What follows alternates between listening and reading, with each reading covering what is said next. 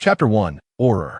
In the Ministry of Magic of the Kingdom of Ing, within the Auror office, a dimly lit chamber was infused with the delicate aroma of incense, mingling with the rugged scent of raw timber that wafted through the air. Towering bookshelves crafted from red oak and beech reached up to the ceiling, exuding a rustic charm, and were laden with an array of exquisitely bound tomes, each containing slips of parchment filled with meticulous notes. Seated in a large leather chair was a dapper young man with striking blonde hair, adorned in a crisp black suit and vintage gold spectacles. He was engrossed in a spell book, occasionally pausing to jot down notes with a quill dipped in ink, a box of chocolates resting beside him. After a considerable time, Roger removed his glasses and set them aside. He tucked the annotated parchment into the book and, with a flick of his wand, sent the tome soaring back to its rightful place on the shelf. Roger had always believed that the greatest advantage of magic was its ability to accomplish tedious tasks without personal effort. Once he had finished with the book, he casually tossed his wand onto the desk and unwrapped a piece of chocolate, savoring the delightful sensation as it melted in his mouth. A wave of contentment washed over him as he stretched languidly. He had developed a fondness for sweets over time, perhaps due to the irresistible allure of sugar.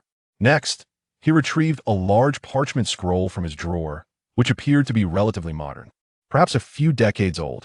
The scroll depicted a series of figures that sprang to life, howling ferociously as it unfurled. Beneath each figure, their names were inscribed in black ink, with red annotations indicating their statuses, some marked as Azkaban, others as deceased, and a few as escaped. At the top of the scroll was the image of a bald man with a flat face and a nose that was conspicuously absent, reminiscent of a two-pronged socket. The name inscribed was Tom Marvolo Riddle at Large. Although Roger had been present at Voldemort's demise, he harbored deep skepticism about the Dark Lord's demise being so easily accomplished. "Trust me, I will personally see you imprisoned in Azkaban," Roger murmured, his gaze fixed on the figure on the scroll. Suddenly, a knock echoed through the office. Roger lifted his head and called, "Come in."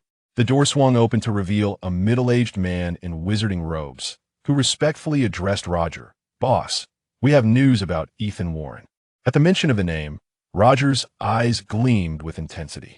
"How did you find him? Where is he?" The subordinate replied, "In Nocturne Alley, our team discovered him there today." "Excellent. Notify Team 2 gather everyone immediately. We are heading to Nocturne Alley to apprehend Ethan Warren," Roger commanded, rising calmly. Once his subordinate exited, a cold smile crept across Roger's face. He looked down at the scroll, tapping a finger on one of the figures. Beneath, it was the name Ethan Warren at Large. "Ethan Warren, I'm coming for you. None of you filthy Death Eaters will escape. I will ensure you all rot in Azkaban for eternity." With a flick of his wrist, his suit transformed into the standard Auror robes of deep black. His wand leapt joyfully into his hand as he effortlessly performed wandless magic. Raising his wand, he murmured apparate. In a whirl of disorientation, Roger materialized inside a building in Nocturne Alley. As he arrived, 5 Aurors clad in black robes emerged from the nearby fireplace, having traveled via Floo Powder. This location served as one of the Ministry's contact points in Nocturne Alley, a place of significant concern for the Ministry. These Aurors were members of Team 2, freshly inducted into the ranks, now under Roger's command. Most were embarking on their first mission and immediately stood at attention, casting respectful glances at Roger. Having heard countless tales of his exploits throughout their academic careers, they were understandably thrilled to encounter him in person. Yet Roger paid little heed to their admiration, turning to the Auror who had initially brought him the news. "Can you still track him?" "Rest assured, he has trace powder on him. We can follow his trail," the Auror replied. Trace powder was a common method employed by Aurors during missions. A sprinkling of it on a target allowed for tracking. Roger nodded in satisfaction. "Good, lead the way. Once we make contact, subdue him with utmost speed to prevent any unforgivable curses from being cast." "Understood?" "Understood." The Aurors responded in unison. With a wave of his wand, Roger cast a disillusionment charm that enveloped them all. "Let's move," he commanded, and the group exited the room. As they traversed the streets, the Aurors made a concerted effort to avoid the bustling crowds. After all, the disillusionment charm merely rendered them invisible, not intangible. Following the lead Auror, Roger arrived at an alley where the Auror pointed out a figure in the throng. There he is. Roger followed the direction of the finger and spotted a middle-aged man clad in robes, his face obscured by a thick beard, seemingly engaged in purchasing potions. Despite his hunched stature, Roger recognized him instantly as Ethan Warren, the quarry he had been pursuing for so long. With the alley now devoid of bystanders, Roger and his fellow Aurors swiftly closed in on their target. Further delay could jeopardize the mission. As they approached within mere meters of Ethan Warren, he seemed to sense something amiss. He reached into his robes, withdrawing a wand, and cast a wary glance in Roger's direction. Realizing he might have been compromised, Roger swiftly canceled the disillusionment charm and unleashed a spell with a flourish, sending a red beam hurtling toward Warren. Expelliarmus. Ethan Warren, startled to find himself confronted by 6 Aurors, was barely able to react before the spell struck, disarming him and sending his wand flying several meters away. Staring at his wand in disbelief, Ethan's expression morphed into one of shock as he exclaimed, "Roger Campbell, what are you doing here?" With an air of disdain, Roger retorted, "I told you, you filthy Death Eaters will be imprisoned in Azkaban one by one." His voice dripped with contempt, as if even uttering another word to these Death Eaters was an unbearable ordeal. At that moment, Ethan Warren, eyeing the 6 Aurors before him, bellowed, "You ministry lapdogs have pursued me for years. Do you truly believe I would be so easily apprehended? You underestimate me." A wave of unease washed over Roger as he absorbed Warren's words. Yet, years of battling Death Eaters had instilled in him a reflex for swift action. Seizing the initiative, he raised his wand and shouted, "Reducto!" Ethan Warren had not anticipated Roger's decisive action upon sensing something amiss. He acted without hesitation. The speed of the curse was so swift that Ethan had no time to evade it. Just as the spell was about to strike his body, several apples instantaneously transformed into a table, soaring forth to intercept the curse. The table shattered upon impact, scattering into a multitude of broken apples on the ground. A transformation spell. From the shadows emerged 6 men wielding wands. Upon seeing them, Roger's pupils constricted momentarily. They were all wanted Death Eaters, inexplicably united in this moment. It appeared they had intentionally exposed themselves, orchestrating a scheme to retaliate against the Aurors. This was troublesome. In a flash, Roger grasped the gravity of the situation. Although these Death Eaters were not the most formidable overall, they would find it exceedingly easy to deal with the newly graduated Aurors behind him. Thus, it would be more efficient for them to return and fetch reinforcements. Turning to the individuals behind him, Roger whispered, "When the fight breaks out, you must immediately turn and flee. Return at your swiftest speed to gather help. Remember, you must be quick." "No, Chief, you cannot hold them off," one of the Aurors exclaimed urgently. "Silence. My life rests in your hands," Roger admonished softly.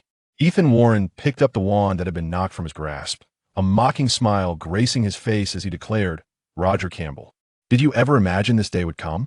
Surely you do not believe I would allow your incompetent Aurors to discover my whereabouts.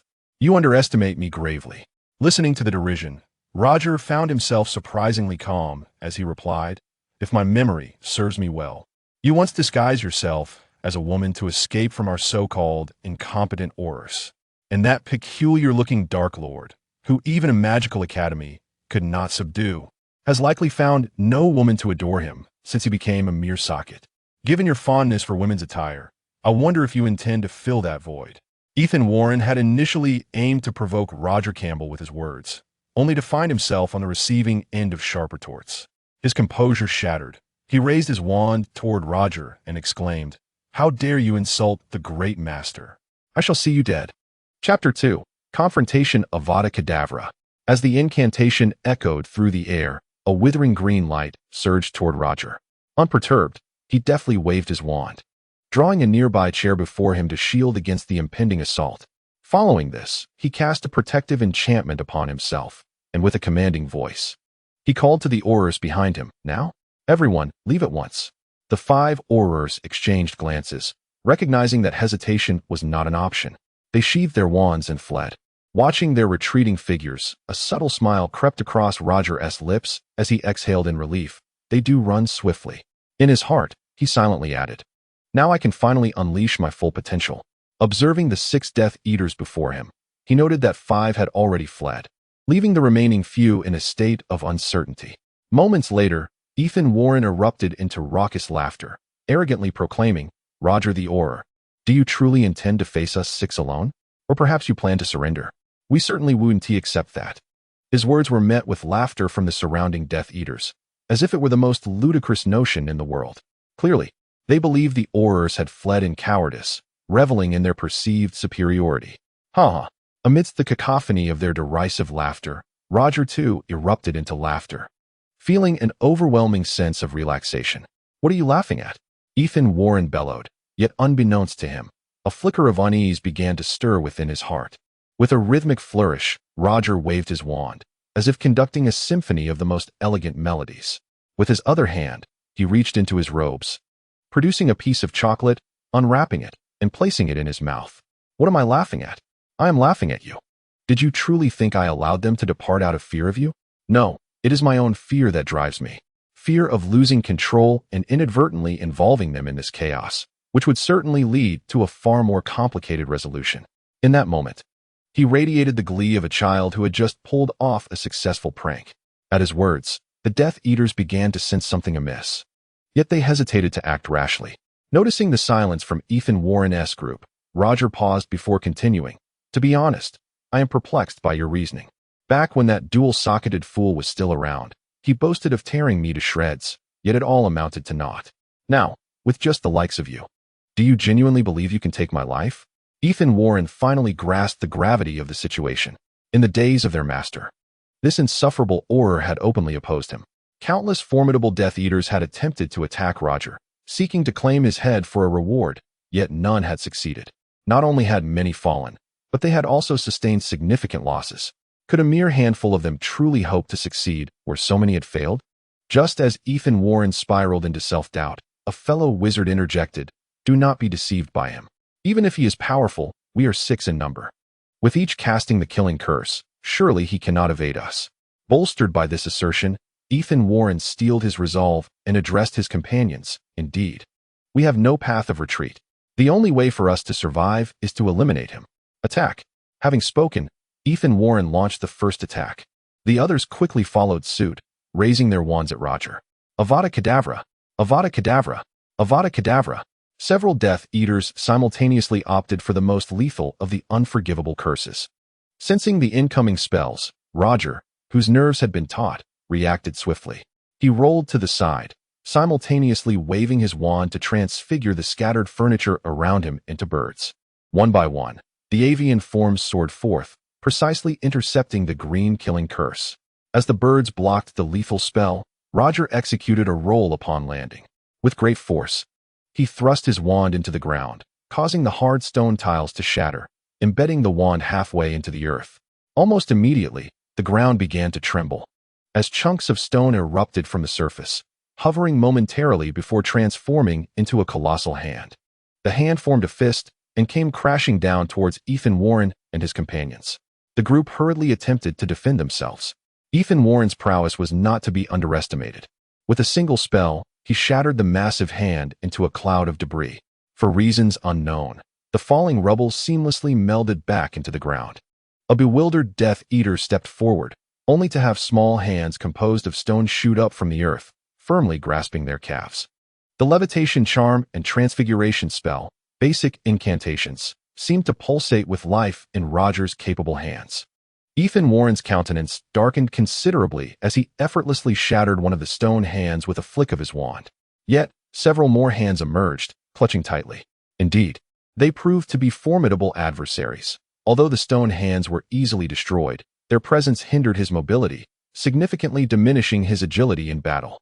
At that moment, Roger hastily cast several protective spells before him, a smile beginning to form at the corners of his mouth, an expression that, to the Death Eaters, was laden with provocation. "Oh, I shall slay you," Ethan Warren bellowed, his eyes aflame with fury. Enough of this. A spell erupted from his wand, hurtling towards Roger with tremendous force. Yet upon colliding with the shield he had just conjured, it merely stirred ripples. Roger glanced at his watch, estimating that the Aurors would soon arrive. "Let us end this swiftly," he declared with a smile. Then, his expression turning serious, he began the incantation for his first spell. Fire God, clear the path. Special edition Dumbledore's Joyful Charm. The swirling flames, animated by the motion of Roger's wand, surged forth. The fierce god of fire descended upon the realm, incinerating the endless darkness. The wooden houses lining the street ignited, flames spreading rapidly, as if summoned spirits had joined Roger's command. With a pointed gesture of his wand, the inferno surged towards Ethan Warren and his 6 companions. They hastily cast protective spells before them, bracing for the onslaught of the approaching flames, their hopes resting on their ability to endure. As the fire made contact with the shield, it nearly shattered under the intense heat. It was only through the continuous influx of magical energy from several individuals that this onslaught was thwarted. The searing heat caused a faint crackling sound to emanate from their skin. Ethan Warren could even detect the foul stench of his singed hair and clothing.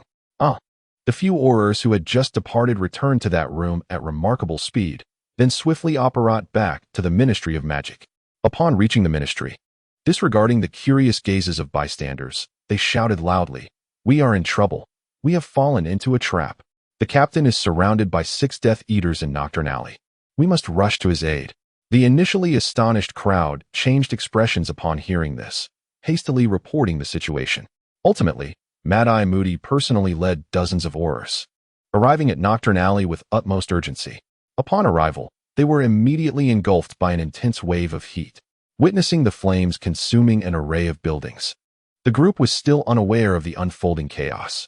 Suddenly, a fireball erupted into the sky, producing a deafening roar. An Auror who had just delivered the warning paled and exclaimed, "That direction is where the captain is." Moody, with a grave demeanor, commanded, "The 10 most powerful will accompany me. The rest, extinguish the flames around here."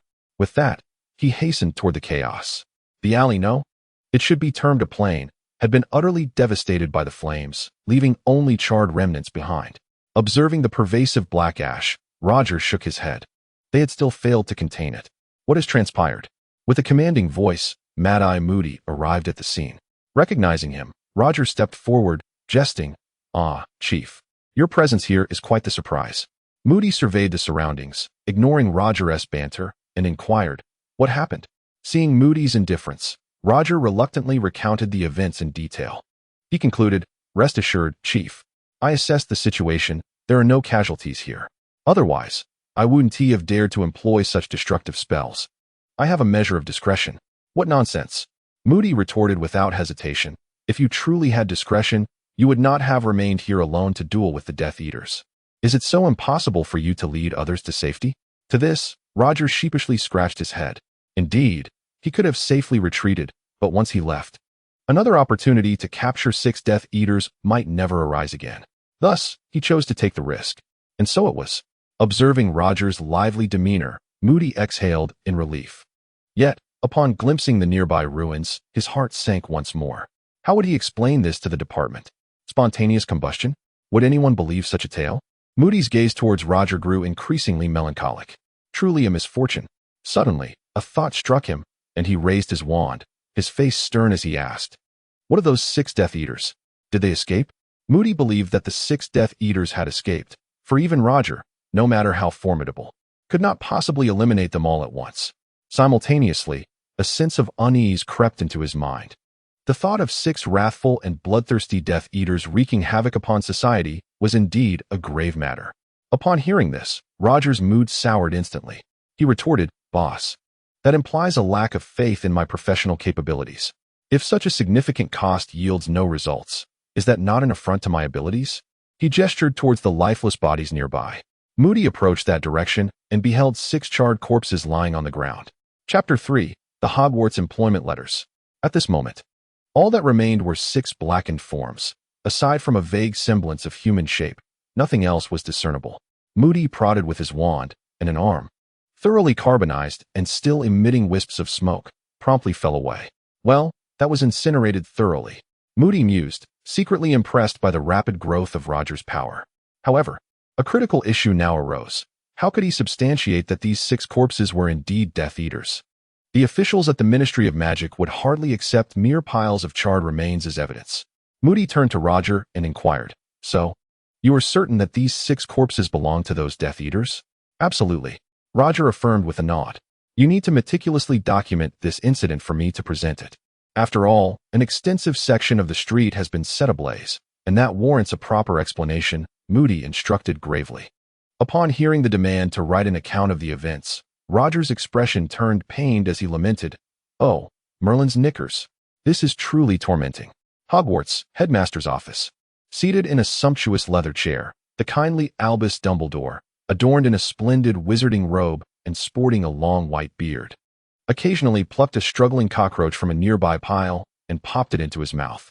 As he savored the frantic wriggling of the insect, which was subsequently crushed, a rich chocolate essence burst forth, filling his mouth with an overwhelming sense of bliss that caused him to squint with pleasure. Headmaster Dumbledore, are you certain you wish to hire 2 instructors for the defense against the dark arts this term?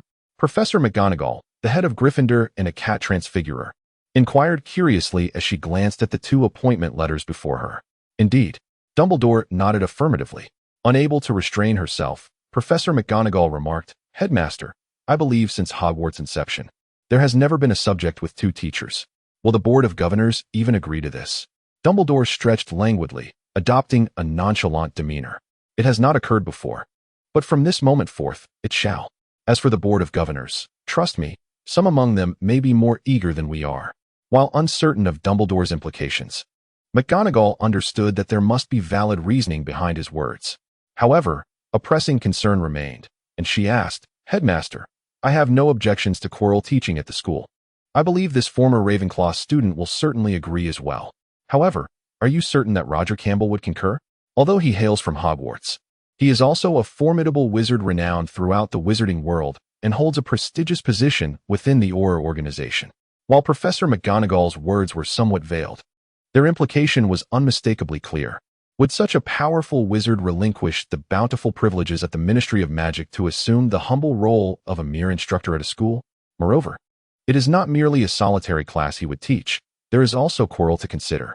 Hearing this, Dumbledore chuckled lightly, appearing quite unconcerned as he remarked, "Ah, trust me, Minerva, this is advice from a seasoned old wizard, is it not?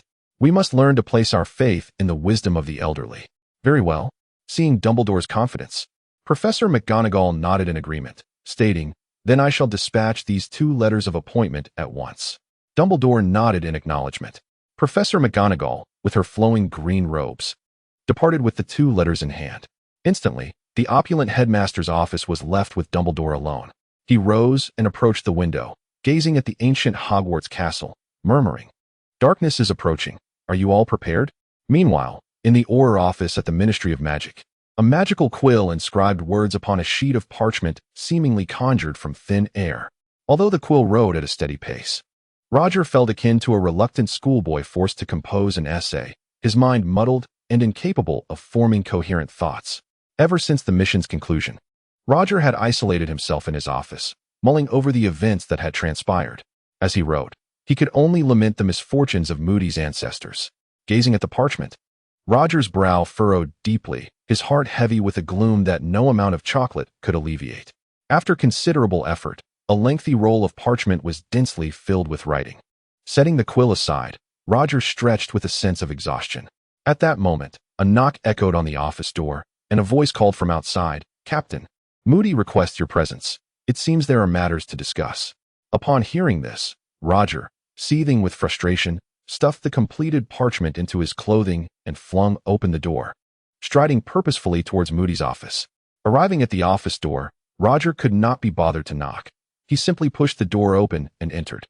Moody, seated behind his desk, regarded Roger's stern expression and said, "Well, what is the matter?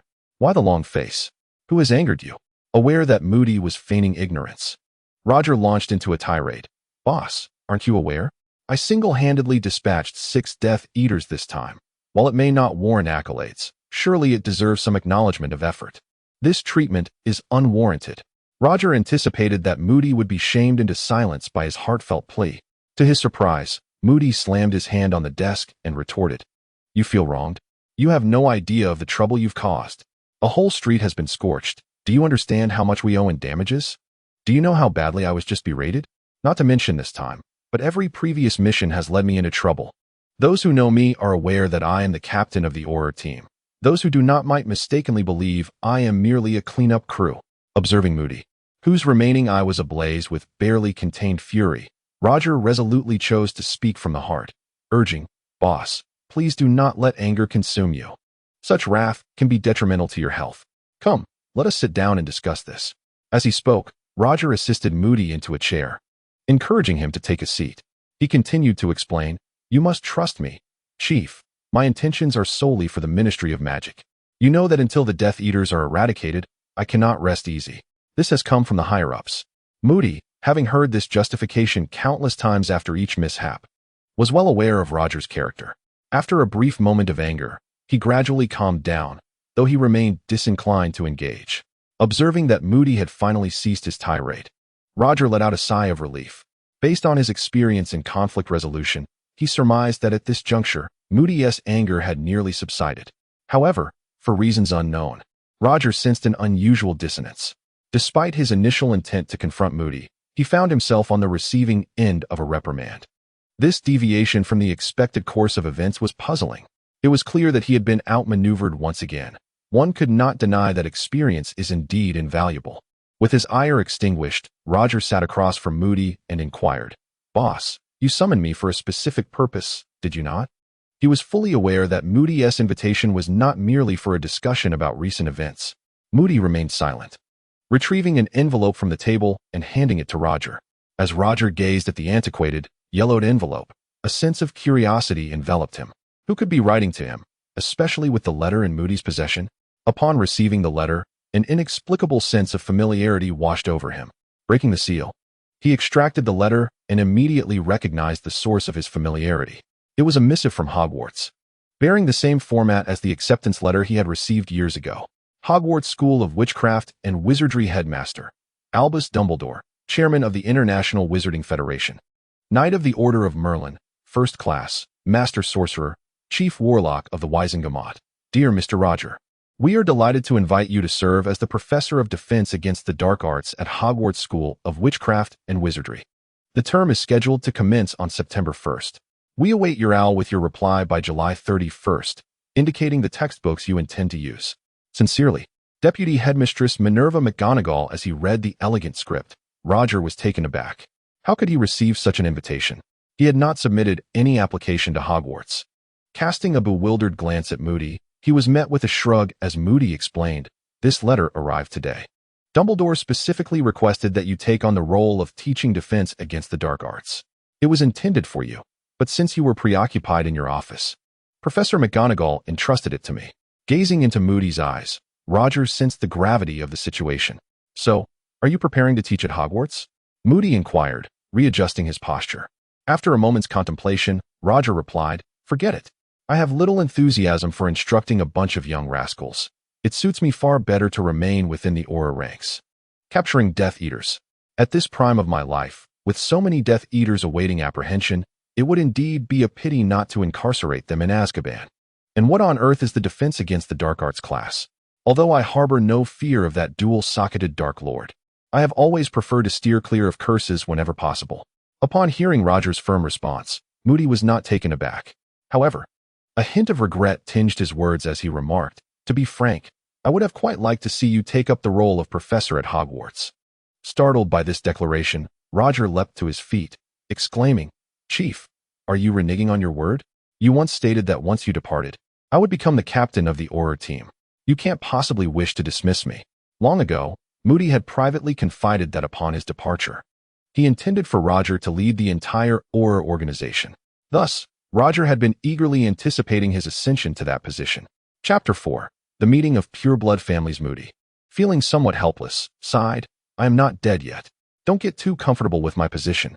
Moreover, my suggestion for you to attend Hogwarts is unrelated to this matter." "So, does that mean your position remains mine?" Roger seemed to have grasped an important point. Upon seeing Moody nod, he felt satisfied and curiously inquired, "That's good to hear. But why would you want me to teach at Hogwarts? Surely there is a reason." Moody's expression betrayed a hint of resignation as he gestured upward, stating, "Many of the higher-ups are not fond of your style of operation and wish to take action against you. In this context, your attendance at Hogwarts would be the wisest choice. it would distance you from the epicenter of this turmoil. Furthermore, with Dumbledore present at Hogwarts, no one would dare to act against you. Upon hearing Moody's explanation, Roger's understanding deepened.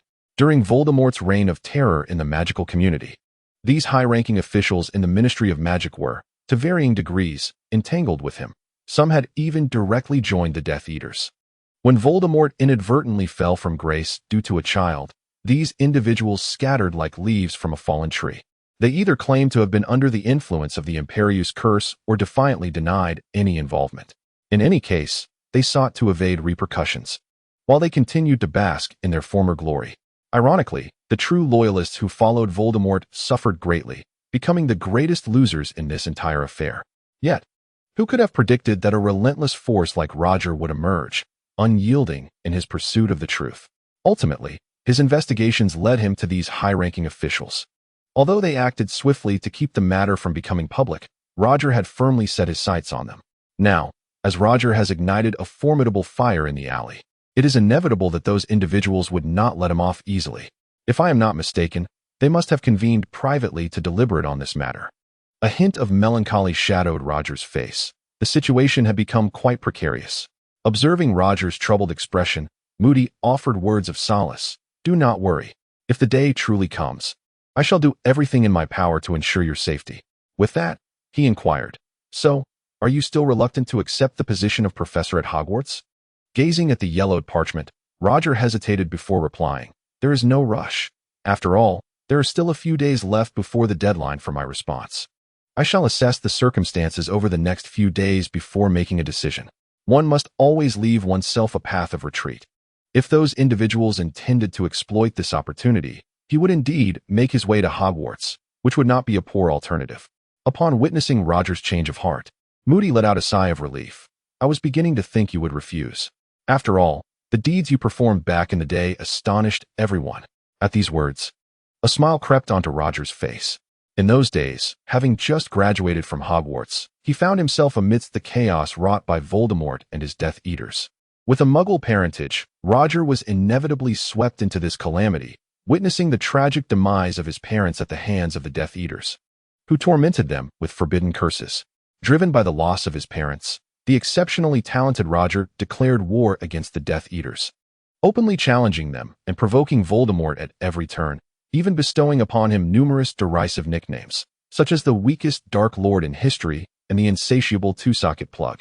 These monikers spread throughout the wizarding community, used by countless witches and wizards to mock Voldemort.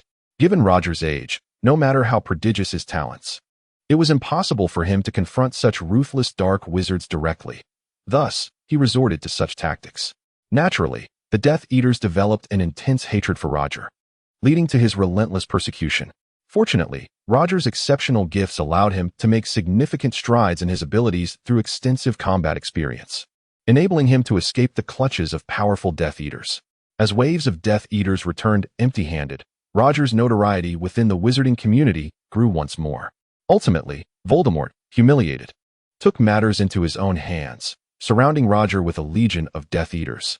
Faced with Voldemort, even Roger's remarkable talents fell short, and he was soon gravely injured. Just as Roger teetered on the brink of death, Dumbledore and members of the Order of the Phoenix arrived, catching the Death Eaters off guard and successfully rescuing him. During his recuperation at Hogwarts, Roger learned that the Order had been monitoring him ever since he began to provoke Voldemort. It was simply because this young man had a penchant for courting danger. When Voldemort initiated this latest assault, the Order knew Roger could not evade capture, prompting them to intervene. Although Roger had not killed many Death Eaters, his taunts had effectively undermined their arrogant demeanor. During his time at Hogwarts, Roger sought the wisdom of Dumbledore and other formidable wizards, which greatly enhanced his magical prowess. Previously, the path was cleared by the fire god in the alley, during which Professor Dumbledore was active. Approximately 6 months later, Roger, whose magical prowess had reached a level capable of contending with some seasoned wizards, re-emerged into the world. However, he had thoroughly absorbed the reasons behind his prior failures. Beyond his own insufficient strength, a significant factor was his lack of a formidable support system. You see, any wizard who has achieved even a modicum of notoriety has typically aligned themselves with an organization, be it the Order of the Phoenix, Death Eaters, or Auror. One thrives best when sheltered by a grand tree. Ultimately, Roger chose not to join the Order of the Phoenix, but rather the Aurors, who at that time had dwindled to a mere handful. From then on, he continued to confront the Death Eaters head-on, until Voldemort cast a spell on an infant, resulting in his own demise. Such a tragedy. Subsequently, the Ministry of Magic underwent a reorganization. Roger then settled comfortably within the Auror organization, receiving a salary as a civil servant. Moody rubbed his eyes, appearing somewhat uncomfortable, and casually removed his lost eye, tossing it onto the table. Observing the rolling orb on the table, and then the scarred visage with one empty socket, Roger found no fear, merely sighed, and jested, "Boss, with that appearance, you could frighten children into sleepless nights." Moody dismissed Roger's jest with a smirk, remarking, "You know, if I ever get the chance to visit Hogwarts, I would certainly relish scaring those first-year students." "Behave yourself." Roger rolled his eyes in exasperation. Is that even a rational thing to say? Such antics would surely incite the wrath of countless parents.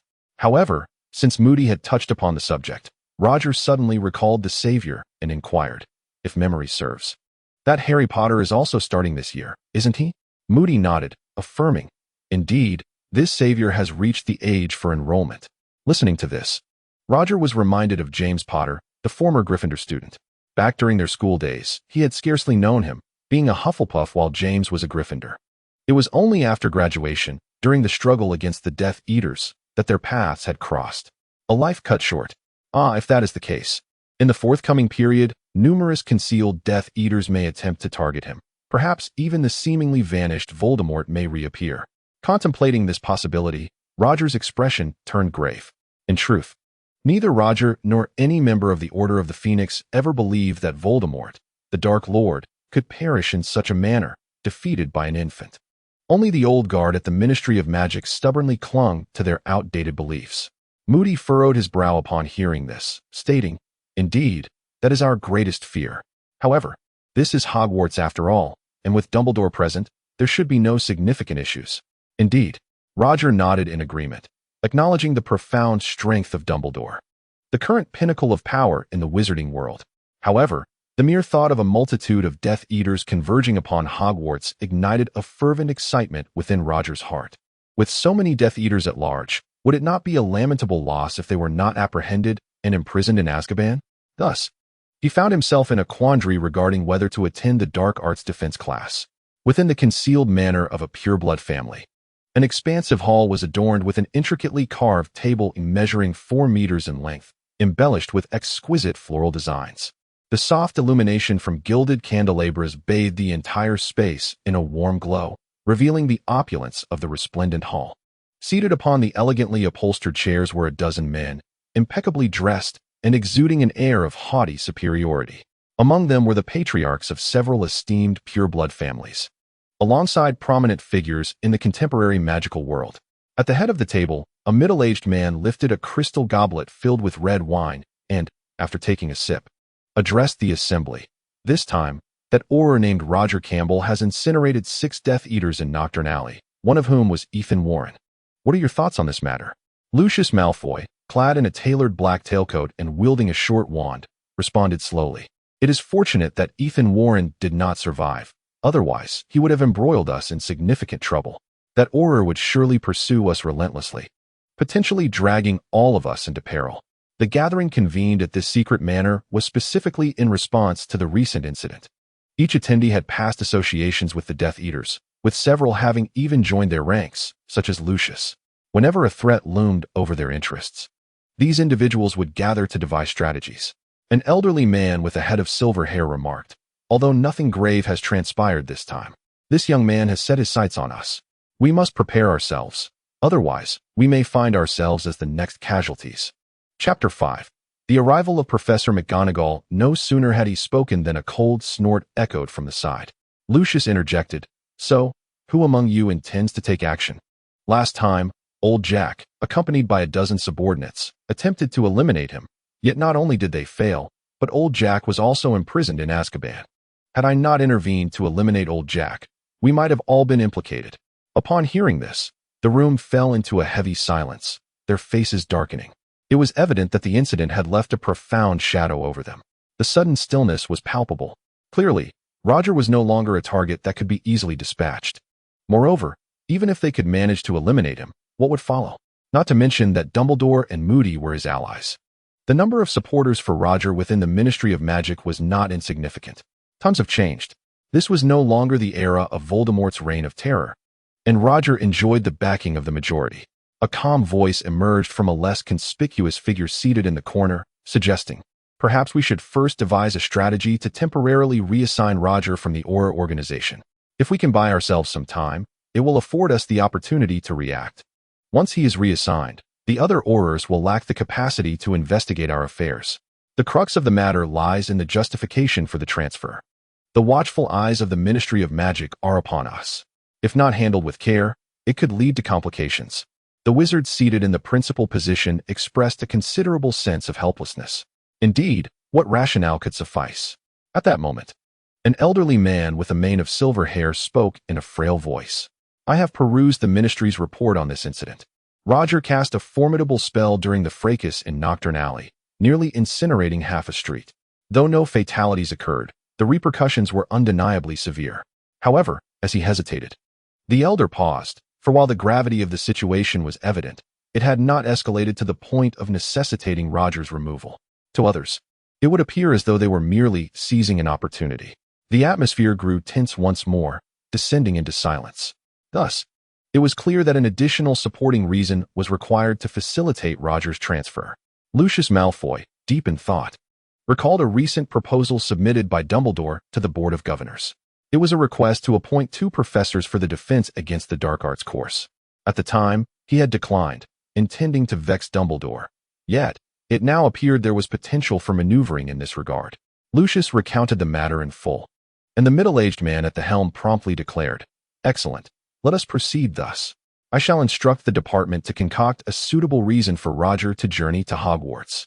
Upon hearing that a resolution had finally emerged, the group exhaled in relief. At Hogwarts, on the astronomy tower, Dumbledore stood, his white beard fluttering in the wind. Strangely, this most formidable elder appeared extraordinarily solitary. Just then, Professor McGonagall approached, holding a letter that had just been delivered by Owl, and, with incredulity in her tone, addressed Dumbledore. "Albus, the board has just approved our recruitment of 2 professors for the defense against the dark arts course this academic year. Everything has unfolded precisely as you previously suggested. It is truly remarkable." Listening to McGonagall's exclamations, a faint smile graced Dumbledore's face as he replied, "Very well. I must trouble you to pay a visit to the Ministry of Magic. It is imperative that you find Roger and discuss this matter with him in person." "Certainly," McGonagall agreed. In the ministry, within the Auror office, Roger sat in an expansive leather chair, gazing at the notification in his hands. This was the recent decree transferring him to Hogwarts to teach. Curiously, the usually lethargic ministry had expedited the approval process with astonishing swiftness. It seemed improbable that such a rapid turnaround occurred without some unseen influence at play. As for why he had been assigned to Hogwarts, he had surmised the underlying reasons. He could not shake the memory of Moody, beaming as he handed the notification to him, the smile broad and triumphant. It seemed his choice was no longer his own. In this entire affair, everyone else was elated, having achieved their objectives, save for the individual at the center of it all. He would have preferred to decline, but doing so would mean accepting the consequences of nearly incinerating half of Nocturne Alley. Nonetheless, what provided him with a modicum of solace was the knowledge that he had merely been temporarily reassigned to Hogwarts, while still retaining his position as the captain of the Auror Squad too. The responsibilities during this period had simply been entrusted to others, and crucially, his salary from the Ministry of Magic continued to be dispersed, allowing him to essentially hold 2 positions and receive dual remuneration, along with all associated benefits. This brought him considerable joy. Knock, knock. The door to the office was suddenly rapped upon. "Come in," Roger called out, assuming it was one of his subordinates. As the door swung open, Professor McGonagall entered with a graceful stride. Initially lounging in his chair, Roger was momentarily taken aback upon seeing her, but instinctively sprang to his feet, standing at attention. This reaction was utterly reflexive, devoid of any conscious thought. A natural response akin to that of a student encountering a teacher. Even though he had encountered Professor McGonagall countless times outside the school and had fought alongside her against Death Eaters, this was a perfectly normal phenomenon. Professor McGonagall, however, paid little heed to Roger's response and simply greeted him. "Ah, Mr. Campbell. We meet again." Hello, Professor McGonagall. You appear as youthful as ever. After a brief moment of surprise, Roger regained his composure and even managed a small jest. With keen perception, he retrieved a chair for Professor McGonagall, who sat down. And he poured her a cup of coffee, taking a seat across from her. After sipping the coffee Roger had offered, Professor McGonagall remarked, "I trust you are already aware of the purpose of my visit today?" "Indeed." Roger shrugged. "Returning to Hogwarts as the Defense Against the Dark Arts professor is truly an honor." "Oh, how splendid. I had initially thought you might be reluctant to accept." Professor McGonagall replied with a smile. Hearing her words, Roger felt an ache in his heart. Was it truly his desire to return? Yet he maintained a semblance of a smile on his face. After some pleasantries, Professor McGonagall set her cup down and rose to her feet. Observing this, Roger dared not remain seated. With a serious demeanor, Professor McGonagall addressed him, "Mr. Roger Campbell, I hereby formally represent Hogwarts and Headmaster Dumbledore in inviting you to assume the role of Professor of Defense Against the Dark Arts. Do you accept?" "I accept. And I regard this as an unparalleled honor," Roger replied, equally solemn. "Then Hogwarts School of Witchcraft and Wizardry welcomes you." Professor McGonagall extended her hand for a handshake, which Roger reciprocated. Once this exchange concluded, they both took their seats again. Curiously, Roger inquired, "Professor, since we are hiring two individuals, may I ask who the other is? How will the class hours be divided between us?" This question had long piqued Roger's curiosity, as there had been no precedent for such an arrangement. It seemed impractical to split the student's education in half, with one professor teaching one portion. Setting aside the technical feasibility, such a division would present significant pedagogical challenges. Roger refrained from voicing his thoughts, instead directing his gaze towards Professor McGonagall. Professor McGonagall pondered momentarily before responding. "Allow me to address the first question." The other professor, Chi Lo, had previously been an exceptional student from Ravenclaw. Upon hearing McGonagall mention this name, Roger searched his mind, but found no information regarding Professor Chi Lo. As for the second question, McGonagall continued, "After conferring with Dumbledore, we have decided that Professor Chi Lo will oversee the 1st to 4th years, while you shall be responsible for the 5th to 7th years." Upon hearing this, Roger grasped Dumbledore's intent. However, it seemed that his teaching duties would be comparatively lighter. Yet, one could not make such a comparison. After all, the younger students were often more amenable to guidance. "Now, do you have any further inquiries?" McGonagall elegantly lifted her coffee cup and took a sip. Roger rested his chin on his hands, contemplating, and said, "I am currently concerned about one matter. Does the Defense Against the Dark Arts class truly involve curses?" McGonagall paused with her cup, and with a sincere tone, remarked, "I wish I could tell you there are none, but the truth is, there are indeed curses. The nature of this curse is quite enigmatic. Even Albus has yet to unravel its mystery after extensive research." With this definitive answer, Roger felt a sense of relaxation wash over him. The fact that even Dumbledore could not unearth the curse was intriguing, perhaps worthy of further investigation. Such was Roger's character. He often found himself inexplicably fascinated by the unknown. At times, he mused that he might be more akin to a Gryffindor. McGonagall, observing Roger's reaction, was taken aback momentarily, then comprehended. Once the serious matters were addressed, both individuals visibly relaxed. Roger even jested, "Professor, do you think I should bring some sweets when I next visit Headmaster Dumbledore, to spare me from his lengthy admonishments about my absence?" "You bringing sweets? I fear they may not reach the headmaster before you consume them all. You both share the same penchant." McGonagall quipped lightly. Roger scratched his head. "Well, it was the headmaster who insisted I indulge in sweets, which ultimately led to my fondness for confections. Of course, I possess far more discerning taste than the headmaster. He enjoys all types of sweets." "Ah, so you have taste." "Preferring only chocolate," McGonagall replied. "Very well, I must take my leave. I look forward to your arrival, Professor Campbell," she said, standing up, as she had other matters to attend to, given that Dumbledore was rather hands-off. "Allow me to escort you," Roger offered. Chapter 6. Arrival at Hogwarts. At the fireplace in the Ministry of Magic, Roger watched as Professor McGonagall departed. Turning around, he was greeted by a dozen or so Aurors clad in black robes. These were members of the second squad, led by Roger. A burly, imposing middle-aged man stepped forward and inquired, "Boss, are you truly leaving to become the Defense Against the Dark Arts professor at Hogwarts?" The man before us is Ted Natch, the vice-captain of the second squad, who has always been his assistant. The news of Roger's appointment as a professor at Hogwarts has long circulated within the Ministry of Magic, and naturally, the squad members are well aware. Roger looked at him, nodded, and reassured, "Rest assured. Even though I will be at Hogwarts, you can always write to me if anything arises. It's not as if I'm gone for good. There will be someone to manage things in my absence." At that moment, an Auror interjected, "Boss, I've heard that the defense against the dark arts class is cursed by the Dark Lord. No one has ever lasted a full year. Is everything going to be all right?" Roger playfully smacked the Auror on the head, scolding, "Don't be such a harbinger of doom. It's merely a curse.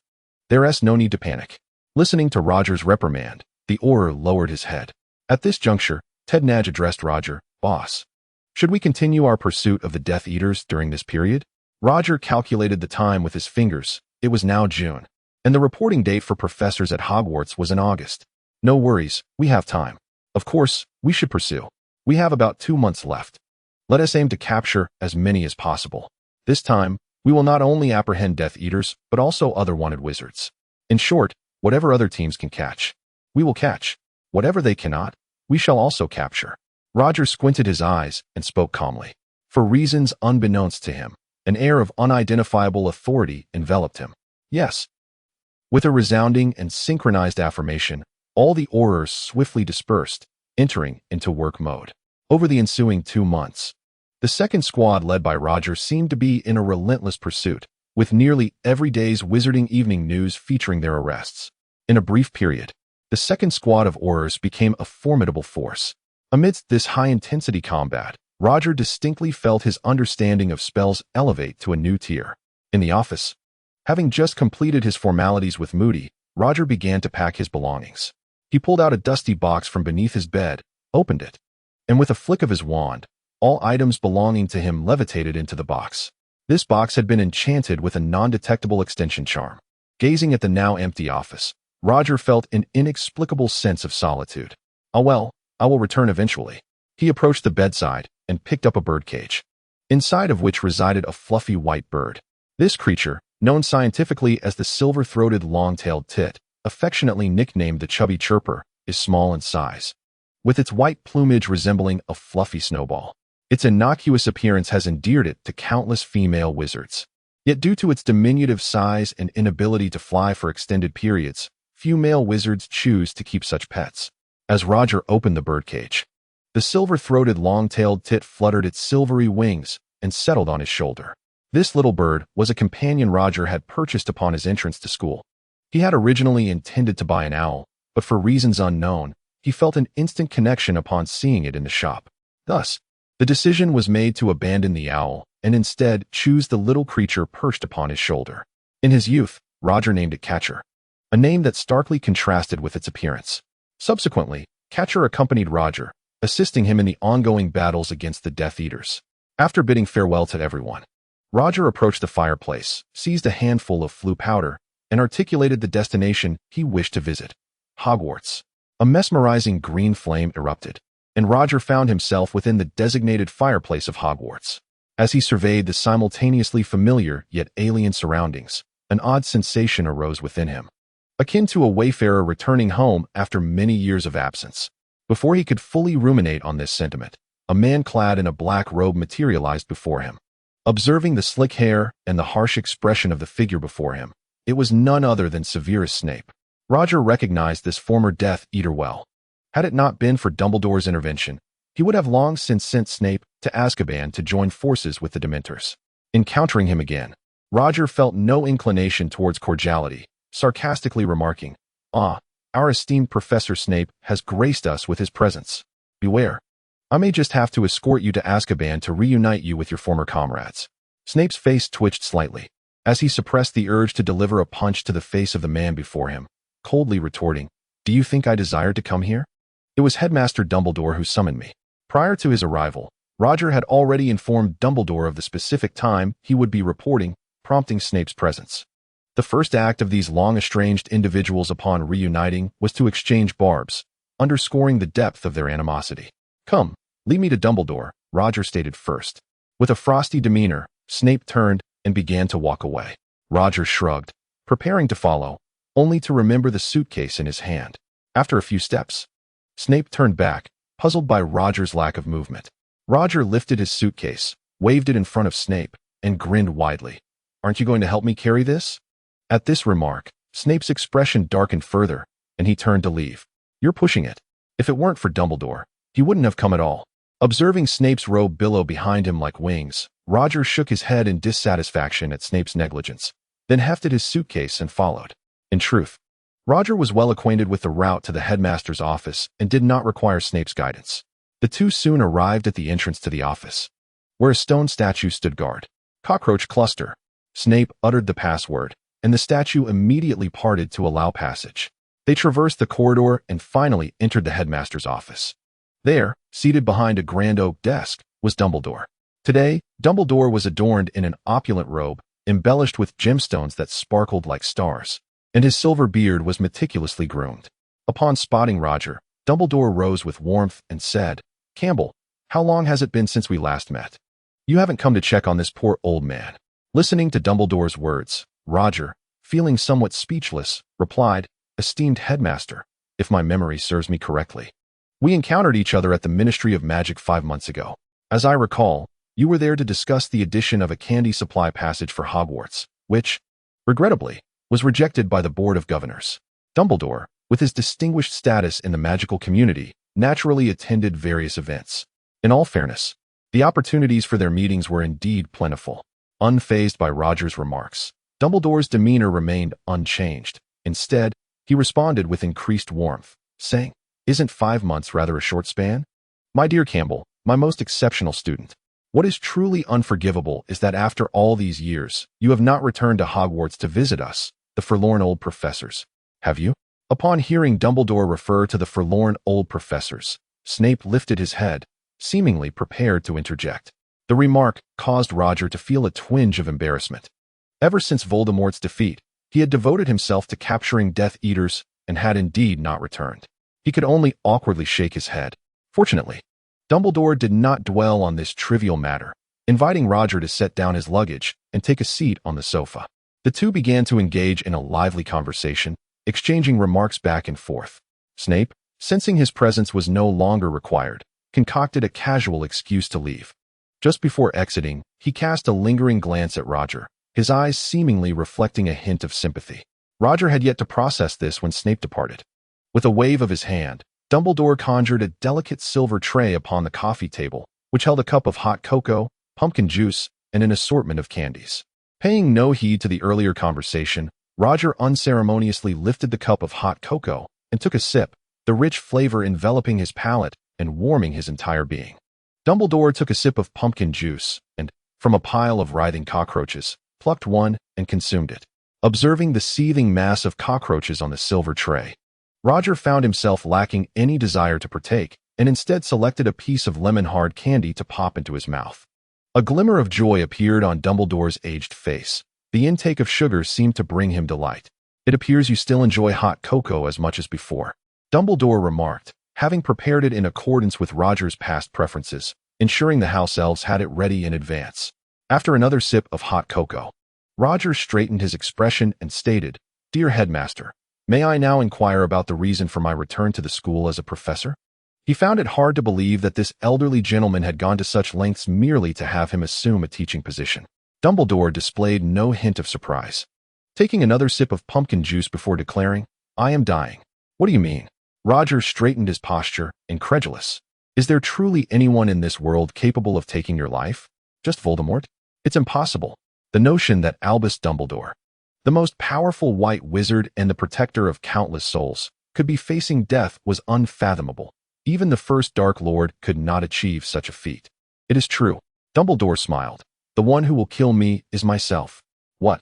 Roger's mind was momentarily in disarray. He could not comprehend why the old man would assert that he would end his own life. However, he quickly regained his composure and inquired, "Why?" He did not question Dumbledore's words, but rather sought to understand the reasoning behind them. Noticing Roger's sudden calmness, Dumbledore displayed a look of admiration. It seemed that after all these years, this once impetuous youth had finally learned the virtue of tranquility.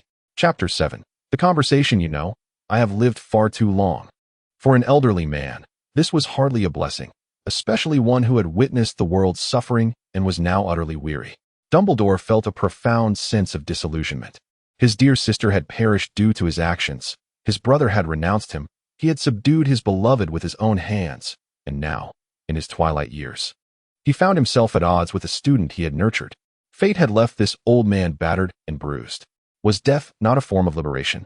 Now, with Voldemort poised to rise again, he harbored little confidence. Dumbledore continued, I cannot vanquish Voldemort, nor can he eliminate me. He may sow chaos wherever he pleases, yet I find myself powerless against him. Thus, I wish to sacrifice my life to orchestrate a plan that will ultimately eradicate him. His tone was remarkably nonchalant, as though the matter bore no weight upon him.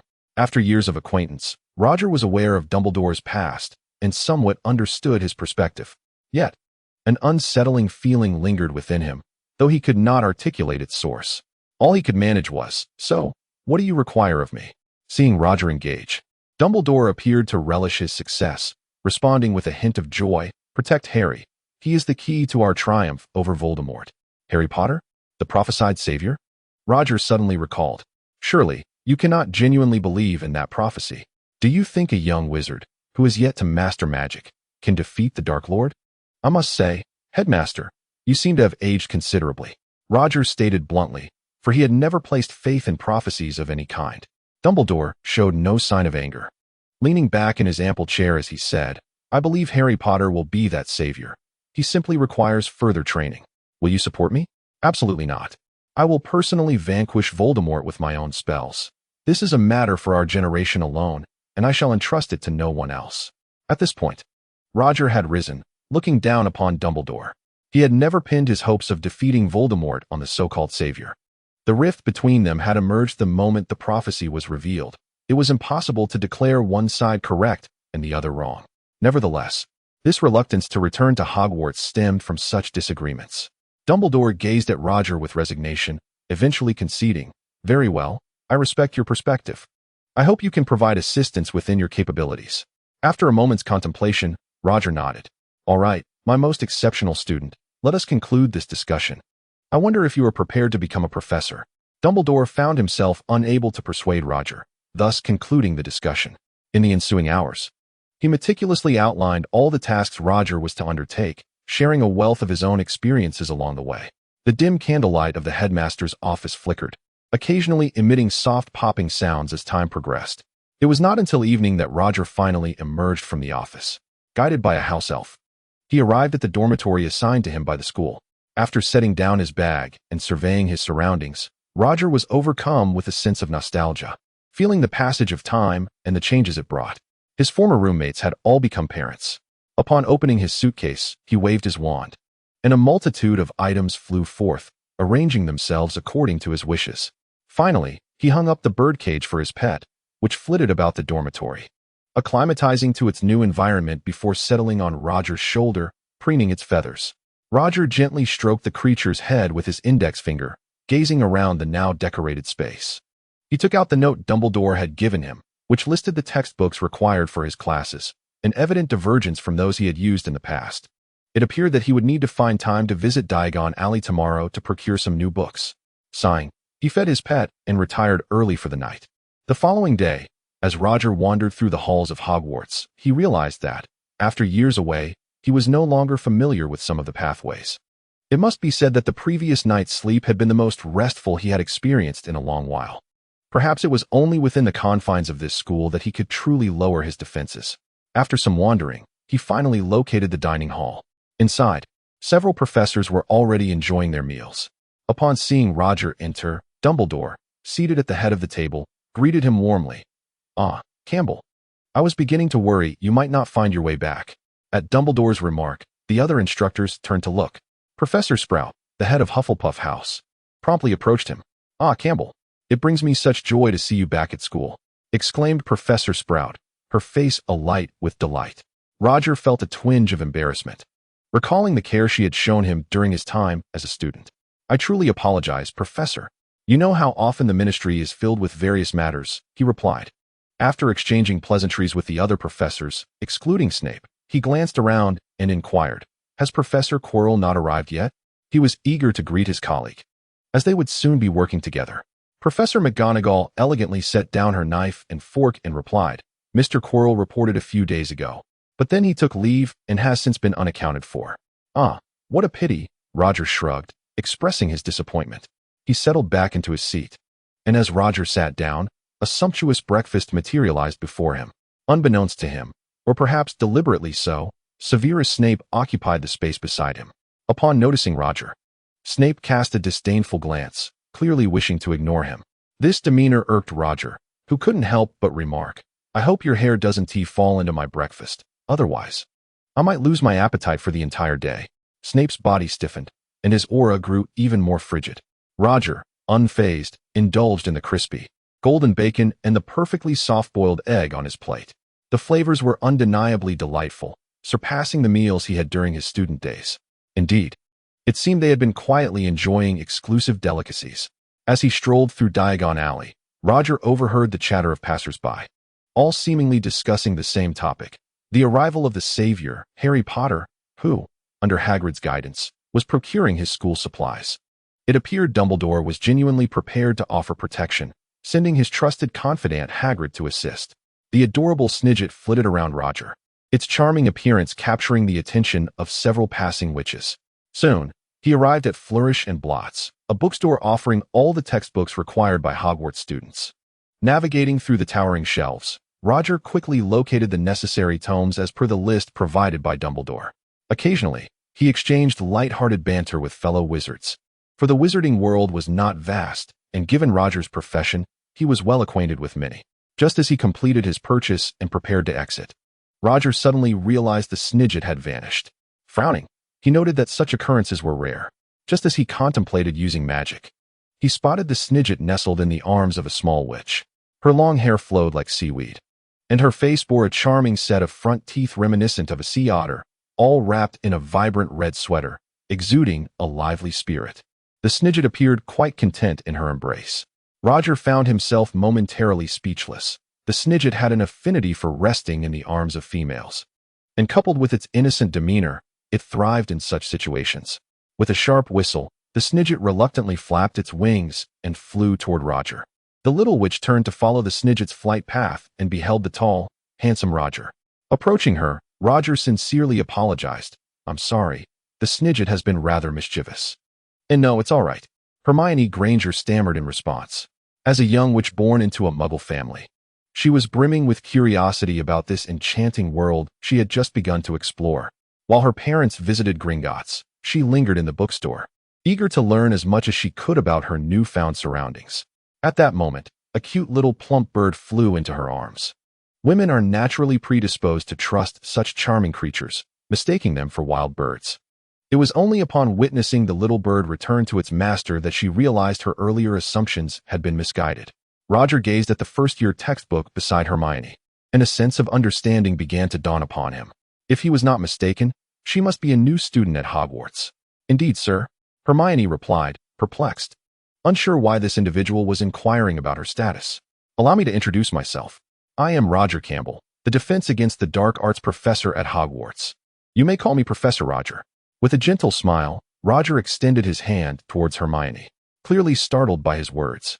Hermione had not anticipated that a casual visit to Reed would lead her to encounter a professor of the Academy. Was the wizarding world truly this small? Nevertheless, this Defense Against the Dark Arts professor appeared rather dashing, at least in comparison to the many disheveled wizards she had observed along her journey. Unfortunately, there were always those among the wizarding community who embraced a rather laissez-faire attitude towards personal grooming. Despite these thoughts, she promptly reached out to shake Roger's hand and began her introduction. "Good day, Professor Roger. I am Hermione Granger, a new student this year." Chapter 8, Shadows Forgive Me. "Sir, but I am Hermione's father. May I inquire as to your identity?" Noticing the wary expression on Mr. Granger's face, Roger realized he was likely perceived as a dubious character attempting to abduct young witches. Just as he was about to clarify his position, Hermione, as if presenting a treasure, interjected, "Dad, this is Professor Roger from Hogwarts Defense Against the Dark Arts course." Upon recognizing that this middle-aged man was indeed a professor of the Academy, Mr. Granger visibly relaxed. The two men, now at ease, engaged in conversation. Roger learned that this gentleman was a dentist in the Muggle world, with an entirely Muggle family. and was baffled by the sudden arrival of Hermione's acceptance letter from Hogwarts. In turn, Roger shared some insights about the workings of Hogwarts. Just as their discussion grew animated, a sudden, thunderous explosion erupted in the distance. Gringotts had been engulfed in flames, a massive fireball soaring into the sky. Large stones fell like rain from the explosion's aftermath. With no time to draw his wand, Roger raised his right hand and cast a protective charm, a shimmering silver barrier swiftly enveloping a 3-meter radius around him. Hermione, still unaware of the unfolding chaos, witnessed the protective barrier encase them, as the massive debris struck it, creating only ripples in its wake. Roger drew his wand once more and cast another protective spell, this time extending its reach to encompass a larger area. Pedestrians on the street hastily retrieved their wands to defend themselves. Roger turned to the Grangers, urging, "You two must leave this place immediately and head to Ollivander's wand shop. You will be safe there." Indeed, although Ollivander was quite advanced in age, when it came to matters of survival, few could rival that old man in all of Diagon Alley. After all, how else had this wand shop managed to remain unscathed amidst the tumultuous reigns of 2 Dark Lords? Mr. Granger reacted swiftly, recognizing that the situation was beyond his control. Without hesitation, he grasped Hermione's hand and fled. Roger hastily dashed towards Gringotts, calling out loudly, "I am Roger Campbell, captain of the Auror's 2nd Squad. Please, all non-essential personnel, evacuate immediately." Perhaps due to Roger's notable reputation in recent times, passers-by promptly vacated the area upon hearing his command. At that moment, Roger reached the entrance of Gringotts. Just as a deafening explosion resonated from within, a brilliant flash of fire erupted once more. The head of the capture unit, who had been by Roger's side, immediately began to shout. Hearing this, Roger's heart sank. He understood that a dark wizard was undoubtedly present inside. After years of battling Death Eaters, the capture head had become highly sensitive to the presence of dark wizards. Often, even before he detected any anomalies, the head would already be on high alert. Roger placed great trust in the head's judgment and swiftly assumed a combat stance. As anticipated, a shadow darted out, hastily attempting to escape Gringotts. Roger, well prepared, would not allow this to happen. With a flick of his wand, a small flame ignited. It quickly grew, transforming into a raging inferno. The fierce fire, akin to a parasitic creature, seemed to possess a life of its own, enveloping the shadow within, rendering any attempts to break free futile. Just as Roger prepared to control the flames to incinerate the shadow completely, a blinding light erupted from the darkness, an overwhelming surge of magical power emanating forth. All spells cease. The fierce flames dissipated upon contact with this white light. Astonished by the magnitude of the opposing magic, Roger was taken aback. Although this power paled in comparison to his own, it undeniably reached an elite standard. When had such a formidable dark wizard emerged without his knowledge? No matter. Capturing him was the priority. Observing the shadow attempting to escape through the newly created hole in the roof of the Goblin Bank, Roger thought to himself, "Will I allow him to flee? What of my dignity?" With a simple incantation, sometimes simplicity yields unexpected effects. Bolstered by magical energy, the spell shot forth like a bolt of lightning. As Voldemort, possessing Quirrell, neared his escape, he was struck by the spell with an almost imperceptible speed. Upon being hit, Voldemort attempted to break free, only to realize that this version of the Stupefy spell was vastly different from what he remembered, seemingly enhanced. His body stiffened, and he fell straight down, filled with bitterness. The once great Dark Lord found himself vanquished by a mere child, now reduced to a lingering soul, wandering the Forbidden Forest. He had finally managed to possess a wizard of inadequate strength. He had intended to seize the Philosopher's Stone at Gringotts, only to discover that it was long gone. And he had ended up battling a dragon. Just as he was about to escape, an unexpected wizard appeared, initiating an attack without uttering a word. And he realized with dismay that he was unable to withstand the assault. Fortunately, his experience was relatively extensive, allowing him to regain control of his body just before landing. Though it was already too late. As he observed the shadow descending, a faint smile graced Roger's lips. This spell had been modified by him, a true showcase of his prowess. During the apprehension of certain criminals, it was unnecessary to eliminate opponents. Instead, a specialized spell designed for subjugation was employed, which he had meticulously enhanced. Not only was it swifter, but its efficacy was also significantly improved. As the shadow fell, Roger began to prepare his incantation. noting that the adversary had already broken free. A thunderous explosion erupted from his wand, swiftly followed by a disarming charm. This dual casting strategy, a form of insurance during combat, was specifically devised by Roger to confront formidable wizards. Its results were consistently impressive and had proven effective time and again. However, such a combat technique was not universally applicable, as most individuals lacked the immense magical reserves that Roger possessed. While Severus Snape may not have been remarkable in character, the disarming charm was indeed commendable. It deserved to be utilized as needed, without compromising one's own strength. Just as the thunderous explosion approached the shadow, Voldemort flicked his wand, causing the spell to veer off course inexplicably. It struck a nearby stone pillar instead, creating a sizable hole, with chunks of granite scattering in all directions. As Voldemort believed he had evaded danger, a sudden flash of green light erupted. It was too late to defend himself. He instinctively raised his left hand to block, concentrating his magic in his left arm. The green luminescence sliced through his hand mercilessly, blood gushing forth. Voldemort let out a piercing scream, glancing at his arm to find the stark white of bone visible. He surmised that had he not focused his magic in his right hand moments prior, his arm would have been severed by now. What calamity had befallen the magical realm, that he should encounter such a powerful individual with extensive combat experience? Would he survive to see another day? Observing the blood pooling on the ground, Roger felt assured of his victory. He raised his wand, prepared to conclude the battle. At that moment, a searing flame erupted, scorching everyone in the hall, followed by a roar of fury. Roger was compelled to turn and counter the dragon fire, conjuring a protective shield around himself. Voldemort, who had previously resigned himself to death, was astonished by the sudden turn of events. With no protection whatsoever, he endured the intense heat capable of incinerating sand into glass, transforming into a shadow that fled. As he watched the fiery shadow escape at a swift pace, Roger cursed under his breath and redirected his focus to the relentless flames. Gradually, the granite floor began to melt, transforming into a crimson liquid.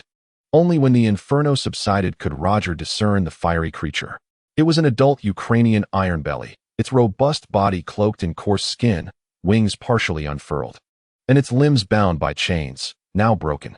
The once dull eyes were now bloodshot, clearly consumed by an unending rage. It seemed that the actions of the dark wizard had thoroughly provoked it, casting it into a state of frenzy. The Ukrainian iron-bellied dragon surveyed all those present in the hall, its fiery breath flickering ominously. Suddenly, its gaze settled upon Roger, the only one still standing on the arena floor. Roger felt a surge of dread. In the next moment, the dragon unleashed another torrent of flames. Reacting swiftly, Roger conjured a protective barrier, acutely aware of the escalating heat. It was as if he were experiencing the final moments of Ethan Warren. Initially, Roger had merely come to lend a hand, but his patience was wearing thin. How could it be that he, the one in the right, was under attack? Where was the justice in that? With these thoughts in mind, he began to counterattack. A haze of smoke enveloped the arena. Roger's wand emitted a continuous stream of mist, resembling a colossal smoke bomb. The white vapor obscured the vision of the Ukrainian iron-bellied dragon, rendering it unable to perceive its surroundings. In its frustration, the dragon unleashed its fiery breath aimlessly, hoping to strike a target. Hidden within the smoke, Roger moved gracefully like a dancer on a ballet stage. And with a flick of his wrist, a thunderous explosion erupted upon the dragon's form. Yet the dragon appeared oblivious to the attack, seemingly unaffected. Indeed, the colossal beast possessed an extraordinary immunity to magic, prompting Roger to reconsider his tactics. The chaotic flames seemed to evade him, never making contact. As he strolled, his wand began to conjure thin sheets of ice upon the ground, only to be evaporated by the flames in the next instant. The Ukrainian iron-bellied dragon, unable to see its surroundings, grew increasingly agitated, even resorting to ramming its massive head against the stone pillars. As time passed, the dragon ceased spewing fire. Yet Roger's thin ice continued to form, melting and evaporating. The temperature began to drop, and the mist in the air dissipated, replaced by steam rising from the evaporated liquid. Once the temperature had sufficiently decreased, Roger ceased his creation of ice and instead summoned a clear, flowing spring.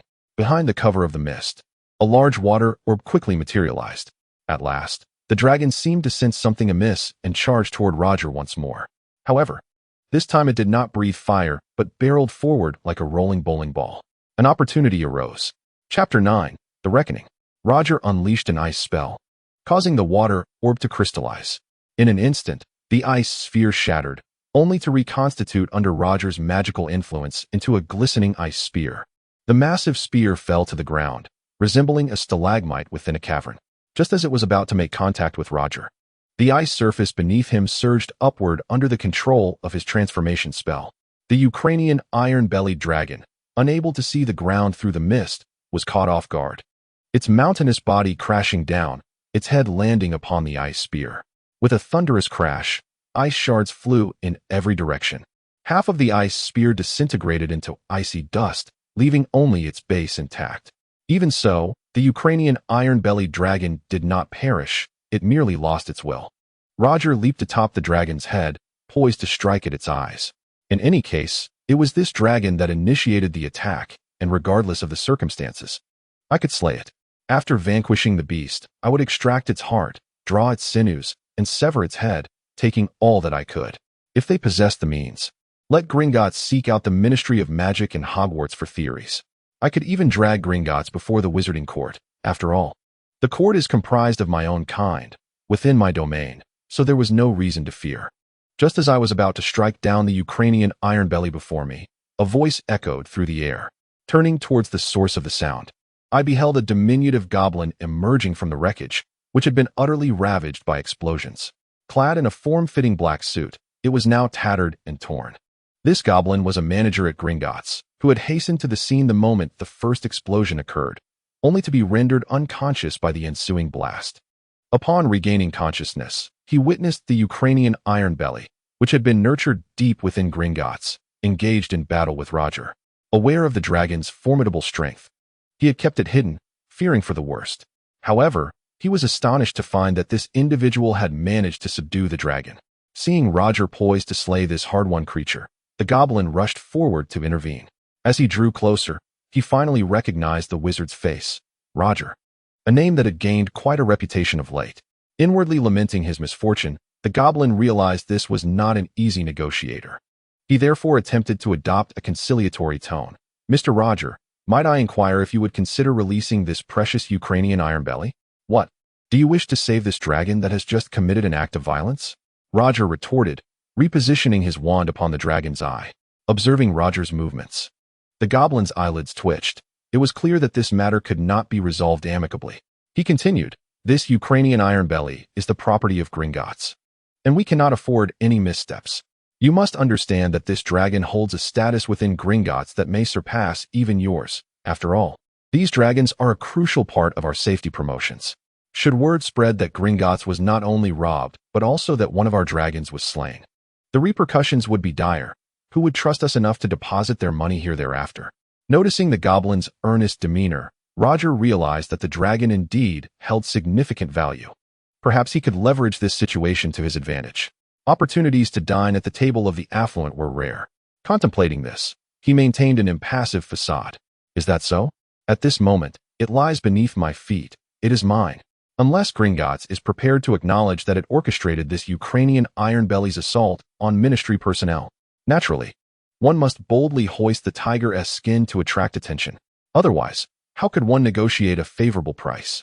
Indeed, upon hearing these words, the goblin's expression shifted to one of distress. The stakes were far too high for him to bear alone. After a moment's thought, he inquired, Mr. Roger, what would it take for you to relinquish this Ukrainian iron-belly to us? Oh, are you suggesting that I should propose my terms? Indeed, I shall need to ponder this matter carefully. Roger had not anticipated that the individual before him would grasp his intentions so swiftly, merely exchanging a few words. Bowing his head in contemplation for a moment, he declared, I require 5 liters of Felix Felicis, 5 liters of the compound potion, 5 liters of Veritaserum, 1 liter of Wolfsbane potion, and 10,000 galleons. Impossible, you are attempting to rob me. As soon as Roger uttered these words, the fairy retorted with fervor. 5 liters of Felix Felicis. Do you comprehend the enormity of that request? Even if you were to drain me completely, I would not possess such an amount. The creation of Felix Felicis is an intricate process, and the rarity of its ingredients is such that most wizards would never amass them throughout their lives. Let alone 5 liters. Absolutely not. My terms will remain unchanged. Roger firmly refused. The sight of Roger's brazen countenance ignited a fierce desire within the fairy to strike him. Suddenly, a thought blossomed in his mind. After all, there was no one present at the moment. What if he eliminated this insufferable Auror? Considering the ensuing battle, it was likely that little magical energy would remain. When the time came for an investigation, he could easily attribute the entire affair to that mysterious dark wizard. Who would be able to counter such a narrative? The more he pondered, the more plausible this notion appeared. At that moment, several dark shapes appeared in the sky, swiftly approaching. Moody dismounted from his broomstick, followed by a contingent of Aurors. The tardy Aurors had finally arrived. From a distance, Moody spotted the thick billows of mist emanating from Gringotts. Unaware of the severity of the situation, upon landing, he unleashed a powerful wind charm that swept away the fog. As the mist dissipated, Moody finally beheld the grand hall of Gringotts. His gaze was first drawn to the colossal dragon sprawled on the ground, while a young man stood atop its head, conversing with a diminutive fairy below. What is happening here? Wait, is that Roger, who just reported to Hogwarts yesterday, standing on the dragon's head? How did he end up here? The commotion caught the attention of both Roger and the fairy. Upon seeing Moody's scarred visage, the fairy realized that any notion of aggression was futile. Roger waved vigorously at Moody, exclaiming, "Boss, why did you arrive so late? It's already over." Moody, leaning on his staff, approached Roger. The other Aurors he had brought along rushed to Roger, addressing him as captain. Roger quickly recognized that Moody had assembled members from his former second team. "What is going on?" Roger inquired, puzzled, glancing at Moody. Moody's eyes widened with intensity, exuding a more menacing aura. "What is this?" "I am temporarily taking charge of your second team. Is that a problem?" All right. You are the leader. Do as you wish." Roger had no objections. He had feared an incompetent commander, especially since the second team was his foundation. With Moody at the helm, it was indeed the best choice. In truth, Moody had long contemplated taking command of the second team, as it was the most elite unit within the Ministry of Magic under Roger's leadership. He had entrusted it to no one else, ultimately deciding to lead it himself. What transpired? How did you end up here? Weren't you supposed to report to Hogwarts? Moody surveyed his surroundings and inquired of Roger. Subsequently, Roger recounted the events that had transpired. An elite dark wizard. This was indeed alarming news, especially considering the audacity of this dark wizard to commit robbery at Gringotts. As for that Ukrainian Ironbelly, Moody cast a glance at the goblin and instructed the other Aurors. "You should venture deeper into Gringotts and ascertain whether any clues remain." Once the Aurors had departed, Moody turned to Roger and asked, "How do you intend to handle this dragon?" With Moody's seasoned wisdom, he discerned the underlying tension between Roger and the goblin after grasping the full context of the situation. Such matters must remain concealed from the majority. Thus he concocted a casual excuse to dismiss the Aurors. Roger reiterated the price he had just proposed. Upon hearing Roger's terms, Moody's gaze shifted, imbued with a newfound respect. "Well done, my boy. You are indeed quite shrewd." Yet, he could not afford to undermine him here. Feigning contemplation, he nodded, albeit with a twinge of conscience. "In that case, your price does hold some merit." The goblin, upon hearing this, became visibly agitated. He had presumed that Moody, given his stature, would voice a semblance of fairness. Instead, he found the depths of this negotiation unfathomable. The goblin nearly roared, "Mr. Moody, you cannot allow this." "I care not. The fault lies with you. Should you refuse, I shall slay this dragon, and if you take issue, we shall meet in the wizarding court." At this juncture, Moody chose to remain silent. Given his principled character, reaching this point was commendable enough. Roger, not expecting further affirmation from Moody, spoke for himself. "I trust you will make the most judicious decision." The goblin, in despair, collapsed onto the ground, repeatedly banging his head against it. Ultimately, he reached a decision. "Mr. Roger, you must understand that Felix Felicis is a highly valuable potion. I can offer you a maximum of 2 liters. If you insist on 5 liters, then you may as well proceed to slay this wretched Ukrainian Ironbelly." Hearing this offer, Roger felt a stir of interest. This must be the highest price the goblin could concede. It was nearly satisfactory. He had never anticipated that the goblin would genuinely provide 5 liters of Felix Felicis.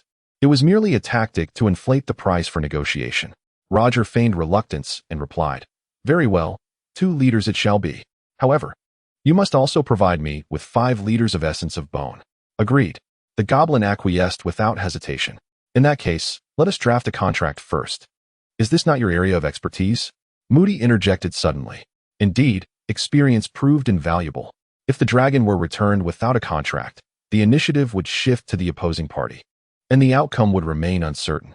Upon hearing this, the goblin stiffened, inwardly cursing Moody for meddling. This reminder sparked realization in Roger regarding the crux of the matter. Indeed, as the boss suggests, let us draft a contract first. Very well, please allow me a moment. The goblin, left with no recourse, departed to prepare the contract. Chapter 10. The student's examination. Upon witnessing the departure of the goblin, Roger turned to Moody and said, "Chief, please summon the reporters outside and have them take a few photographs for us. I guarantee tomorrow's headlines will read Auror's brave the dark wizard and the dragon." Moody's eyes sparkled with intrigue. Under Fudge's leadership, the Ministry of Magic's reputation among the populace was less than stellar, and this presented a splendid opportunity for publicity. When the goblin returned, a throng of reporters had already gathered in the hall, capturing the moment as a group of Aurors engaged with the media. Spotting the goblin approaching, Roger hurried over and inquired, "What is going on here?" The goblin gestured towards the cluster of journalists. "Oh, we have no idea. They burst in without uttering a word, and we simply couldn't stop them." Roger fabricated an excuse, his mind racing with thoughts. "Well, it can't be helped," the goblin conceded. Roger took the contract presented to him. Perusing its contents, it appeared to have been recently drafted, devoid of any traps. Thus, he affixed his signature. A flash of crimson light enveloped the document, causing it to vanish, leaving a mark imprinted on both their palms. Once the goblin provided the materials to Roger, this mark would fade away on its own accord. Having concluded the business with Gringotts, Roger exited alongside Moody. Despite the grandeur of Gringotts, gathering the necessary materials would still require a considerable amount of time. He had arranged for delivery with the goblin in 1 week's time. Outside the ruins of Gringotts, Moody shot an exasperated glance at Roger. "Kid, I've sacrificed my dignity to assist you this time. Rest assured, Chief, I will ensure that all the bone essence is yours, as I have no need for it. It's freely available within Hogwarts. Additionally, I shall provide you with 250 milliliters of Felix Felicis." Roger replied with remarkable candor, recognizing that without Moody's intervention, he might not have secured these items. Moreover, being an Auror inherently involved perilous undertakings. Possessing additional protective resources was always advantageous. "By the way, you did quite well. You managed to take down such a formidable Ukrainian ironbelly. I dare say even Dumbledore would find it a challenging feat." Moody unabashedly lavished praise upon him. "Oh, come now, Chief. If you continue to flatter me, I might just float away. Should I, in a moment of folly, challenge Dumbledore to a duel, you must ensure to collect my remains." Roger feigned humility, though the smile on his face betrayed his inner thoughts. "Nevertheless, Chief, there is indeed one matter I wish to ask of you." "Speak."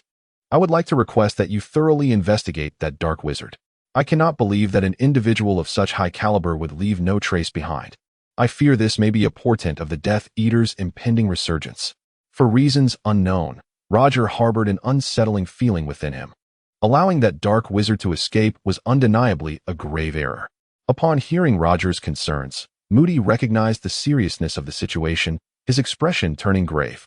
"Rest assured, I will mobilize Team 2 to focus all our attention on this matter. I have a very ominous premonition. Let us hope it is but a mere illusion." After exchanging a few more words, Moody returned to Gringotts to continue his investigation. Returning to Hogwarts, Roger first made his way to his dormitory, carefully placing the captured creature in a safe spot. Just moments ago, during the scuffle at Gringotts, the creature had adeptly fled to find a secure hiding place. Displaying a cunning nature, it only returned to him after the battle had concluded, flapping its small wings. Barely settling down, he was soon interrupted by a knock at the door, accompanied by an elderly voice inquiring, "Campbell, may I enter?" Exhausted, Roger reluctantly rose and replied, "Of course." The door swung open, revealing Dumbledore's presence. "Dear Headmaster, I wonder what brings you here?" Roger inquired. "Naturally. I presume you are aware of the events that transpired at Gringotts this afternoon." Dumbledore replied, "I was present at the scene and actively participated, as you know. I am still an Auror, and I could never stand idly by during such occurrences." "Damn, news travels swiftly," Roger thought to himself, recounting the events in detail. As he spoke, Dumbledore's expression remained inscrutable. However, A flicker of surprise danced in his eyes when Roger recounted his confrontation with the dark wizard and the dragon. Once Roger concluded his tale, Dumbledore commended him. "I must say, Campbell, I am astonished at how much you have grown, at your age. I could not have achieved such feats." With a smile, Dumbledore then shifted the conversation. "Do you know whose vault was targeted by that dark wizard?" Roger was taken aback by the abrupt change in topic. "The vault that was attacked belongs to me. His objective was the Philosopher's Stone I borrowed from Nicholas Flamel." "The Philosopher's Stone? Why would he seek to steal it?" Roger's mind raced, fully aware of its legendary ability to grant immortality. The dark wizard's interest in such an artifact could only mean one thing. He sought to resurrect Voldemort. Roger's response was immediate, his gaze towards Dumbledore filled with shock. "Well, I will leave you with this," Dumbledore stated. "I can assure you that the dark wizard was unsuccessful. The Philosopher's Stone remains in my possession. I must now attend an urgent meeting at the Ministry regarding this attack, as I am the owner of the vault." As he spoke, Dumbledore prepared to depart. But as if remembering something, he turned back to Roger. "Campbell, fifth-year students will be taking their OWL examinations, and seventh years their NEWT examinations. I hope you will teach diligently and strive to produce commendable results, as Hogwarts' performance in recent years has been less than stellar. Furthermore, Quirrell has returned. There will be a faculty gathering this evening, and you might wish to engage in conversation with him." With that, Dumbledore cast a significant glance at Roger before turning to leave.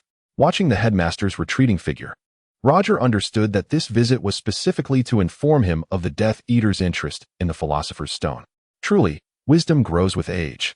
If Dumbledore's words hold any truth, then Voldemort may indeed be poised for a comeback.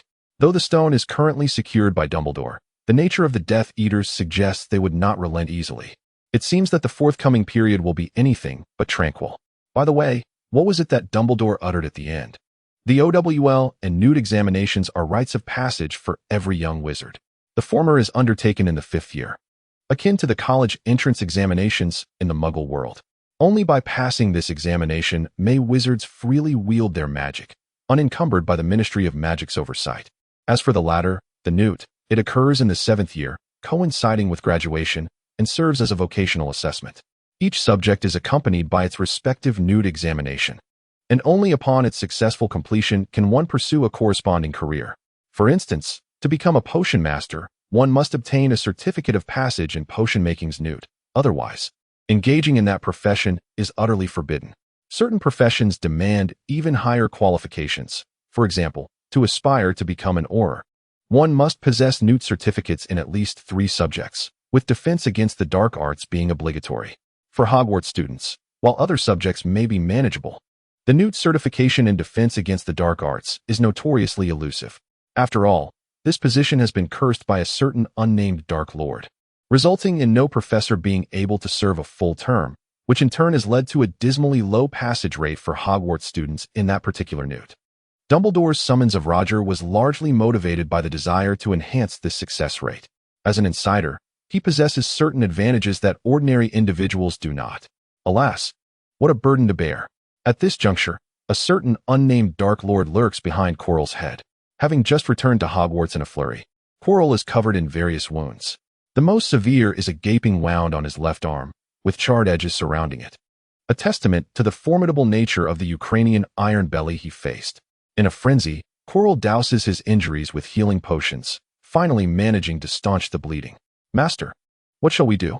Not only have we failed to acquire the Philosopher's Stone, but I have also sustained such grievous injuries," Quirrell queried, his pallor evident as he trembled. The terrifying visage at the back of his head began to contort, emitting a raspy voice. "Roger Campbell, that wretched mudblood. How could his power be so formidable?" Once, Roger had mocked Voldemort with a nickname and had yet to succeed in vanquishing him, thus earning his ire. Quirrell cautiously continued, "Master, during your absence, this Roger has not only ascended to the position of captain of the Auror's 2nd Squad, but has also taken it upon himself to pursue those loyal to you. Many former Death Eaters have been imprisoned in Azkaban by him. Cursed be it. Once I obtain the Philosopher's Stone, I shall ensure that this filthy mudblood is crushed beneath my feet, never to rise again." Voldemort's visage twisted into a more menacing form. "Master, is it still possible for us to acquire the Philosopher's Stone? Dumbledore must have hidden it away by now." "No, that is not in Dumbledore's character. He intends to transform this enchanted stone into a trap, luring all those with nefarious intentions. I am profoundly familiar with this headmaster.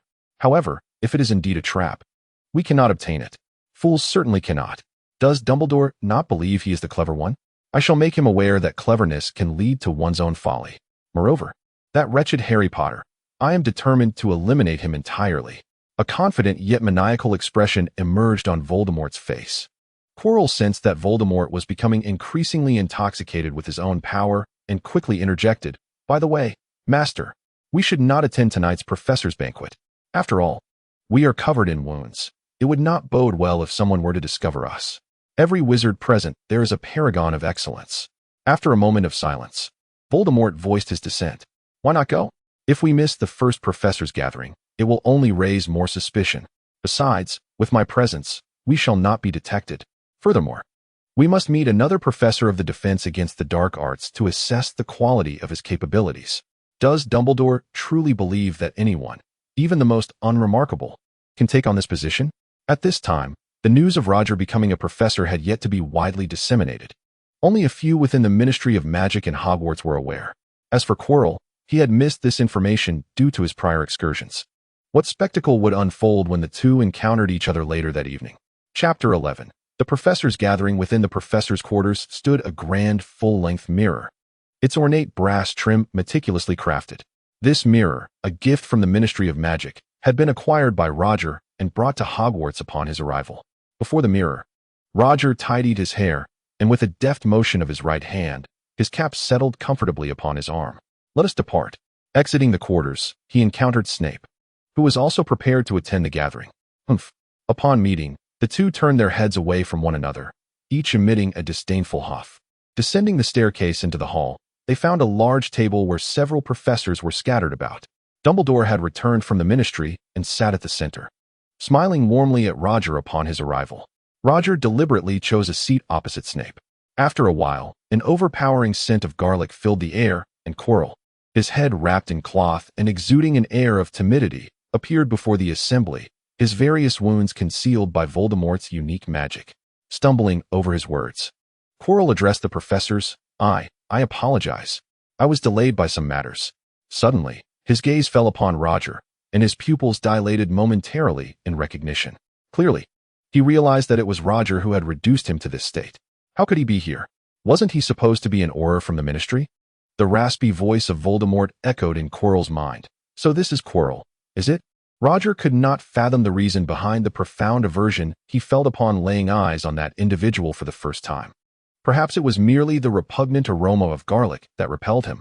At that moment, Roger sensed an alarm emanating from the head of the capture team, nestled within his embrace.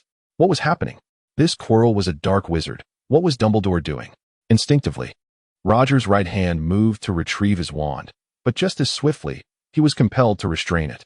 He directed his gaze towards Dumbledore, only to find a mocking glint in his eyes. He was aware.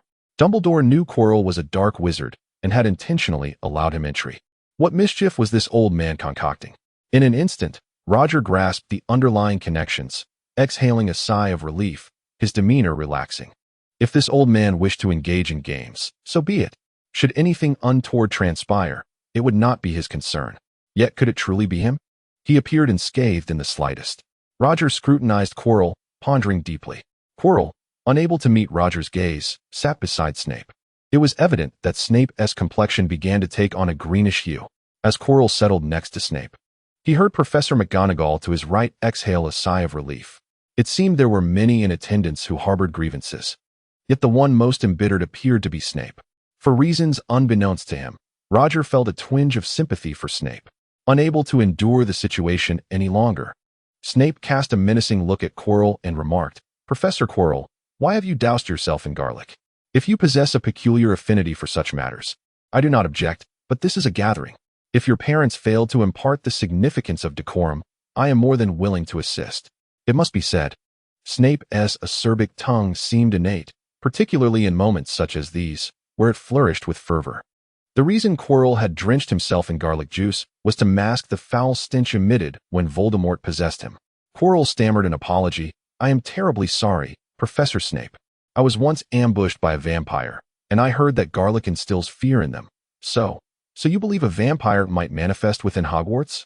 Furthermore, as a professor of defense against the dark arts, if you cannot even manage a single vampire, it raises considerable doubts regarding your suitability for this position. Snape's tone was increasingly sardonic. In an instant, the gathering descended into chaos. At that moment, Dumbledore, who had remained silent at the head of the table, tapped his silver spoon against his cup, signaling for silence. Rising, Dumbledore disregarded Snape and addressed the assembly. Esteemed professors, welcome back to Hogwarts. I am confident we shall achieve great things in the new academic year. He then raised his cup in a toast, and the professors reciprocated. After taking a sip, Dumbledore continued, This year, we have unprecedentedly recruited 2 professors for our defense against the dark arts course, Professor Roger Campbell and Professor Quirinus Quirrell. Upon hearing Dumbledore's words, both Roger and Quirrell stood, nodding in acknowledgement to their fellow professors. Gazing at the enigmatic Quirrell across the table, Roger felt compelled to ascertain whether this individual was indeed the same one from the afternoon. He extended his left hand and proclaimed, Professor Quirrell, I am confident that our collaboration will be most fruitful. Quirrell appeared momentarily taken aback, a bead of cold sweat trickling down his temple, yet he nonetheless offered his hand. Ignoring the pungent scent of garlic emanating from Quirrell, Roger seized his hand firmly, shaking it vigorously. Enduring excruciating pain, Quirrell managed to muster a strained smile in response. After a few seconds, Roger relinquished his grip. Quirrell's left hand trembled slightly beneath the table, while Roger discreetly wiped his own hand with a handkerchief. Professor McGonagall, observing this exchange, cast a quizzical glance in their direction. Roger flashed a broad, gleaming smile, certain that this Quirrell was indeed the dark wizard from earlier that day. Facial expressions may deceive, but the slightest twitch at the corners of his mouth was unmistakable. As an accomplished Auror, Roger was well-versed in the subtle micro-expressions that criminals exhibit under duress. Despite the lingering odor of garlic in the air, he found his appetite quite agreeable as he surveyed the dishes on the table. However, the unfortunate soul seated beside Quirrell had fared poorly. Hadn't one noticed that nothing had been touched on Snape's plate? At long last, the gathering concluded, and Snape was the first to rise and depart. Lowering his gaze, Roger caught only a glimpse of Snape's robes billowing toward the door. Quirrell, sensing the awkwardness of the occasion, hastily concocted an excuse to exit as well. As Quirrell stepped outside, Roger promptly drew his wand, a refreshing breeze whisking away the nauseating garlic aroma.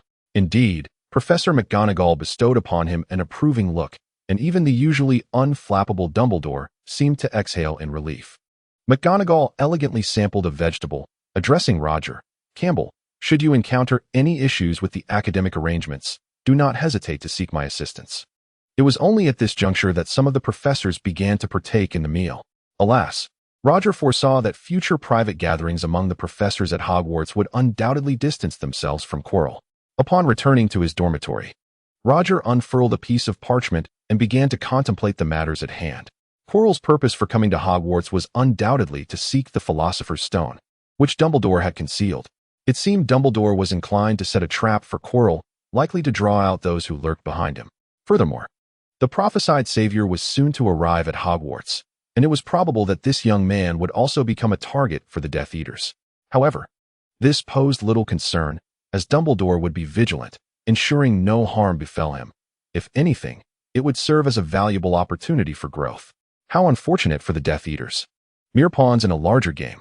As for me, my task is to follow Dumbledore's lead, seeking out Voldemort while keeping a close watch on Quirrell.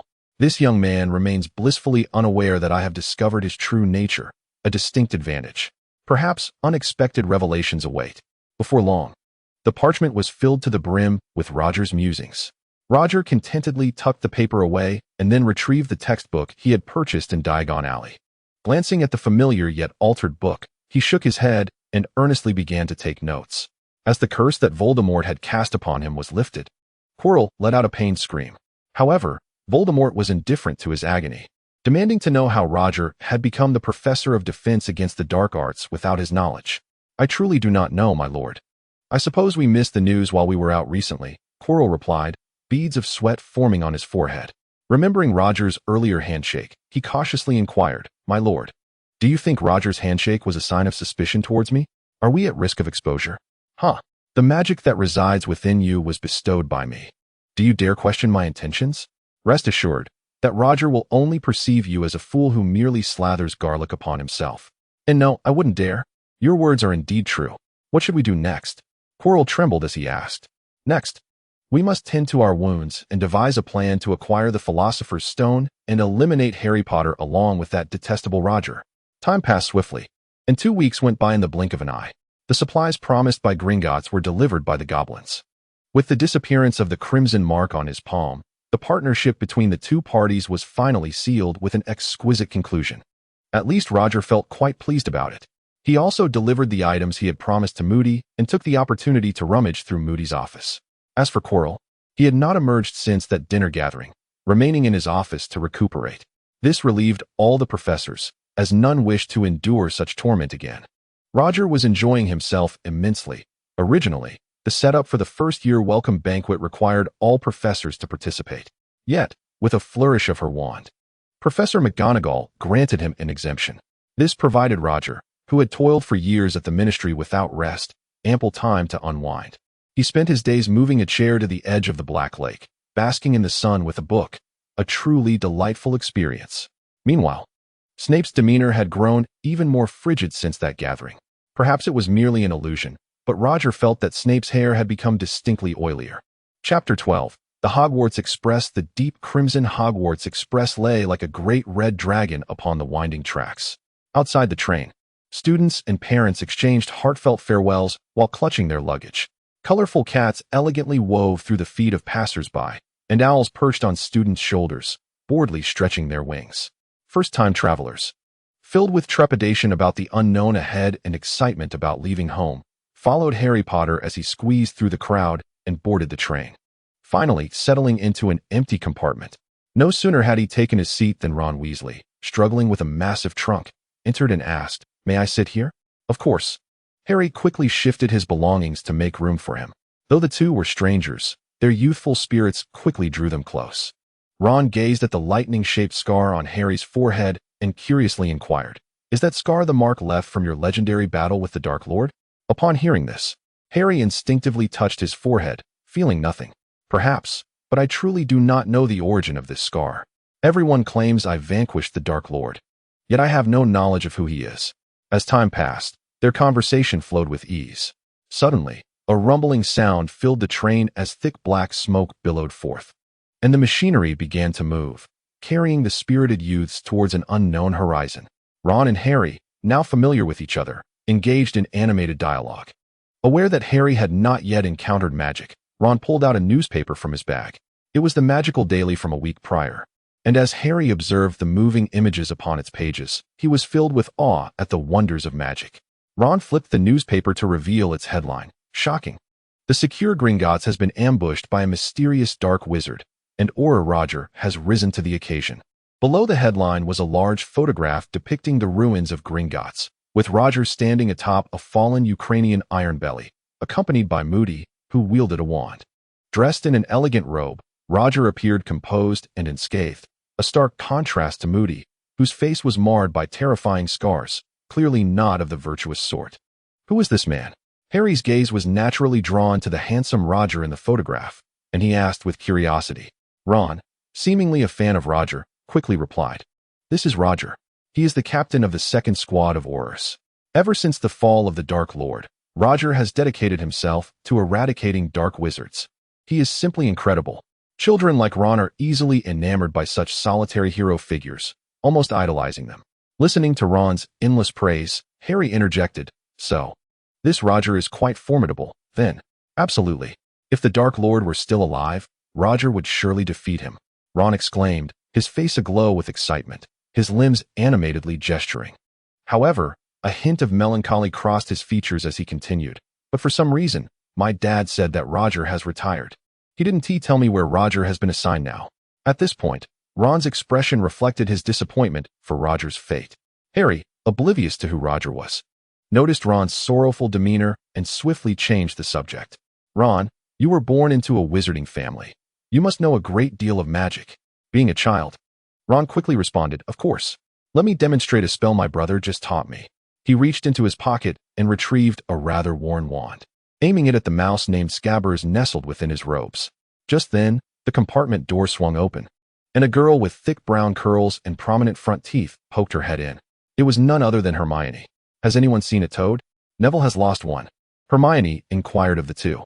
Although Harry was unaware of the circumstances, he instinctively replied, "I'm sorry, I haven't seen it." "Well, are you preparing to use magic?" Hermione curiously asked, noticing Ron's wand. With confidence, Ron declared, "Of course." He aimed the wand, now adorned with silver unicorn hair, at Scabbers and chanted, "Daisy, sweet cream, sunshine. Turn this silly fat rat yellow." 1 second, 2 seconds, 3 seconds. Time passed, yet Scabbers, resting on Ron's lap, showed no signs of change. "Oh well, it seems not every spell is destined for success. I can perform a few simple spells, such as repairing charm." Hermione pointed her wand at Harry's shattered glasses. In the next instant, Harry's glasses were restored. In disbelief, Harry touched the glasses that Uncle Vernon had broken. They were truly fixed. This was the first time Harry witnessed a peer using magic before him. It was utterly astonishing. Hermione beamed at her accomplishment. Then her gaze fell upon a newspaper resting on the small table. A gigantic photograph on the front page immediately captured her attention. "Oh, so you know Professor Roger." Ron, who had been slightly miffed at Hermione's display of magic, quickly interjected, "What do you mean? Have you met Roger the Auror?" "Roger the Auror? Oh yes, I have indeed met him. Just before the incident at Gringotts, I happened to run into him in Diagon Alley, and we chatted for a while. Then the robbery occurred. And while hiding, I overheard others speaking of Professor Roger, only to discover he was an Auror." "Really? That's so cool." Ron was now devoid of his earlier annoyance, filled instead with envy towards Hermione. Harry, overhearing Hermione's implication, remarked with curiosity, "Isn't Roger the Auror an Auror? How can he also be Professor Roger?" "Exactly," Ron echoed, casting a puzzled glance at Hermione. Hermione feigned surprise, as if she couldn't believe their ignorance. "You mean you didn't know?" "When I spoke with Professor Roger, he personally told me he is a professor at Hogwarts, teaching defense against the dark arts." "No way. I heard from my dad that there would be 2 professors for defense against the dark arts this year. Could Roger the Auror be one of them? If that's the case, I hope nothing happens to him." As Ron mused aloud, Harry and Hermione exchanged bewildered glances. Ron recounted what he had heard about the unfortunate incidents involving the defense against the dark arts professors. Some had been attacked by wild boars, others had broken legs, arms, or necks, and some had even perished. He relayed these tales with embellishments, as though recounting a story. The expressions of the other two turned pale. "Oh, I bet that wretched Auror will be gone before the semester is halfway over." A cacophony of obnoxious sounds echoed from outside the carriage, where a boy with golden hair, meticulously styled with gel, stood at the door, exuding an air of unwarranted arrogance. As Draco Malfoy passed the carriage, he overheard Hermione disparaging a detestable Auror, prompting him to unleash a scathing remark. The trio turned to see Malfoy's hair, so slick it seemed almost reflective, causing them to furrow their brows in disdain. With utter disregard for Hermione and Ron, Malfoy approached Harry Potter directly. Gazing at the boy, who was nearly his height, Malfoy extended his hand in a self-introduction. "Greetings, Potter. I am Draco Malfoy, a proud scion of a pureblood family. I believe we could become good friends." "Hello." Despite being oblivious to the underlying tension, Harry politely offered his hand. Malfoy cast a contemptuous glance at Hermione and Ron, speaking with a sneer, "Harry, as a true member of a pureblood lineage, you must distance yourself from these Weasleys and that lowly mudblood." Malfoy's gaze towards Ron was saturated with disdain, while his look at Hermione was tinged with outright loathing. Although Hermione did not comprehend the full weight of his words, the tone of Malfoy's voice indicated their malicious intent. Unaccustomed to such cruelty, Hermione felt tears prick her eyes, her vision blurring. Ron, ready to retort, was interrupted by Harry's voice. "Excuse me. Though I am uncertain of the meaning behind your words, I am certain they are not kind. I believe you owe them an apology." Malfoy appeared taken aback, incredulous. "Apologize? Harry, have you lost your mind? How could a noble, pureblood family deign to apologize to a filthy mudblood?" Though it was his first encounter with Hermione, Harry's past experiences with bullying compelled him to stand up for those he cared about. Meeting Malfoy's gaze, he insisted, "You should apologize. And who I choose as friends is none of your concern." Malfoy trembled with rage, pointing at the 3 of them. "Humph, who do you think you are? Let me inform you. I am the son of a Hogwarts governor. After this academic year, I will ensure that you and that Roger fellow are expelled." Unfazed by Malfoy's bluster, Harry replied, "Even if your father is a governor, he cannot arbitrarily expel students and professors. Now, kindly leave. You are not welcome here." Astounded by the forthright dismissal, Malfoy huffed, forcefully shoving Ron aside, and stormed out, leaving the three inside the carriage exchanging bewildered glances. Chapter 13. The Welcome Feast. Hey Harry. My brother told me that the entrance exam for Hogwarts involves battling a troll. Only those who conquer the troll can gain admission. Are you prepared?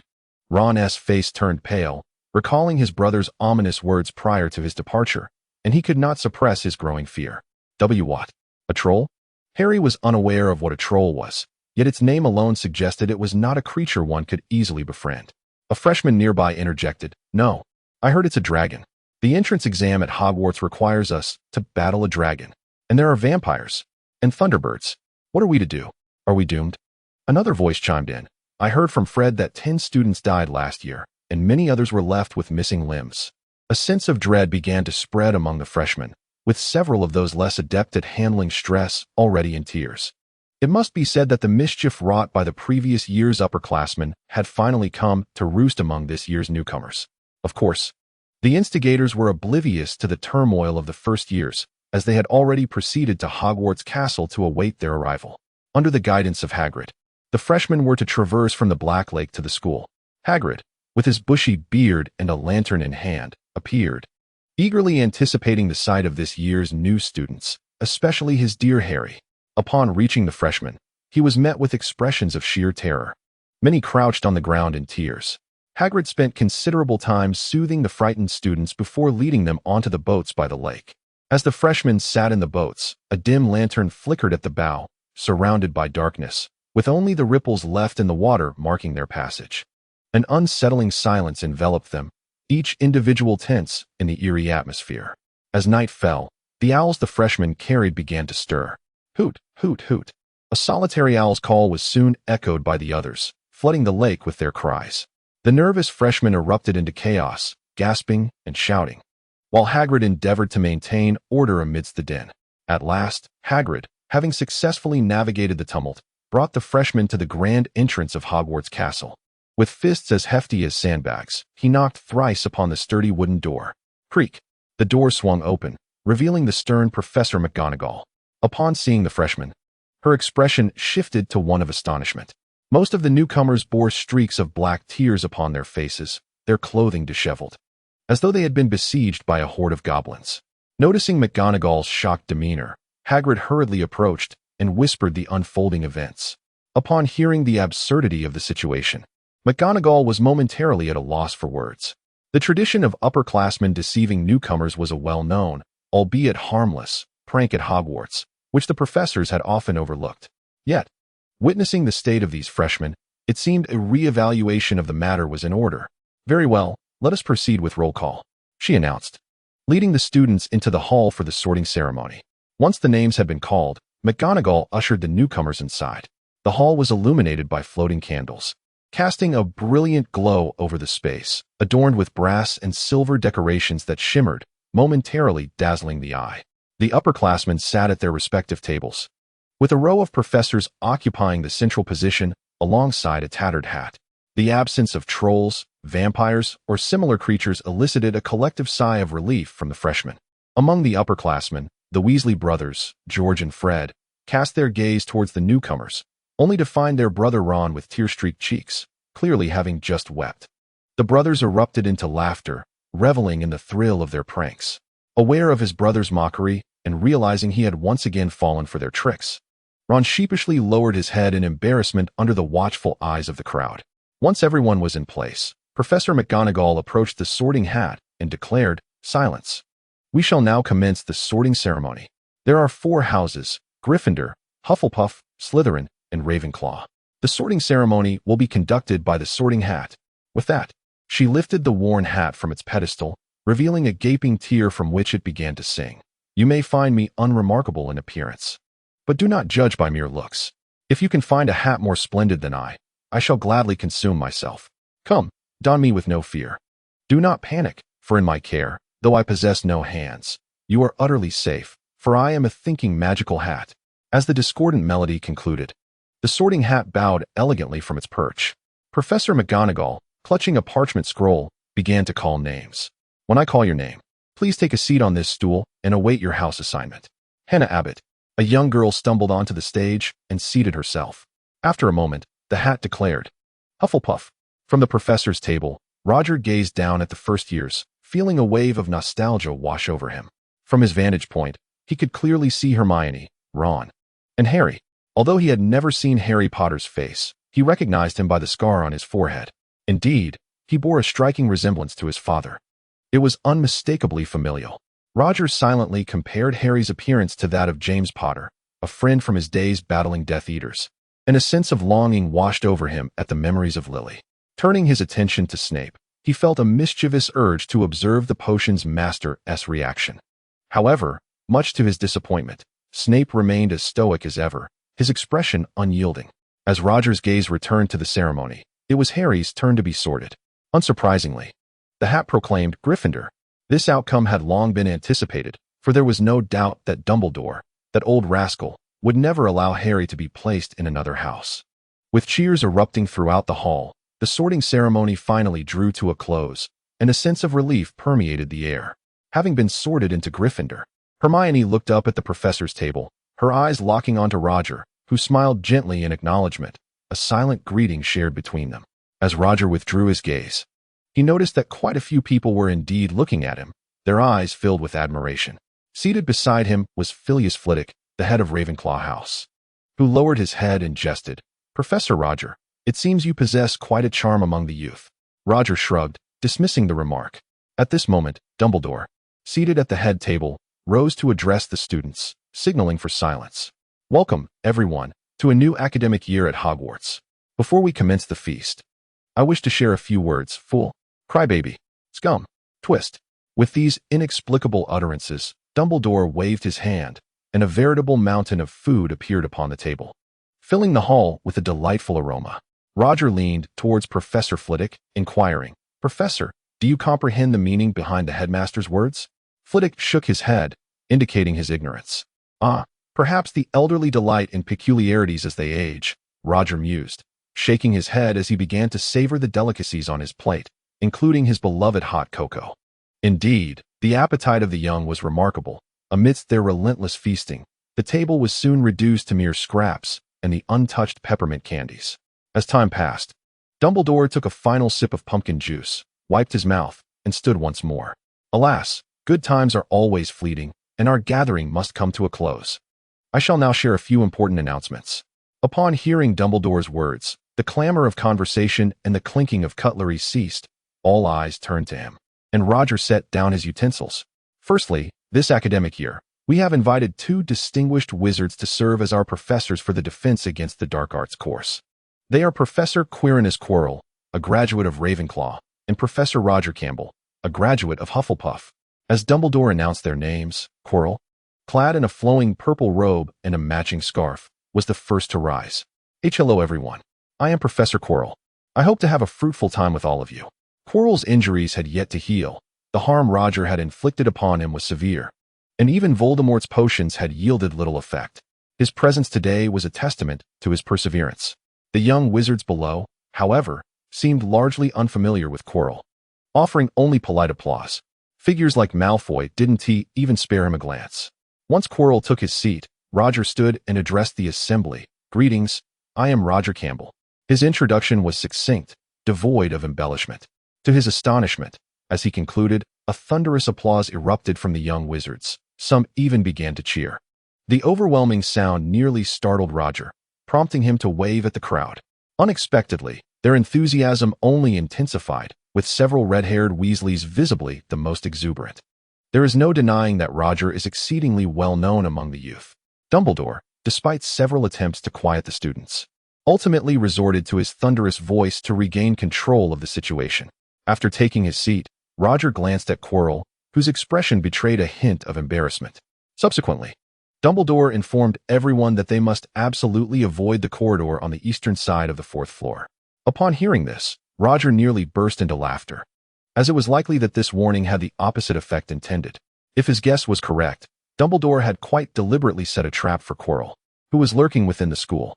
It was as if he was directly hinting that the Philosopher's Stone was located on the 4th floor, urging Quirrell to retrieve it. Chapter 14. The first class. The early morning at Hogwarts was enveloped in a delicate mist, creating an ethereal ambience. Holding a cup of hot cocoa, Roger gazed out the window at the forbidden forest, which loomed ominously through the fog like a monstrous entity waiting to ensnare its prey. After finishing his cocoa, Roger donned a robe adorned with silver tulip patterns, gathered his textbooks for the day, and exited the dormitory. Upon turning, he spotted Snape, who was also on his way to class. In a surprising turn, Snape's usual brooding demeanor had been replaced by a slight, almost joyous, buoyancy. Their residences were alarmingly close, directly across from one another. However, as soon as Snape caught sight of Roger, he quickly masked his expression, reverting to his typical standoffish demeanor. Last night, following the conclusion of the gathering, Quirrell had requested a week off from Dumbledore, citing severe injuries. Dumbledore had readily granted the request. But Professor McGonagall's expression was far from pleased. After all, it was unprecedented for a professor at Hogwarts to take leave without having conducted a single class. Despite her concerns, there was little she could do now that Dumbledore had acquiesced. Consequently, the classes Quirrell would miss during that week were to be divided between Snape and Roger. Perhaps Snape, not wanting to endure the sight of Harry meandering about, had voluntarily assigned the first-year students to Roger while he took charge of the 2nd to 4th years. Roger had no objections. Teaching a few more students was inconsequential to him. As for Snape, he had long proposed to Dumbledore that he should be entrusted with the instruction of the Defense Against the Dark Arts course, yet he had never received approval. Now, albeit only covering 3 grades, this opportunity felt like a minor triumph. As Snape surveyed the textbooks in Roger's hands, he let out a derisive snort. He was set to teach the 3rd-year Defense Against the Dark Arts class, yet Roger noticed that Snape's hands were conspicuously empty, exuding an air of confidence. It was clear that he had memorized the course material long ago. Unexpectedly, this seemingly unassuming boy had been eyeing this subject, even familiarizing himself with its content. Did the previous instructors of the Defense Against the Dark Arts course know of his keen interest? Roger mused silently. His first class was with the 5th-year students, those who were soon to sit for their OWL examinations. Roger, clutching his book, entered the 5th-grade classroom. The room was already filled with students, and as he observed them, a hint of tension crept into his heart. However, his commendable mental fortitude soon prevailed, allowing him to regain his composure. Drawing upon the teaching techniques previously imparted to him by Dumbledore, Roger addressed the students with a self-introduction. Greetings, everyone. I am Roger Campbell, a former Auror, now instructing the Defense Against the Dark Arts. I wonder if any of you are familiar with me? Upon hearing his introduction, the students erupted into enthusiastic applause. Several students cheered. Professor Roger, how could anyone not know you? You are our idol. Indeed, Roger was like a hero to these children. Someone they had only encountered in stories and newspapers, now standing before them in the flesh. As the sound of whistles and shouts filled the air, Roger raised his hands to signal for quiet. Once the room settled, he continued, "Since you all recognize me, I shall spare you any lengthy discourse. You are about to face the OWL assessments, but I must candidly say, as long as your minds remain intact, there is no way you will fail." Roger spoke without reservation, and indeed, his assertion held true. The OWL examination merely assessed whether young wizards could control their magical abilities to prevent destruction. The rigor of the test was hardly stringent, with the majority being written examinations. The young wizards had no objections to Roger's remarks, as countless teachers had already elucidated the nature of the OWL assessments to them. Pausing briefly, Roger continued, "Although the exam is straightforward, as your instructor, I expect every one of you to obtain your certification in this subject. For me, if a task is worth undertaking, it must be executed to the highest standard." Upon hearing this, the students buzzed with excitement like a disturbed hive of bees. Among them, the red-haired Percy Weasley cautiously raised his hand and addressed Roger. "Professor Roger, perhaps you are unaware. Among the 12 OWL certifications, the Defense Against the Dark Arts is recognized as the most challenging, and our proficiency in this subject has historically been rather lacking. So, do you believe this is an utterly unattainable task?" Roger gazed at the red-haired Percy. "Indeed, Professor." Percy averted his gaze, unable to meet Roger's eyes. The frequent absences of the previous Defense Against the Dark Arts instructors had indeed rendered the course a weak link among Hogwarts students. Roger had anticipated this concern well in advance. "Fear not. I will ensure that each of you meets the requirements. Trust me." With a smile upon his face, he exuded an air of calm assurance. "Now, I wish to gauge your true abilities. Let us begin with you, Weasley." Roger gazed at Percy Weasley's iconic crimson hair, and he could easily surmise his identity. Percy glanced nervously around the classroom tables, but with a mere wave of Roger's right hand.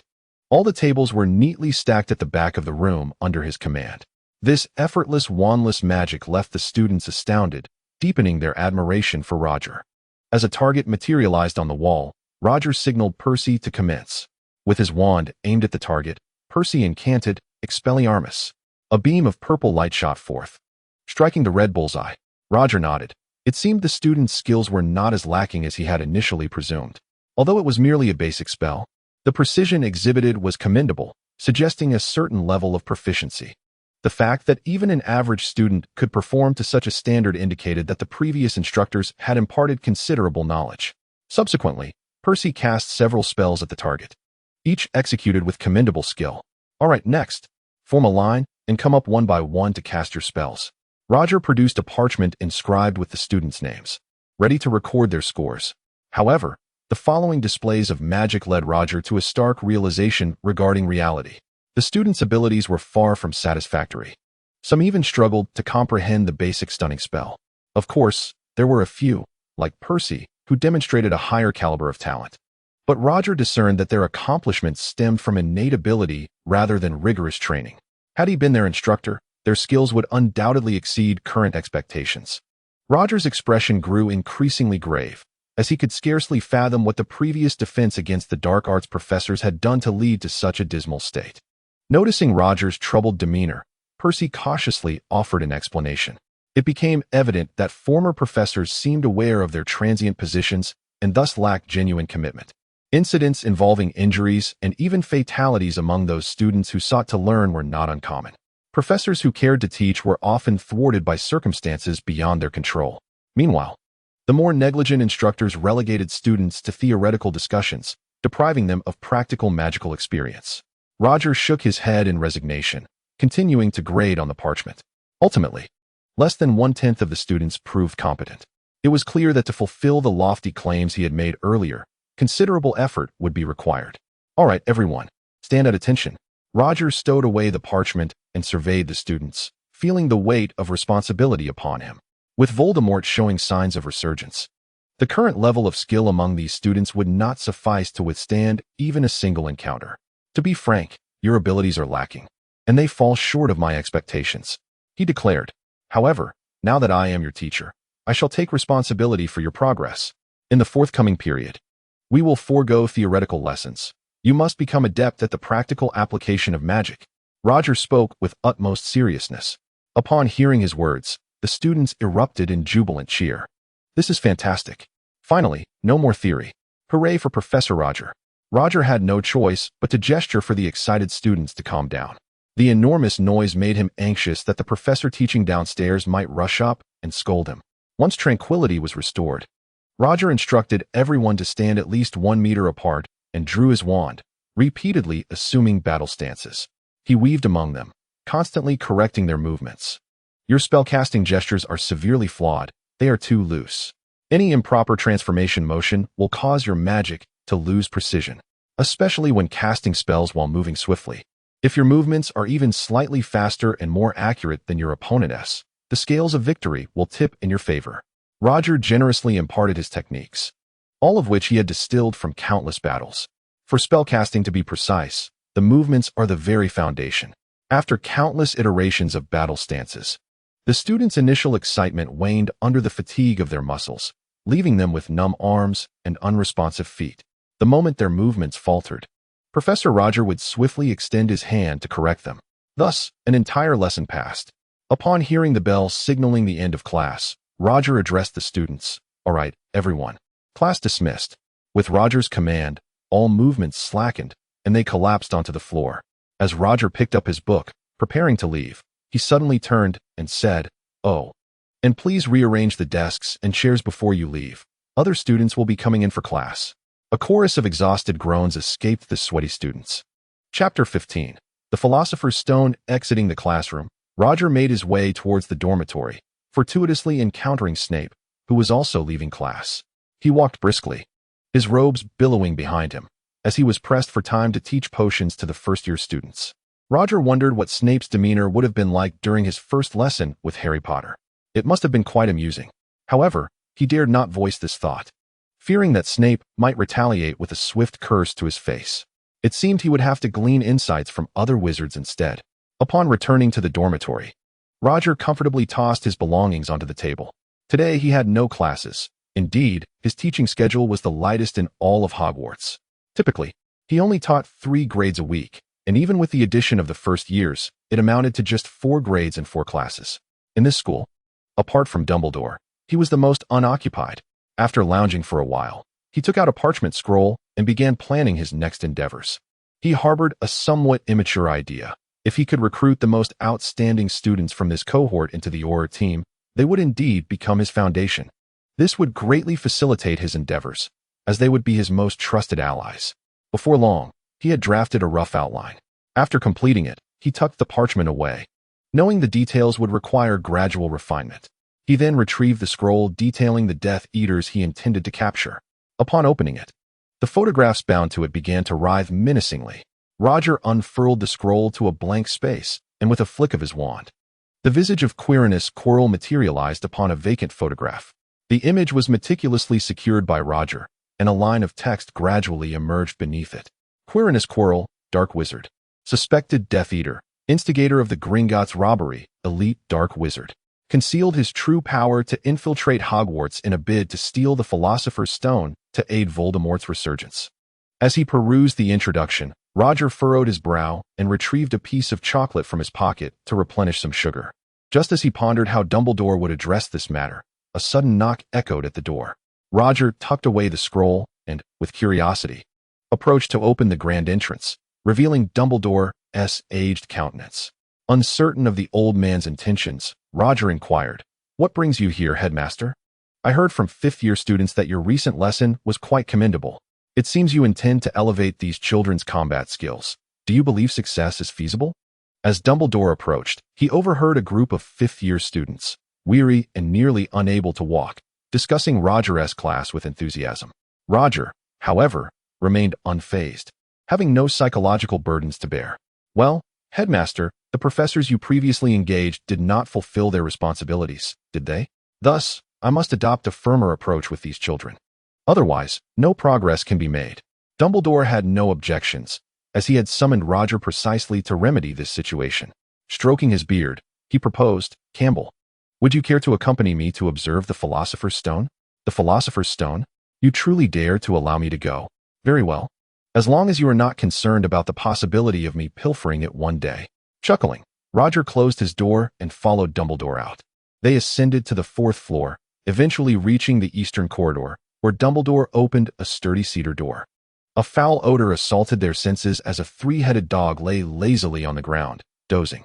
Its sharp teeth were exposed, and glistening drool dripped like beads onto the floor.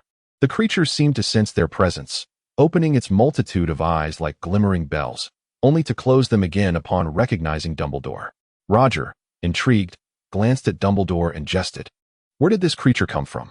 If the Board of Governors discovered such a fiercely aggressive magical beast within the school, I fear you might face impeachment as headmaster. Dumbledore replied, "This is Hagrid's pet. You know he has a penchant for peculiar magical creatures. As for the board's impeachment, simply keep it from their knowledge." How very typical of Hagrid, Roger thought, dismissing Dumbledore's comments. However, allowing such a magical creature to serve as a guardian was a bold move indeed. Curiosity began to stir within Roger about the mechanisms that lay beyond. However, the subsequent mechanisms were increasingly haphazard. By the time they reached the potion trap that was evidently carelessly set by Snape, he could hardly suppress a laugh. Thus, he remarked with a tone of mockery, "Dear headmaster, are you truly intending to safeguard the Philosopher's Stone in such a manner?" To which Dumbledore replied, "My dear Campbell, you must understand that my sole intention is to allow the Death Eaters entry. As for the magic here, it serves merely as a training ground for Harry." Roger was momentarily rendered speechless, realizing that this was essentially a crash course for children. Observing his expression, Dumbledore erupted into hearty laughter, stating, "This trap was deliberately laid out for Quirrell. I am not concealing anything. The Philosopher's Stone lies right here, and if he possesses the ability, he may take it himself. Roger shook his head, recognizing that Dumbledore's approach was an open scheme. He was clearly indicating to Quirrell that it was a trap. Yet Quirrell had no choice but to proceed. After a moment of contemplation, Roger posed his question. Headmaster, I fail to comprehend. What is your objective? Is all this grandiosity merely to provide a child with training? I cannot believe it.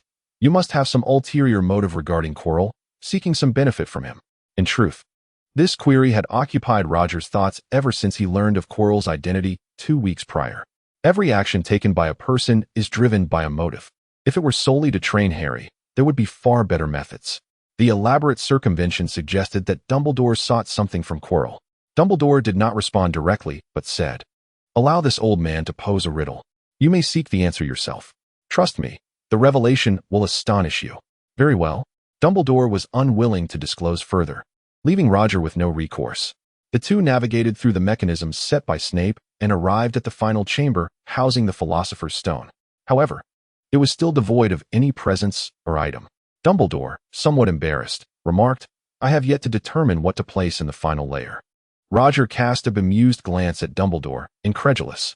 Truly remarkable. Dumbledore then invited Roger to sit on the stone steps, inquiring, Campbell, do you require any support from the school in your teaching endeavors? As headmaster, I too wish for my students to survive as much as possible in the forthcoming struggle. After some reflection, Roger, eschewing politeness, stated, I desire a space that is absolutely secure for us to practice spells. Additionally, the hospital wing should prepare more restorative potions, minimizing disruptions to students' other classes. Roger's requests were entirely reasonable, and Dumbledore naturally acquiesced. Well then, there is nothing more to linger over here. Let us depart. Dumbledore brushed off the dust from his posterior. The two returned to the corridor on the 4th floor, and after exchanging a few courteous remarks, Roger took his leave. Upon returning to the dormitory, he stood by the window and observed. The first-year students were engaged in learning to use flying broomsticks. As he gazed upon the antiquated brooms, a rather unpleasant memory surfaced. Did the school truly favor utilizing such ancient relics for its purposes? Although these brooms were not from the same batch as the ones he had previously used, the memory of his fall from the sky still cast a considerable shadow over him. Shaking his head, Roger returned to his desk, unrolling a scroll to ponder the matters that Dumbledore had just mentioned. What secret did Quirrell harbor that compelled Dumbledore, that cunning old fox, to devise such an elaborate scheme? Alas, it was quite vexing. A piercing scream sliced through the air as Neville wobbled precariously on his broom, on the verge of a fall. With a flick of his wrist, Roger suspended Neville's plummeting body in midair, deftly guiding him back down to the ground. Witnessing this remarkable display, the young wizards below erupted into cheers. Madame Hooch promptly embraced Neville, conducting a brief examination and discovering some scrapes on his body. She then carried him off to the infirmary, cautioning the young wizards not to engage in any antics. The young wizards cheered as they gazed up at Roger, who was partially leaning out to observe. Acknowledging them with a nod, he returned to his writing. Soon, two figures began to chase one another through the sky. Reluctantly setting down his quill, Roger felt a twinge of annoyance as he recognized Harry Potter and a golden-haired boy. Why were these little rascals so obstinate? He assessed the situation, believing no mishaps would occur, for their skills were far superior to the previous boys. Once the two young wizards landed, Malfoy provocatively confronted Harry, and they agreed to a duel that evening. The tedious exchange made Roger roll his eyes in exasperation. At that moment, Professor McGonagall's furious voice rang out. Have you both lost your minds? To dare use brooms without a teacher's supervision. I shall deduct points from your houses. No, Professor McGonagall, Harry began to explain. But Roger's languid voice interrupted him. Professor, just moments ago, these two children mentioned their intention to engage in a genuine wizard duel tonight. I believe this is not the conduct expected of exemplary students. What? You intend to duel? To my office now? Professor McGonagall's ire intensified as she seized the wide-eyed Harry and Malfoy, leading them away. Roger watched the two young rascals being escorted and returned to his seat, finally relishing a moment of peace. He hoped that in the future, these children would learn to be mindful of their surroundings and the possibility of eavesdroppers. Chapter 16. The first-year class Harry sat at the rustic oak dining table, savoring a plate of golden-brown chicken wings, while Ron eagerly tackled his own serving of sausages. They exchanged casual banter from time to time. Hermione soon joined them, holding a delicate porcelain plate, and inquired, "So, how did Professor McGonagall handle the incident yesterday?" Since Harry had been taken away by Professor McGonagall, Hermione had not seen him again and was eager to find out. "Oh, Malfoy and I both had 10 points deducted from our houses. Since I did not instigate the incident, there were no further repercussions. As for Malfoy being taken away by Snape, it remains uncertain what will transpire." Hermione sighed in relief upon hearing that Harry faced no additional punishment. After a moment of contemplation, a look of struggle crossed Harry's face, and he ultimately said, "Professor McGonagall expressed her desire for me to join the Gryffindor Quidditch team as a seeker. My father was a seeker as well, and I accepted."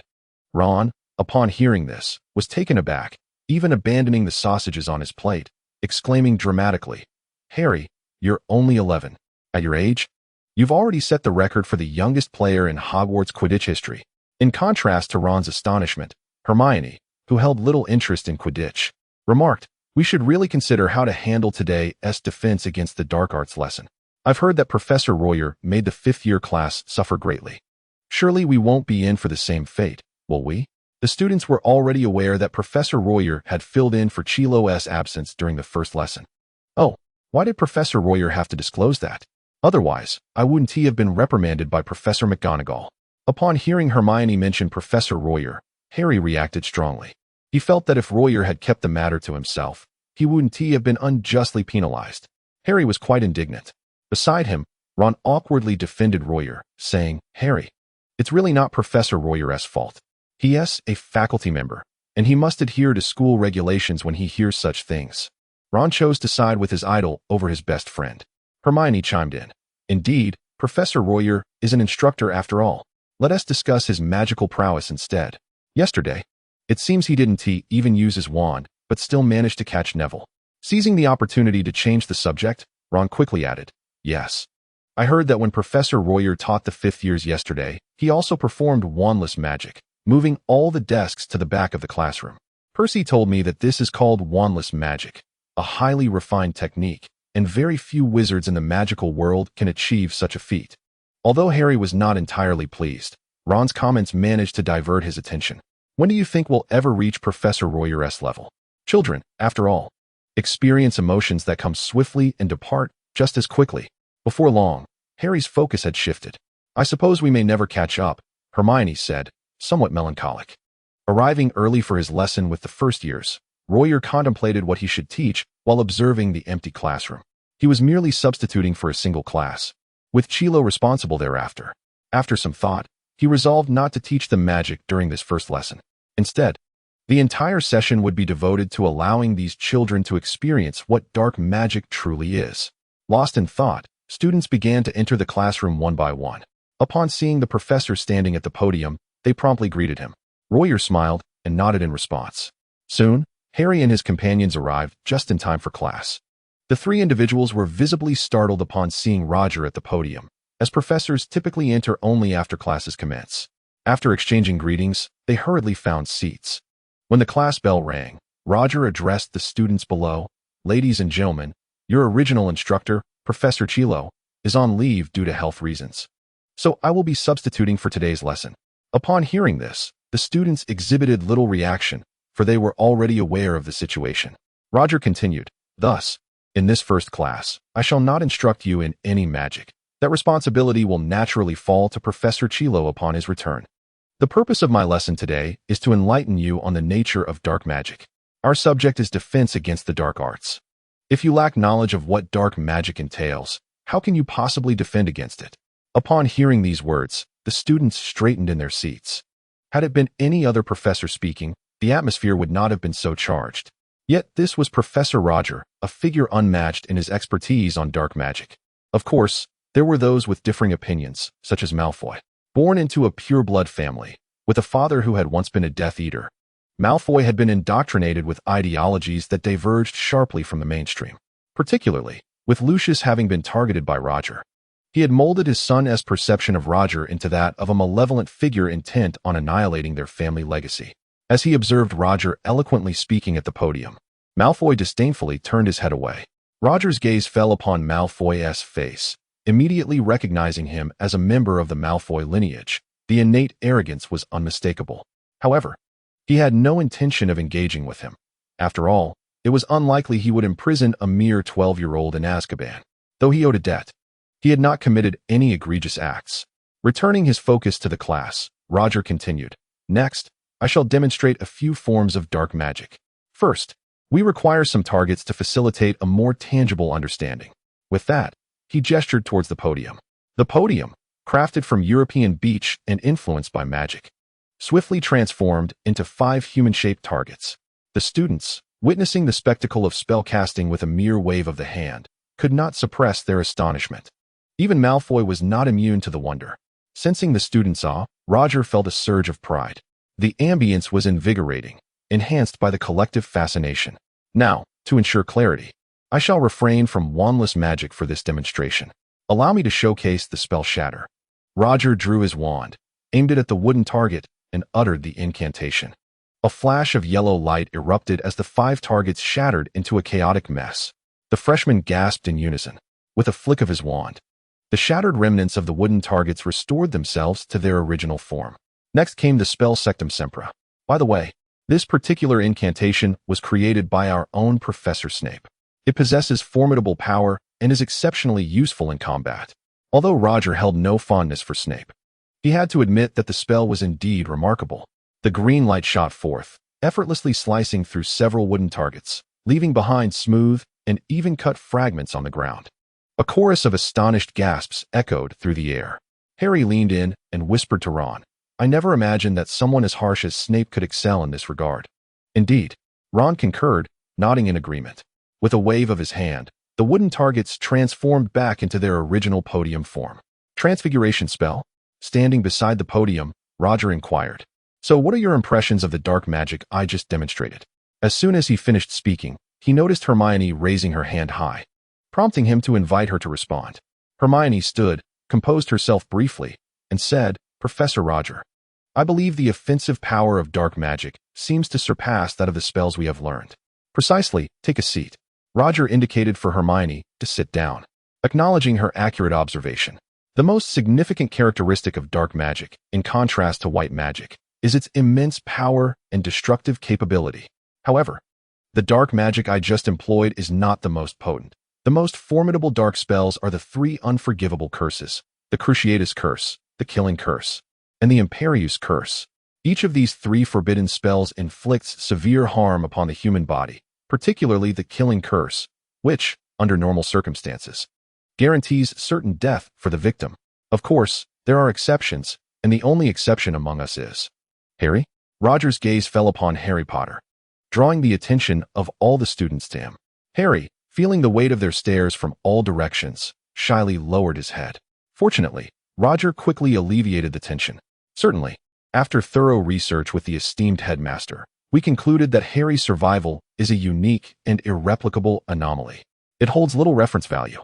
Despite this, many still regarded Harry with peculiar expressions. Roger frowned, as this was not the reaction he desired. He swiftly redirected the conversation, asking, "After my explanation, do any of you have further insights on dark magic?" Following his words, several hands shot up in the audience. Roger randomly selected one and beckoned the student to stand. "Professor Roger, I believe dark magic is merely a tool. As long as we can master it, why shouldn't dark magic serve our purposes?" Roger could discern a spark of excitement for dark magic in the boy's eyes, and several other students who had raised their hands shared a similar expression. These children, despite having heard from a young age about the irrevocable harm dark magic had wrought on others, had never witnessed it firsthand or experienced it themselves. Now, witnessing Roger effortlessly wielding dark magic to inflict considerable damage, they could not help but feel an allure towards it, believing they could successfully control dark magic and become its masters. This tendency to overestimate one's abilities and underestimate opponents is a common folly of youth. Moreover, Roger noticed an intriguing phenomenon. The majority of these fervent students were from Slytherin. It appeared that familial influence played a significant role. At that moment, several individuals raised their hands, eager to voice opposing opinions. To Roger's astonishment, one of those raising a hand was the very boy he had rescued, whose name seemed to be Neville Longbottom. "Very well, let us hear from Mr. Neville Longbottom." Roger gestured for Neville to stand. Chapter 17. Revealing the wounds. Neville felt his body tremble involuntarily as he stood up, exuding an aura of profound timidity. His lips quivered, yet no words escaped them. "Ha ha," Malfoy jeered, pointing at Neville. Neville lowered his head even further. "Silence. If I hear another laugh, you will leave my class. You are not welcome here." Roger's smile vanished, replaced by a cold expression. Malfoy opened his mouth to retort, but fell silent upon meeting Roger's gaze. "Never mind, please continue." Roger's countenance softened once more as he addressed Neville. Upon hearing Roger's gentle words, Neville's trembling subsided considerably, and he lifted his head, determination glimmering in his eyes. After several attempts, he finally articulated his thoughts. "Professor, I believe dark magic is a malevolent force. Every dark wizard who employs it deserves to be imprisoned in Azkaban. Dark magic has shattered countless families, including my own." His voice crescendoed with the last statement. "All right, please take your seat," Roger replied, his expression unchanged. As Neville sat down, a dozen hands shot up in the air. Some sought to support Neville, while others wished to contest his views. However, Roger appeared oblivious to them, continuing, "Mr. Longbottom is quite right. Of course, the Slytherin student's comments were not without merit either. My stance is that while one may study dark magic, one should not delve deeply into it. It is white magic that you must focus on." As Roger concluded, several Slytherin students displayed evident discontent. Roger smiled faintly, rolling up his sleeves to reveal his arms. The students looked on in confusion at this sudden display. He showcased various wounds on his arms, inflicted by sharp instruments, magical blasts, and peculiar, crimson injuries that spread like spider webs, visibly alarming to behold. "These are the wounds I've sustained over more than a decade of battling dark wizards. There are cuts, dark magic, and curses. Behold, the marks left by the Cruciatus curse. Of course, I bear many more scars on other parts of my body, but it would be rather inappropriate to display them. I fear that Headmaster Dumbledore might dismiss me over such matters." He pointed to the spider web-like scars caused by the Cruciatus curse, sharing a light-hearted jest at the end. Roger was not deceiving. These wounds were indeed inflicted by dark wizards. Despite his formidable prowess, he faced powerful and notorious dark wizards, and injuries were inevitable, not just once or twice.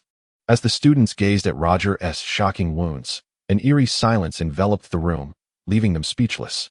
This is the first time most children have witnessed the devastating effects of dark magic laid bare before them. Roger observed the reactions of the students below, nodding with satisfaction. A hint of pride reflected in his demeanor. Raising an eyebrow, he let his sleeves fall and remarked in a teasing tone, "All right, that concludes the demonstration. I shan't show you any more." The students, still rendered speechless by the overwhelming visual impact, remained unresponsive. Clearing his throat gently, Roger brought their wandering thoughts back to focus. Suddenly, the students regained their composure, their gazes towards Roger transformed. It was a look imbued with both admiration and a touch of respect. Noticing that the crowd had returned to their senses, Roger shifted his tone. "To be candid, what you just said is indeed correct. Dark magic can be mastered. For instance, our esteemed headmaster possesses considerable expertise in dark magic, and indeed, all professors in the magical realm, along with Aurors, have varying degrees of familiarity with it. Yet, they are certainly not dark wizards." As Roger spoke, the students' thoughts began to unravel once more. Initially, they believed Roger displayed his wounds to demonstrate the terror of dark magic. Those who had previously supported dark magic began to reconsider upon witnessing the wounds. Yet, to their astonishment, Roger continued to speak of dark magic. The students, whose thoughts were still unformed, found themselves in disarray. What ideology was Professor Roger attempting to convey? Did he support dark magic or not? Fortunately, a few students managed to maintain their composure, with Hermione among them. Observing Hermione's hand raised high, Roger invited her to stand and speak. Looking at Roger's gentle and handsome face, Hermione stood and cleared her throat. "Professor, if we can study dark magic as you suggest, then why do dark wizards still exist?" Hermione had struck at the heart of the matter, and the students began to cast puzzled glances at Roger. "Indeed, sit down. Miss Granger, you've asked a pertinent question," Roger approved. "Now, let me elucidate. Do you know why dark magic is termed as such?" Roger posed this question suddenly, and a student cautiously responded, "Because dark magic has a strong offensive capability and causes great harm?" Roger shook his head. "There are spells in white magic that are more potent than dark magic. That is not the essence." Ron raised his hand, declaring, "Because dark magic is inherently evil." Roger once again shook his head, stating, "No, there is no such thing as inherently evil magic." Not wishing to prolong the guessing game, Roger continued directly. "The reason is quite simple. Emotion." The students exchanged glances. Roger elaborated. "The fundamental determinant of whether a spell is classified as dark magic is emotion. To unleash the full potential of dark magic, your emotions are paramount.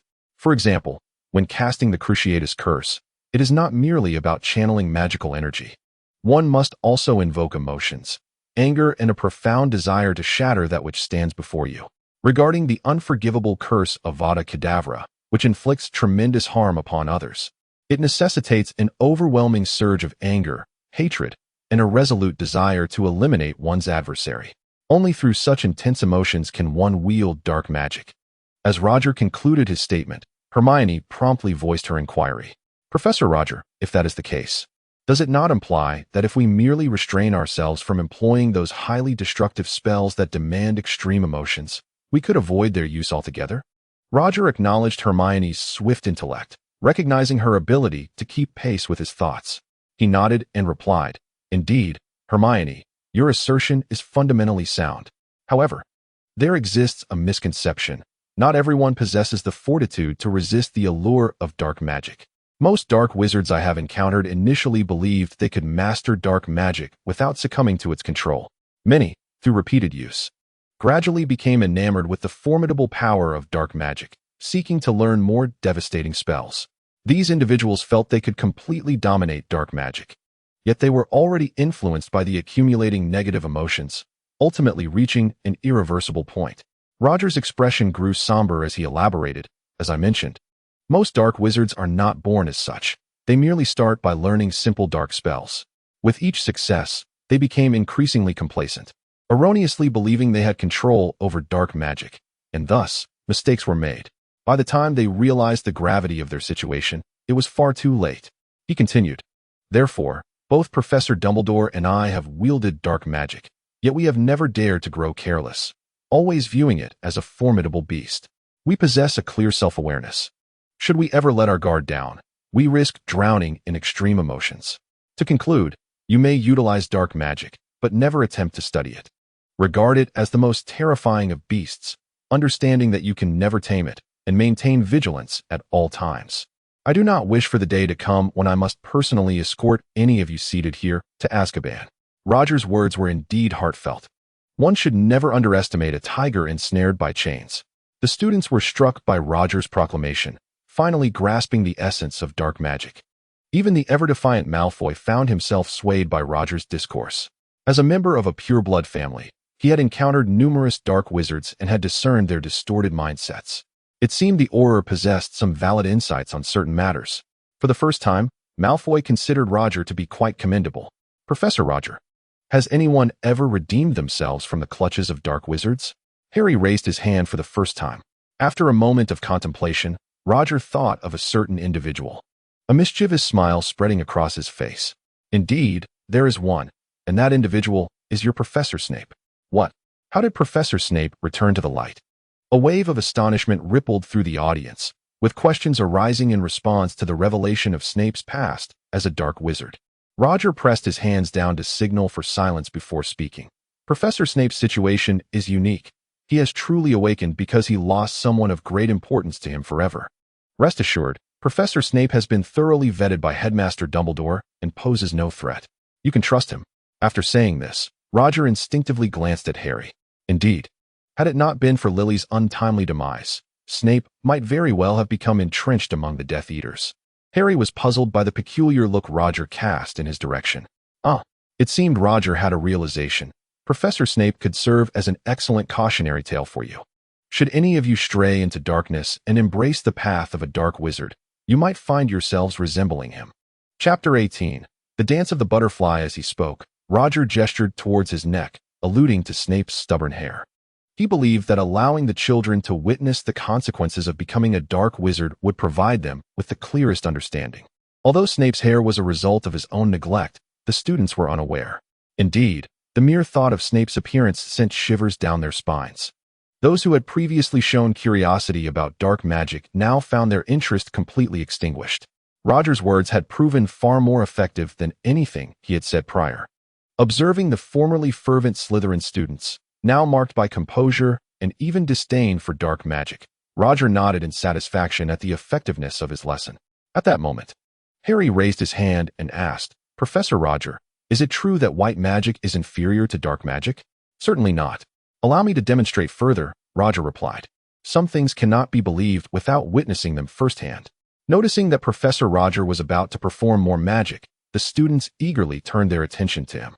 With a flourish, Roger raised his wand, and a brilliant flame erupted, suspended in mid-air. The fireball, initially the size of a fist, expanded at a visible pace, soon surpassing the size of a person. The students felt the searing heat of the flame, which seemed poised to engulf them, as the flickering fire made their faces flush. They had no doubt about the fireball's capacity to consume them all. While controlling the fireball, Roger raised his left hand and cast a protective barrier towards the students.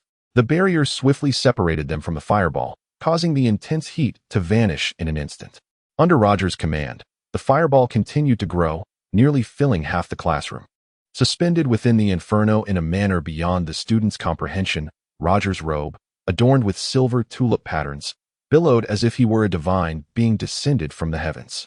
In the next moment, Roger flipped his wand in his palm.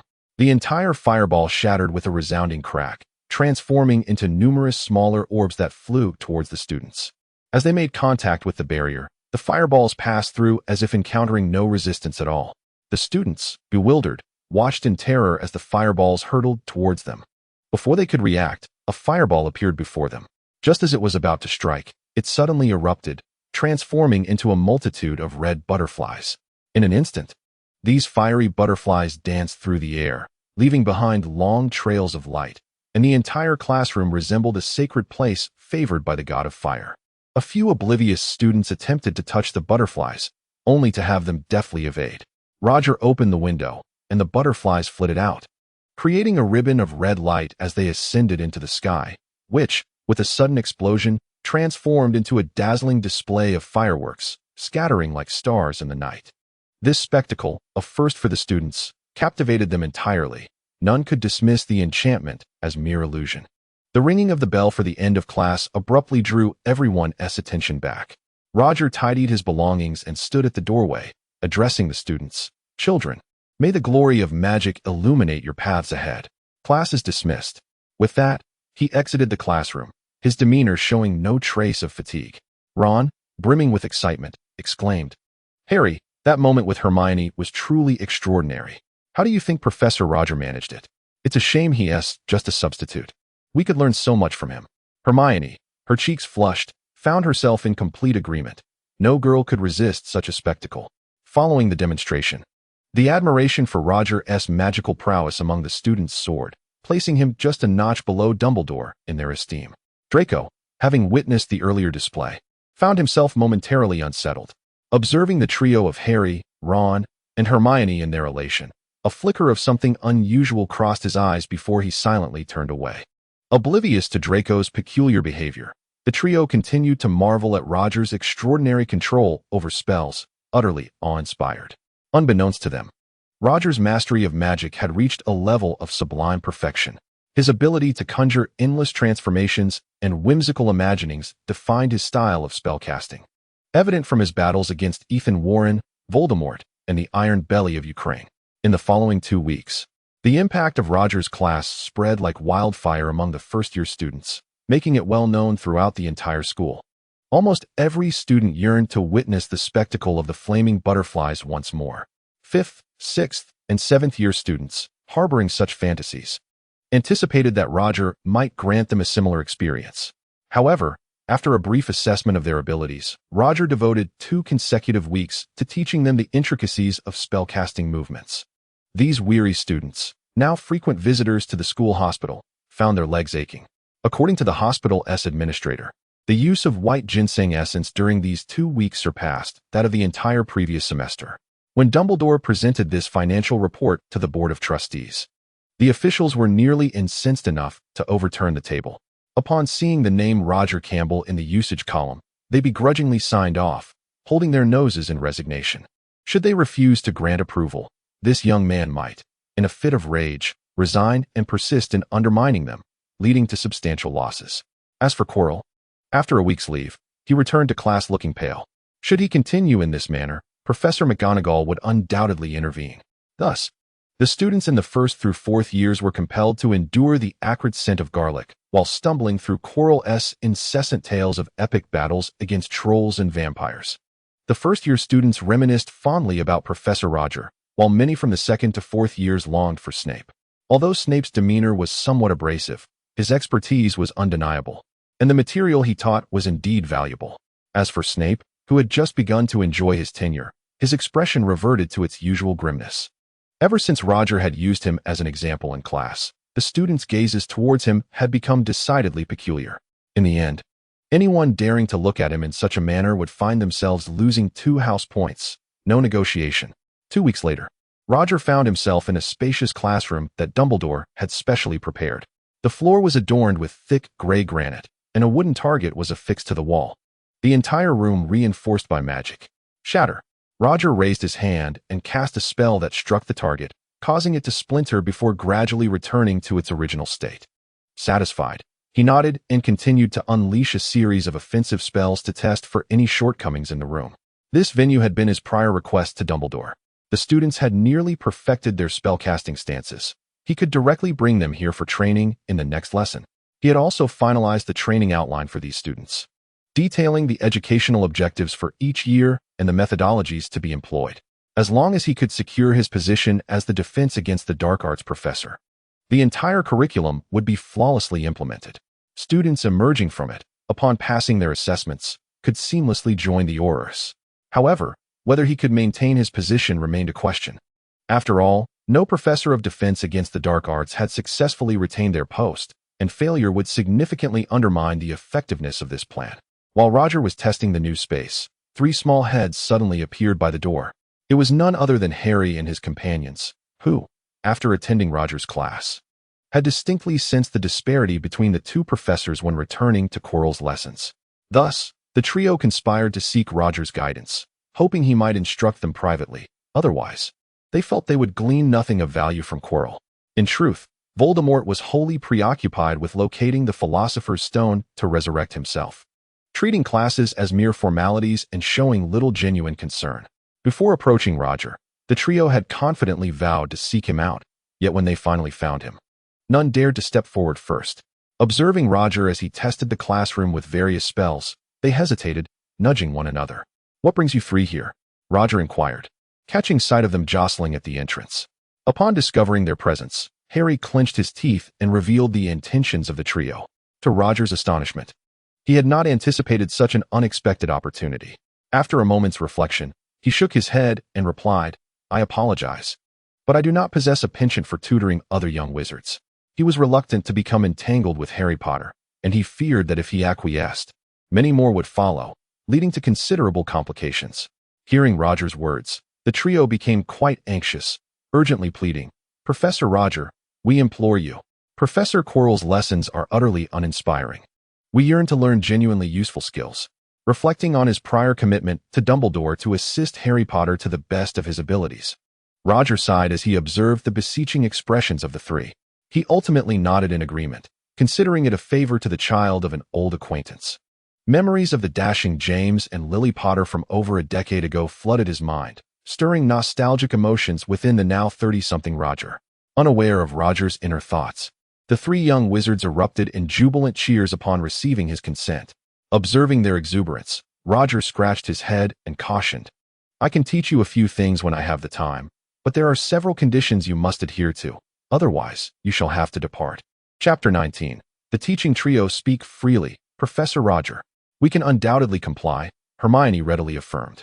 "Very well," Roger shrugged nonchalantly. "First, your training sessions will only occur on Saturday and Sunday evenings. Second, I may require your assistance with certain tasks during the week, though you are free to decline. Third, this matter must remain confidential. Fourth, refrain from bothering me when I am preoccupied.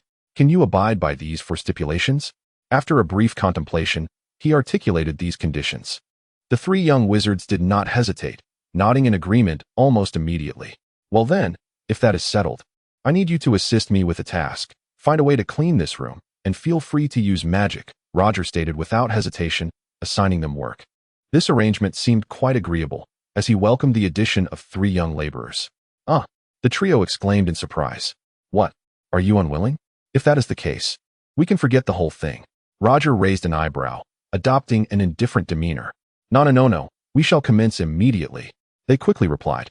Knowing how difficult it had been to gain Roger's teaching, they could not afford to let this opportunity slip away. Seated comfortably in a copper-framed chair, Roger leisurely enjoyed a cluster of grapes while observing the 3 as they scrubbed the floor. Initially, they attempted to utilize magic to clean the room, but their feeble magical prowess could only sustain them for a brief period, ultimately forcing them to resort to manual labor. Under Roger's watchful eye, the trio did not dare to slacken their efforts. Soon, the entire room was impeccably tidy. "Well done," Roger remarked, rising with satisfaction after finishing his grapes and surveying the spotless room. The 3 young wizards glared at him with a mix of resentment and exhaustion. "All right, you may sit down and take a short rest," Roger instructed. The 3 of them sat down on the smooth granite floor, and Roger's gaze fell upon the lightning-shaped scar on Harry Potter's forehead. To be honest, he realized that he had never been this close to the son of his old friend before. "Harry, you truly resemble your father. And your eyes are just like your mother's," Roger mused with a smile. Upon hearing this, Harry's face lit up with excitement as he asked, "Professor Roger, do you know my parents?" He yearned to glean even the slightest information about his mother and father from someone else's lips. "Indeed. I fought alongside your parents as comrades against Voldemort. Are you referring to the Dark Lord?"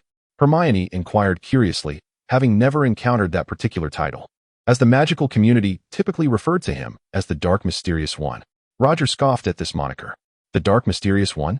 Those timid fellows still dare not call him by his true name. The 3 of them, unaware of the deeper implications, fell silent. "By the way, Professor Roger," Harry recalled, "I've been experiencing occasional pain in my scar lately." Ron, thinking of Voldemort, remembered this matter. "Oh, would you mind sharing the details with me?" Roger inquired with keen interest, turning his attention to Harry. Harry nodded silently, clearly troubled by this issue for some time, and recounted the entire sequence of events. "So, you mean to say that your scar hurts every time you encounter Professor Quirrell?" Roger grasped the key element. Harry nodded. Roger felt something was amiss. While it was conceivable that Voldemort's mark could react, it was strange that it would be triggered by Quirrell. Quirrell was undoubtedly a Death Eater. Could there be some connection with the Death Eaters? Yet, logically, that made little sense. Roger found it hard to believe that Harry had never encountered a Death Eater in over a decade, according to Harry's account. This was the first time such a phenomenon had occurred. If that were the case, Quirrell might be more than just a dark wizard. It seemed prudent to enlist Moody as help in investigating further. Professor," Hermione called out tentatively, observing Roger's stillness. "Ah." Roger snapped back to reality, noticing the concerned expressions on the faces of the trio. "Rest assured, it's nothing serious. I simply need to contemplate this matter thoroughly before providing you with a proper explanation." "It's all right, Professor," Harry reassured him, not perceiving the issue as particularly grave, even offering comfort to Roger in return. "Well then, enough of this idle chatter. Let me impart some knowledge to you. I can't have you working without a reward." Roger exhaled deeply, pushing the matter from his mind as he stood up, supporting himself with his hands on his knees. The 3 youngsters cheered with delight upon hearing this. Hooray! Seeing their jubilant expressions, Roger broke into a sly grin. "What do you think is the foundation of spellcasting?" Harry cautiously ventured. "Magic?" "Incorrect." "The incantation? The proficiency of the spell?" "Incorrect." The 3 individuals took turns guessing, yet each time Roger shook his head in denial. Ultimately, he announced the answer. It was their spell-casting posture. Everything they uttered depended upon this fundamental aspect. Should their posture be flawed, no matter how potent their magic or formidable their incantations, deformation would occur the moment they attempted to cast. Upon hearing Roger's words, a sense of unease subtly crept into the hearts of the 3. "Indeed," Roger stated, "the first thing I must teach you is the spell-casting posture. Everyone, take out your wands and follow my lead." He executed an exceptionally standard spell-casting movement, and the trio hastily imitated him. Roger rose to continuously correct them. Harry and his companions experienced the struggles of their upperclassmen. They incessantly repeated the motion until their bodies ached, nearly losing all sensation. Observing the trio drenched in sweat, Roger finally nodded in satisfaction, signaling them to conclude their training. The 3 children collapsed onto the ground, unwilling to even move their fingers. Noticing their exhausted state, Roger retrieved 3 pieces of chocolate from his pocket, stuffing one into each of their mouths. The trio, feeling drowsy, were startled to find something being thrust into their mouths, only to realize moments later that it was chocolate. Eating the slightly bitter chocolate, they remained reluctant to move. Roger, also indulging in a piece of chocolate, observed their furrowed brows and, after a moment's contemplation, drew his wand to cast a spell upon them, a swift restoration. They felt a warm sensation enveloping them, as if their sore muscles were submerged in warm water. Their bodies quickly rejuvenated, yet the toll on their spirits remained irreparable. Hey, now that your bodies are restored, get up quickly, don't lie on the floor, which has just been cleaned. Roger noticed the 3 lying there, showing signs of drowsiness, and hastily roused them. The exceedingly fatigued trio realized that this was not the time or place for sleep, exchanged brief farewells with Roger, and helped each other to their feet as they departed. Roger shook his head at their lack of vitality, reflecting on the deteriorating condition of today's youth. However, at least the room remained tidy. Stretching, he decided to leave. Just as he stepped outside, he spotted a house elf standing at the entrance, holding a tray covered with red velvet cloth. Upon seeing Roger, the elf promptly approached and respectfully stated, "Professor Roger, Headmaster Dumbledore has sent me to deliver these potions to you." Curiously, Roger lifted the tray and unveiled the velvet cloth, revealing a silver tray adorned with exquisite daisy patterns, laden with numerous restorative potions. Clearly, Dumbledore was well aware of the happenings within the school. Roger, feeling no need to be courteous, accepted the tray, glad to have someone else cover the expenses for these remedies, thus sparing himself the need to cast spells personally. As Roger took the tray, the house elf bowed respectfully and withdrew, carrying the silver tray back to the classroom. He found an empty shelf and neatly arranged the potions one by one. Roger noted that the potions bore no Hogwarts labels, indicating they were likely part of Dumbledore's personal stock. Upon returning to the dormitory, Roger discovered a letter resting on his desk. The signature revealed it was a correspondence from Moody. Presumably, his window had been left ajar, allowing an owl to enter, only to leave the missive behind upon finding no one present. Roger retrieved a silver letter opener, designed specifically for such tasks, and deftly pried open the black wax seal, extracting the letter to peruse its contents. It likely expressed Moody's gratitude for the batch of potions sent after the recent incident at Gringotts. Furthermore, it conveyed the alarming news regarding the potential resurgence of Voldemort, which had reached the ears of Fudge, the Minister of Magic. The cowardly Fudge dismissed Moody's warnings and, in a fit of ire, docked him 2 months' wages. Feeling that the ministry was on the brink of collapse, Moody had taken the liberty to pen an entire page of affectionate remarks directed at Fudge. It seemed Fudge's reprimand had been particularly scathing, or else Moody would not have reacted with such indignation. After carefully storing the letter, Roger procured fresh stationery and an envelope, setting about to compose his reply. His message briefly outlined the situation concerning Quirrell and requested Moody's assistance in discreetly investigating Quirrell's activities prior to his arrival at Hogwarts. Once completed, he melted a new wax seal and dripped it upon the envelope's closure. After the wax solidified, Roger entrusted the letter to Hogwarts Owl. While other wizards typically employed their pets for such deliveries, Roger's hound was too large to manage the task, necessitating the use of a dedicated owl. Having dispatched his letter, Roger examined Moody's correspondence once more. Should Fudge continue in his role as minister, Roger feared that their side would remain at a disadvantage in the impending struggle against Voldemort. This predicament underscored the urgency of assembling his own faction. Suddenly, an image of Harry and his companions flashed through his mind. He instinctively shook his head, determined to quell the thoughts, fearing that Dumbledore might appear unannounced to confront him. He certainly could not contend with the old wizard. Chapter 20. Sparring in the morning. Roger prepared to attend class, a book in hand. As he traversed the ancient corridors of the castle, the rustic stonework exuded a unique charm. Professor McGonagall approached him and promptly called out, "Professor Roger, please wait a moment." Roger halted and inquired, "What is it, Professor McGonagall?" After a moment's contemplation, she hesitated before responding, "Professor Roger, I understand your desire for students to acquire practical skills. However, our primary focus remains the teaching of spells." Though McGonagall's statement trailed off, Roger grasped her underlying concern. His recent insistence on advanced students practicing spell-casting motions had prompted them to seek her counsel rather than approach him directly. With a hearty laugh, Roger reassured her, "Fear not, Professor McGonagall. Based on my estimations, the students have sufficiently mastered their spell-casting motions over the past fortnight. Beginning today, I shall officially instruct them in magic. See, I have even brought my textbook." He held up the book for her to see, affirming that, irrespective of McGonagall's input, he intended to conclude the practice of spell motions. "Very well," she replied. "Had it not been for the numerous student complaints regarding this matter, I would not have brought it up. Am I disrupting your plans?" Professor McGonagall sighed with relief upon hearing this.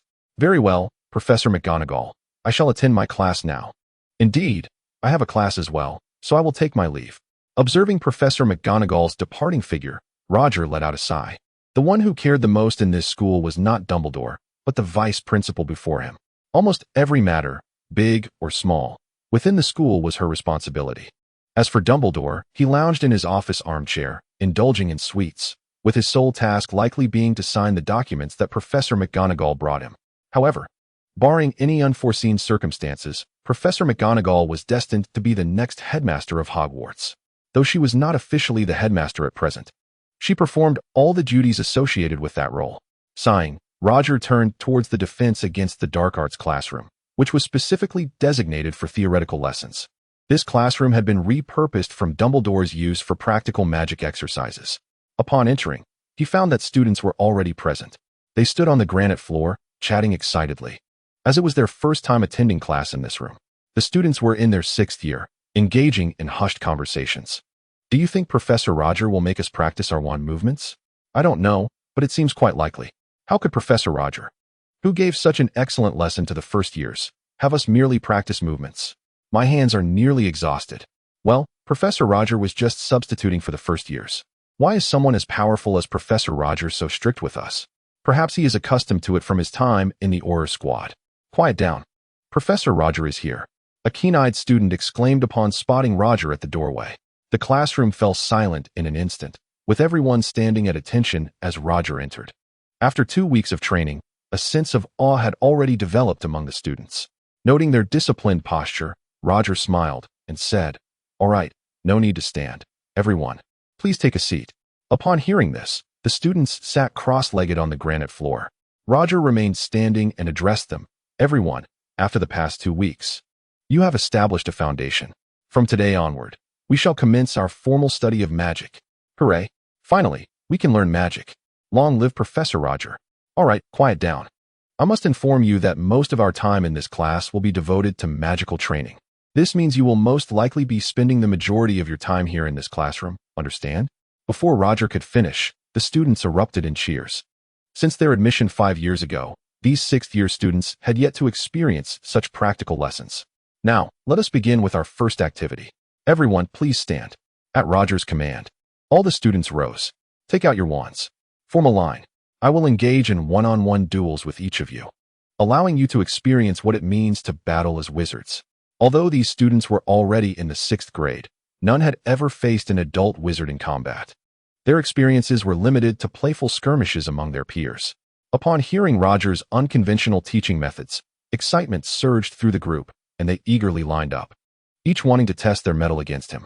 Roger, wielding his wand, was determined to treat every duel with utmost seriousness, regardless of his opponent.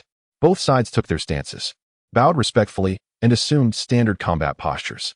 After 2 weeks of rigorous training, the students had evidently improved.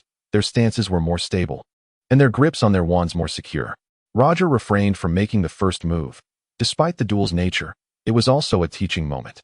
If he were to swiftly incapacitate his opponent, the lesson would be rendered moot. When he remained passive for a few seconds, his opponent raised their wand. "Disarm." The spell shot forth, but Roger deftly deflected the attack with his wand. In response, he cast the same spell, and the student, lacking Roger's reflexes, was struck and sent sprawling, their wand clattering to the ground. The formal encounter concluded in mere seconds.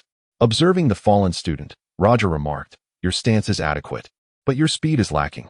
After casting your first spell, you should immediately reposition yourself and prepare for the next incantation, as your opponent will also be counterattacking." Next, another bow preceded the next duel. This time, a female student faced Roger, and they engaged for nearly a minute without her casting a spell. She had discerned that Roger would not initiate an attack, and thus bided her time for an opportunity to strike when he was unguarded. Boredom crept in among the onlooking students, who began to jeer. The commotion made the girl anxious. Her wand trembled as she launched an attack. Stupefied, yet, in her nervousness, the spell veered wildly towards the ceiling. Roger, undeterred, countered with the same incantation. No matter how she attempted to evade, his spell found its mark, and she collapsed instantly. Approaching her, he dispelled the enchantment, observing the girl as she regained consciousness. He addressed the crowd. This student's initial strategy of attempting to lull me into complacency before launching a surprise attack was commendable, at least in theory.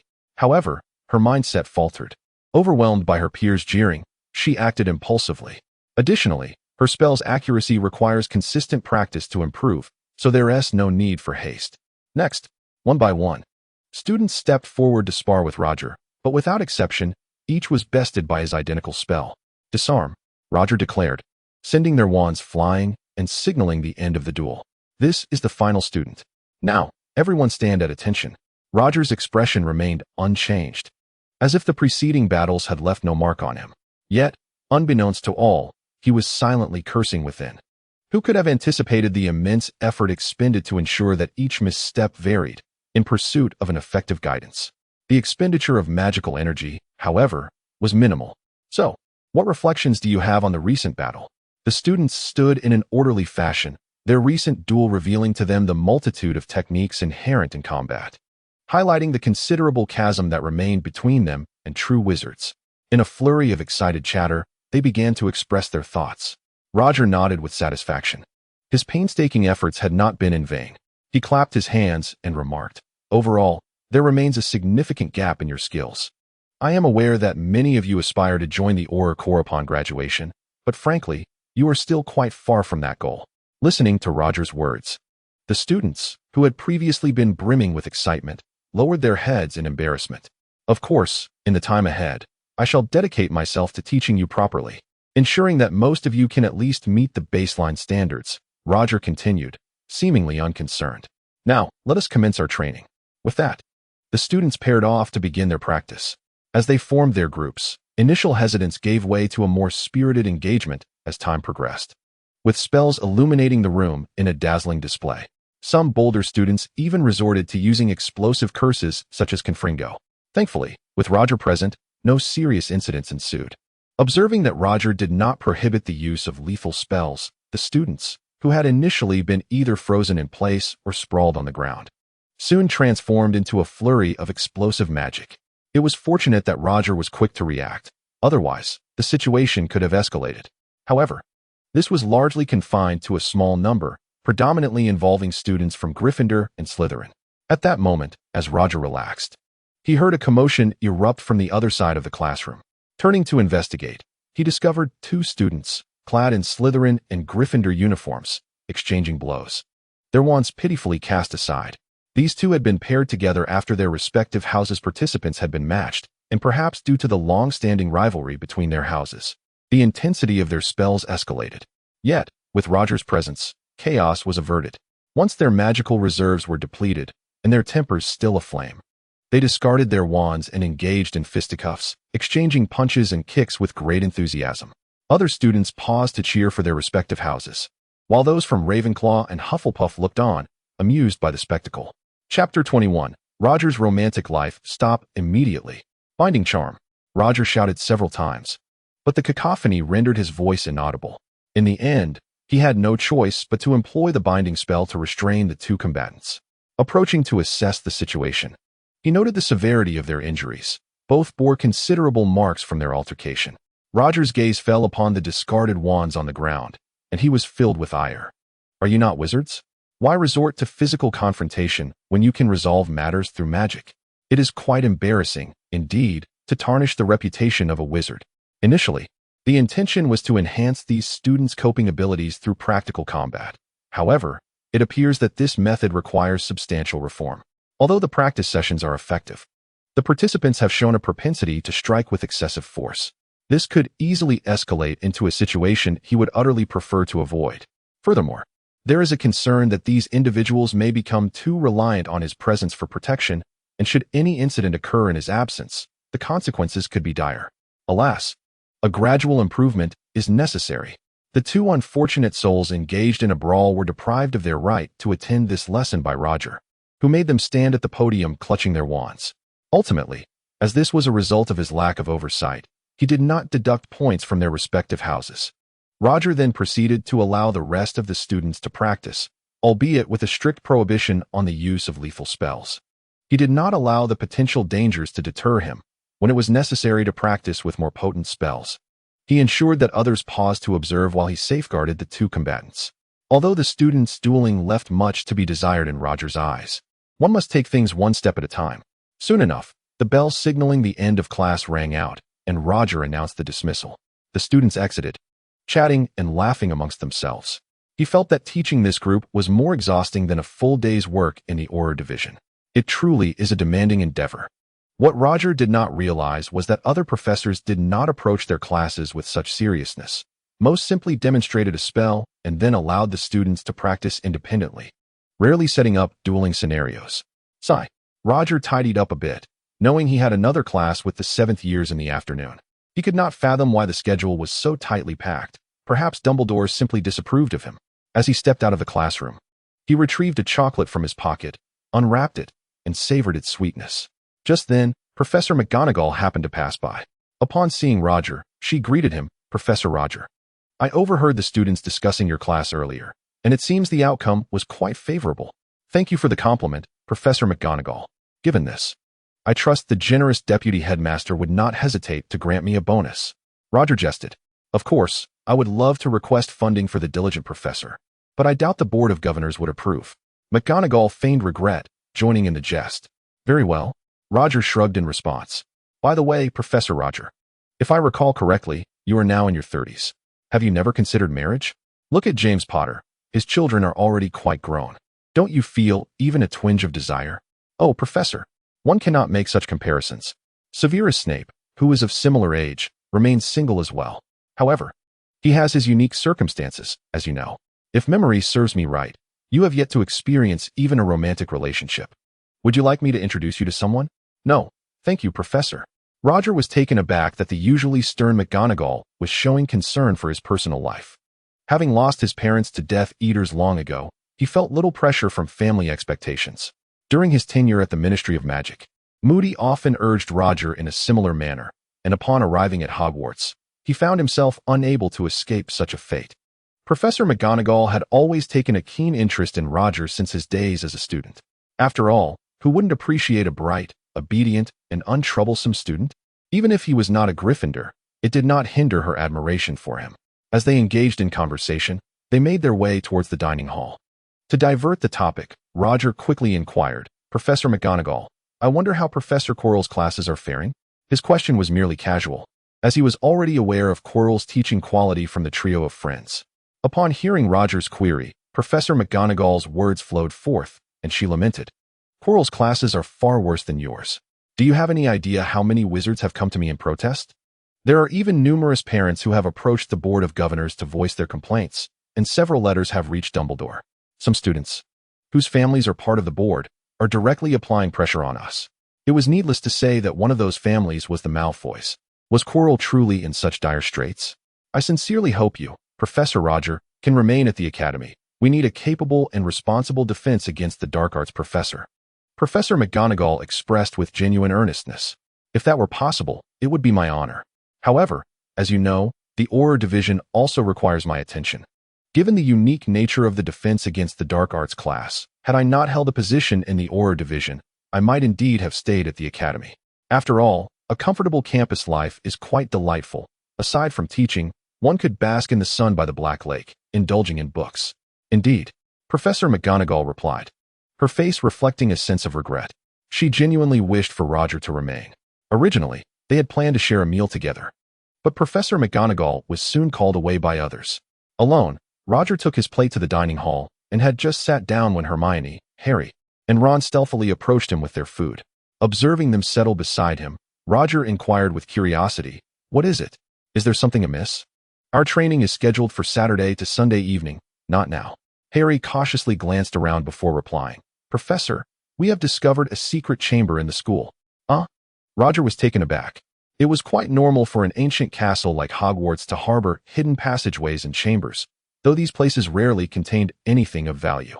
Nevertheless, a discovery was a discovery. What was there to say? It would be absurd for him, a respectable professor, to crawl through tunnels with a bunch of kids. If caught, what would become of him? Professor, we found a chamber in the east corridor on the 4th floor. Inside the chamber, there is a three-headed dog, Harry said, appearing quite cautious. A chamber? Wait a moment. 4th floor, east corridor. Isn't that the very trap Dumbledore set for Voldemort? Wasn't it explicitly forbidden to go there? Thus, the three of you ventured into the Forbidden Forest, explicitly prohibited by Dumbledore, and then had the audacity to boast about it before me, your professor? At this moment, Harry and his companions were taken aback. They had stumbled upon this secret inadvertently and felt a considerable sense of unease. They could not fathom why the school harbored such dangerous creatures until yesterday, when Roger had consented to enlighten them. Naturally, they regarded Roger as a trustworthy ally and, after a brief discussion, resolved to seek his aid in analyzing the matter. Upon hearing Roger's words, the trio recalled Dumbledore's warning at the beginning of the term. They felt utterly foolish for divulging this information to a professor who had previously reported Harry for his duel with Malfoy. The mere thought of it made them wish to slap themselves, particularly Hermione, who, despite her usual cleverness, had momentarily forgotten this due to her amicable rapport with Roger. Roger delicately sliced a steak with his knife and fork, drizzling a spoonful of honey over it, a playful smile dancing on his lips as if he were mocking the trio. What do you think? I could very well report you to Professor McGonagall right now. In fact, perhaps I should do so immediately. From a distance, Professor McGonagall, having concluded her previous engagements, happened upon Roger and the trio dining together. She paused for a moment, taken aback, then approached them. The three students, spotting McGonagall, felt a chill run down their spines, silently lamenting their predicament. Hey, Campbell. Harry. What are you three doing here? McGonagall inquired as she reached them.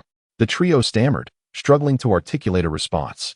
Roger, meanwhile, took a bite of beef, observing the awkwardness with amusement, offering no explanation. Hermione, feeling lost for words, felt tears welling in her eyes. At this moment, Roger interjected, Professor McGonagall, I'm not entirely sure why, but these three wish to assist me. They mentioned they would take responsibility for cleaning the Defense Against the Dark Arts classroom from now on. Isn't that right, Mr. Potter? Harry, hearing this, nodded vigorously, as did the others. Very well, since these students are so considerate of their teacher, I shall allow it. McGonagall perceived that the situation was not as Roger described, yet she lacked the interest to pursue it further. As McGonagall departed, Hermione sobbed, Thank you, Professor Roger. Roger produced a piece of chocolate for Hermione, his expression unchanged as he replied, No need for thanks. After all, you all agreed to take care of the classroom cleanliness, didn't you? The trio nodded in resignation. Now, do you have any further inquiries regarding the Chamber of Secrets? Roger asked, aware that their visit was not solely due to the three-headed dog. Yes, we do. Ron responded. When we discovered the chamber, we saw Professor Snape emerging from it. We wondered if he had ulterior motives and wished for you to help us analyze the situation. If Roger's instincts were correct, Snape was likely fulfilling Dumbledore's orders to enhance certain traps within. Though he held the answer within, Roger maintained a stoic demeanor, asking, Are you aware of the consequences of falsely accusing a professor? Chapter 22. A duel with all of you. Roger, in a fit of mischievousness, sought to frighten the group of children. It must be said, however, that Severus Snape's reputation among these children is far from admirable. Should they witness him emerge from within, they would likely confront him directly, questioning his presence, assuming it to be some form of amusement, and certainly never suspecting any hidden motives. This predicament is unavoidable. After all, Snape constantly wears a scowl and often deducts points from other houses for no apparent reason. In the simple and straightforward moral compass of these children, he is undoubtedly perceived as a villain. When Hermione noticed Roger's disbelief in their claims, she became quite agitated and insisted, Truly, Professor Roger, Snape must have some nefarious intentions regarding Hogwarts. Enough. Do you possess any evidence to support this assertion? Roger replied bluntly. The trio fell silent. Indeed, they had only seen Snape exit the Chamber of Secrets, without any corroborating evidence to substantiate their claims. Well, since there is no evidence, do not cast unfounded suspicions upon any professor within the school. I have finished my meal. I shall take my leave. With that, Roger departed, carrying his plate. The three children watched him go, their spirits noticeably dampened. "What shall we do, Harry?" Ron lamented. "Professor Roger refuses to believe us." Hermione sighed. "There is little we can do. We lack concrete evidence. It is impossible to convince Professor Roger of our perspective. Indeed, we must remain vigilant regarding Snape and strive to uncover the truth," Harry ultimately declared. "Very well, let us also take our leave." In a corner of the dining hall, Malfoy observed their departure. "Ah, the youth of today possess far more vigor than we did in our time," Roger mused. Initially, he had no intention of speaking kindly of Snape, as the man was genuinely infuriating. However, upon reflection, he felt a twinge of sympathy for the poor fellow and decided to offer a few words in his favor. Just then, Snape happened to pass by. The two men locked eyes and simultaneously emitted a disdainful huff, inwardly cursing their misfortune. In the afternoon's defense against the dark arts class, Roger addressed the seventh-year students. "Ladies and gentlemen, I trust you have heard from your sixth-year counterparts that today marks the commencement of your formal studies in magic." The seventh-year students, already aware of this development, erupted into cheers upon receiving the confirmation. "Now listen closely. Your circumstances differ significantly from those of the sixth years. You are on the brink of the nude examinations. The results of this examination will directly impact your future careers, so it is imperative that you remain utterly focused." The students understood the significance of the newt and, upon hearing Roger's words, straightened in their seats. "Our defense against the dark arts class has historically had the lowest pass rate in the entire school. Yet, if you aspire to enter specialized professions, you will undoubtedly require a certificate of proficiency in this subject." Many students, upon hearing Roger address this topic, became even more attentive. They are all individuals eager to obtain the certification for the dark arts defense course. Now, let me take a moment to gather some statistics. How many of you wish to join the Auror Corps after graduation? As Roger's words faded, a dozen hands rose among the crowd. Observing these aspiring students, Roger nodded approvingly. "Indeed, I hope you all succeed. I shall personally await your arrival at the Auror Corps." These individuals will undoubtedly form the backbone of Roger's future endeavors within the Auror Corps. Now, what about those who do not plan to join the Aurors, but still require the dark arts defense certification for their intended careers? This time, nearly half the hands were raised. It is inevitable. Any position that entails even a modicum of danger and combat potential necessitates a passing certification in dark arts defense. Excellent. It appears that a significant portion of our class has a substantial need for this course's certification. Therefore, I urge you to study diligently, and I shall do my utmost to impart my knowledge unto you. All right, everyone, please stand in formation. Upon hearing Roger's command, the students promptly arranged themselves. "Now, let us engage in a duel. Allow me to provide you with a taste of what wizarding combat feels like." Upon hearing this, all the students began to roll up their sleeves, fully aware of Roger's earlier one-on-one duel against sixth-year students. They assumed he would repeat that feat, only to be surprised when Roger announced, "This time, it shall be a duel where I face all of you." What? The crowd erupted in uproar, for they numbered over 100 from the four houses. Regardless of Roger's immense strength, could he truly triumph over them all? "Are you afraid?" Roger inquired, observing their animated discussion with a smile. "Yes," the students replied.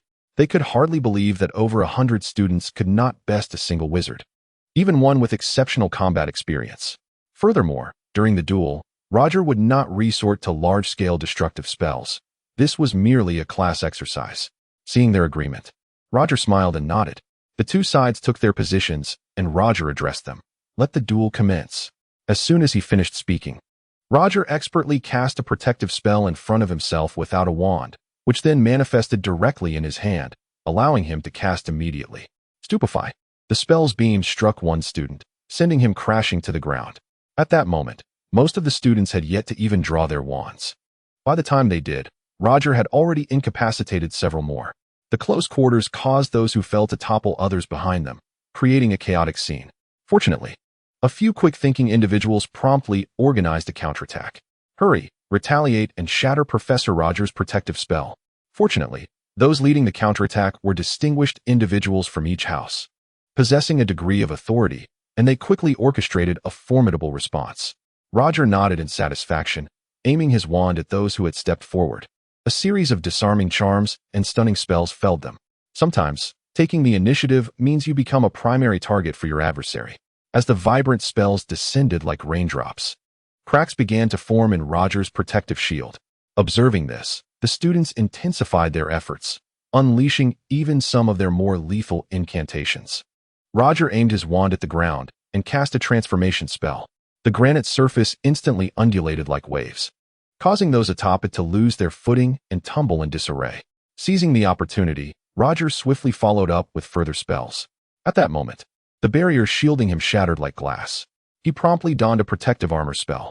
Due to the necessity of sparing the students from harm, Roger was compelled to rely on non-lethal spells.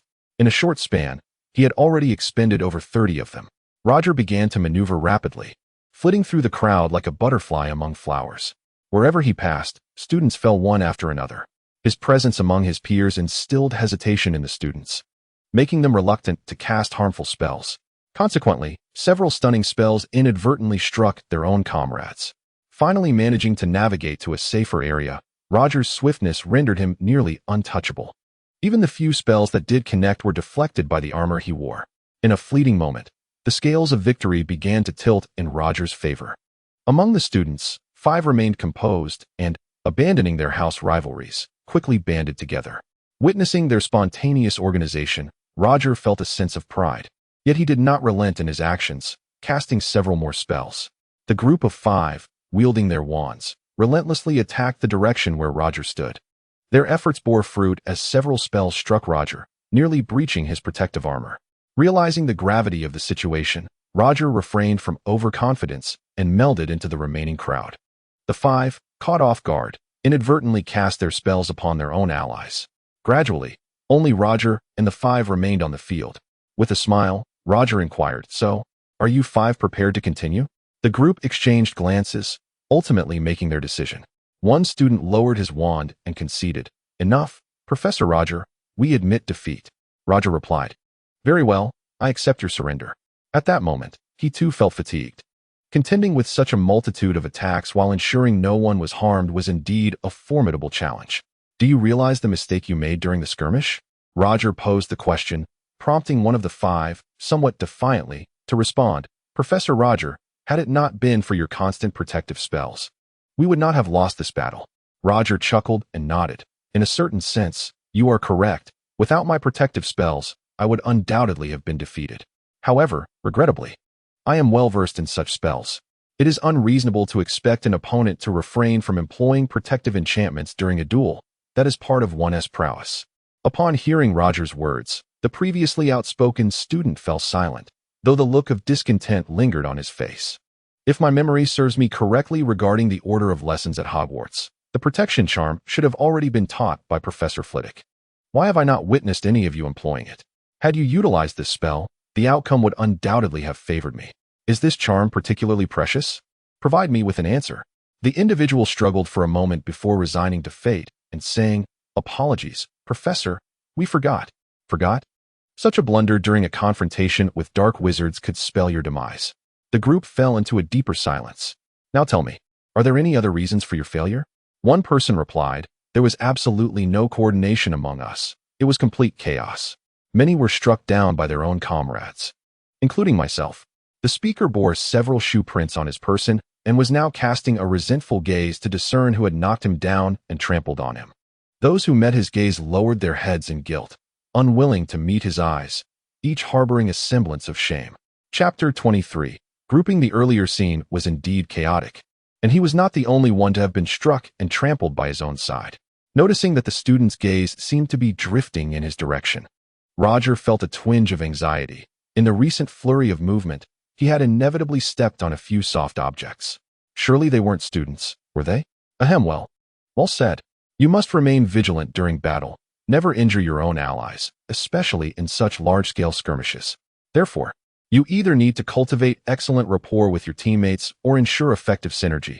Otherwise, each spell must be cast with utmost caution. Roger promptly redirected his focus. "Certainly. There are numerous other mistakes you have made, such as when I infiltrated your ranks. Your immediate response should have been to encircle me, leaving no room for me to maneuver." Roger's assertion was indeed accurate, if someone intended to exploit the confusion within the crowd for their own gain. The optimal countermeasure would be to leverage your numerical advantage to restrict the opponent's movement. Only then would the initiative in battle be firmly in your grasp. Roger's observations stemmed from genuine combat experience. Moreover, at the onset of the confrontation, you committed a rather elementary error. When I called for the start, you should have drawn your wands with utmost swiftness, rather than remaining static like bewildered giants while I dispatched several of you. Upon hearing Roger's words, a student interjected. Professor Roger, we cannot cast spells without our wands like you do. When faced with a wizard of your caliber, no matter how swiftly we draw our wands, there is an inherent disparity. Indeed, this is a valid concern. Roger pondered for a moment and then asked, where do you typically keep your wands? The questioning student opened his robe, pointing to the designated area within the lining meant for wand storage, and replied, Professor Roger, there is a specific compartment in the robes provided to students for holding wands. Roger glanced around and said, I have a suggestion. You could sew a designated pocket for your wands inside the sleeves of your dominant hand. In urgent situations, a simple shake of your sleeve would allow you to retrieve your wand. Of course, this is merely a small trick, and its speed cannot rival wandless magic. However, it could save you nearly half the time compared to your current methods. This idea had been in Roger's mind for quite some time, but he had soon learned wandless magic, rendering this technique unnecessary until now. The students below were hearing this for the first time, some excitedly gesturing at their sleeves. Now, let me conclude with one final point, Roger continued. Given your considerable numbers, your chances of success are not insignificant, despite my inability to employ wide-ranging destructive spells. However, you have failed to consider division of labor and cooperation, choosing instead to fight as individuals. By the time a few of you, with clearer minds, began to react, it was already too late. In fact, you managed to utilize only about 40% of your total combat potential. Roger felt a twinge of regret. Had they banded together more effectively, victory would not have been so easily achieved. From now on, we will focus on teamwork, Roger declared, sharing an idea he had contemplated multiple times. He intended to spend a year teaching these seventh-year students the essence of true unity and collaboration. When Voldemort eventually returned, the majority of these students would be mere fodder, and their only chance of survival would lie in their ability to work together. The students began to murmur amongst themselves. Perplexed, why are we learning this? Shouldn't Professor Roger be teaching us powerful and sophisticated spells? Someone questioned. Moreover, the NEWT exams do not assess collaborative combat. They evaluate individual capabilities. Rest assured, throughout my training, I will teach you spells that you could never learn in school. As for the NEWT exams, trust me, through cooperative combat, your spellcasting skills will improve in ways you cannot imagine. Hearing Roger's assurances, the students reluctantly accepted his words. Then, Professor Roger, what is our first step? The first step is that, from this moment onward, there will be no division by houses in defense against the dark arts class. Your upcoming groupings will be entirely random.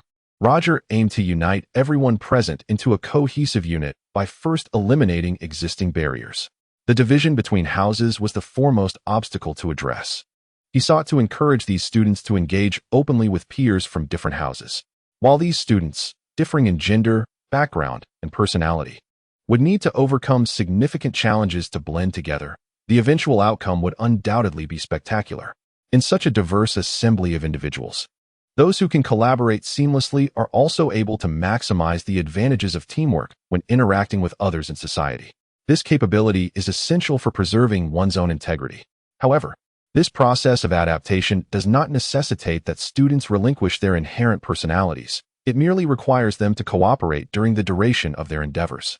Moreover, the current discrepancies among these children largely stem from the influences of their familial environments, subtly guiding them toward the paths of their predecessors. In reality, there exists no profound enmity among the children.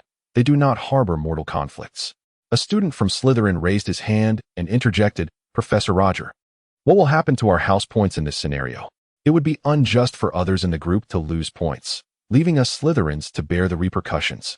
Indeed, this posed a valid concern.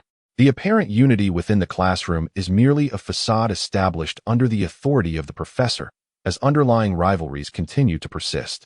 The house point system is fundamental to maintaining competition among the houses, as it serves as the root of most rivalries.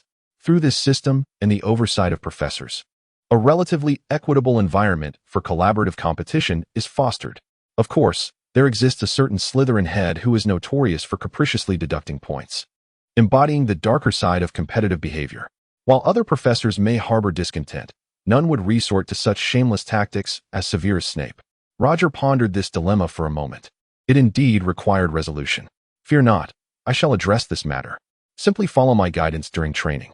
He resolved to consult Dumbledore after class to seek a solution to this issue, jokingly contemplating the absurdity of confronting that wrinkled visage with his wand, though he knew he could never best the old wizard.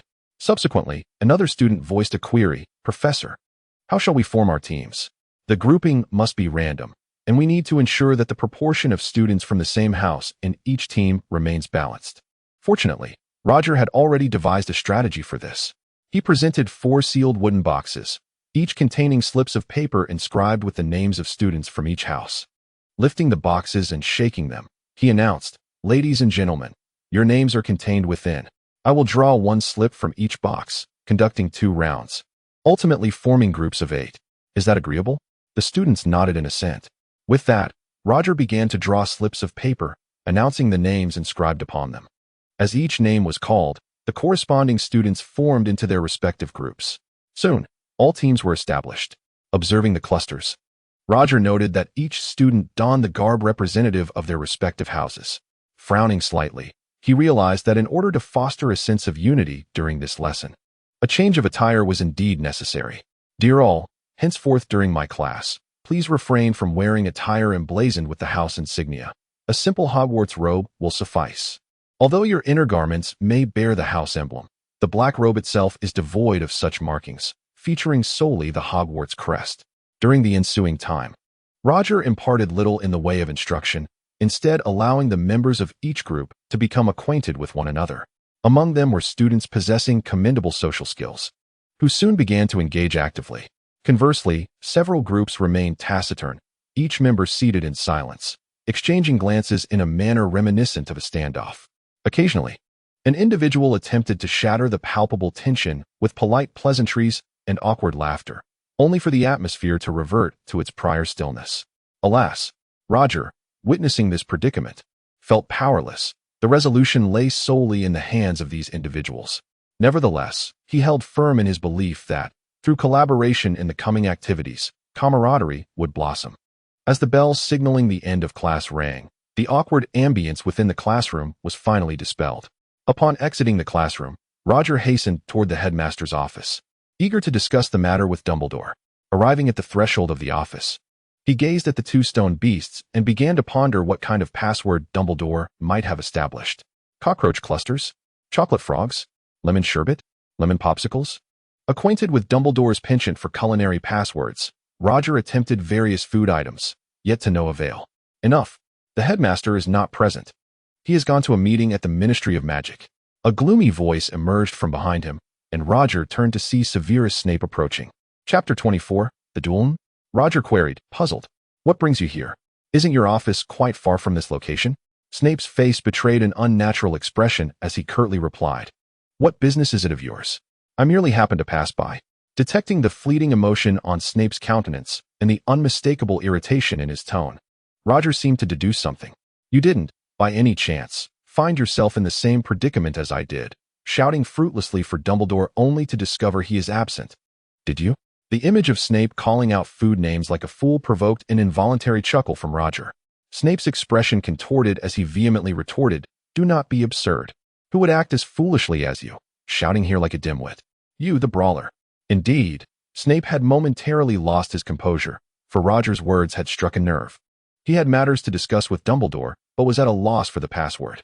After calling out for some time without response, it was only when Professor McGonagall passed by and informed him of Dumbledore's absence that he learned the headmaster had gone to a meeting at the ministry, leaving all school affairs under her jurisdiction for several days. Observing the faintly amused expression on Professor McGonagall's face, Snape's demeanor shifted noticeably. With a suppressed laugh, she turned to leave. Just as Snape was about to unleash his frustration, he noticed Roger, who, like him, was standing before the 2 stone beasts, calling out a menu of foods. Severus emerged, intent on mocking, yet unexpectedly, Roger saw through him and lost his composure, retorting with an outburst. "How amusing! I cannot speak ill of McGonagall, yet you think yourself exempt? You dare to insult me?" Upon hearing Severus's words, Roger too sprang to his feet, unwilling to yield, and shot back, "You, The ancient bat who hasn't washed his hair in 800 years. How dare you speak? To hell with you. Severus, already aggrieved by Roger's reference to his hair during their first-year class, felt his anger intensify at being targeted once more. What does my unwashed hair have to do with you? After over a decade at the ministry, I am still but a mere team leader. Now, having offended someone, I've been sent to Hogwarts, as if that is some grand honor. So what if I am a team leader? It is far better than being a lackey to that Voldemort. You deserve to be hung upside down by James Potter. I spit on you, you pathetic Auror. Cease bringing that filthy James into this. Were he alive today, I would ensure he hung upside down. Go ahead and brag. You think Voldemort, with his vacant eyes, is someone you can boast about? Who strikes whom remains uncertain. Perhaps you would find yourself hanging as well. Should I hold your trousers up for you? I fear they may fall. I know not how skilled that dead James Potter was, but today, I assure you, your end is nigh. As the two continued their heated exchange, their tempers flared, and they drew their wands, preparing to engage in combat. Disarm them. Roger, quick to react, struck first. Severus evaded and retaliated, casting Sectum Sempra. In an instant, spells flew between them, several crashing against the stone walls, sending debris scattering. While Roger's magical prowess was undoubtedly superior, Severus, as a master of potions, seized any opportunity to imbibe elixirs. Enough of this. Professor McGonagall's sharp voice pierced the air, and both men, in their fervor, immediately halted. Goodness, this has escalated. It was likely that such an incident had never occurred since Hogwarts' founding. Two professors, at odds, resorting to outright combat. What a spectacle this was.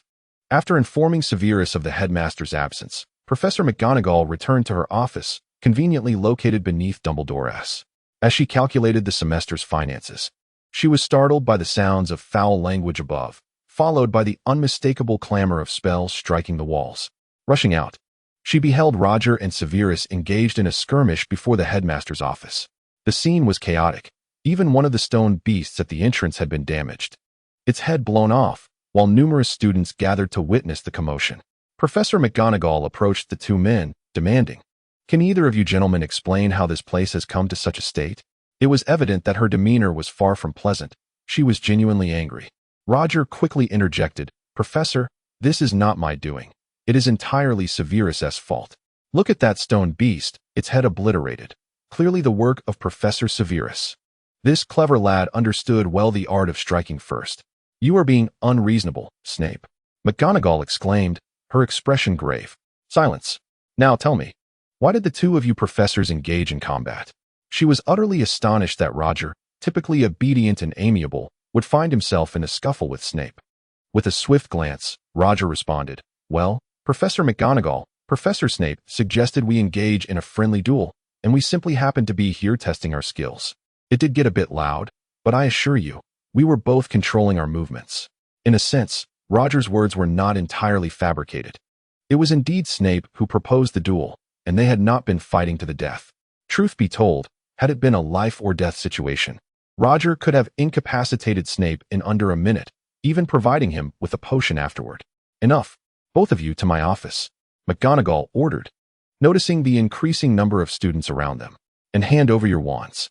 To ensure safety, she confiscated both of their wands. Roger, reluctant but compliant, surrendered his wand. In that moment, an odd sensation washed over him. It felt as though he was experiencing the confiscation of his wand for the first time in over a decade. Who had taken his wand last? It was also McGonagall, during a sparring session at the Order of the Phoenix's headquarters. Well, that was of no consequence now. Though Snape was reluctant, he too relinquished his wand. Thus, under the watchful eyes of numerous students, they made their way to McGonagall's office. Upon entering, she slammed her wand onto the desk in frustration and admonished them, "Do you both comprehend the gravity of this situation? Professors brawling in front of students due to personal disputes creates a profoundly negative impression. Do you understand?" In a hushed tone, Roger muttered, "We were merely practicing."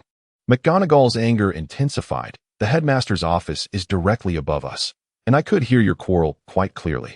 You call this practice? Foolishness." Snape shot Roger a scornful glance, his eyes laced with derision. McGonagall noticed this exchange and became even more incensed. "Severus, as the esteemed head of Slytherin House, is this the example you wish to set for your students?" With a stony expression, Snape remained silent. "All right, Snape. We are both heads of houses. I am not in a position to control you. Take your wand and leave. Dumbledore will address you in due time."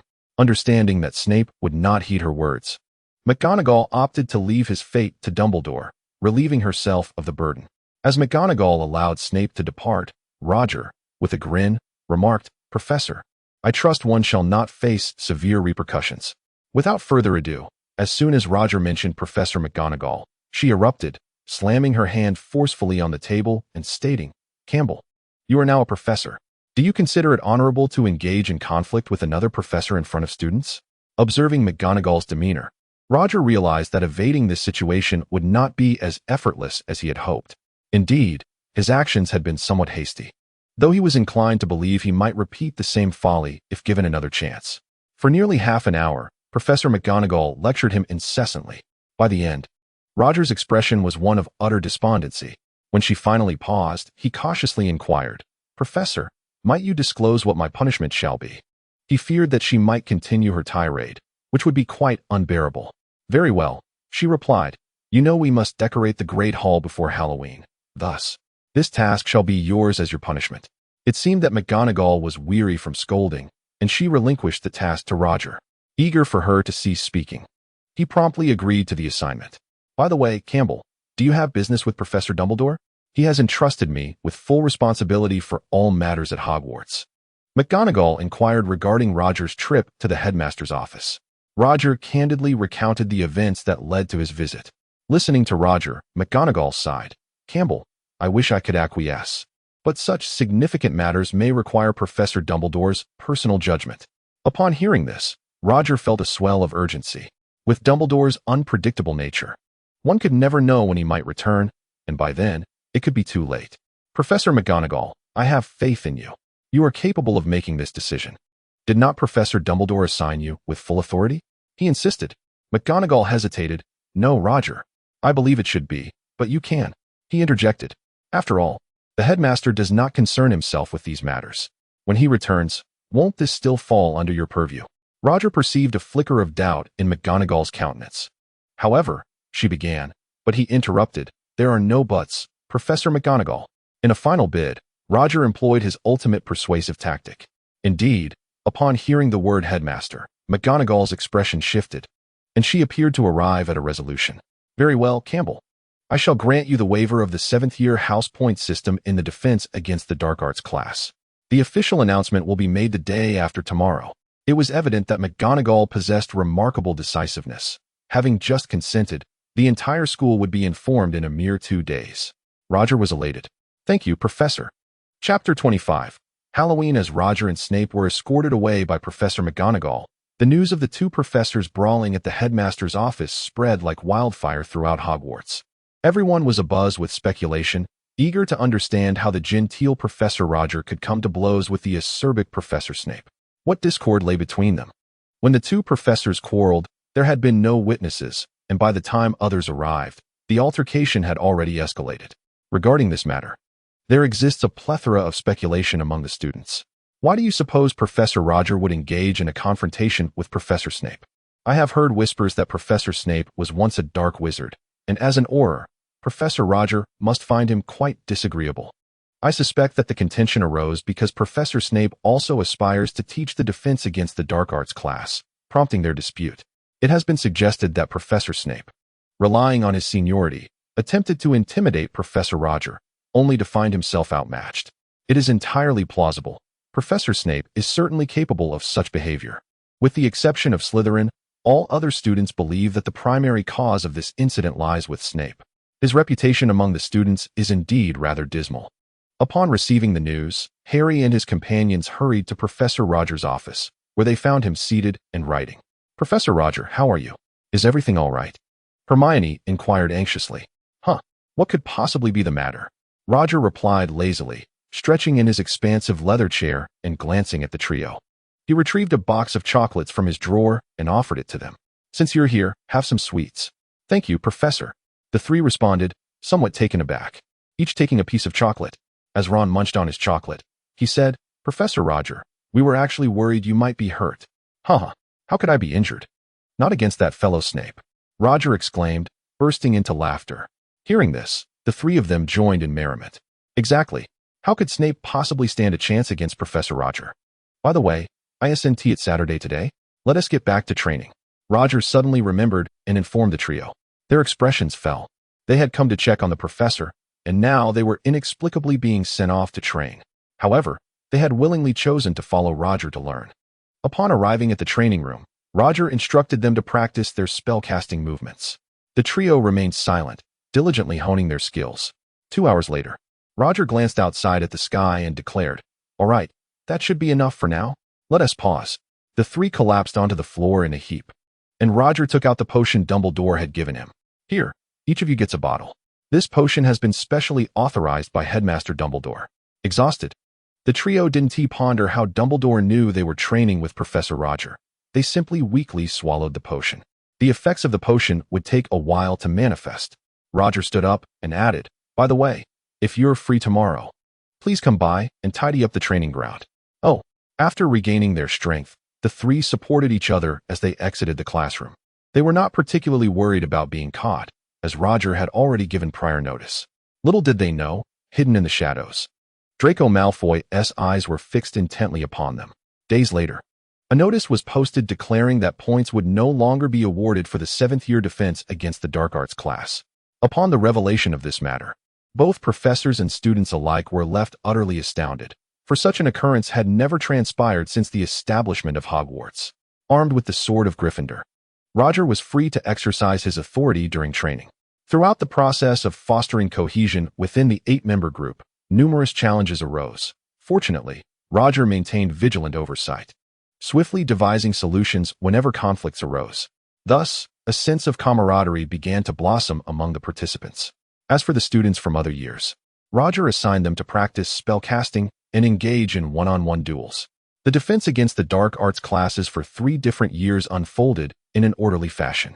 Meanwhile, the trio dedicated their Saturday and Sunday evenings to training in the classroom for defense against the dark arts.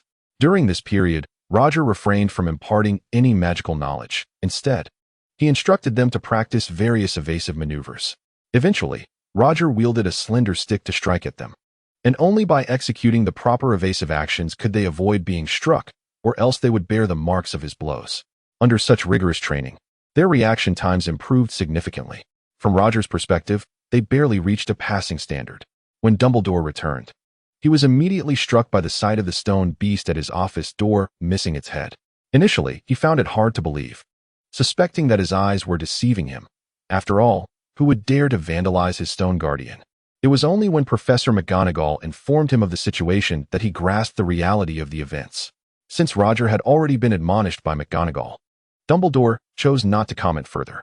Instead, he summoned Snape to reprimand him, ultimately assigning him the task of collaborating with Roger to prepare for the Christmas decorations.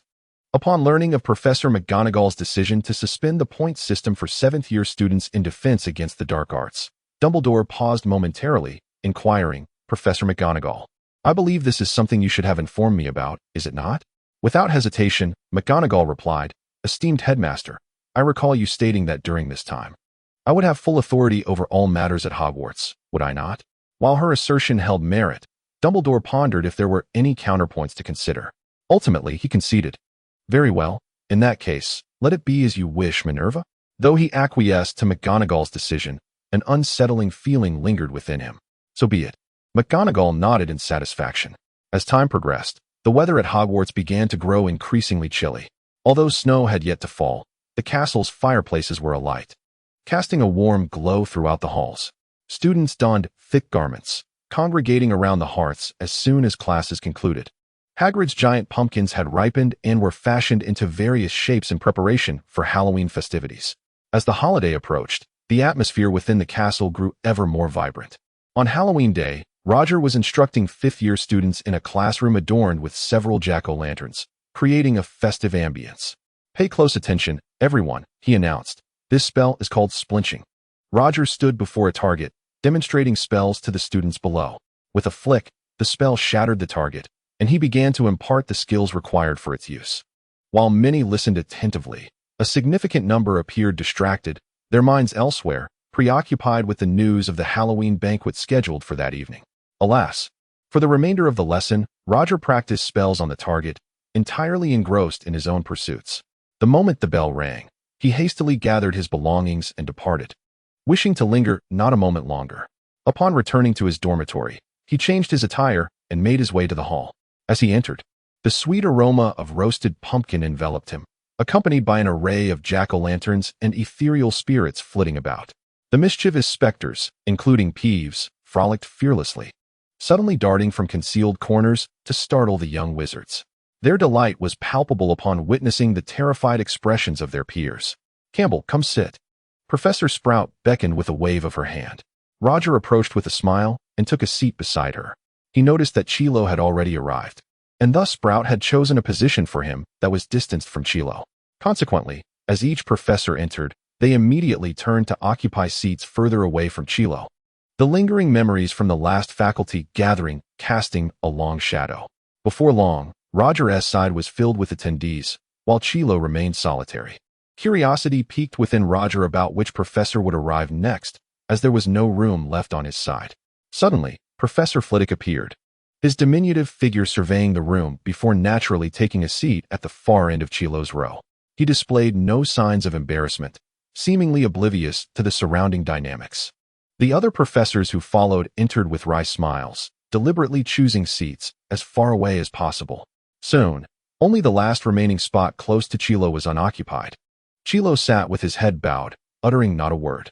Just as Roger felt a wave of embarrassment on Chilo's behalf, Professor Snape approached. He paused at the sight, having intended to arrive late so that he could freely select a seat after Chilo. To his dismay, it seemed that nearly every professor had the same strategy.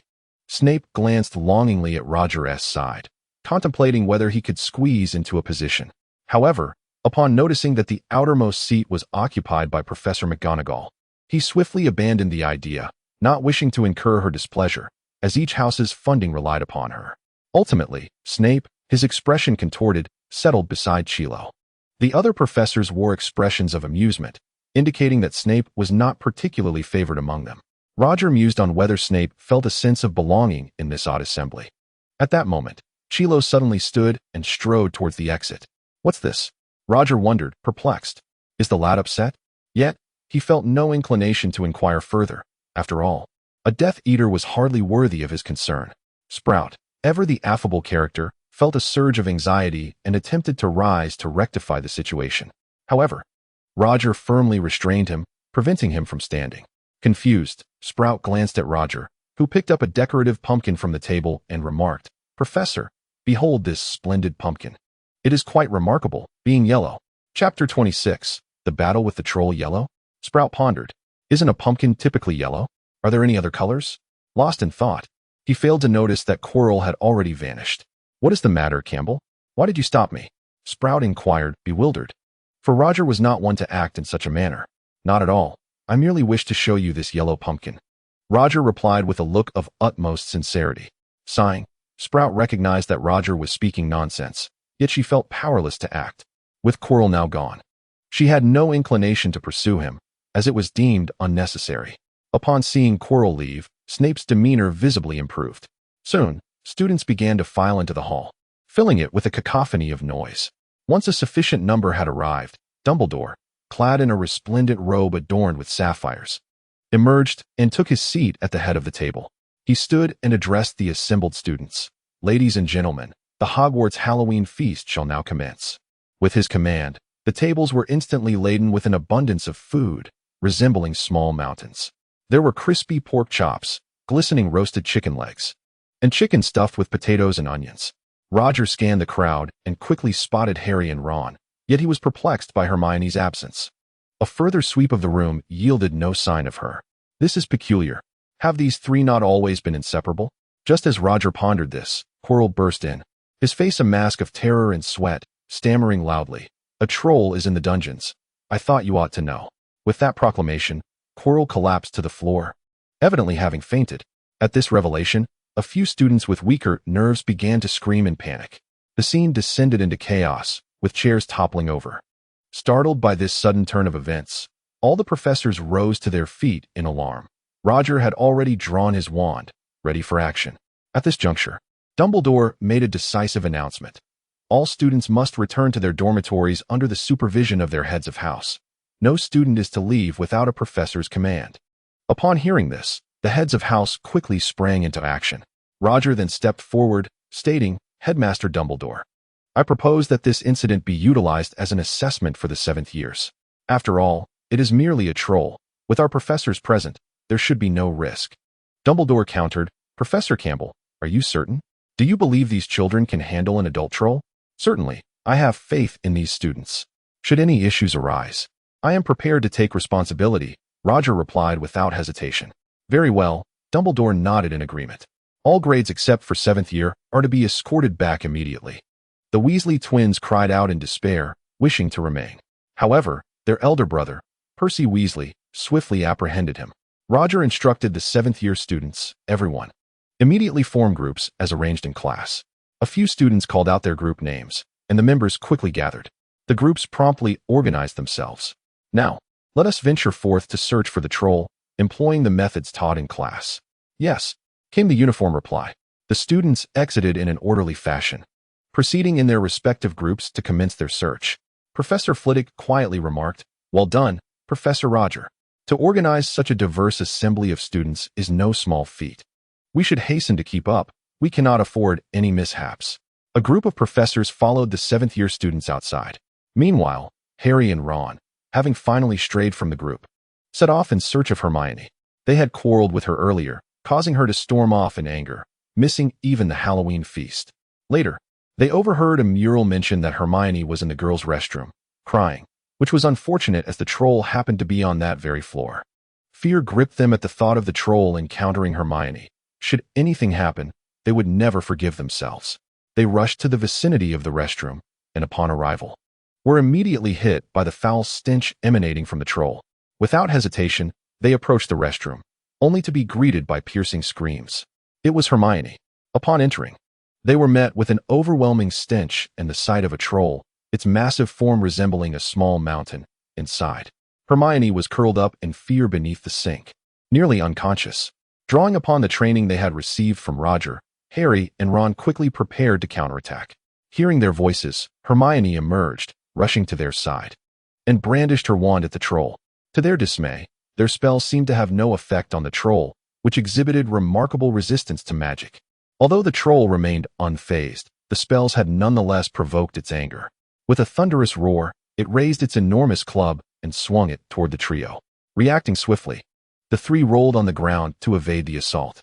The troll, missing its target, lifted its club once more, readying for a second strike. Wingardium Leviosa.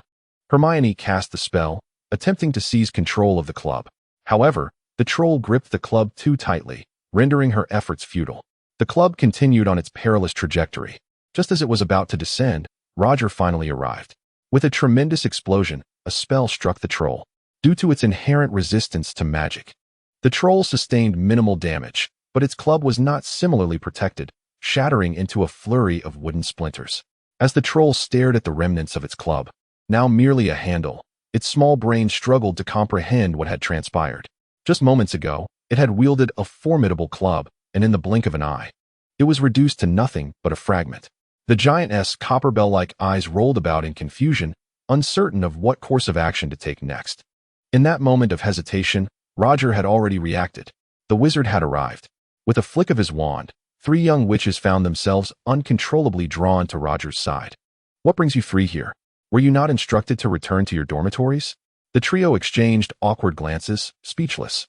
Observing their expressions, Roger chose not to dwell on the matter. "Very well, I shall not concern myself with the reasons for your presence.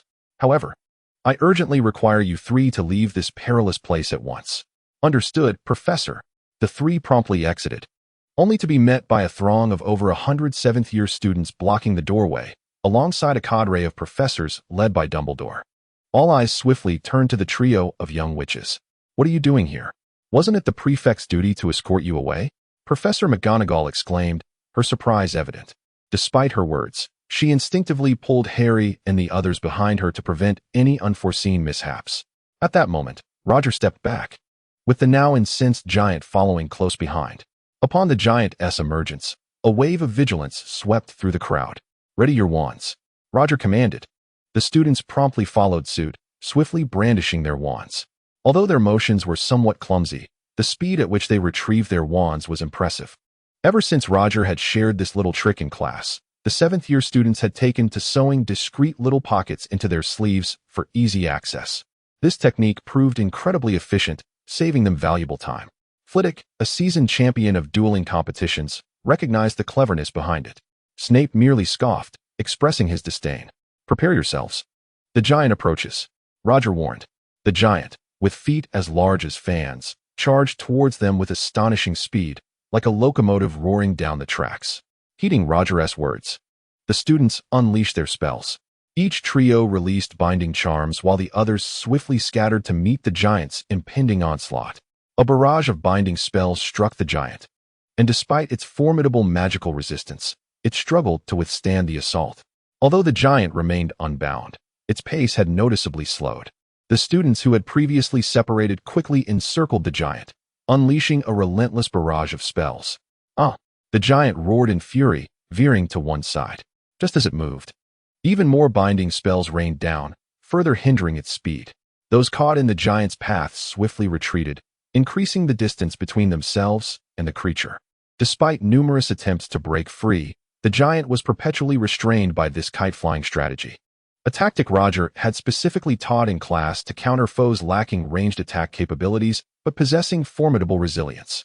The cooperation among the students, as perceived by the professor, was replete with flaws. Indeed, many faltered under pressure, causing their formations to waver. However, it sufficed to contend with the cumbersome giant. Soon, the exhausted behemoth collapsed with a thunderous crash, stirring up a cloud of dust. "Professor Campbell, you truly possess remarkable skills to unite students from such diverse houses," exclaimed Flitwick, a broad smile adorning his face. "Indeed impressive. If I were in your shoes, I might very well falter." Professor McGonagall added with a grin. Even Dumbledore's eyes gleamed with approval, though Snape remained an exception, his expression tinged with disdain. Regardless of the individual, any achievements made in the defense against the dark arts class stirred discontent within him. Roger, noticing the atmosphere, jested, "So, Professor Snape, would you be interested in providing some guidance?" Snape's countenance froze at the remark, his face hardening as he replied, "Boring." Ignoring him, Roger turned his attention back to the fallen giant. "Headmaster Dumbledore, I assume you do not intend to dispose of this giant just yet?" Roger inquired. Dumbledore, puzzled by Roger's intent, nodded in agreement. "Of course. I wonder if Professor Campbell has any thoughts on the matter?" With a slight smile, Roger remarked, "Such a valuable practical training partner should not be squandered." Drawing his wand, he addressed the prostrate giant. "Recover swiftly." The giant began to stir, its wounds gradually mending. Observing Roger's actions, everyone present regarded him with a mix of astonishment and intrigue. "What are you doing?" Professor Flitwick questioned. "Such a fine teaching tool cannot simply be wasted." Roger replied cheerfully while administering healing spells to the giant. "Is he still human?" The professors exchanged bewildered glances, their expressions turning sympathetic as they regarded the giant. "From now on, let us refrain from simultaneous assaults. Each time, 2 groups shall confront the beast. This is a rare opportunity for practical experience, so I hope everyone will cherish it." Roger called out to the 7th-year students. As they observed the giant, just awakened and pondering its predicament, excitement ignited in the students' eyes. "Begin," Roger shouted, unleashing spells upon the giant to provoke it. Throughout the ensuing battle, while 2 groups confronted the giant, the struggle was arduous yet reciprocally engaging. The limits of their collaboration became starkly evident under such rigorous training. Amidst the giant's frenzied attacks, numerous vulnerabilities emerged between the 2 groups. Whenever a gap sufficient to inflict harm appeared, Roger would promptly intervene. Eventually, through relentless kite-flying tactics, the giant was subdued. "All right, the next 2 groups. Recover swiftly." The light of the spell once again enveloped the giant. "Remarkable. The giant's physical resilience is truly commendable," Roger mused, observing the creature. The subsequent moments were marked by the giant's repeated attempts to rise, only to collapse once more. Not only did all the 7th-grade students engage in the battle, but even Harry and his friends ventured forth to cast a few spells for practice. The professors nearby cast a gaze filled with an ineffable brilliance towards Roger, perhaps having reassessed their understanding of him. Eventually, Professor McGonagall glanced at the time and remarked, "Very well, Professor Roger, it is nearly time. Let us release this poor giant. It seems quite pitiable." It was indeed time to set it free, and all personnel began to return to their dormitories in an orderly fashion. Roger nodded in agreement. Once the students had departed, leaving only the professors behind, Roger turned to Dumbledore and inquired, "Esteemed Headmaster Dumbledore, might we adopt this giant? We could keep it within the Forbidden Forest, with Hagrid overseeing its care. Nothing would go awry." Roger's mind was racing with plans, envisioning the myriad of educational possibilities this giant could bring forth. "No, Albus, I absolutely disagree with Campbell's notion." Professor McGonagall was the first to voice her objection. Dumbledore shrugged helplessly and replied, "You see for yourself, most matters at Hogwarts are no longer solely at my discretion. Therefore, you understand. Oh, dear Headmaster, I firmly believe you possess the authority to decide," Roger urged, growing increasingly anxious. "No, that is also my stance." Dumbledore resolutely refused Roger's proposal. "Very well. It appears all hope is lost. With both the headmaster and deputy headmistress opposed, what more can I do? I cannot possibly undertake the expense of caring for this giant myself. My heart is not so generous." He sighed. "Then I shall leave the management of this giant to you. I am utterly exhausted. I shall take my leave now. See you tomorrow." With that, Roger turned and departed, hands clasped behind his back. Observing Roger's retreating figure and then the giant, the other professors soon stifled yawns, expressing their fatigue and heading off to rest. Before long, only Dumbledore, Professor McGonagall, and Snape, who had attempted to leave but was caught by Dumbledore, remained. Professor McGonagall addressed Dumbledore, "Esteemed Headmaster, I trust you would not assign a lady to labor, would you? I shall take my leave to rest." With that, she turned and walked away. Dumbledore offered an awkward smile, saying, "We must honor our ladies. It is indeed a noble trait of wizards, is it not?" Snape, maintaining his stoic demeanor, replied, "So, is the headmaster now prepared to take matters into his own hands?" Upon hearing this, Dumbledore placed a hand on his back and replied, "I apologize, Severus. I would love to assist you, but my health does not permit it, so I must trouble you to clean up alone. Do your best. You are our finest professor at Hogwarts." With that, Dumbledore turned and left. Snape was left alone, staring at the giant on the ground, unable to move for quite some time. The following day, the tale of the 7th grade students' collective triumph over the giant spread throughout Hogwarts, leaving the entire school astounded. At the Gryffindor table, 7th grade students boasted with pride while sipping pumpkin juice. "You should have seen it. Last night, we brought down that enormous giant with a single blow." Professor Roger assured us that if we study diligently, we shall undoubtedly excel in the future. Surrounded by younger students who gazed at him with admiration and respect, the senior stood as a formidable figure. He had vanquished a giant, a creature that typically existed only within the pages of textbooks, now rendered real and defeated before their very eyes. This strange dichotomy only deepened the reverence these students held for him. At that moment, a 7th-year student clad in Slytherin robes passed by, overhearing the conversation. He patted the shoulder of the Gryffindor and remarked, "Do not boast. When has Professor Roger ever said such a thing? Our achievements are solely due to his guidance." The Gryffindor senior, feeling slighted, retorted, "Must you expose me? This is a splendid opportunity to boast." The two students, who typically exchanged not a word, now bantered as if they were old friends. The camaraderie forged in battle allowed students from these historically rival houses to establish a semblance of friendship. This was something that brought great pride to Roger. As the 7th-year students reveled in their achievements, they would roll up their sleeves, showcasing the little pocket they had sewn into their robes to hold their wands, inviting the younger students to marvel at it. With an air of pretentious wisdom, one would say, "You may not know this, but this is a little secret shared by Professor Roger. With this pocket, our spellcasting speed can be increased by as much as 50%. Allow me to demonstrate." The 7th-year stood up, clumsily flinging his sleeve, grasping his wand with determination. The younger students could not help but laugh at the sight, causing the senior to feel somewhat embarrassed. He quickly tucked away his wand and declared with righteous fervor, "While my movements may lack grace, remember, in the heat of battle, even a mere second can be the difference between life and death. For those of you who have yet to face such peril, does the elegance of your actions truly matter when death is so close at hand?" The expression on the senior's face resembled that of a seasoned warrior, one who had faced death and emerged with a newfound perspective, as he admonished the novices. If Roger were present, he would undoubtedly applaud this student's dramatic flair. Upon hearing these words, the once laughing student quickly silenced, his gaze toward the senior shifting with newfound respect. My apologies, senior. We should never question you. Not at all, the senior replied, his countenance softening. As long as you remember this technique and preserve your life, that brings me joy. His expression conveyed a sense of acceptance, as if to say that questioning him was inconsequential, provided they could remain safe. Before long, students across Hogwarts began to stitch small pockets into their sleeves to conceal their wands. This became a trend. Any little wizard who neglected to do so would inevitably be met with the sage advice of their peers. Sometimes, a mere second can determine life or death. Does the elegance of your actions outweigh the value of your life? Have you ever faced death so closely? In that moment, it seemed as though every individual stood as a battle-hardened warrior, earnestly advising the younger generation for their safety.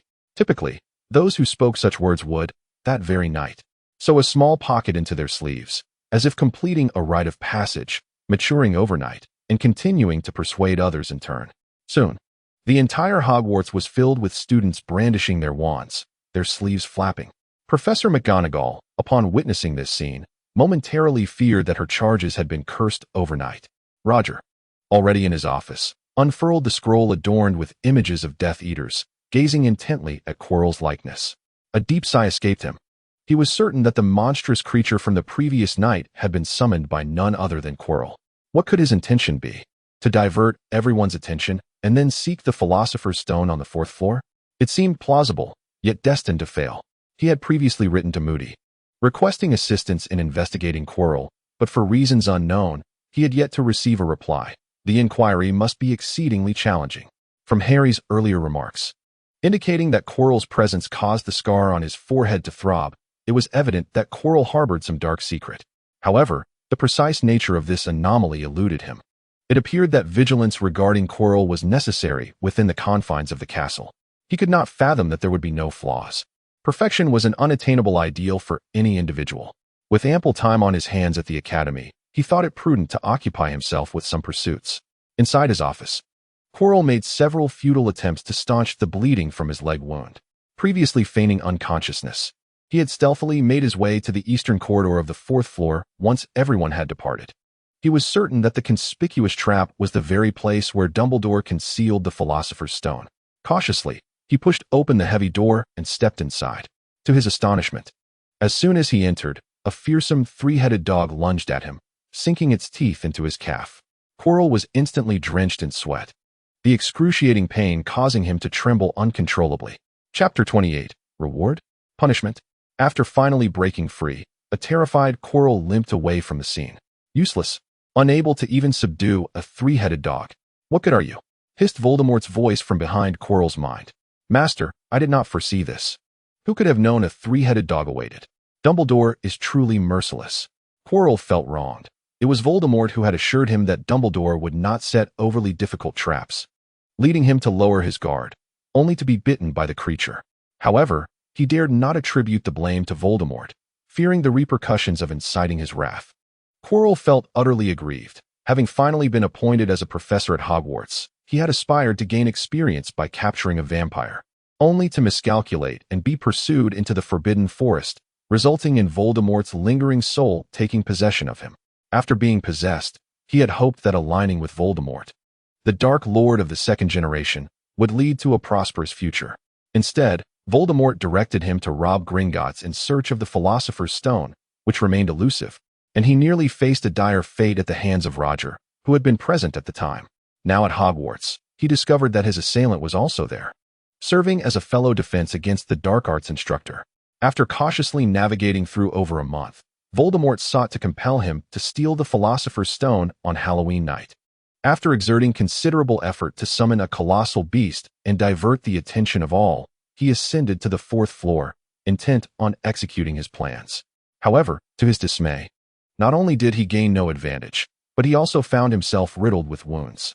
The gash inflicted by Roger from Gringotts on his left arm had yet to heal, with raw, crimson flesh still protruding. He poured a vial of potion he had previously acquired onto the wound on his calf, the intense agony causing him to groan softly.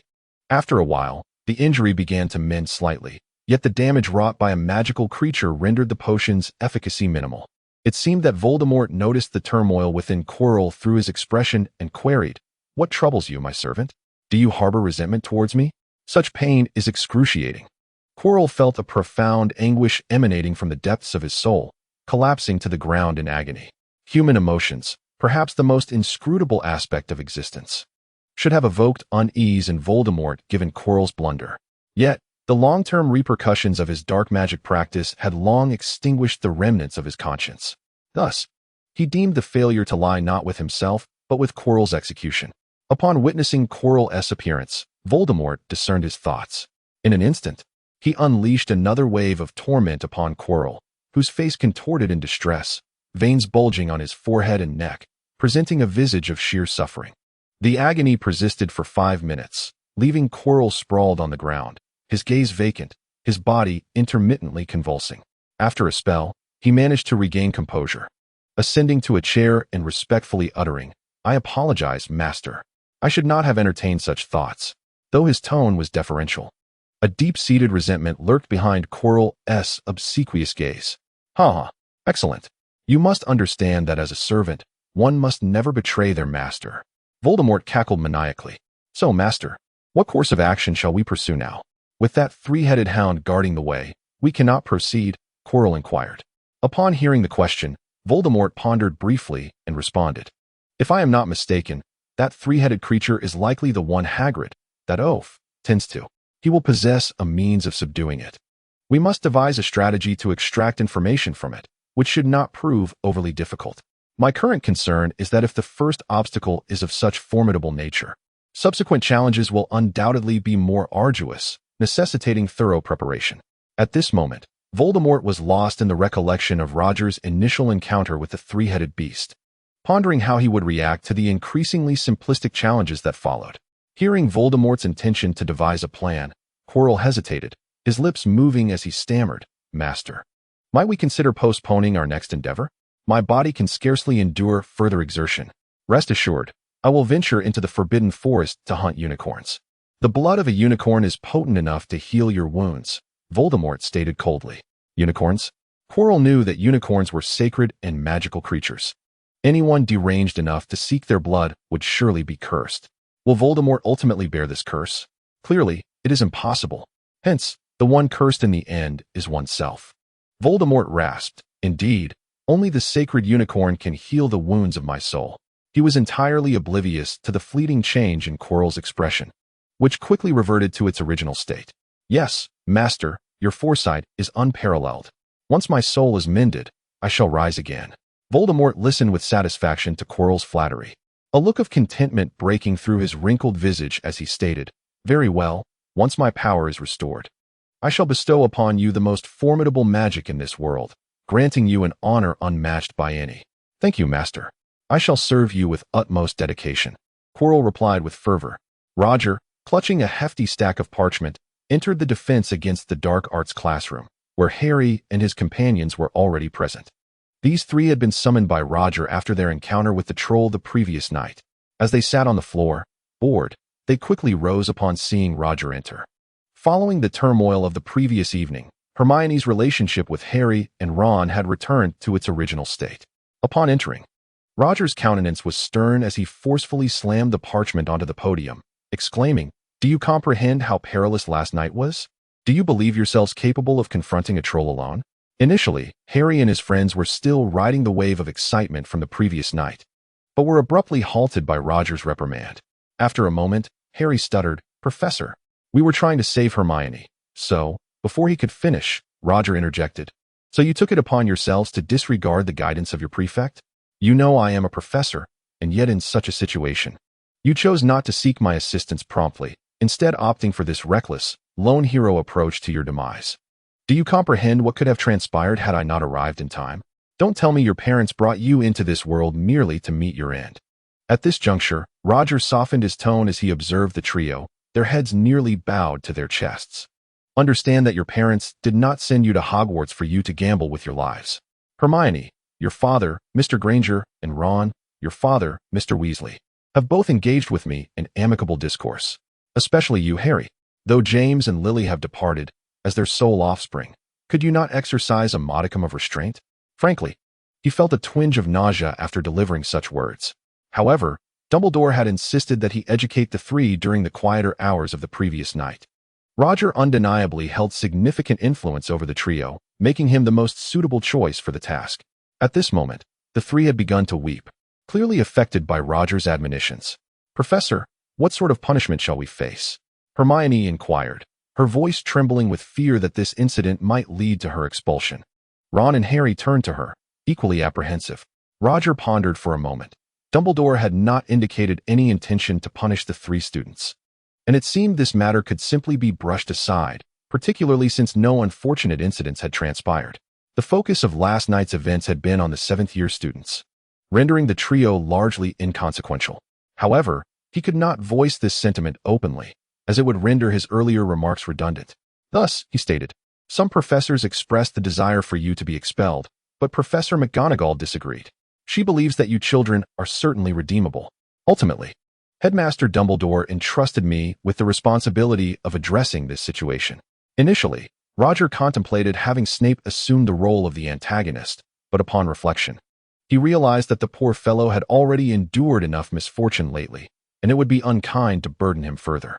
He recognized that the other professors would not be taken seriously by the trio, as none possessed Snape's distinctive demeanor. Consequently, he resorted to the vague reference of certain professors. What he did not anticipate was that upon hearing this phrase, the first thought that crossed the minds of the three was Snape. The impression he had left on them was indelibly profound. However, when they learned that Professor McGonagall had interceded on their behalf, their initial perception of her as a strict and pedantic teacher began to shift positively. Upon hearing the last statement, the three were momentarily taken aback.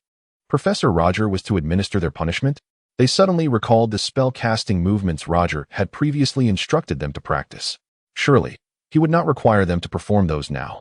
Nevertheless, they accepted that they were in the wrong and that a measure of punishment was warranted. Ron inquired, "Professor Roger, what position are we to practice for our punishment? And for how long? Just tell us, and we shall comply." "What?" Roger found himself perplexed, responding with confusion. "Isn't this a punishment? When did I mention any rewards? It appears you have yet to genuinely repent." Now Harry and the others were equally bewildered. Hermione asked, "Isn't this the punishment?" Roger shrugged. "These children have truly lost their minds. The training positions will enhance your abilities. Thus, it is a reward, not a punishment." "Reward?" Harry and the others exchanged puzzled glances with Roger. Was it not so? Roger mirrored their confusion, expressing his own bewilderment. Chapter 29. The sudden arrival of Malfoy and Neville. Therefore, Professor Roger, what exactly is our punishment? Harry could not restrain himself from asking. Roger picked up the large stack of parchment resting on the lectern and addressed the trio. "Your punishment consists of this." As they gazed at the yellowed parchment, stacked nearly half a foot high, the three exchanged glances, unsure of how Roger intended to use these sheets for their punishment. Roger casually lifted one sheet and shook it vigorously, the thick paper producing a rustling sound. "Your punishment is to complete writing on all these sheets with a quill." "Complete writing?" Hermione stared in shock at Professor Roger. "You cannot be serious." As a top student, she was acutely aware of the magnitude of this task. Roger shook his head and remarked, "Yesterday, Professor McGonagall instructed me to compose an article detailing the seventh-year students' valiant struggle against the giant for publication in the upcoming edition of the Daily Prophet. Upon reflection, since Headmaster Dumbledore has tasked me with determining your punishment, I shall assign you the responsibility of writing this article. I shall be present here, so feel free to consult me with any queries during the writing process." Having observed the events of the previous day, Professor McGonagall astutely recognized the potential of this incident as a splendid opportunity for publicity. The Hogwarts defense against the dark arts class has long suffered from public scrutiny, and perhaps this occurrence could significantly elevate its tarnished reputation. Thus, the task of writing fell squarely upon Roger's shoulders, for who better than he, a professor of the defense against the dark arts, was more acquainted with the entire process? However, Roger was utterly inept at writing. The mere thought of crafting a piece of writing was more daunting than facing death itself. At that moment, he recalled Dumbledore had entrusted him with the punishment of Harry and his friends, and what better way to fulfill that than to assign them this task? Hermione, staring at the thick stack of parchment, appeared bewildered and said, "But Professor Roger, if it is merely one article, surely it would not require this much paper." "Oh, how mistaken you are. If I were to require merely one article, that would scarcely constitute a punishment worthy of the esteemed Professor Dumbledore's approval. Thus, I require each of you to approach this task from various perspectives and viewpoints, offering a comprehensive evaluation. Furthermore, you shall submit your articles to every conceivable publication, creating an informational explosion within the wizarding community. Rest assured, all expenses will be covered by the esteemed Headmaster Dumbledore. I am confident he will not decline. Dumbledore would indeed not refuse, for it is merely the funds of the Board of Governors being utilized, yet the resulting acclaim would rightfully belong to Hogwarts. Are you truly human? The trio gazed at Roger in astonishment, their expressions akin to blank sheets of parchment, as they confronted the darker facets of society for the first time. Ron, feeling an ominous premonition, inquired, "So, Professor Roger, how many articles are we expected to write? Is there a specific quantity?" "Indeed, there is a requirement," Roger replied, and a sense of relief washed over the three, for a quantity was indeed preferable. Completing the stack of parchment would suffice. Roger's hand struck the parchment, producing a dull thud. The trio's expressions became vacant, for it was a half-foot-tall stack of parchment, and each sheet was no small size. "Professor Roger, must we really write this many articles?" Harry's voice trembled with apprehension. "Of course, this is your punishment." Roger retrieved 3 quills from his robes and handed them to the trio. He then lifted the parchment, evenly dividing it into 3 stacks, perfectly suited for each individual. His movements were swift and fluid, akin to a flowing stream, and before the trio could fully grasp the situation, they found themselves in possession of a quill and a stack of parchment. "Ah, do you require tables and chairs? I had not considered that." Transfiguration spell. Roger feigned a moment of epiphany, transforming the lectern into 3 tables and chairs. He seated the 3 students and urged them to commence their writing. As for Roger himself, he was reclining in a chair, engrossed in a book he had just borrowed from the library about the origins of magic. 3 individuals, their faces etched with frustration and biting the quills in their hands, gazed at the blank parchment that bore only a few hastily scribbled words, occasionally directing questions at Roger. He patiently addressed each inquiry with care. Among the trio, Hermione was the most speechless, for she was the true victim of the troll incident.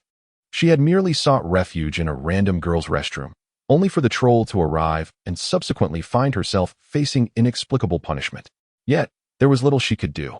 It was a decree laid down by Dumbledore himself. Roger proposed, "Let us consider Hermione's situation as unique. As long as you complete today's work, regardless of its length, it will be deemed sufficient." Upon hearing this, Hermione nodded with delight, and the other 2 expressed no objections. Initially, the trio managed to write with relative ease, but as time progressed, the task grew increasingly daunting. Observing their furrowed brows and anxious gestures, Roger felt a pang of sympathy.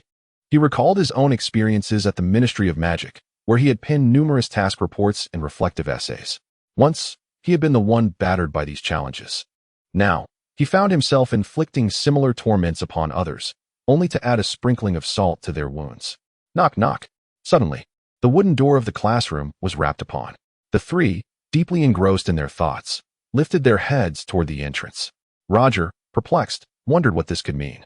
Ordinarily, at this hour, no one would be expected. Could it be Professor McGonagall, come to reprimand him for exploiting child labor? Surely not. Contemplating this, he tapped on the desks of the 3 students, signaling them to continue their work, and then approached the door. Upon turning the brass handle, he was met with an unexpected sight. Draco Malfoy stood before him. "What brings you here?" Roger inquired, astonished, as he had never anticipated any association with the Malfoy family, especially given his ongoing pursuit of Draco's father, a pursuit that had occurred on more than one occasion. Thus, from any perspective, Malfoy had no reason to seek him out. Gazing at the tall and handsome Roger, Draco stammered, Roger, may I enter?" Although he was unsure of the reason behind Draco's visit, Roger found it difficult to deny him entry and nodded in acquiescence. As Draco stepped into the classroom, his gaze fell upon Harry and the others, who were diligently writing. "Indeed, you 3 are here receiving Professor Roger's special training," he remarked, leaving all 4 present somewhat bewildered. Roger was taken aback, wondering if he had been reported.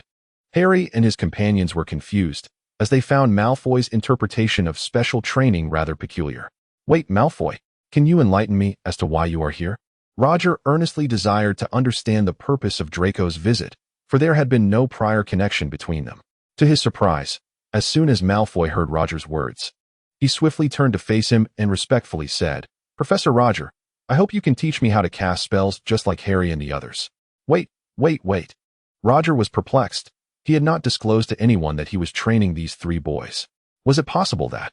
He turned his gaze toward Harry and his companions, who were looking over.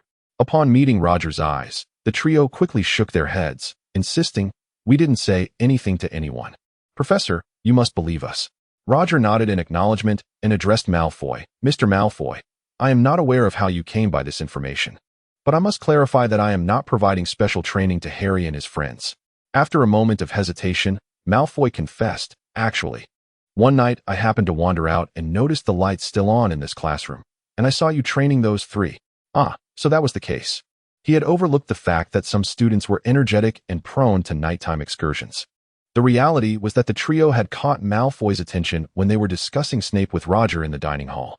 Following Roger's defense against the dark arts lesson for first years, Malfoy became intrigued and began to question the education he had previously received. Consequently, he started to observe Professor Roger. And upon noticing the close rapport between Harry's group and Roger, he sensed something amiss. On one of his nocturnal wanderings, he felt compelled to peek into the defense against the dark arts classroom, where he then witnessed Roger training the trio. Of course, Malfoy would not divulge the details of his observations, as he still had a sense of pride to uphold. "Well, indeed, Harry and his friends are undergoing some training with me, but I must apologize, as I have no intention of taking on any more students," Roger politely declined. He truly had no desire to associate with the Malfoy family, even if this particular student had not yet committed any egregious acts. Upon hearing this, Malfoy grew somewhat anxious. With his haughty disposition, he had mentally persuaded himself countless times to humble himself before Roger, only to be met with a straightforward refusal. "Professor Roger." Before Malfoy could finish his sentence, a knock echoed at the door. Who could that be? Roger was somewhat irritated. Without a moment to spare, he pulled out a chair and strode to the door. Upon opening it, he was taken aback to see Neville standing there, his face flushed with anger. "Neville, what brings you here?" Indeed, it was Neville. Seeing Roger's furious expression caused Neville to freeze, and his already anxious heart began to race. Fearing he had unknowingly provoked the professor, he could only lower his head and cautiously ask, "Professor, may I come in?" Hearing the same request, Roger reluctantly nodded. Once inside, Neville noticed Harry and his friends greeting him, while Malfoy stood nearby, casting a cold glare in his direction. In that moment, Neville's mind struggled to grasp what was unfolding. Chapter 30. You Scarhead well. "Neville, can you now articulate the purpose of your visit?" Although he spoke these words, Roger had already surmised the answer to some extent. "Indeed, Professor Roger, I wish to learn from you, just like Harry and the others." Upon uttering these words, Neville lowered his head and ceased to meet Roger's gaze. As anticipated, the answer aligned with Roger's own conjecture. He turned his gaze towards Harry and his companions, inquiring, "Are you aware of this matter?" Despite not being acquainted with Neville, Roger's years of experience in understanding people assured him that Neville was certainly not the type to engage in nighttime stalking. So, how did he acquire this information? "No, Professor. This does not concern us. We truly have not spoken of it," Harry quickly explained, exchanging glances with Roger, sensing the professor's suspicion towards them. During their explanations, Neville interjected, "In truth, this matter has nothing to do with Harry and his friends. I noticed they often returned late, appearing quite fatigued. Moreover, after falling asleep, Ron frequently mumbles in his sleep, mentioning Professor Roger, spell-casting postures, and training. Consequently, I began to pay attention to this and realized that Harry and Professor, you share a close relationship. Thus, I arrived at this conclusion." Understanding dawned upon Roger. It was no wonder that, in the eyes of the observant, certain matters would yield results upon investigation. After listening to Neville's account, Malfoy's gaze towards him shifted slightly. He was surprised to discover that this timid, tearful giant possessed such meticulous reasoning. Roger instructed Neville and Malfoy to stand side by side, while Harry and his companions cast curious glances in their direction. Roger settled into a mahogany chair, rubbing his temples, as he began to contemplate the dilemma. In truth, Neville posed little issue. His lineage was untainted, and he was unlikely to bring trouble upon himself. However, Malfoy was a different story. Roger harbored no fondness for his father, and future troubles would likely not be insignificant. This presented a conundrum. He could not simply accept Neville and dismiss Malfoy. Surely, the next day, this incident would spread throughout Hogwarts, attracting even more visitors seeking him out. Well then, let us accept both. A son is a son, and a father is a father. He reasoned that he could manage. After some contemplation, Roger slapped his thigh and declared, "All right, I shall accept both of you. From this moment on, the two of you will study with Harry and the others. However, this comes with certain requirements." Roger reiterated the precautions he had previously shared with Harry and his friends. Initially, Malfoy had assumed that Roger would reject his request, but he was pleasantly surprised by the swift approval. Both he and Neville displayed expressions of joy, nodding eagerly as they listened to Roger's stipulations. Meanwhile, Harry and his companions, who had been observing, felt a surge of happiness upon hearing this news. Although they harbored a dislike for Malfoy, they could not help but feel a sense of joy at the prospect of someone assisting them in their writing endeavors. Among them, Harry chuckled and remarked, "Professor Roger, I wonder if this means these two might be able to lend a hand." Malfoy and Neville exchanged puzzled glances at the trio. Roger proceeded to elucidate the situation to the three. Had it been in the past, Malfoy would have been the first to mock them upon hearing such an explanation. Yet, in this changed scenario, he restrained his impulse to laugh.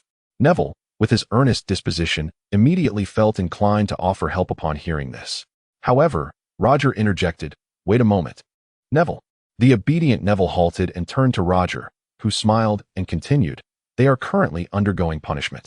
If you assist them, what would that signify? You have your own tasks to attend to. Come with me."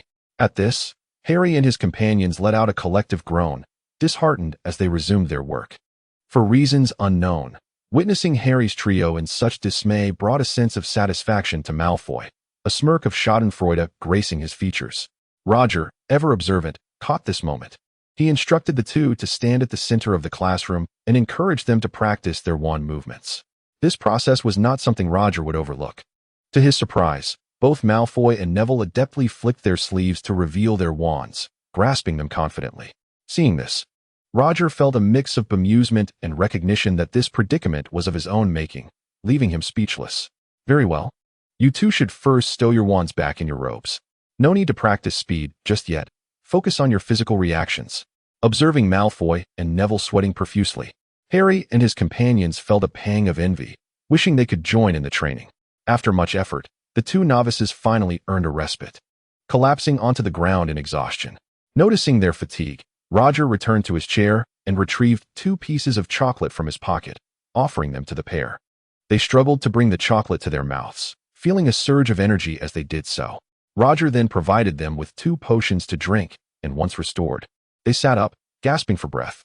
Malfoy and Neville turned to each other, sharing a smile. The earlier tension between them dissipated naturally after the training session. Roger leisurely spoke.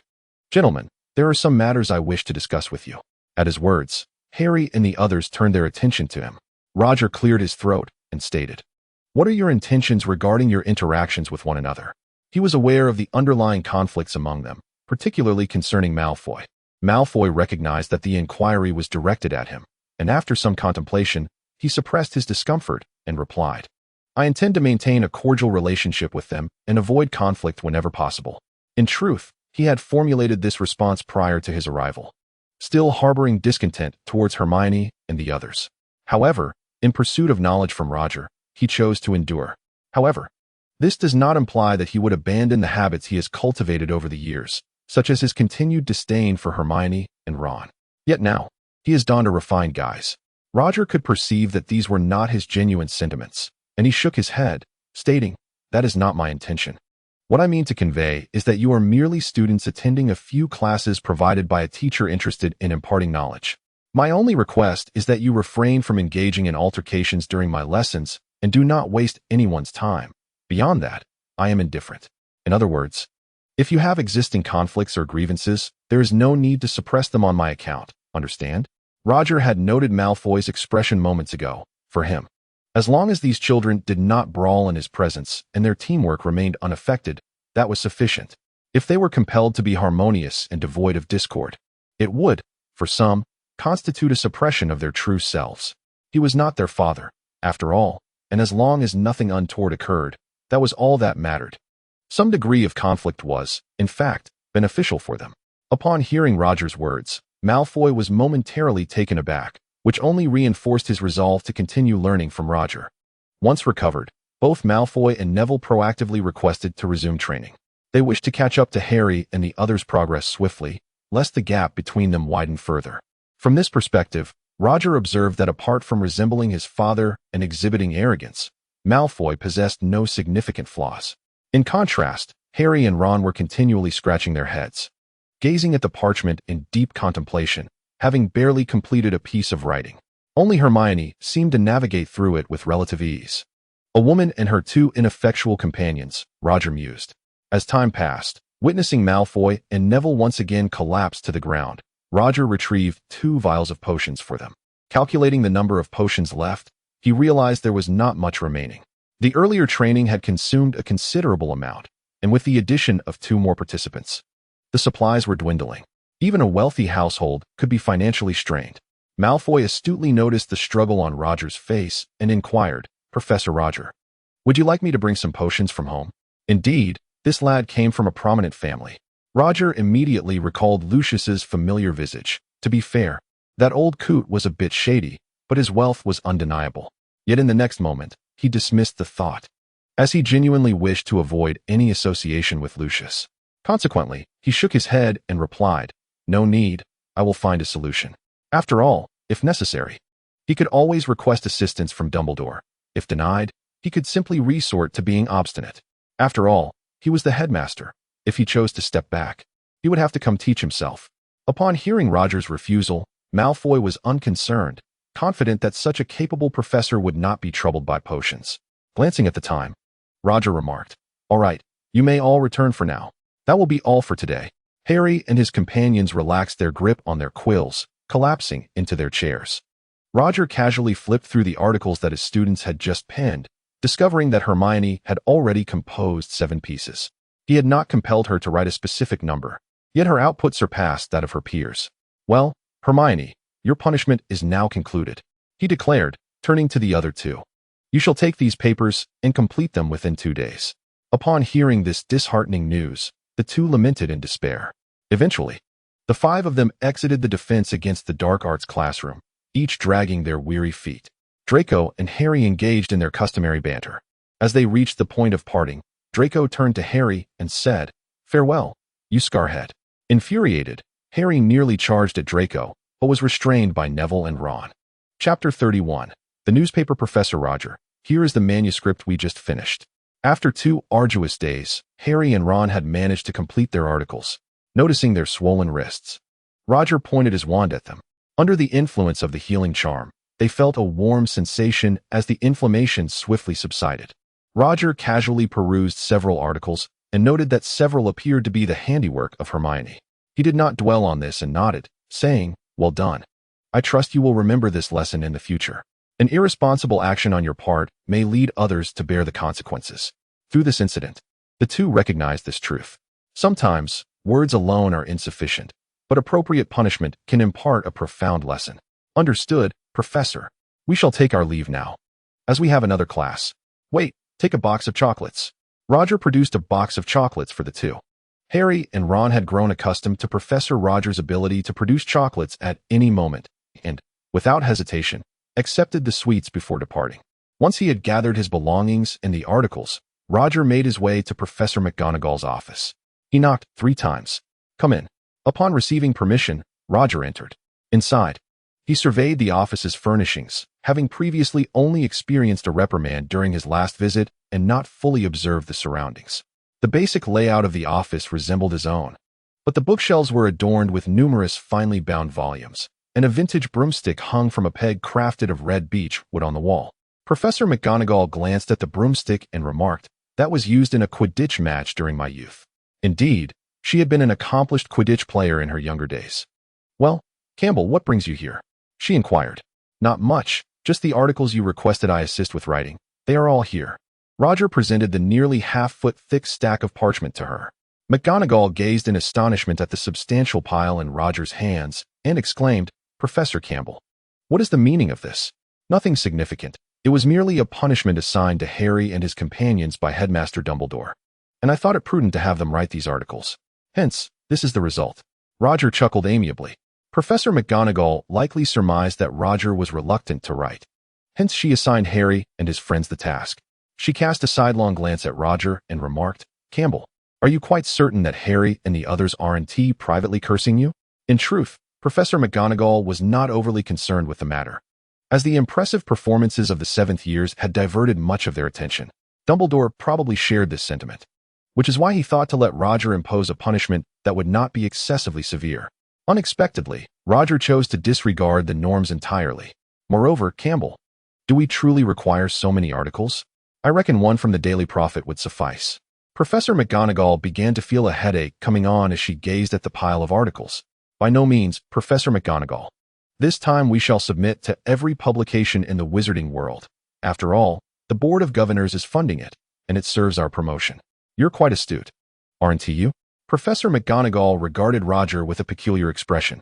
After a brief contemplation, she deemed the idea feasible and replied, if that is the case, it may indeed work.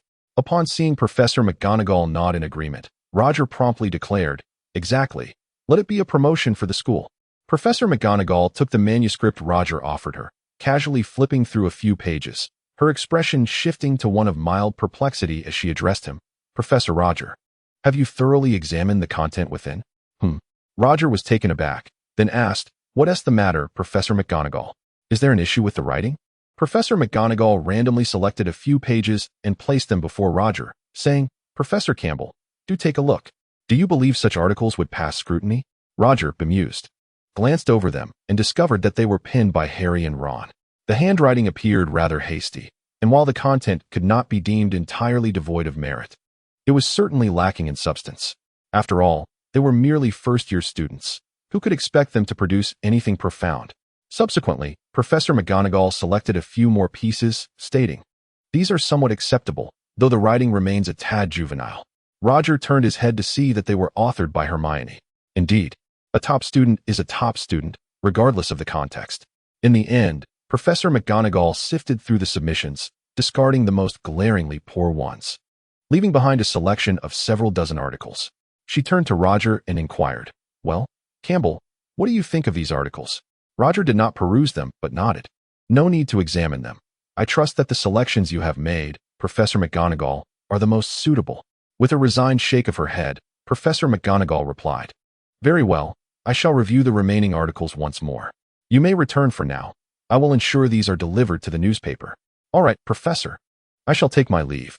Exiting Professor McGonagall's office and passing through the corridor, Roger stood by the stone-walled window ledge, his hands resting on the rough stones. He gazed into the distance, allowing himself to empty his mind. During his time as a student at Hogwarts, he had particularly enjoyed moments of solitude like this, admiring the distant scenery. Suddenly, he felt someone pass behind him. Turning around, he found Peeves, the poltergeist, hanging upside down from the wall, making faces at him. Roger had little inclination to deal with him and swiftly delivered a slap. Unlike ordinary ghosts, the poltergeist could interact with physical objects. Thus, he was indeed susceptible to being struck. However, due to his elusive nature, very few had ever succeeded in doing so. The slap landed squarely on the poltergeist's face, leaving him momentarily stunned. Having never endured such humiliation, the poltergeist soared into the air, shrieking as he departed, proclaiming loudly, I shall return. Roger paid this little mind, and, following the direction of the poltergeist's exit, spotted Severus Snape's billowing robe in the breeze. Yet, for some inexplicable reason, Roger noticed that Snape's gait seemed somewhat unsteady. As the robe fluttered, it became evident that white bandages were wrapped around his lower leg. The wound appeared to have reopened, crimson blood seeping through. What could have transpired? Roger pondered little, adhering to the principle of concern for a colleague. He called out, Professor Snape, your leg wound has reopened. At that moment, several students in the corridor instinctively turned to glance at him. Snape paused, then hastened his departure. Realizing his well-intentioned actions had led to an unforeseen consequence, Roger feigned ignorance, scratching the back of his head before turning away. Days later, Roger received a small box brimming with newspapers and a little black pouch from Professor McGonagall. With this collection of publications in hand, he returned to his office. These newspapers featured articles penned by Harry and his friends, all submitted under the auspices of Hogwarts School. Perhaps due to Dumbledore's immense prestige, the articles were published in outlets ranging from the Daily Prophet to obscure tabloids rarely read by anyone. During this period, Nearly every member of the magical community in the United Kingdom was aware of the seventh-year student's remarkable feat of confronting a giant. They also became cognizant of the long-missing Roger, the Auror, and his whereabouts. A significant portion of the wizards in the UK had graduated from Hogwarts, and the reputation of the Defense Against the Dark Arts course had been rather lackluster. Thus, this incident garnered widespread attention. However, it was curious that most wizards seemed preoccupied with speculating on when Roger would leave Hogwarts and whether he would become the first professor to successfully endure the curses of the Defense Against the Dark Arts class. It could be said that the wizards of the UK had quite the appetite for gossip. Nevertheless, there were whispers suggesting that the Ministry of Magic had caught wind of the events, with Cornelius Fudge, the Minister of Magic, appearing quite pleased and seemingly planning to visit Hogwarts personally to commend them. Such rumors were indeed rather dubious. Fudge was known for his penchant for the spotlight, but as a distinguished Minister of Magic, it seemed implausible that he would travel to bestow accolades upon a mere handful of students for subduing a giant. That would be exceedingly undignified. Moreover, even if Fudge were to come, what could he possibly offer? At most, a verbal commendation for each student, followed by a throng of reporters clamoring for photographs. The next day, headlines dominated by a beaming Fudge. "Professor, may we enter?" Hermione, along with her companions, knocked on the door. "Come in." Upon entering, their attention was instinctively drawn to the pile of newspapers on the desk. "Professor, is this the article we wrote earlier?" Hermione stood on tiptoe, eager to catch a glimpse. Roger smiled slightly and handed each of them a copy of the publication. The trio curiously examined the article inscribed upon it. Suddenly, Harry noticed that his own contribution bore significant discrepancies from what he had submitted to the professor. Curiosity piqued. He inquired, "Professor Roger, may I ask why the article here differs from what we originally penned?" Roger paused momentarily, taking the newspaper from Harry's hands for a closer inspection. It became apparent that several errors had been rectified. Without a doubt, this was the handiwork of Professor McGonagall. She must have personally revised the manuscript before sending it out, correcting the various mistakes you had made.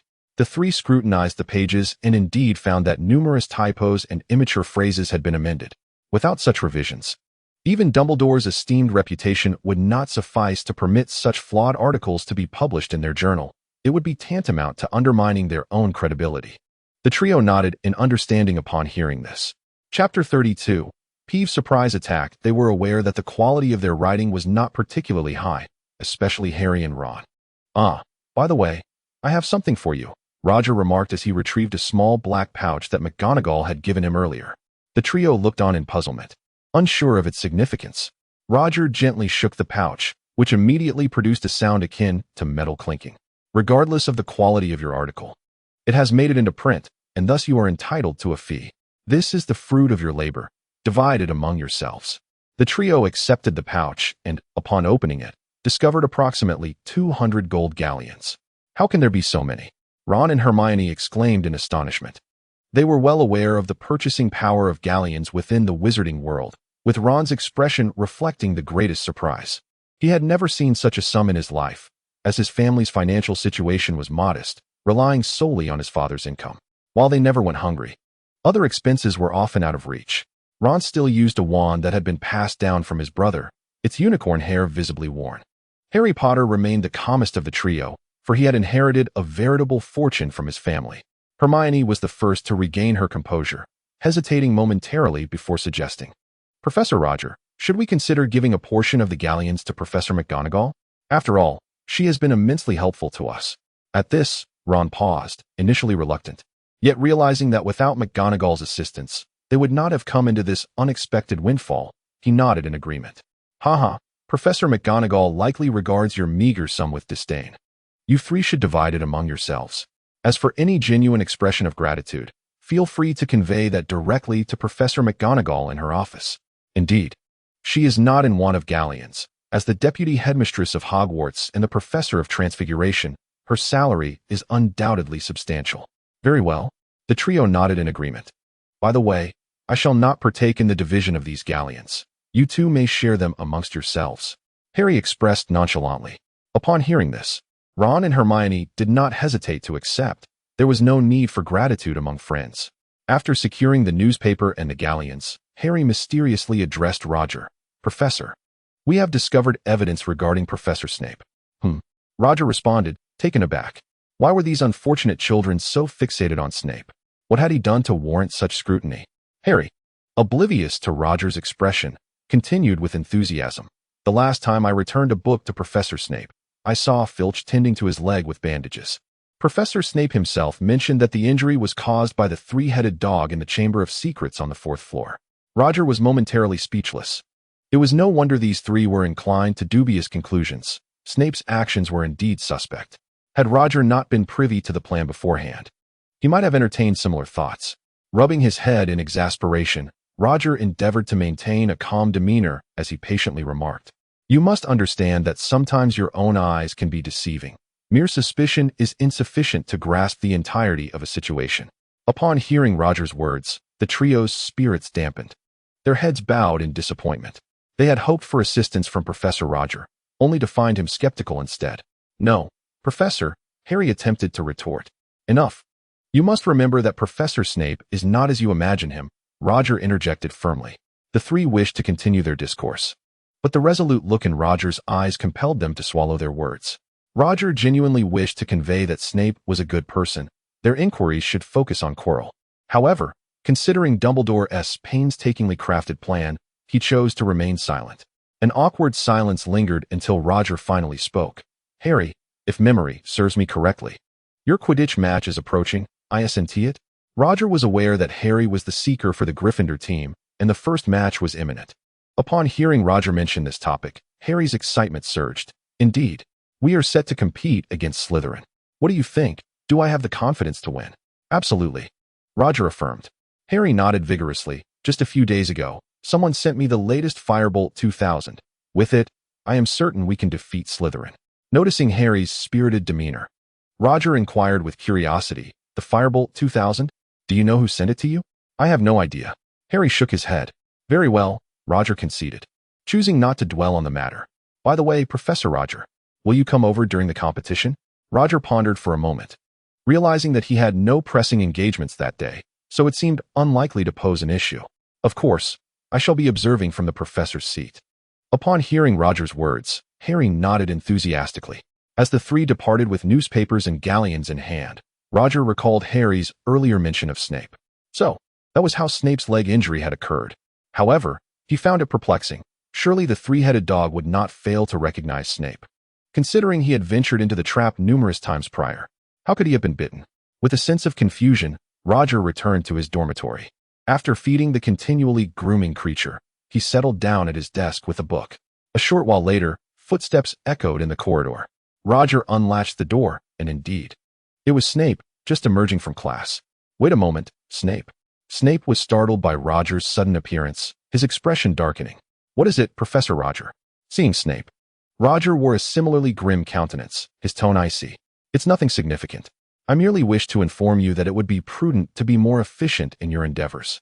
Harry and the others are beginning to suspect you harbor some ulterior motives regarding Hogwarts." Snape was taken aback. He had not anticipated Roger would broach such a topic, nor did he believe he appeared to be a schemer. Observing Snape's bewilderment, Roger taunted, "Moreover, I am curious as to how your leg became injured. It should not have happened." At that moment, Roger's eyes gleamed with a strong desire for gossip and a hint of schadenfreude. He was genuinely intrigued about Snape's predicament, which compelled him to confront him. Snape's expression darkened further at the inquiry, as if he recalled an unspeakable incident. "That is none of your concern," he replied coldly. He would never disclose that it was due to trailing Quirrell to the 4th floor chamber, where the three-headed dog, having just tasted blood, was in a frenzied state. Snape had unwittingly walked into a perilous situation and was promptly bitten by the bloodthirsty creature. The loathsome mutt. The mere thought of the three-headed dog made Snape's teeth grind in frustration. He wished nothing more than to stew that beast. Noticing the change in Snape's demeanor, a smile crept onto Roger's face. Although he was unaware of the precise events, they surely seemed entertaining. When Snape caught sight of Roger's almost mocking expression, he simply turned away and departed. At that moment, Roger resembled a child who had successfully pulled off a prank, his smile widening as he returned to his dormitory. Days later, Roger donned a black robe adorned with a few crimson jewels, exuding an understated elegance. His salary was ample, allowing him to acquire numerous garments. Yet due to the Auror core regulations mandating uniforms, he could not dress freely. Now, At Hogwarts, he could finally indulge in his personal style. After tidying up, he lightly patted the little head of the cat, then stepped outside. Today marked the day of Harry's Quidditch match, and throughout the entirety of the academy, banners and slogans were omnipresent. For instance, someone from Gryffindor had painted a magnificent image of a lion, which appeared even more majestic under the enchantment's influence. From a distance, it resembled a regal lion with a flourishing mane, roaring defiantly towards the sky. Roger walked down the corridor, making his way towards the Quidditch pitch. As he passed through the hall, the emblematic colors of the four houses adorned every corner. Ghostly figures flitted about, enhancing the atmosphere splendidly. In a corner unseen by Roger, Peeves materialized, plotting revenge since the humiliation he suffered from Roger's slap the previous day. Thus, he had hidden away early, awaiting Roger's arrival. Sure enough, upon spotting Roger in the hall, Peeves darted to hover above him, swiftly unleashing 5 dung bombs stolen from the Weasley twins. As Roger strolled, he suddenly noticed 5 red, spherical objects hurtling towards him. Reacting promptly, he conjured a protective shield that enveloped him. The spheres collided with the shield, shattering and releasing a cloud of yellow smoke along with an indescribable stench. The moment Roger caught a whiff of the odor, his expression contorted in disgust. At this moment, the hall was not devoid of other students, many of whom were lingering about. Upon encountering the foul smell, they began to gag uncontrollably. Gust of wind. Roger fought against the nausea and summoned a powerful gale to expel the noxious odor outside Hogwarts Castle. The wind spell persisted for nearly 15 minutes until all traces of the stench were eradicated. As the center of the foulness, Roger was met with grateful glances from the students around him. With a grim countenance, he was taken aback by Peeves' relentless desire for revenge. Chapter 33, Finding Peeves. Who would have thought that Peeves harbored such a strong desire for retaliation? Did he truly believe himself to be an easy target? Having not suffered such indignities in quite some time, Roger felt a surge of anger. Looking around, he realized that Peeves had vanished without a trace. Glancing down, he discovered that he too bore the foul odor. Cursing under his breath, Roger turned back toward the dormitory. He needed to change into a fresh outfit post-haste, lamenting the loss of his scarcely worn clothing. Alas, this meant he would undoubtedly miss the Quidditch match, but he could only hope to make it in time. Upon returning to his dormitory, the keen-nosed cat accurately detected the lingering odor. It chirped a few times before frantically fluttering its small wings and escaping the room. Roger let out a wry smile and quickly changed into a clean outfit. Once dressed, he grasped his wand and retraced his steps along the original path. He confidently asserted that if the mischievous spirit were to reappear, he would undoubtedly teach it a lesson. After all, with his prolonged tenure as a professor, some had begun to regard him as a benevolent figure. However, he lamented the fact that he had not encountered the spirit along the way. By the time he arrived at the Quidditch pitch, the match had already commenced. The grandstands were filled to capacity with enthusiastic spectators. The match featured Gryffindor against Slytherin, and the crowd erupted in roars of support, intermittently releasing fireworks adorned with the lion emblem and the green serpent symbol to cheer for their respective houses. The cacophony of cheers surged like a tidal wave, nearly overwhelming the eardrums of those present. Figures perched upon their flying broomsticks darted through the air, launching the ball towards the soaring hoops. As Roger observed the match from afar, he noticed a sudden change in Harry, whose broom seemed to lose control, executing erratic maneuvers as if attempting to throw him off. Realizing the gravity of the situation, Roger hurried towards the Quidditch field with utmost urgency. As he drew near, he discerned Professor Quirrell and Snape on the professor's bench, their lips moving as if they were casting spells. Roger surmised that Quirrell was uttering a malevolent incantation, while Snape appeared to be frantically attempting to counter it. At that moment, flames erupted beneath Snape, startling him and causing him to topple backward, colliding with Quirrell, who was in the midst of his incantation. The chaotic spectacle in the sky, where Harry was caught in a wild spin, abruptly ceased. Upon reaching the Gryffindor section of the stands, Roger found Ron and a freshly returned Hermione. To their astonishment, they exclaimed, "Professor Roger, we thought you weren't coming. I encountered a few complications that delayed me." "That was your doing with Snape's robes, wasn't it?"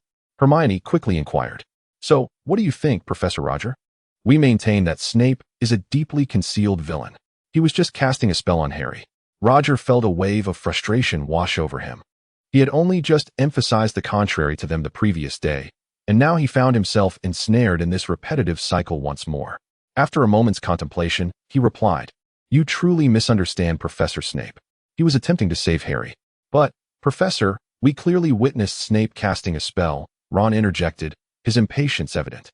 He had not anticipated Roger's obstinacy, given the glaring evidence before them. If merely chanting spells could determine guilt, then Professor Quirrell was also casting a spell behind Snape. Not wishing to prolong the argument, Roger offered a subtle hint, leaving the interpretation to them. Hermione and Ron, however, failed to grasp his implication and sought to continue their debate. Noticing their unyielding stance, Roger fabricated an excuse to depart. Upon arriving at the professor's bench, Professor Flitwick, noticing Roger's tardiness, inquired, "What happened, Campbell? Why have you only just arrived?" Roger succinctly recounted the events that had transpired, prompting a series of exchanged glances among the professors, each contemplating the implications of the unfolding drama. In the end, Professor McGonagall expressed her concerns, saying, "Campbell, do you require our assistance?" Roger shook his head, feeling that such an action was no different from calling one's parents after a defeat. "No need. I will seek vengeance against Peeves myself, as long as the professors permit me to employ certain unconventional methods." For reasons unbeknownst to him, the professors gazed at Roger, whose demeanor remained calm, sensing an undercurrent of coldness. Upon hearing this, Dumbledore nodded in agreement, stating, "Indeed, Peeves has been rather unruly on campus lately. Therefore, it shall be you, Campbell, who addresses this matter." Hearing this, Roger nodded with relief and took a seat at the professor's table, watching the match unfold below. As he settled in, he cast a glance towards the positions of Snape and Quirrell. At that moment, Snape had already exited prematurely due to his robes being scorched by Hermione, leaving Quirrell with a tranquil expression, utterly unreadable in light of his recent actions. As the match progressed and Harry regained his composure, the scales of victory began to tip in favor of Gryffindor. Soon, with Harry catching the golden snitch, the match concluded. Although Roger held little interest in Quidditch, he applauded the efforts of all those on the field. Upon returning to the common room, the previously absent seeker had returned, and upon detecting the absence of the earlier unpleasant odor from Roger, the seeker affectionately nuzzled Roger's hand once more. In a moment of mischievous impulse, Roger playfully nudged the seeker's legs, causing it to tumble over in shock. The startled seeker righted itself, regarding Roger with a human-like expression of exasperation before flapping its wings and departing. Roger awkwardly watched the seeker leave, realizing that his actions were purely instinctive. As he observed the seeker perch upon a branch, Roger began to ponder how he might confront the troublesome Peeves. He recalled that he had little experience dealing with ghosts. After all, incorporeal spirits could hardly commit crimes in the magical realm. At most, they might frighten others from the shadows. However, Peeves was evidently different from other ghosts, possessing the ability to shift between the corporeal and the ethereal. Ultimately, he decided that overthinking would yield little. It would be better to attempt to capture him. Roger ventured out of the common room, embarking on a search for Peeves throughout the campus. Yet, it seemed that Peeves was deliberately evading him, failing to make an appearance. Finally, the fat lady in the portrait, unable to bear the situation any longer, called out to him as he passed by, "Professor Roger, to my knowledge, Peeves is most afraid of Bloody Baron. Perhaps you might seek him out." Armed with this information, Roger bid farewell to the fat lady and set off in search of Bloody Baron. Fortune smiled upon him, as he soon encountered him in the Great Hall. Bloody Baron, surprised to see Roger, wondered what he could want. Roger inquired about locating Peeves, and for reasons unknown, Bloody Baron appeared quite invested in the matter. Excitedly, he replied, "Very well, Professor Roger, I know where Peeves is, simply follow me." As they walked, Bloody Baron began to recount tales of Peeves' past antics. In the past, the school had organized several attempts to subdue the mischievous Peeves, all of which ended in failure. The most severe incident occurred when Peeves was provoked to the point of retaliating, seizing control of the magical cannons and handguns stored within the school, causing considerable damage to the campus. Since that event, no one dared to confront Peeves again. Curious about the earlier attempts, Roger inquired whether any professors had been involved. Bloodman Barlow shook his head, replying, "Certainly not. If professors had participated, Peeves would have been captured during the first attempt." It was only after Peeves escalated matters beyond control that the professors began to intervene. Understanding this, Roger nodded in agreement. Before long, Bloodman Barlow led Roger to the highest level of Hogwarts. As this area was seldom visited, Peeves had claimed it as his territory. Turning down a corridor, Bloodman Barlow glanced ahead and turned back to Roger, saying, "All right, Professor Roger. Peeves is just up ahead." Roger peered forward, confirming the presence of Peeves, who was leisurely perched atop a rickety wooden crate, swinging his legs in a carefree manner, clearly reveling in the thrill of his successful ambush on Roger earlier that day. Bloodman Barlow addressed Roger. "Wait here while I have a chat with Peeves. Look for an opportunity to approach." Roger nodded in agreement.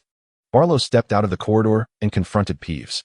The ghost, initially reveling in his solitude, was startled by Barlow's sudden appearance and instinctively considered fleeing.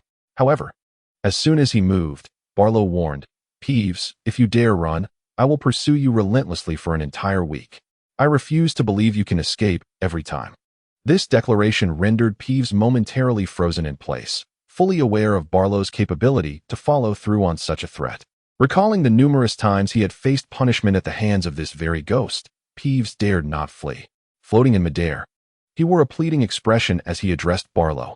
"Brother Barlow, what can I do for you? I haven't done anything to offend you recently." Upon hearing this, a ghastly smile contorted Barlow's fearsome visage as he drifted closer to Peeves. The sight sent Peeves drifting away nervously.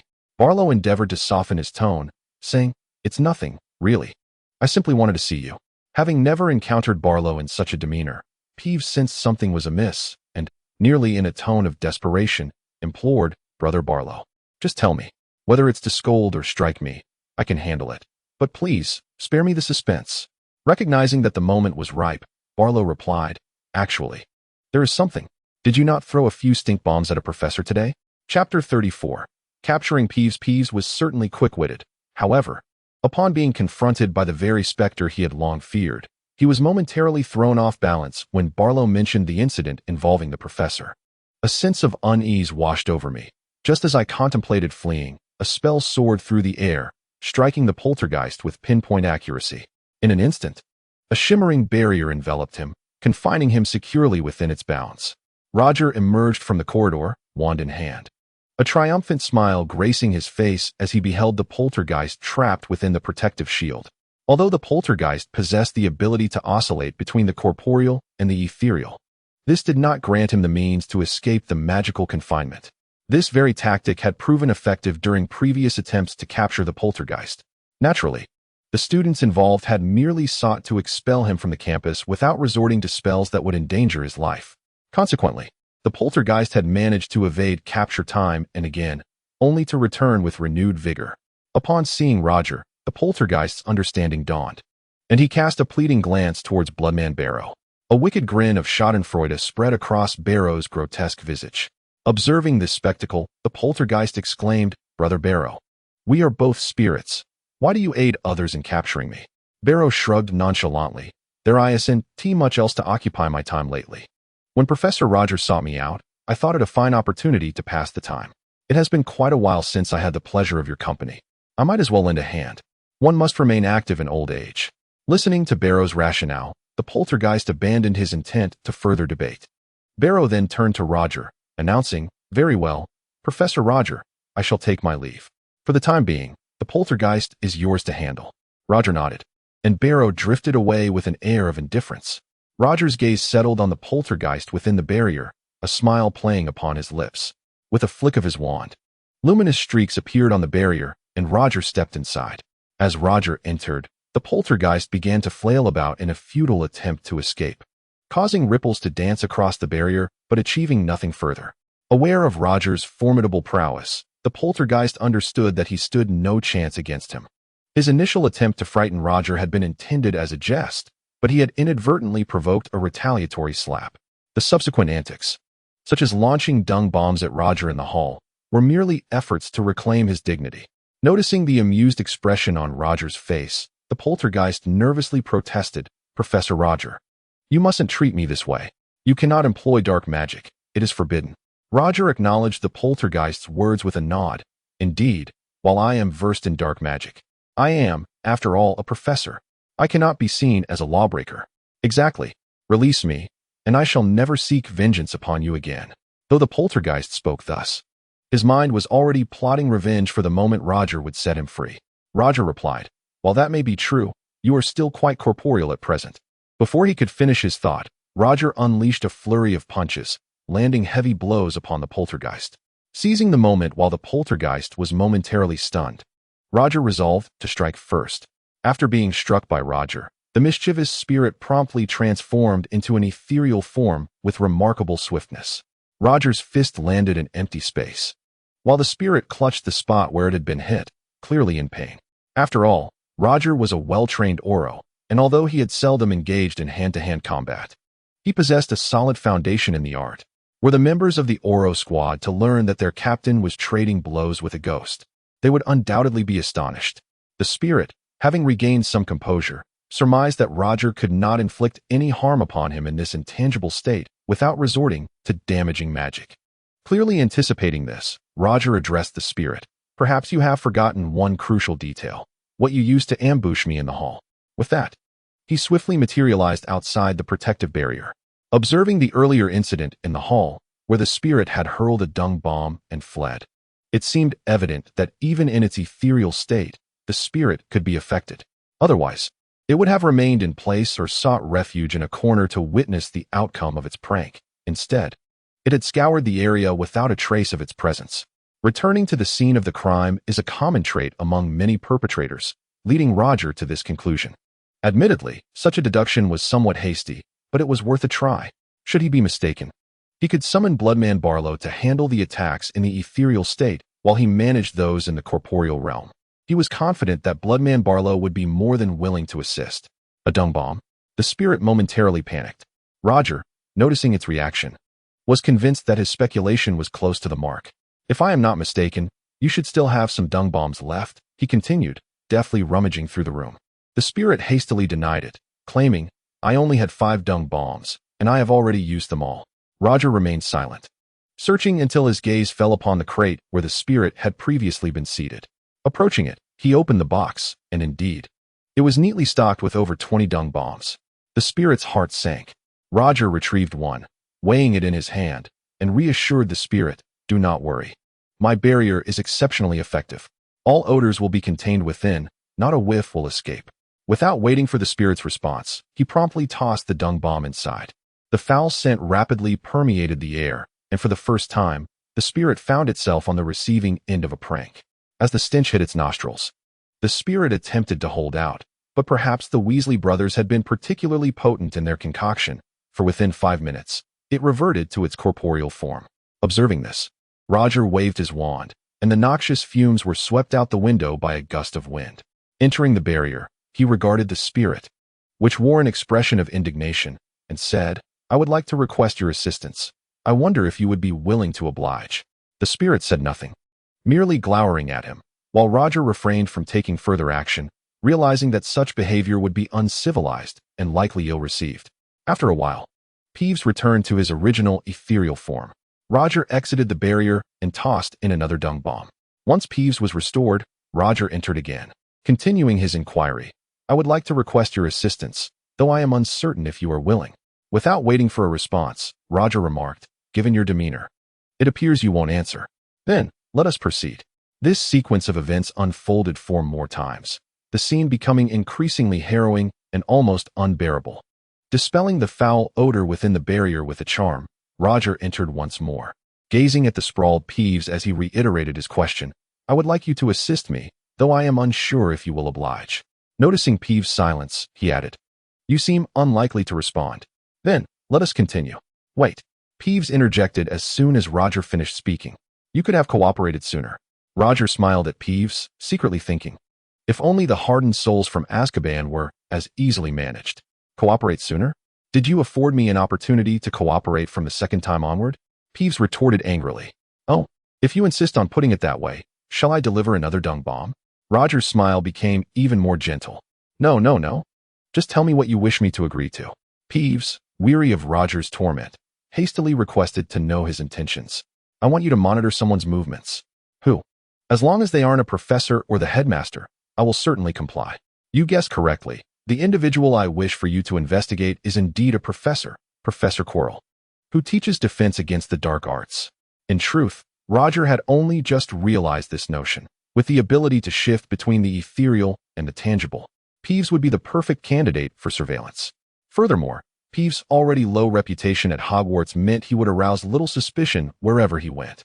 Upon hearing Roger's request to follow Professor Quirrell, Peeves immediately shook his head fervently. He was aware that he thrived on mischief, not on courting death.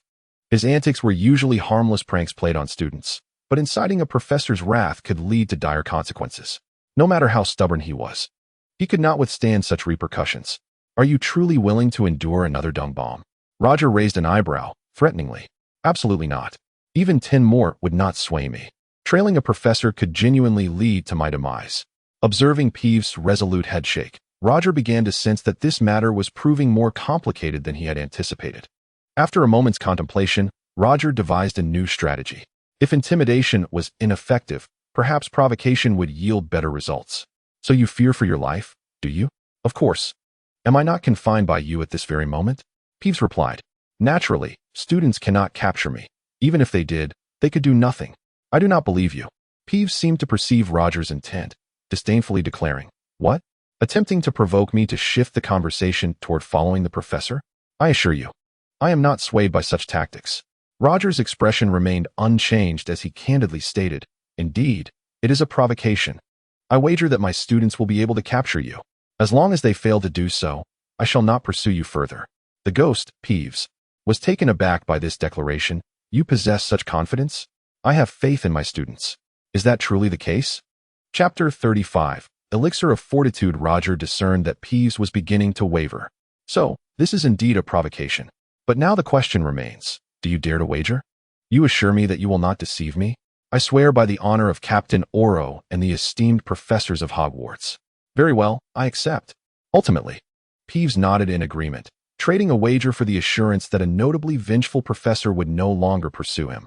Perhaps this deal could be advantageous. Simultaneously, he felt confident in his abilities. How could a group of students possibly capture him while he remained vigilant? All right then, I shall release you now. Roger dispelled the protective barrier, liberating Peeves.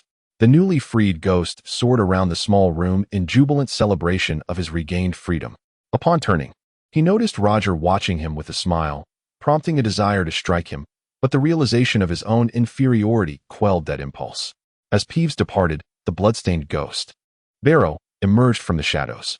Covered in blood, he approached Roger with evident concern. Professor Roger, you cannot genuinely intend to allow Peeves to follow the professors, can you? One moment of carelessness could lead to calamity. Roger looked at Barrow in surprise, not expecting such concern from this ghost. What is this? Did you not harbor disdain for Peeves, often seeking to discipline him? Why the sudden concern? Barrow scratched his head awkwardly, admitting, although Peeves can be bothersome, I cannot simply stand by and watch him meet his demise. With a teasing tone, Roger replied, In that case, why did you bring me here? Are you not afraid I might facilitate Peeves' reincarnation? Professor, you jest. Who does not know that Roger Auror does not take lives indiscriminately? Peeves is merely mischievous. He does not warrant death. However, other professors may not share the same leniency. Should he encounter someone with a temperament akin to Professor Snape, he could indeed find himself in peril. Upon hearing this, Roger understood. To Barrow, Peeves was like a disobedient younger brother, often receiving a reprimand from his elder. When genuine threats arose, the elder brother would step in to safeguard the younger. Rest assured, I shall guarantee his safety and ensure that no mishap occurs while he is following the professors, Roger assured Barrow with a smile. Hearing Roger's promise, Barrow exhaled in relief, clearly placing his trust in Roger's character. By the way, Professor Roger, since your students are to capture Peeves, would you like me to assist you? I assure you, I am certain to catch him. Having learned that Peeves would be safe, Barrow willingly volunteered to lead the way. Roger found himself in a state of bemusement, contemplating for a moment before gently declining, saying, No, thank you. Since I have told the poltergeist that it must rely solely on the students, I shall not seek any outside assistance. Otherwise, even if we were to triumph, I doubt the poltergeist would acknowledge our victory. Very well, I shall not complicate matters further. However, if it poses no inconvenience, I would indeed like to observe the entire process. Of course, that is not a problem, replied the poltergeist readily. Soon, as Professor Roger made his way to observe the Quidditch match, news of his encounter with the poltergeist and the unfortunate incident involving dung bombs spread rapidly throughout the classroom. Everyone was abuzz with speculation as to why Professor Roger had clashed with the poltergeist, with a plethora of absurd theories circulating. Yet, One consensus emerged. Professor Roger would not let this indignity pass unchallenged. He would surely seek retribution. However, the exact nature of his vengeance remained ambiguous. The seventh-year students, under Roger's tutelage, were particularly incensed upon hearing of their professor's plight at the hands of the poltergeist. Fueled by youthful exuberance, they were eager to exact revenge, determined to make the poltergeist weep for mercy. These students had long endured the poltergeist's torment, and now presented a prime opportunity for retaliation. Not only would it be justified, but it would also serve to alleviate their pent-up frustrations. On the following morning, although Roger had no classes scheduled, he exchanged his time with Professor McGonagall's Transfiguration lesson to address the matter at hand. The seventh-year students, summoned to the defense against the dark arts classroom, could surmise the reason for Roger's sudden appearance. They chattered excitedly amongst themselves, speculating on how Professor Roger would guide them in their pursuit of the poltergeist. True to expectation, Professor Roger entered with a countenance markedly darker than his usual warm demeanor. This was the first time his students had witnessed such a serious side of him, and they fell into an uneasy silence. As Roger approached the podium, he struck it with considerable force, producing a sharp, resounding sound that startled all present. "Students," he began, "I shall refrain from lengthy discourse. I trust you are aware of the recent events, and thus the purpose of today's lesson is quite straightforward. We shall capture the poltergeist." Following the last encounter with the troll, the students had not engaged in a worthy battle since, and their anticipation was palpable. At the mention of capturing the poltergeist, excitement rippled through the room. "I believe you are all well acquainted with the poltergeist," Roger continued. "If I am not mistaken, each of you has, to varying degrees, fallen victim to its mischief. Hence, this endeavor is not solely for my sake, but for yours as well, those of you who have been tormented by the poltergeist, yet felt powerless to retaliate." His words sparked a wave of indignation among the students, who yearned to rend the poltergeist asunder. With a gesture to restore calm, Roger commanded silence and cleared his throat. "Now, please, let us remain composed. The poltergeist is not easily captured, and we shall require some unconventional methods." The students listened intently, fully aware of the challenges that lay ahead in their quest to apprehend the elusive poltergeist. Many have heard of the previous grand attempts by the seniors to capture the elusive Pippi ghost, all of which ended in failure. From these past endeavors, it is evident that apprehending the Pippi ghost is no simple task. Firstly, the Pippi ghost possesses the ability to shift effortlessly between the tangible and the ethereal, demanding our utmost vigilance. Thus, it is advisable to envelop it within a binding light shield. Otherwise, the Pippi ghost may evade capture. Secondly, once the Pippi ghost has been successfully ensnared, one may employ dung bombs, using its own methods against it. However, one must exercise caution and refrain from employing spells that inflict significant harm. Our intent is merely to vent our frustrations, not to exterminate a spirit. Thirdly, Professor Roger articulated several points of caution, prompting nods of understanding among the students. At this juncture, some students sensed a discrepancy. All the professor's directives seemed tailored for them. What of the professor himself? One student raised a hand to voice a query. "Professor Roger, we are somewhat perplexed. Why are you not included in this? Do you not harbor intentions of revenge?" Roger smiled gently and explained, "To be candid, I am one who seeks retribution. I never let grievances linger overnight. So immediately following yesterday's Quidditch match, I sought out the Pippi ghost. What transpired, I shall refrain from disclosing." Upon hearing Roger's final remark, a knowing smile spread across the faces of all present. Indeed, how could Professor Roger not seek vengeance? It turns out he had already addressed the matter the previous day. Another female student, puzzled, inquired, "So, Professor Roger, since you have exacted your revenge, what is our role in this?" Roger unabashedly replied, "Indeed, I have avenged myself. However, that does not imply my ire has subsided, which is why I initiated this capture operation. You will work in groups, providing an excellent opportunity for practical training and fostering teamwork." One reason Roger chose the seventh-year students was to augment their real-world experience. Yes, everyone nodded in agreement. "Very well. I shall now announce the commencement time for our capture efforts. Due to your academic commitments, attendance in other professors' classes is non-negotiable. Thus, most of our capture endeavors will occur after class and during my defense against the dark arts lessons. Is that understood?" Roger did not possess the clout to excuse students from their classes. Certainly, if attendance were to dwindle, Professor McGonagall would be at the door seeking an explanation the following day. Understood. All replied in unison. Excellent. As a token of gratitude for your assistance in avenging me, I have decided that each group that successfully captures the Pippy ghost will receive a drop of Felix Felicis. Each capture will yield 1 drop, with no upper limit. With this, Roger produced a small vial containing a single drop of golden liquid. The clear and exquisite liquid shimmered with an alluring glow, and each person seemed to catch a glimpse of the most wondrous sights reflected within. This is Felix Felicis, which bestows the favor of fortune upon an ordinary individual. Roger was well aware of the adage that to make a horse run, one must provide it with fodder. After all, Gringotts had granted him 2 liters of Felix Felicis, ample for his purposes. As Professor Roger held the elixir of fortune, the students below could not help but exclaim in awe. This was their first encounter with the elixir beyond the confines of their textbooks, and they discovered that this potion was even more exquisite than described in their readings. A mere drop of it was valued at 5,000 gold gallons in the marketplace, and even then, it was a rarity. The fact that Professor Roger was willing to use such a treasure as a reward revealed his considerable wealth. Moreover, the professor had proclaimed that there would be no upper limit to the rewards. The excitement among the students surged, fueled by the allure of the elixir. Without further ado, Roger declared, "The hunt for the poltergeist begins now. The elixir is right here. I await your retrieval." No sooner had he spoken than groups of students rushed out in a frenzy, eager not to be outdone and miss their chance at the elixir. Observing the fervent exodus, Roger nodded in satisfaction. Chapter 36. Inspecting the pipes in the ensuing days, Hogwarts was alive with the enthusiasm of 7th-year students fervently searching for the poltergeist. As word spread, many became aware of Professor Roger's generous offer of the elixir as a reward. Everyone marveled at his magnanimity, and some younger students envied their 7th-year counterparts for the opportunity to obtain the elixir. Consequently, several lower-year students approached Roger, expressing their desire to join the hunt. Taken aback for a moment, he then graciously acquiesced, reasoning that the more, the merrier. He could certainly afford to part with a bit more of the elixir. With his nod of approval, students from various year groups spontaneously engaged in this grand pursuit.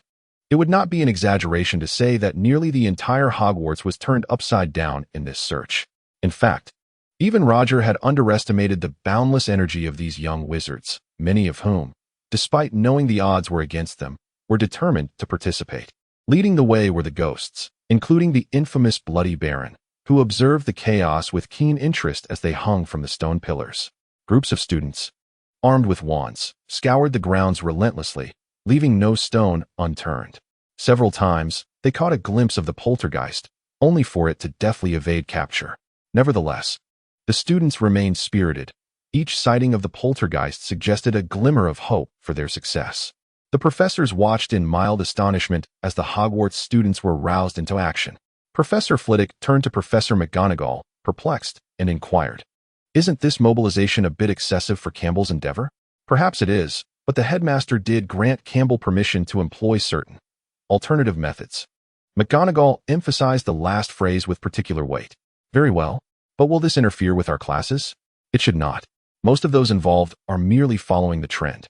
By the time classes commence, the excitement will naturally dissipate." Flitwick nodded thoughtfully, then suddenly recalled something, asking, "Professor, if memory serves me right, didn't someone from the Board of Governors recently lodge a complaint against Professor Quirrell?"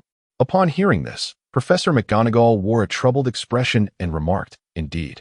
The dissatisfaction among parents has already escalated due to Quirrell's subpar teaching. The recent success of Campbell's 7th grade class in vanquishing the troll only serves to highlight Quirrell's ineptitude, especially since he fainted at the sight of it. The spectacle of Halloween was witnessed by numerous students, and the comparison only emphasizes Quirrell's inadequacies. In fact, the language Professor McGonagall used was quite restrained. The letter from the Board of Governors nearly rendered Quirrell negligible.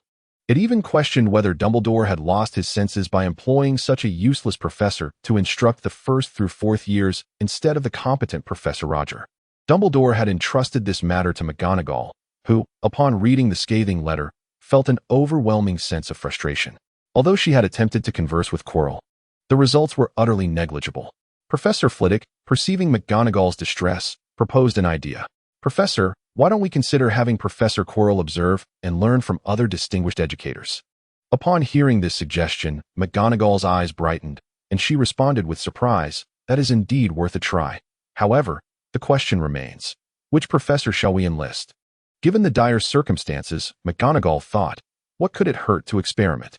Flitwick pondered for a moment before stating, Professor Roger would be the most suitable choice. After all, both teach defense against the dark arts and likely share some common experiences.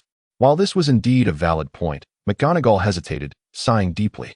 However, Campbell does not harbor much goodwill towards Quirrell. I wonder what animosity lies between them. Yes, that does pose a challenge, Flitwick agreed.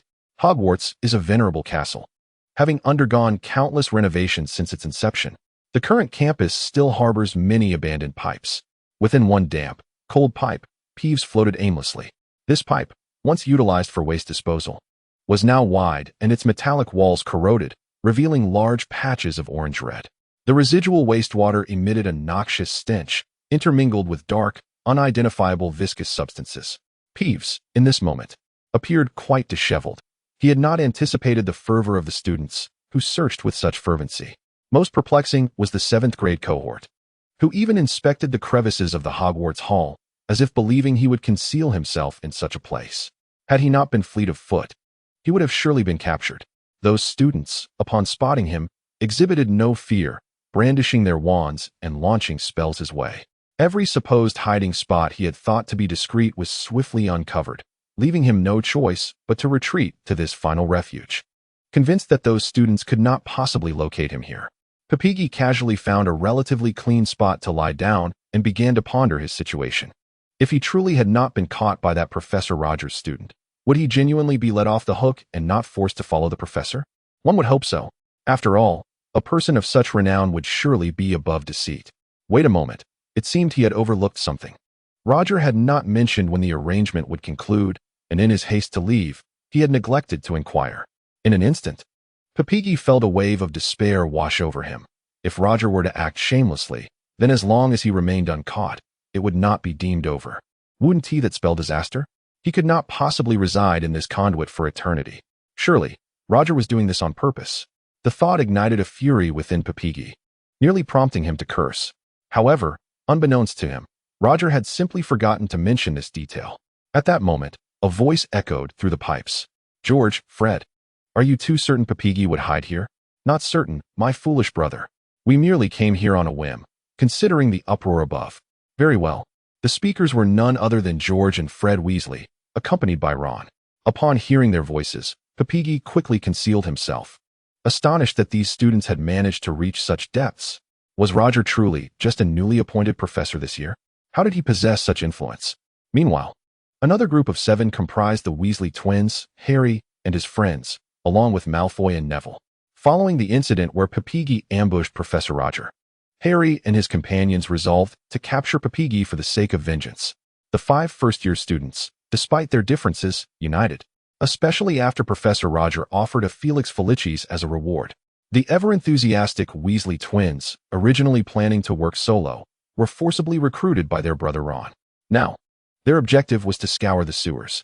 Malfoy held a green silk handkerchief to his mouth, his wand casting a light as he surveyed the surroundings. In the past, he would have never descended to such a place, but now, in pursuit of retribution for Professor Roger, he suppressed his discomfort. Hermione, observing the vast labyrinth of pipes, inquired, "But I don't understand how we will find Pepigi in this maze. There are so many conduits. We cannot search each one individually. That would waste too much time." George and Fred exchanged knowing glances at her words. George grinned widely. "Indeed, but we have a plan." "Yes, we have a plan," Fred echoed enthusiastically. "And it is this." As he spoke, George retrieved a large dung bomb from his pocket. "A dung bomb? What use do we have for this?" Ron questioned, perplexed. "Oh, how could we have such a foolish brother like you?" Upon finishing his words, George and Fred simultaneously delivered a sharp slap atop Ron's head. Fred began to elucidate. "We can hurl dung bombs down the tunnel. If Peeves truly resides within, we are bound to uncover him. This is a classic case of returning the favor in kind." George chimed in. Ron, unable to contain his curiosity, inquired, "But if that is the case, won't the foul stench affect us as well?" Slap, slap. Once more, George and Fred left a crisp sound resonating from Ron's noggin. George retorted, "Haven't you learned the bubblehead charm?" Ron, slightly dazed from the blows and momentarily bewildered by the question, merely shook his head. Fred, seemingly recalling something, remarked, "Oh, George, if my memory serves me right, they don't teach the bubblehead charm in the first year, do they? It appears we may have erred." Indeed, they realized they had struck their beloved younger brother. They exchanged glances. Slap, slap. Another two resounded on Ron's head. Surrounded by his friends, Ron felt a pang of humiliation and was ready to retaliate. Fortunately, the quick-witted Harry seized him just in time. After the ruckus, the twins cast the bubblehead charm on everyone and then produced a multitude of dung bombs. It is worth noting that in the realm of mischief, they were the true masters, for Peeves had pilfered his dung bombs from the twins. The three of them proceeded, tossing dung bombs into the passage, and within moments, a plume of yellow smoke began to rise. Chapter 37. Peeves is paraded upon hearing the trio's intention to launch dung bombs into the tunnel. Peeves sensed trouble brewing. Just as he was about to flee, a red sphere rolled into view. Peeves instantly recognized it as a dung bomb. Before he could react, the bomb exploded, releasing a familiar and pungent aroma that invaded his senses. Not this tactic again, Peeves thought, attempting to endure, believing that soon the ordeal would pass. At that moment, two more dung bombs were hurled into the tunnel, and George's voice echoed from outside. "Of course, we need a few more for it to be effective. One must understand that the potency of the dung bomb's stench is not merely additive. At times, it behaves multiplicatively." Trapped within the sealed tunnel, the overwhelming scent, nearly palpable, became unbearable for Peeves. Were he not a ghost, he surely would have retched uncontrollably. His form grew ethereal as he stealthily drifted out of the tunnel, hoping to escape unnoticed. Unexpectedly, upon his emergence, he was spotted by Malfoy, who was equally startled, having not anticipated Peeves truly hiding within the tunnel. Initially, Malfoy had approached with a stroke of luck in mind, lacking any genuine belief that Peeves would conceal himself there. Suddenly, a white figure darted from the inky darkness, prompting Malfoy to instinctively raise his wand. Stupefied, thanks to Roger's rigorous training, Malfoy's spellcasting accuracy had significantly improved. The specter known as Peeves found himself ensnared by a curse, momentarily frozen in place for several seconds.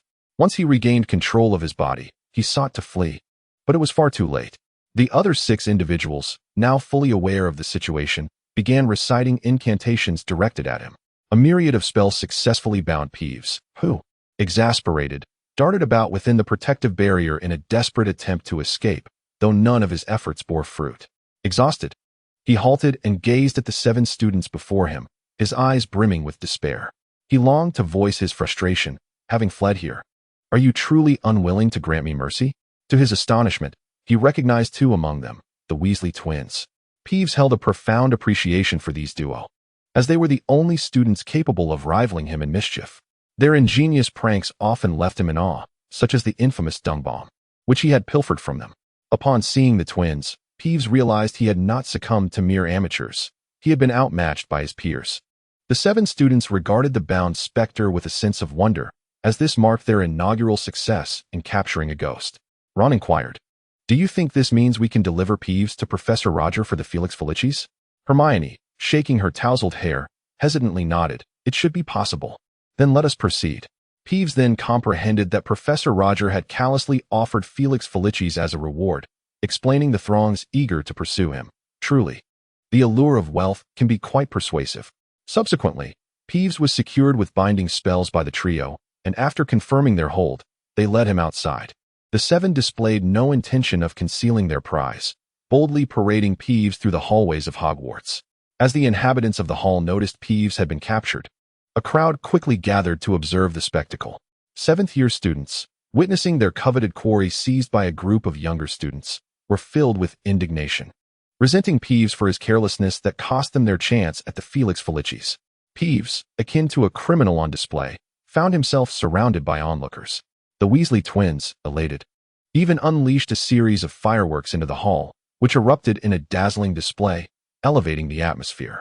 Barrow, the Bloody Baron, along with other ghosts, floated over to join the commotion. Surrounding the mute Peeves, the spirits jested, "Oh dear Peeves, how clumsy of you. How could you allow yourself to be captured by such lowly first years? Indeed, we expected you to last much longer." Mortified by the gathering of spirits, Peeves seethed with indignation.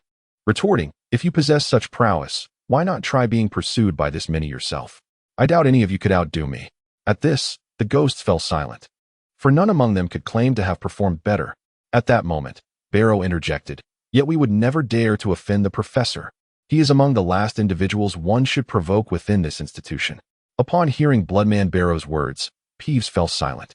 Indeed, it was a predicament of his own making.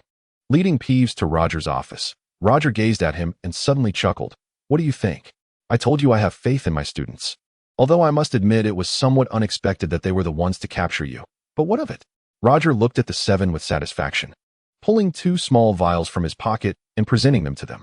The 7 hesitated, eyeing the glass vials resting in Roger's palm, and Hermione inquired with curiosity, "Professor, why are there 2 vials?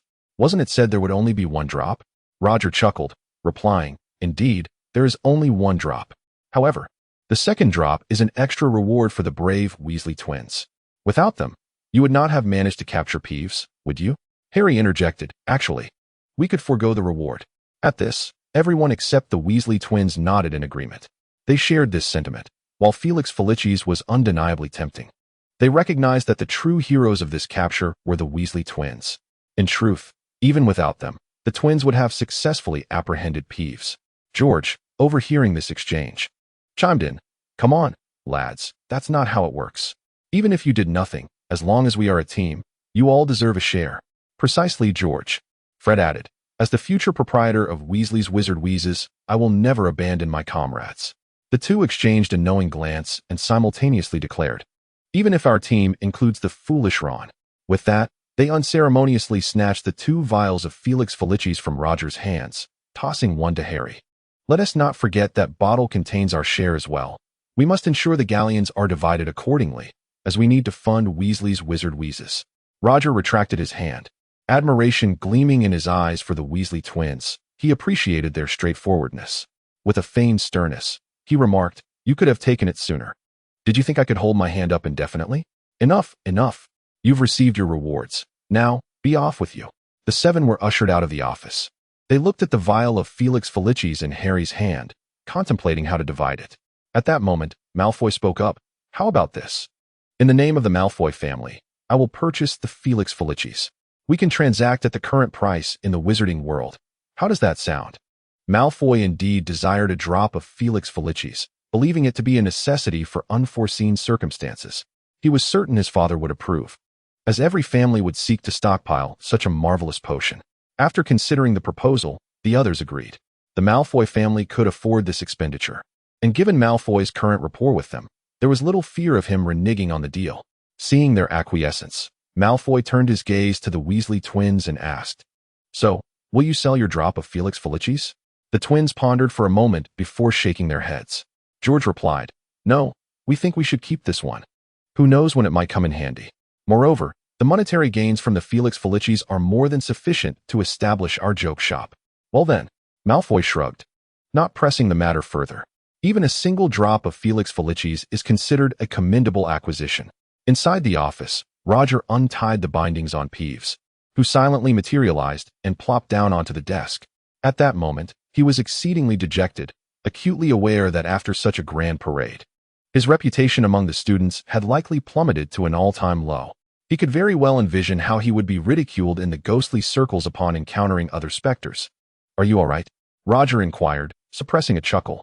"Heh, why do your students, like you, have a penchant for dung bombs?" Peeves lamented. Roger shrugged, retorting, "You were the one who initiated their use, mind you." Peeves, unwilling to continue the squabble, declared, "Fine, I concede. I shall assist you in tracking that Professor Quirrell. I fail to see what merits a professor as incompetent as he possesses that warrants surveillance."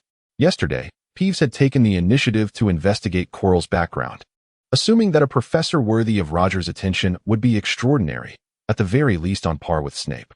To his surprise, the evaluation he received was far from flattering. Not only did Quirrell exhibit abysmal teaching quality, but he also displayed a lack of strength, having fainted in front of all students and faculty due to a mere troll. Roger cautioned, "Trust me, Professor Quirrell is certainly not as he appears. Exercise caution." All right. Just tell me how to track him." Peeves replied dismissively. After a moment's contemplation, Roger remarked, "Actually, there's no need to follow him constantly. Whenever Quirrell leaves to conduct a class, Simply search his room for anything suspicious. You needn't do anything beyond that. Preposterous. If I am discovered by others, Quirrell will surely catch wind of it, and I'll likely meet with an unfortunate fate, Peeves retorted incredulously. Is it truly that simple? He asked, incredulity lacing his tone. Indeed, it is that simple, Roger affirmed with a nod, indicating that he had not misheard. Chapter 38. Dumbledore's Office. As time progressed, the weather grew increasingly frigid. Snow began to fall outside, with flakes accumulating atop the pines, resembling towers of snow from afar. The ancient Hogwarts castle had donned its winter attire, a cherished collection saved for 3 seasons.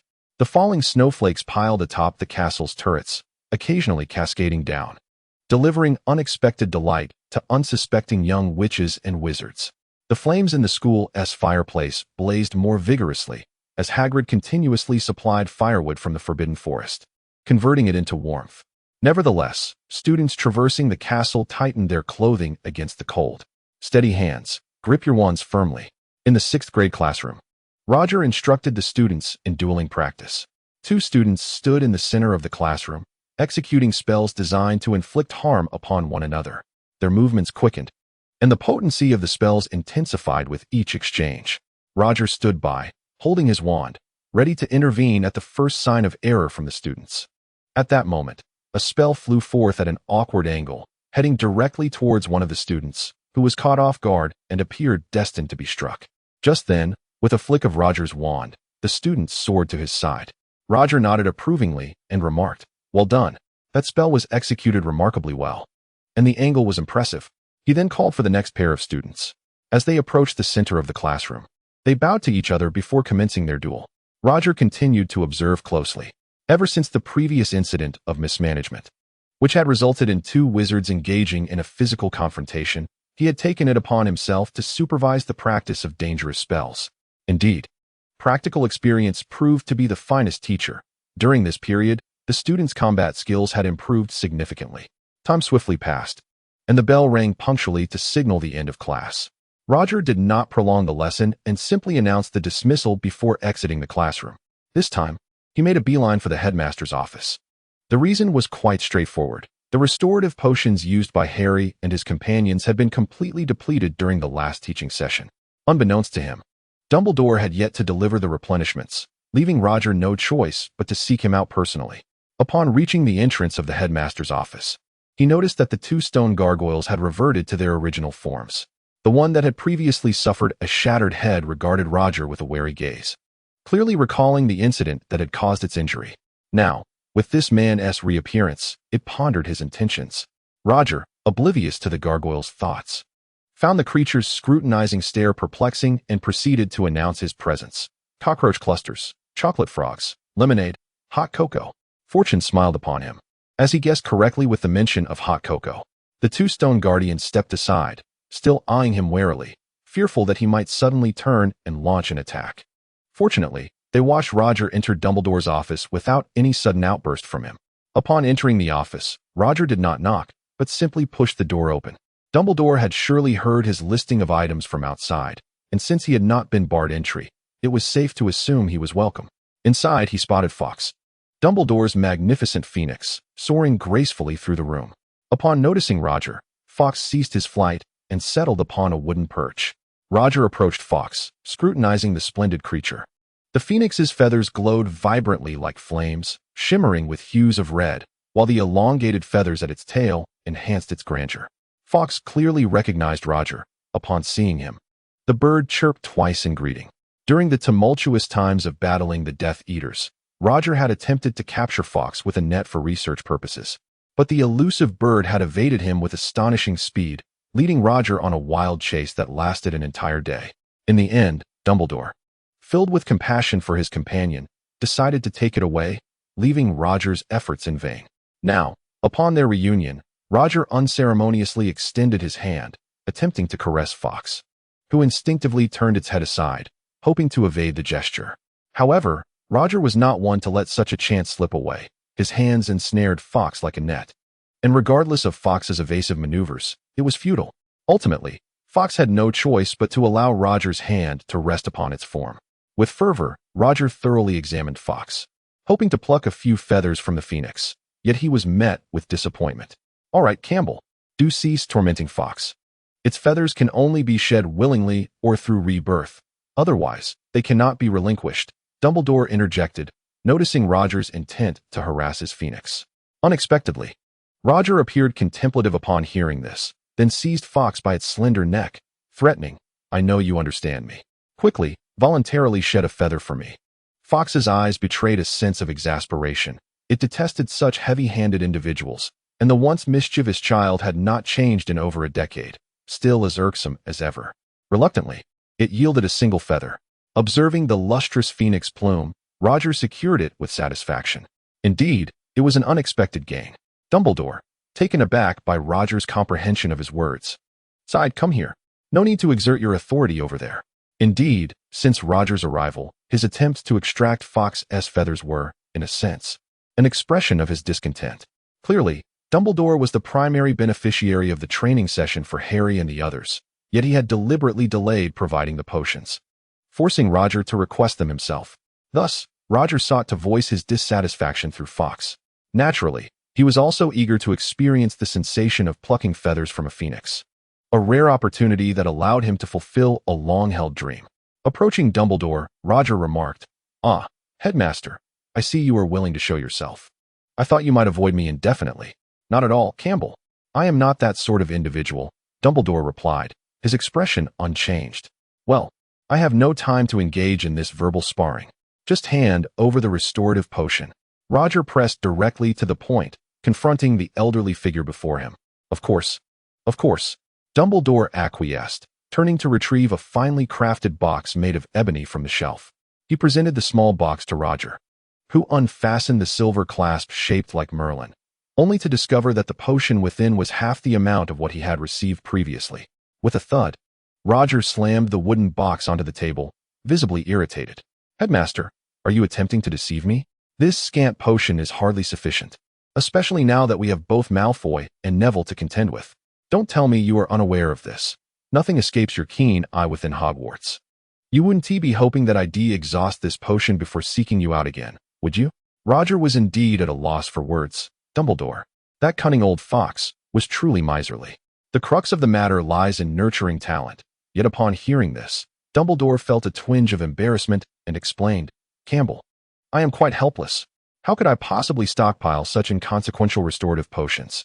Even if I had a surplus in the past, these items have a shelf life, and they are now expired."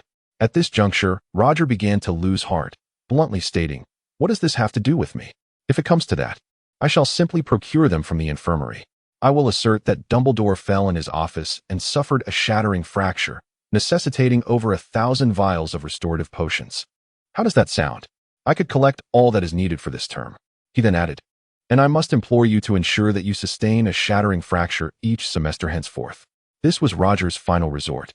He believed that Dumbledore could easily ask his old acquaintances for assistance. Though it may be somewhat embarrassing, what of it? It was of no concern to him. Observing Roger's demeanor, Dumbledore nodded resignedly. "Rest assured, Campbell, the restorative potions you seek will be delivered within a week, and there will be no delays." With Dumbledore's assurance, Roger nodded in agreement. Then, as if venting his frustrations, remarked, "If this happens again, I shall pluck your phoenix until it resembles a bald chicken." Dumbledore cast a sympathetic glance at Fawkes, lamenting, "Dear companion, you have endured much." He then chose not to pursue Roger's jest, and began, "Very well, Roger. Now, would you mind discussing Harry's performance of late?" Roger understood the old man was attempting to shift the topic, but refrained from elaborating, pondering briefly before responding. "How should I put it? He is the epitome of Gryffindor, lively, energetic, and prone to mischief. And what of his magical prowess? As for his magical aptitude, I can assure you with conviction that, given Harry's current rate of development, he stands no chance against Voldemort." Roger was acutely aware of Harry's capabilities. He fell short in every regard. He even felt that Hermione might be more suited to be the savior, for she possessed not only exceptional talent, but also an unwavering work ethic. In any task, her level of completion surpassed that of Harry. Upon hearing this, Dumbledore fell silent for a moment. He had been closely observing Harry as well, and understood the implications of Roger's words, letting out a sigh. "It appears that our Harry still has quite a distance to traverse before he can be deemed a savior." Roger said little more, simply stating, it matters not. I shall take my leave. Wait. Dumbledore called out to Roger, a smile gracing his face. Do not forget, Campbell. Tomorrow is Christmas, and you must prepare the venue. Roger was taken aback, but upon reflection, realized the timing was indeed appropriate. He waved his hand to indicate his understanding. As he passed by Fawkes, Roger quickly reached out to grasp a few of its long feathers. Startled, Fawkes took flight. Roger laughed heartily at the sight of Fawkes soaring through the air. His earlier gesture had merely been a playful scare. Chapter 39. Christmas. The following morning, even before dawn had broken, Roger rose early to prepare the venue. After changing his attire, he made his way to Snape's door. Yesterday, he had not received any notification, all for this moment. Roger placed his hands before Snape's door, counted silently to 3, 2, 1 in his mind, and then, as if compelled by fate, forcefully knocked on the door. The urgent and intense sound echoed swiftly down the corridor.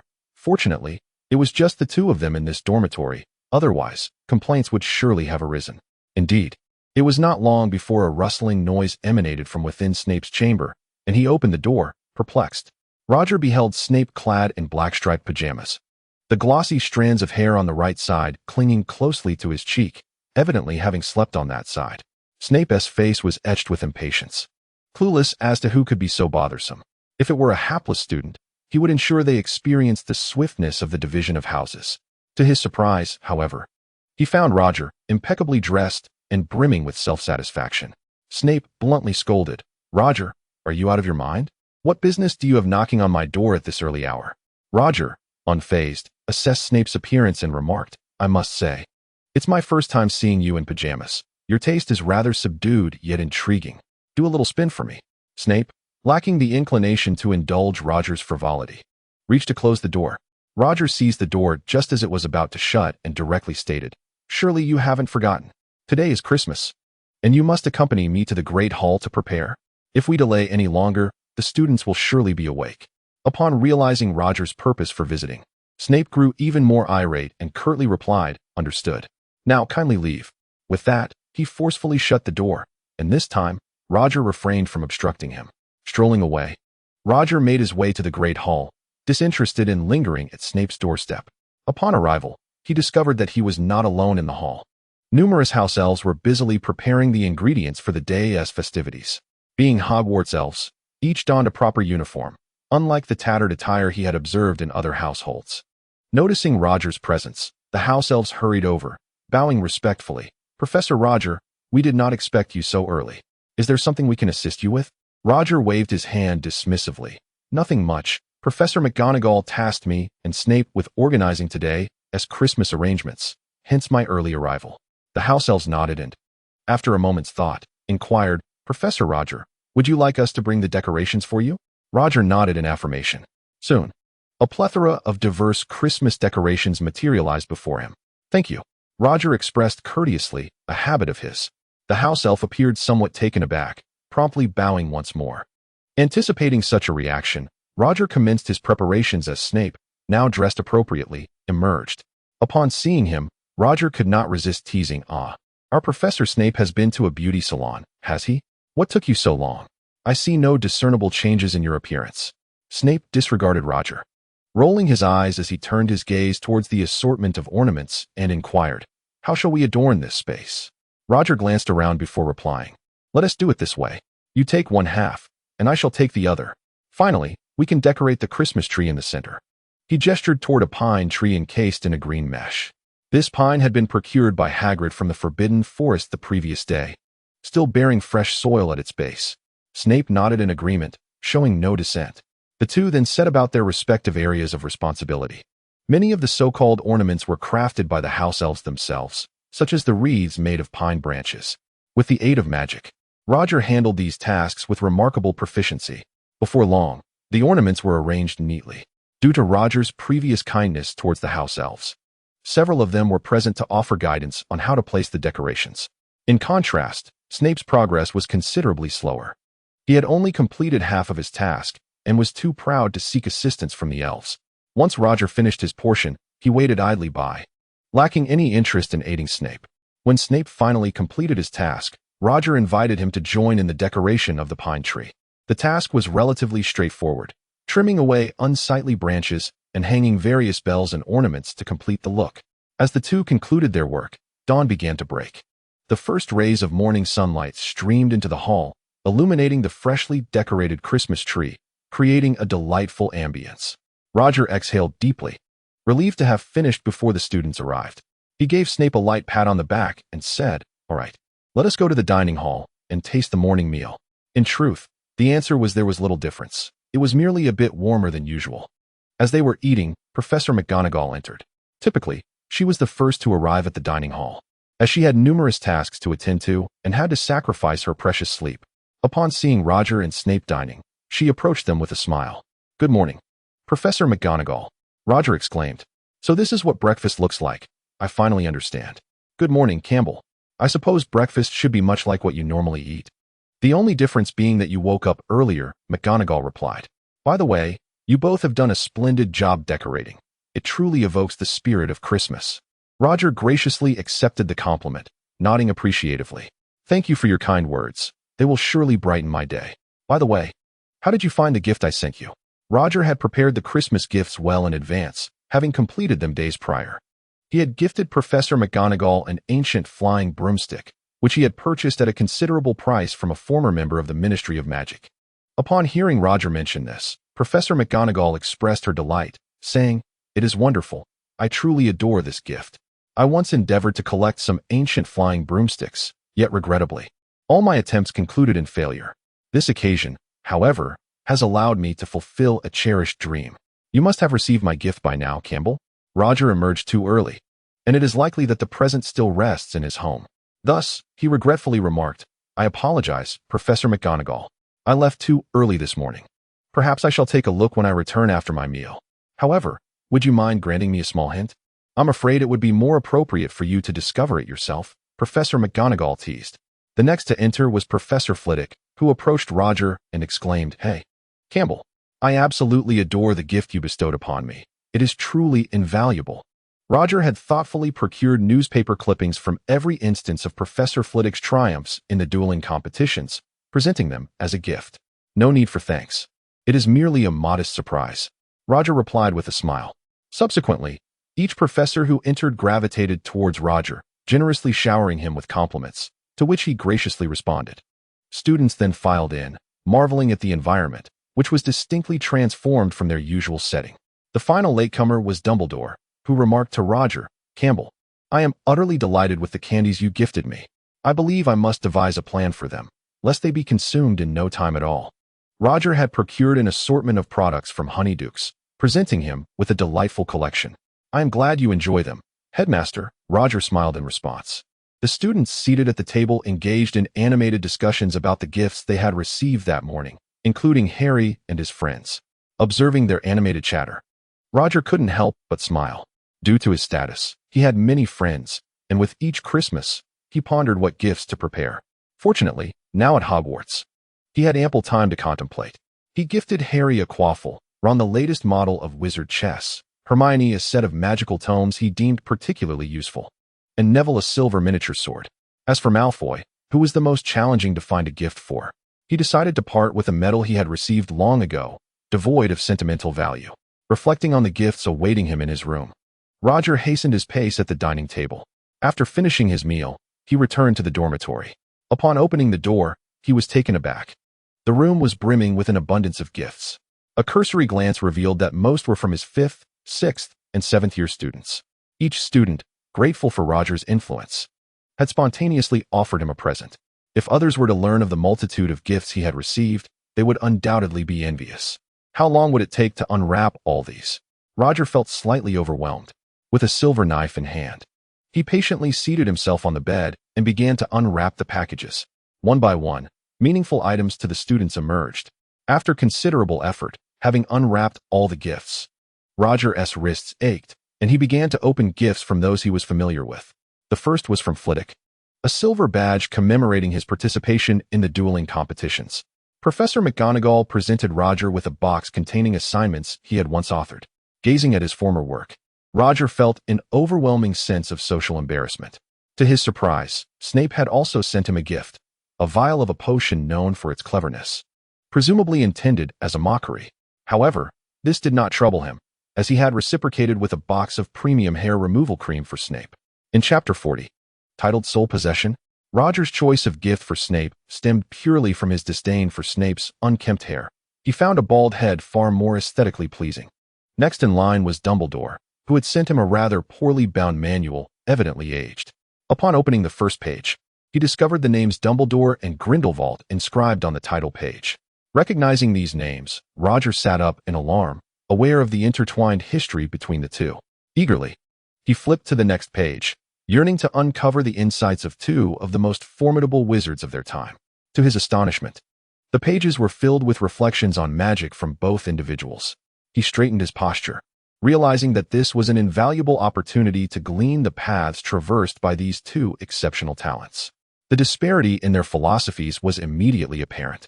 For instance, Grindelwald repeatedly asserted that only wizards should wield dominion over the world, a notion that would later corroborate his ideological stance. Conversely, Dumbledore championed the notion of coexistence between wizards and muggles, advocating for mutual non-interference. Beyond these philosophical musings, the manual also contained numerous analyses on spellcasting, a significant portion of which proved beneficial to Roger. He even stumbled upon several long-lost spells, the origins of which remained a mystery. Additionally, the manuscript delved into the study of souls, positing that if one's soul forcibly inhabited another's body, the host would emit a foul stench, requiring an overpowering scent to mask it. After a brief perusal, Roger set the book aside, recognizing that mastering its contents would require more than a fleeting moment. Choosing to continue unwrapping his gifts, Roger next uncovered a wizarding robe adorned with silver clasps, presumably purchased specifically for him by Moody. In return, Roger had sent him a newly crafted eye, which, upon modification, emitted a crimson glow. He was confident that Moody would terrify any would-be criminals with it. As he shook out the robe, a letter fell to the ground. Curiously, Roger picked it up and broke the wax seal, discovering it contained the results of an investigation he had previously requested regarding Quirrell. After many days of waiting, news had finally arrived. He extracted 2 sheets of paper and began to read diligently. The contents revealed that his informant had sought Quirrell for an extensive period. They uncovered a crucial detail. 6 months prior, Quirrell had been an exemplary graduate of Hogwarts, possessing no knowledge of dark magic whatsoever. Upon reading this, Roger raised his eyebrows in astonishment. Given his previous encounter with Quirrell at Gringotts, it was evident that Quirrell must have immersed himself in dark magic for over a decade to attain such a level of proficiency. Otherwise, it would be utterly inconceivable. However, according to Moody, Quirrell had not even ventured into the realm of dark magic a mere 6 months ago, which seemed entirely implausible. With lingering doubts, Roger continued to peruse the information. Yet, after 6 months, Quirrell had secured a position as the defense against the dark arts professor at Hogwarts and had ventured into a forest to hunt vampires. Strangely, upon his return, he began acquiring various items associated with dark magic. It was apparent that something significant had transpired in that forest, leading him to engage with dark forces. Moody, having thoroughly investigated what Quirrell had purchased, demonstrated his professionalism. In his correspondence, Moody further elaborated that Quirrell subsequently began reaching out to former Death Eaters. After reporting to Hogwarts, he took leave to meander about Diagon Alley, presumably preparing for the forthcoming heist at Gringotts. The narrative concluded here, with Moody asserting that the information was gathered through diligent inquiries, thus holding a high degree of credibility. Finally, he wished Roger a Merry Christmas. As he contemplated the written content, Roger found himself in a quandary. Initially believing Quirrell to be a deeply concealed dark wizard, the unfolding events suggested a far more intricate mystery. The crux of the matter lay in what Quirrell had encountered in that forest, which had transformed him into his current state. Everything seemed to hinge upon that forest, implying that understanding the happenings within it would unveil the complete picture. Suddenly, he recalled Peeves. Since Roger had sent Peeves to investigate Quirrell, he had scarcely seen him. Their encounters had merely consisted of casual exchanges, revealing little else. It appeared that Quirrell was indeed a formidable enigma. Roger moved to the window, gazing at the swirling snowflakes outside. Quirrell now resembled the heavy snowfall, concealing himself beneath the mounds of snow, rendering him elusive and inscrutable. After Christmas, he would have a few days of tranquility, as many students would return home, allowing him the opportunity to rest. That evening, a grand Christmas celebration took place, where everyone feasted on succulent roasted turkeys with crispy skin, enveloped in a vibrant festive atmosphere. A few days later, with the Hogwarts Express rumbling into motion, a throng of young wizards, who had long been away from home, began to yearn for their distant families. Of course, some students chose not to return home, like Harry Potter, who genuinely wished to avoid his aunt and uncle's household. Roger stood on the astronomy tower, observing the nearby courtyard where a lively group of students engaged in a snowball fight. Watching the snowballs being tossed back and forth left him entirely unmoved. Many professors opted to return home to reunite with their long-absent families. However, among them was none other than our diligent Professor McGonagall. At this moment, she chose to remain at the academy, maintaining order among the students and preventing any disturbances. As for the esteemed headmaster Dumbledore, he has seemingly vanished from sight. One might presume he has gone to accompany the solitary Grindelwald, for his presence has not graced the New Year celebrations. Professor Roger, may I now share my observations? The poltergeist floated beside Roger, gazing into the distance. Certainly, speak your mind. Very well. Ever since Professor Quirrell commenced his lectures, I have stealthily entered his chamber. I dare not disturb the furnishings, fearing his discovery. I merely searched within his room and uncovered a trace of blood concealed in the crevices of the floor. It would have been nearly impossible to notice without a keen eye. This blood, in fact, is a remnant from when Quirrell sustained an injury to his calf. Is there anything further? Roger inquired, nodding. The poltergeist pondered momentarily, then remarked, for some reason, each time I enter Professor Quirrell's room, I detect a faint odor. An odor? You say? It must be the scent of garlic on Quirrell. Roger dismissed it nonchalantly. The poltergeist shook his head, refuting, no, it is not the smell of garlic. It is a foul stench, a putrid odor. A putrid odor? Roger questioned, perplexed as to how Quirrell could emit such a scent. The poltergeist nodded. At that moment, Roger recalled the book Dumbledore had given him, which mentioned that those possessed by another soul emit a foul odor of decay. He could not fathom why this thought surfaced in his mind. Wait, he mused, if we follow this reasoning, it implies that Quirrell, upon entering that forest, was possessed by a powerful soul for reasons unknown. During my battle in Gringotts, I was contending with this formidable spirit. This makes sense. Yet, this raised a new question. Who was this powerful soul, and why did it choose to inhabit Quirrell rather than another more formidable wizard? Indeed, that is crucial. Why would this soul opt for Quirrell? For at that moment, Quirrell had already become the professor of defense against the dark arts at Hogwarts. What purpose did this powerful soul have in wanting to enter him? The poltergeist observed Roger, who had closed his eyes, seemingly lost in thought. He gently tapped Roger's shoulder, saying, Professor, are you all right? Roger returned from his reverie, realizing he had grasped the crux of the matter. He now needed solitude for contemplation, so he waved the poltergeist away, saying, all right, you may return. I must think independently, so please do not disturb me further, although uncertain why. The poltergeist turned to leave upon hearing this. Just as he was about to depart, Roger's voice echoed once more, from now on, you need not monitor Professor Quirrell any longer. Your duties conclude here. You are free. Roger believed that the poltergeist had provided him with the most valuable information. If he continued to pry, Quirrell would inevitably become aware of him. Upon hearing this, the mischievous spirit was naturally elated. Although no incidents had yet occurred, the prospect of stalking the professor was fraught with peril if discovered. Brimming with excitement, the spirit swiftly departed. Roger gazed into the distance, resuming his contemplation of the matter at hand. Within the hallowed halls of Hogwarts, there were but a few prized possessions that such a formidable soul might covet. The Philosopher's Stone, the entirety of the Hogwarts grounds, and the savior, Harry Potter. The allure of the Philosopher's Stone was readily comprehensible. It was the most immediate means for the soul to restore itself to its former glory. As for the Hogwarts grounds, it too was an ancient fortress, and the possibility of hidden treasures left by predecessors was entirely plausible. Harry was included in Roger's thoughts solely because he was the only student this year deserving of attention. In truth, Roger believed the Philosopher's Stone to be the most likely target, especially since Dumbledore had crafted traps around it. Suddenly, a thought struck Roger when he had spoken to himself. He recalled that every time he saw Quirrell's forehead, where the lightning-shaped scar resided, it would burn.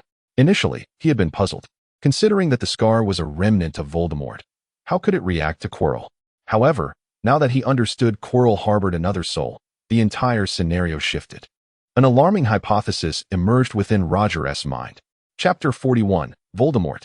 The mere thought sent shivers coursing down his spine. The presence attached to Quirrell was none other than Voldemort. If that were the case, everything made sense.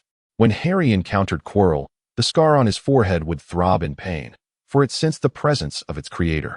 The need for the Philosopher's Stone arose from Voldemort's grievous injuries. He required it to replenish what he had lost. Furthermore, Roger recalled Dumbledore's remark about being astonished upon recognizing Quirrell's true identity, for he knew Quirrell was, in fact, Voldemort. Additionally, Roger reflected on the Christmas gift Dumbledore had given him, a handwritten book, which contained a crucial insight regarding the soul. Curse that old fox. Did he not fear the consequences of playing with fire? Roger inwardly chastised Dumbledore, believing this act to be a jest made at the expense of the safety of all Hogwarts students. After so many years, he had finally encountered Voldemort once more. Yet, at this moment, Voldemort's power had not returned to its former strength. Roger recalled the scene of his earlier confrontation with Quirrell at Gringotts. However, a pressing question arose. How was he to confront Quirrell now? Should he simply rush in, seize him, and eliminate him to resolve the matter once and for all? It could not be that simple. Otherwise, Dumbledore would have surely dealt with Quirrell long ago. There must have been some reason preventing the destruction of Voldemort. Or perhaps, even after his demise, Voldemort could return once more. What was he to do?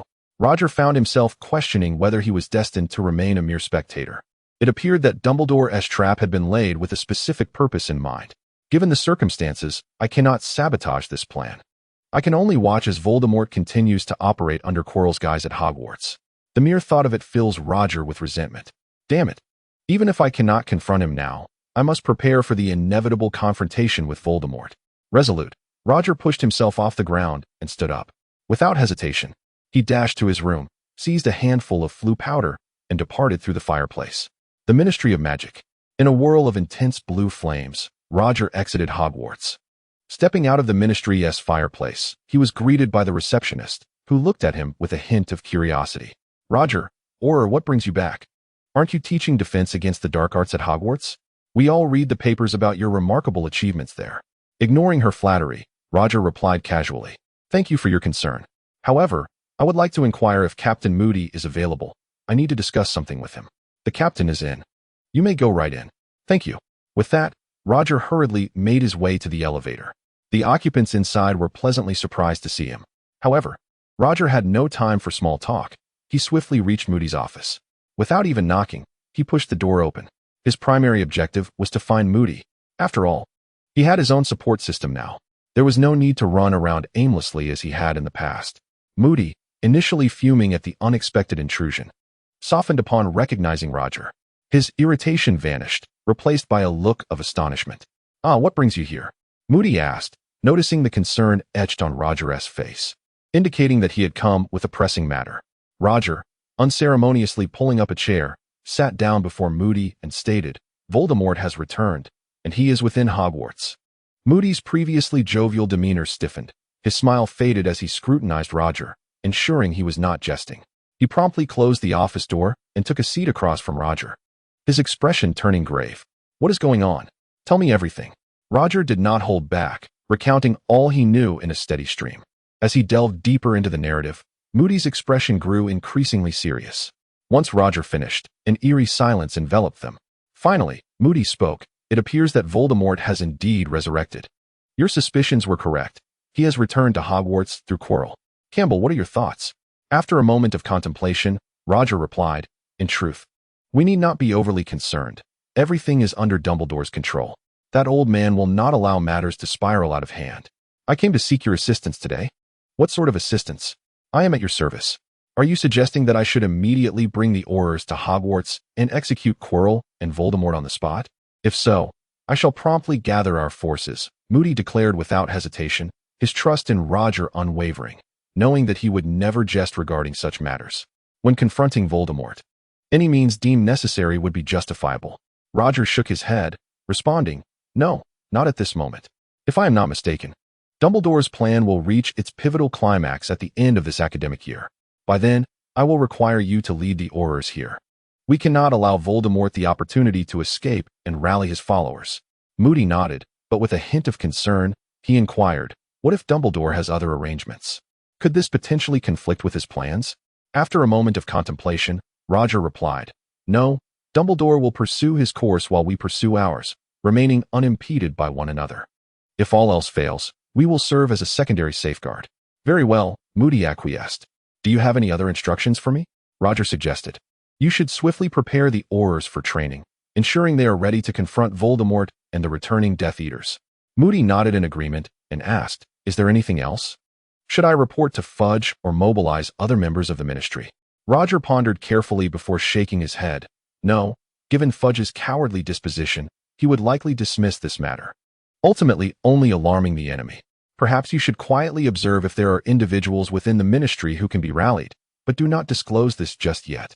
It may prove useful in the future." Moody nodded sagely, recalling how he had previously warned Fudge about the potential return of Voldemort, only to be met with derision and scorn. Alas, how can we possibly defeat Voldemort while entangled with such vermin? It seems that Voldemort is indeed poised for a resurgence. The tranquility of the magical world, which has persisted for so many years, is on the verge of being shattered, Moody lamented. Roger placed a reassuring hand on his shoulder.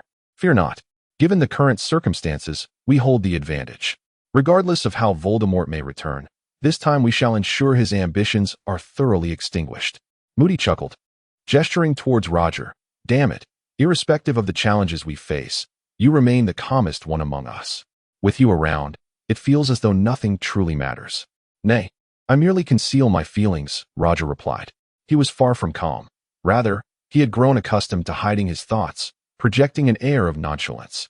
Such a demeanor often instilled a sense of security in others, compelling them to follow him willingly. Little did they know how tumultuous his own mind was at that moment. The two continued their discussion on strategies to counter Voldemort. Nilmengard Castle appeared quite ancient, its stones weathered and beginning to fade. The surrounding weeds had grown taller than a person, left untrimmed as if forgotten. The heavy snowfall had buried the castle, yet no one had come to clear the area. Only a select few are aware that within this dilapidated castle lies a terrifying entity, the first Dark Lord, Grindelwald. The interior of the castle is sparsely decorated, with furniture ensnared in cobwebs and murals cloaked in dust. However, on the third floor, everything transforms remarkably. The room is illuminated, adorned with gilded candelabras, exquisite furnishings, and renowned portraits, alongside a meticulously dressed man. He wears a pocket watch embellished with intricate tulip patterns, possesses a resolute visage, and sports a well-groomed mustache, his hair carefully styled. At this moment, the silver-haired gentleman gazes with a warm smile at Dumbledore, who sits opposite him. Today, Dumbledore is unlike his usual self. His long white hair is tied back with a silk ribbon, and he is clad in a finely crafted garment interwoven with gold and silver threads. "At last, we meet again," Dumbledore speaks, breaking the silence upon his entrance. Grindelwald's lips curl into a smile, finally hearing Dumbledore's voice, and replies with a hint of joy, "Indeed. You have finally arrived. I have awaited your presence for quite some time. How have you fared during this interval?" Dumbledore inquires. Grindelwald bows his head in contemplation before responding with a touch of feigned grievance. "Not well. It has been rather dismal in your absence." Hearing this, Dumbledore's lips move. Yet he ultimately refrains from making a reply. "Now, let me see what delightful cake you have brought this time." Grindelwald diverts the conversation to the small wooden box Dumbledore has just presented. It is a simple wooden chest, adorned with the Honey Duke's insignia. Each time Dumbledore visits, he invariably brings a cake purchased from the Honey Duke. Each cake differs, at times. Grindelwald's sole amusement within the confines of this castle is to speculate on the flavor Dumbledore will bring him. Dumbledore opens the box to reveal a large 10-inch chocolate cream cake. Grindelwald observes the dark chocolate cake with surprise. For the previous cakes Dumbledore had brought were all fruit-flavored. This time, chocolate was an unexpected choice. "Well, I thought you might have chosen blueberry-flavored chocolate," he remarks. Dumbledore chuckles lightly. "I initially intended to buy a fruit cake, but upon reflection, I deemed it better to indulge in something sweet."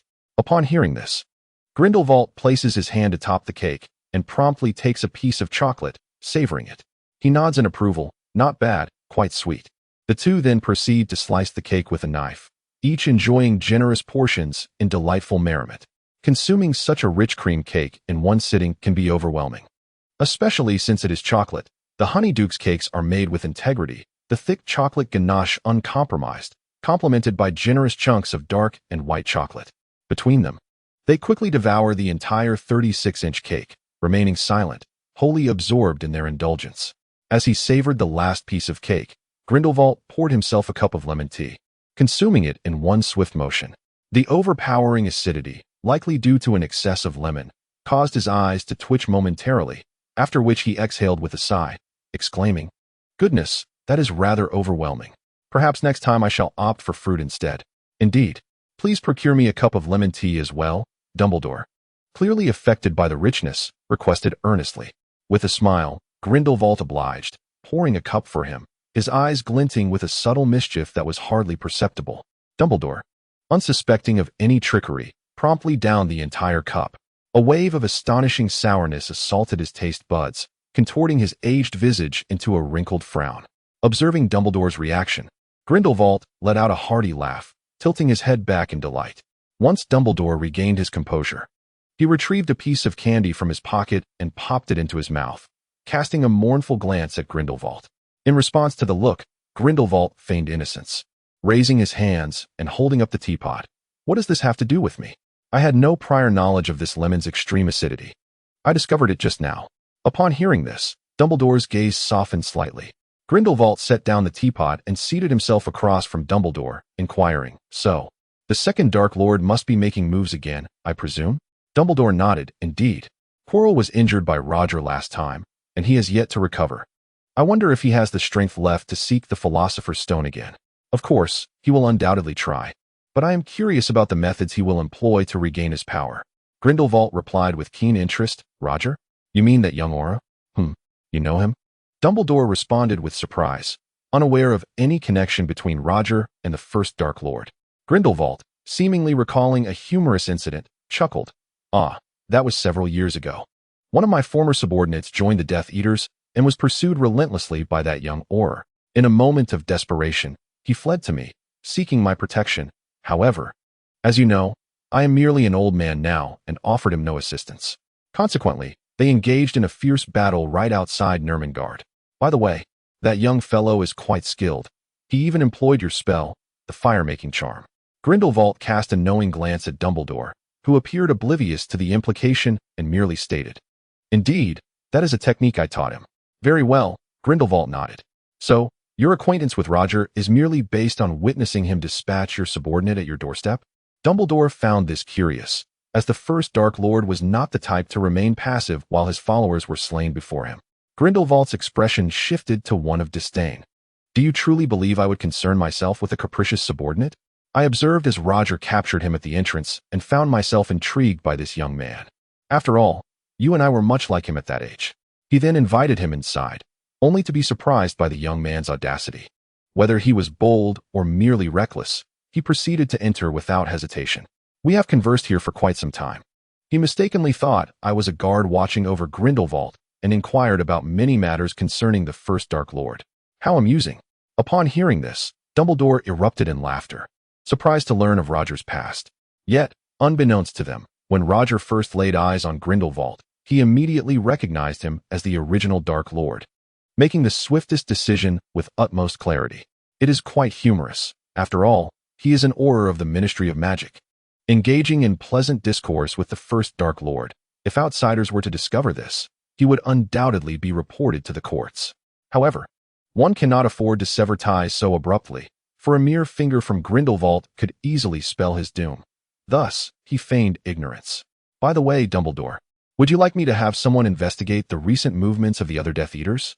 Although Grindelwald currently remains confined within this castle, reluctant to venture outside, his former associates still linger, and any matters can be addressed directly with them. No one would dare voice any opposition. Previously, Dumbledore became aware of Voldemort's possession of Quirrell due to Grindelwald's intelligence.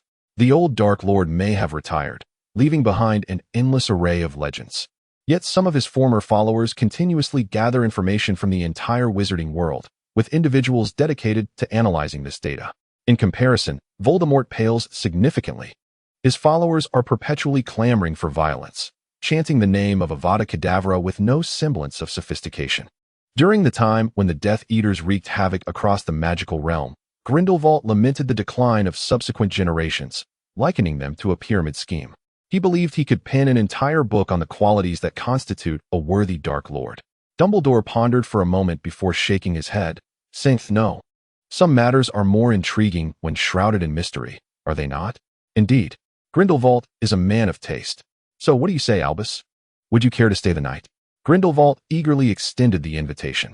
"No, that would not pass inspection. I shall take my leave and return tomorrow," Dumbledore replied, shaking his head in refusal and departing through the door. After discussing matters with Moody, Roger did not return to Hogwarts. Instead, he opted to stay in the room that once belonged to him at the Ministry of Magic. The room was dim, and Roger did not light a lamp. Most of the items had been taken to Hogwarts, but fortunately, the bedding remained. He reclined on the soft bed, still dressed, with his hands behind his head, gazing at the beige silk and linen drapes, lost in thought. Moody had gone home to reunite with his family. He had initially intended to invite Roger along, but Roger had declined. Unlike others, he had no family. On such occasions, he found himself alone. Attending another's family gathering, amidst the merriment, would only enhance his discomfort. For him, both Hogwarts and the Ministry of Magic were merely workplaces, with no place he could truly call home. His home had long since been destroyed by the hands of Death Eaters on a fateful night over a decade ago. Since that time, Roger had not returned to that house. Thus, he threw himself into work, relentlessly pursuing the Death Eaters, as a means to escape the profound solitude that engulfed him, hoping to fill the void within his heart with busyness. Yet, it seemed to bear little fruit, especially on a night as desolate as this. He was likely the only soul in the Ministry of Magic's dormitory. Others would be gathered around a long table with their beloved families, savoring the aroma of roasted chicken and sizzling sausages. The sound of family chatter was a delightful melody. When his mother finished gossiping about others, she would inevitably turn the conversation towards him, prompting him to smile and deflect. The crackling of logs in the fireplace created a comforting ambience. How wonderful it all was. Yet who could fathom that he once had a family like that? Roger had nearly forgotten the faces of his loved ones. He recalled that his mother adored cooking. Each time he returned home, the enticing scent of her meals would greet him. His father, a carpenter, would often be found at home, hammering away, the rhythmic sound of nails being struck waking him each morning. Taking out his pocket watch, an old-fashioned piece devoid of any embellishment, Roger found it to be a simple timepiece, his father's gift for his 18th birthday. Upon opening it, he discovered a family photograph nestled inside. In the dim light, he struggled to see it clearly, gently caressing the image with his thumb. Unbeknownst to him, tears began to trickle down his cheeks. He quickly wiped them away, sitting up abruptly, taking a deep breath, and stowing the watch back into his pocket. He rose to gaze at the moon outside, but the clouds were thick that night, obscuring the view completely. Suddenly, an inexplicable desire for a glass of whiskey washed over him. It was peculiar. He hadn't craved alcohol in ages. Nevertheless, he decided to indulge this whim, though he had no idea where he might find an open tavern at this hour. Never mind, he thought. Perhaps he would take a chance. Remaining cooped up in his room would only lead him to wallow in his emotions. Better to take a stroll. Approaching the fireplace, he grabbed a handful of flue powder and declared, "Pig's Head Tavern." In a flash of flames, Roger vanished. The next moment, he found himself within the Pig's Head Tavern.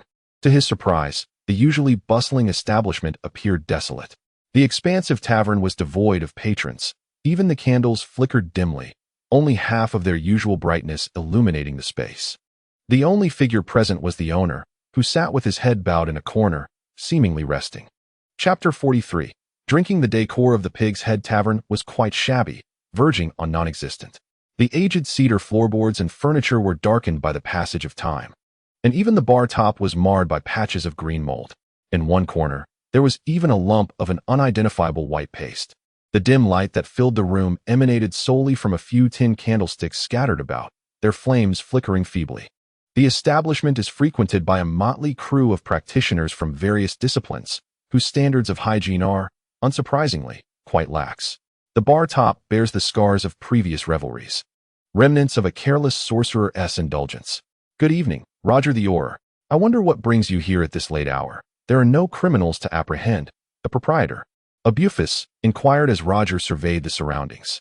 Given that many wrongdoers are drawn to this venue, Roger had previously led Aurors in numerous operations here. often resulting in considerable chaos, including the destruction of several tables and chairs. Thus, Abuphis was well acquainted with him. A hint of discomfort flickered across Roger's face before he regained his composure. "What is the matter? I merely seek a drink. Do you not welcome a patron in search of refreshment?" "A patron?" Abuphis scoffed. "I believe, dear Auror, you might have forgotten your previous escapades here. After wreaking havoc on so many occasions, apprehending countless miscreants, and now you wish to partake in a drink? Surely this is a jest. No, perhaps it is more fitting to address you as Professor Roger now." Had Roger still been an Auror and simply wished to enjoy a drink, Abuphis would have gladly poured him a generous glass of authentic whiskey, imbued with the essence of peat. After all, Roger was merely fulfilling his duties, and Abuphis held a certain respect for him. However, as a professor from Hogwarts, the dynamic had shifted, and Abuphis now felt compelled to challenge him. Unaware of the underlying tension, Roger believed that aside from the Hogwarts head inn, no one would conduct business on such a night. Thus, exercising restraint, he reiterated, "I am here for a drink, my good sir. Please, a glass of your finest whiskey." Abuphis regarded Roger with a serious expression, nodding in acknowledgement. "Very well, find yourself a seat." Scanning the room, Roger discerned that the bar appeared the cleanest. Without hesitation, he settled himself at the bar, observing as Abuphis poured his drink. Abuphis filled a glass with half a measure of whiskey, placed it on a wooden tray, and slid it across to Roger. "1 gold galleon," he declared. This price was evidently inflated, a capricious figure born of his irritation. Roger, unfazed, produced a gold galleon and flicked it towards him. Abuphis caught it, examined it briefly, and tucked it into his pocket. Lifting the glass, Roger scrutinized the amber liquid, which glimmered enticingly. He took a delicate sip, allowing the distinctive peaty flavor to envelop his palate. He continued to drink, gradually consuming the entire glass. Initially, he had intended to savor the flavor, but soon his body acted on instinct, the whiskey disappearing into him almost without thought. At that moment, he yearned to intoxicate himself, seeking to escape the burdensome thoughts that plagued him. "Another," Roger exclaimed, placing a pouch of gold galleons upon the bar. Seemingly perceiving Roger's discontent, Abuphis promptly retrieved an entire bottle of whiskey along with a glass. Abuphis sat opposite Roger, pouring a glass of whiskey for him and another for himself. He gently clinked his glass filled with liquor against Roger's and encouraged him, "Drink up.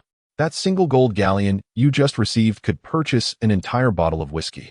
Roger raised an eyebrow and downed the drink in one go. Abuphis displayed no surprise on his face. Instead, he silently poured him another glass. This time, Roger merely took a sip and remarked, "Boss, why are there no patrons here today?" Abuphis smiled, a joyful expression lighting up his face. "Everyone has returned home to be with their families. Who would come here to drink without reason? As for you, Roger AOL, why haven't you gone home?" "Home? I no longer have a home." Roger's eyes reflected a hint of melancholy. Upon hearing this, Abuphis remained silent, and the two men shared a moment of quietude before Roger inquired, "What about you, boss? If there are no customers, why do you stay here? Why not return home?" "I, too, have no home," Abuphis replied softly. Roger was taken aback, not expecting such a revelation. The two men lapsed into silence once more, swiftly finishing another glass. This time, Roger seized the initiative, pouring a drink for Abuphis before serving himself. "Would you mind sharing your story with me?" Roger, having not indulged in alcohol for quite some time, was beginning to feel its effects. Abuphis took a sip and, as if recounting a tale, began. "I once had a blissful family, an intelligent, responsible brother, and a lovely, beautiful sister. We lived in a picturesque valley, where each day was filled with joy. When spring arrived, the valley blossomed with a multitude of flowers, carpeting the landscape. I would use magic to make them float, and the three of us would frolic amidst the petals." As he described this idyllic time, a faint smile graced Abuphis's face, clearly cherishing the unforgettable moments of his past. Roger listened intently, savoring his drink, allowing the story to wash over him without interruption. Under the influence of alcohol, it seemed as though he too could glimpse that enchanting valley and the three joyous souls enveloped in flower petals. However, everything changed thereafter. Abuphis's tone shifted, growing somber. "Due to a tragic incident, my sister was assaulted by a group of Muggle ruffians. I had a fierce argument with my brother, and my sister became withdrawn, losing her former vivacity. Subsequently, my brother forged a friendship with another wizard, becoming inseparable companions." Abuphis did not divulge the full truth, but merely referred to them as good friends. After taking another sip, he continued, later, due to the immense psychological trauma, my sister's magical abilities became difficult to control. During a surge of magic, our mother perished. The situation at home deteriorated further. My brother excelled increasingly, studying magic alongside his friend, and they began to conspire to bring about significant changes in the magical world. They sought to involve my sister and me. To protect her, we confronted my brother and his companions in a duel. It was a chaotic battle, and my sister was struck by a spell cast by an unknown assailant, dying on the spot. The brother's friend sought to flee, and I endeavored to impede him. In response, he delivered a heart-wrenching curse upon me. Subsequently, during my sister's funeral, I shattered my brother's nasal bone with my own hand, severing our ties irreparably, and from that moment forth, we ceased all communication. On that fateful day of mourning, the hillside was adorned with a plethora of exquisite blossoms, reminiscent of times past, yet everything had irrevocably changed. Completing the tale, Aberforth exhaled deeply and drained his glass of whiskey in one swift motion. This incident had lain dormant within him for an extended period, unspoken. Roger refrained from voicing his thoughts, finishing the remnants of his drink before refilling the glasses for both. Aberforth vigorously wiped away the tears that had unexpectedly surfaced and inquired of Roger, "Might you share your story with me?" "Of course," Roger replied, letting out a deep breath before continuing. "You know, my parents are muggles, utterly oblivious to the existence of magic. On that day, the sun shone brilliantly as I received my acceptance letter to Hogwarts.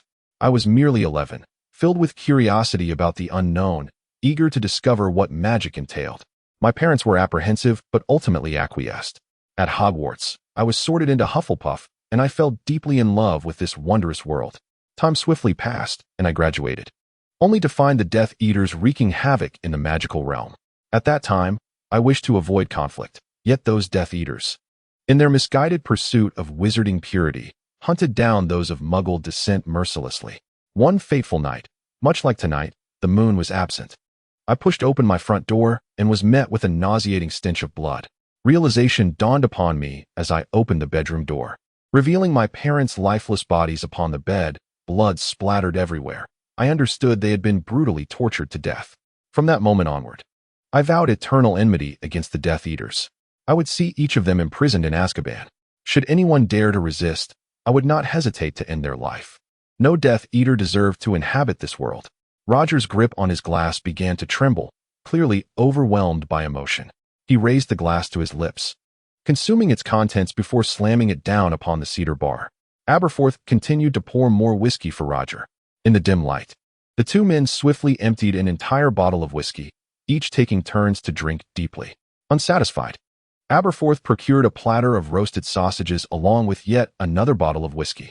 Two men, each burdened by profound suffering, sought solace in the amber liquid, attempting to forget the traumas of their past. The following noon, Roger awoke with a splitting headache, feeling as though his skull might shatter. He tossed aside the covers, realizing he had not changed his clothes since the previous day. Glancing around, he recognized that he was in the accommodation of the Hog's Head Inn. As his feet touched the floor, they encountered a soft mass. Looking down, he discovered it was none other than Aberforth himself. It seemed the old man had escorted him to his room, only to succumb to exhaustion and collapse. Roger dragged the old man onto the bed, shaking him vigorously, but there was no sign of him stirring. Clearly, the previous night's libations had taken a significant toll on Aberforth. Even this young man is on the verge of a splitting headache. One can only imagine how the elderly feel. Bang, bang, bang. The insistent pounding at the door echoed throughout the building. Roger, already irked, stormed down the stairs and flung open the door. The man outside, still hurling insults, intended to step inside, only to be taken aback upon recognizing Roger. He had witnessed Roger in a bar, apprehending criminals with such ferocity that the memory remained vividly etched in his mind. "Roger Aldoro, what brings you here?" The man stuttered in disbelief. "Why shouldn't I be here?" "What? Hoping to pay a visit to the Aldoro squad this early in the morning?" Roger snapped, his hangover amplifying his irritability. "And no, not at all." The man hastily waved his hands in rejection. "Then will you continue drinking?" "No, I'm leaving," he retorted, retreating as Roger slammed the door shut. Surveying the empty bar, Roger took a seat at the counter, where several empty bottles lay haphazardly strewn about, the remnants of last night's revelry. With a disdainful flick, He tossed the bottles into the trash and rummaged through the bar for some sausages and bread. Unceremoniously, he located a somewhat battered frying pan, added a splash of oil, and began to fry the sausages. In no time, the sausages sizzled and turned golden brown, and he plated them on a small dish. Sitting at the counter, he savored the sausages with the bread. "Delicious," he exclaimed as the enticing aroma wafted through the air, rousing Abufusi from his slumber. "Come join me," Roger beckoned, holding up the sausages. Abufusi, not one to be left out, retrieved a bottle of orange juice from the cabinet and placed it on the counter. After rinsing out the glasses used the previous night, he poured the juice into one. As Roger found the bread a tad too dry, he took a generous gulp of orange juice. They enjoyed their simple meal, occasionally sipping the juice and engaging in casual conversation. The shared experience of the previous night had undeniably brought them closer, yet they both tacitly avoided inquiring about each other's home lives, opting instead to discuss various topics. One moment they lambasted the corrupt government of Fuji, the next they recounted amusing tales of patrons who frequented the bar. Just as their camaraderie flourished, a sudden knock at the door interrupted their banter. Roger, feeling a surge of annoyance, stood up to answer, oblivious to the brooding expression that had settled on Abufusi's face. Upon opening the door, Roger was met by Dumbledore, who stood at the threshold holding a small gift box, his expression one of surprise. "Professor Roger, what are you doing here?" Dumbledore inquired, puzzled. Roger, without answering, countered with a question, "Are you here for a drink as well?" This left Dumbledore momentarily at a loss. "I'm looking for the owner of the Pig's Head Bar. I'm unsure if he is present." At this, Roger turned to glance at Abufusi, who nodded, signaling for Dumbledore to enter. "Very well, please come in," Roger said, stepping aside to allow him entry. Dumbledore stood at the entrance, adjusting his attire before stepping into the Hog's Head Inn. At that moment, Aberforth rose and regarded Dumbledore with a distinctly frosty demeanor, saying, "What brings you here? Did I not make it clear that we are no longer connected?" "I came to present you with a Christmas gift," Dumbledore replied. "Unnecessary. You may leave," Aberforth retorted. Roger, standing nearby, sensed the tension between the two elderly gentlemen. Suddenly, he recalled the story Aberforth had shared with him the previous day. Observing the two men, both sporting beards, he noted the familial resemblance between them. A hypothesis began to form in Roger's mind. Could Dumbledore indeed be Aberforth's brother? It seemed highly plausible, and Roger felt he had grasped the crux of the matter. Dumbledore forced a smile and said, "Aberforth, my brother, do not act this way." Aberforth, however, remained unyielding, nearly roaring, "Say that again, and leave now. This is my domain. I have no brother. He is long dead. His face flushed with agitation. Seeing that he could not persuade Aberforth, Dumbledore turned to Roger and asked, "Professor Roger, aren't you going to help me reason with him?" Roger was taken aback by Dumbledore's attention upon him and evasively replied, "You know, I am merely a patron here. My purpose in this establishment is to enjoy a drink.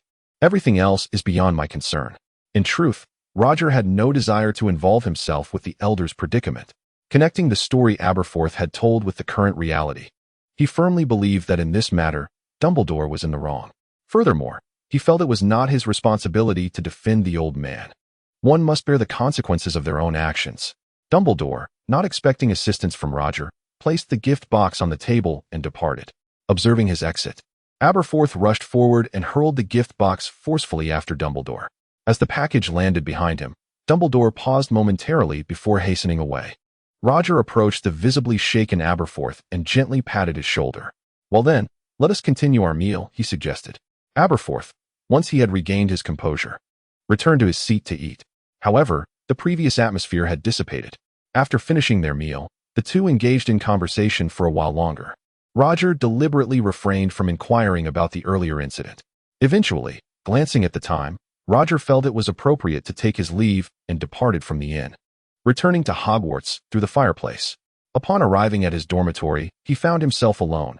Even the house elf had seemingly flown off to frolic elsewhere. In the ensuing days, with no classes to attend, Roger would often bring a small stool to bask in the sun by the Black Lake or visit Aberforth's Hog's Head Inn, where he refrained from drinking and instead engaged in pure conversation. Time passed swiftly, and before long, the Christmas holiday came to an end. As everyone gradually returned to Hogwarts, the school once again buzzed with its familiar liveliness. However, every time Roger laid eyes on Quirrell, an uncontrollable urge to confront him surged within him. Yet, He managed to suppress this impulse, refraining from acting on it. After a defense against the dark arts lesson concluded, Roger exited the classroom and spotted Professor McGonagall waiting at the door. Curiosity flooded his mind as he inquired, "Professor, what is the matter?" Surely, if there were no pressing issues, she would not have gone out of her way to intercept him at the classroom entrance. "I have a few matters I wish to discuss with you, Campbell. Let us proceed to my office," Professor McGonagall said, a troubled expression gracing her features. Though bewildered, Roger nodded in agreement. "Very well, let us go." Inside McGonagall's office, she poured a cup of tea for Roger. After sitting down, she handed him a stack of letters from her desk. Roger's confusion deepened. Upon opening the letters, he discovered they were all missives from the Board of Governors, each detailing a motion to impeach Quirrell. As he perused the contents, his expression transformed, revealing a mix of intrigue and amusement.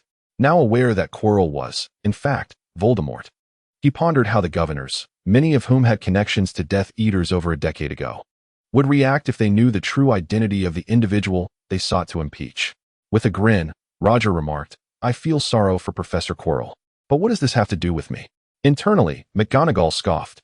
"Your sorrow is betrayed by the smile upon your face. You are on the verge of laughter." Though she thought this, she continued, "Professor Quirrell has faced multiple impeachments due to his subpar teaching quality.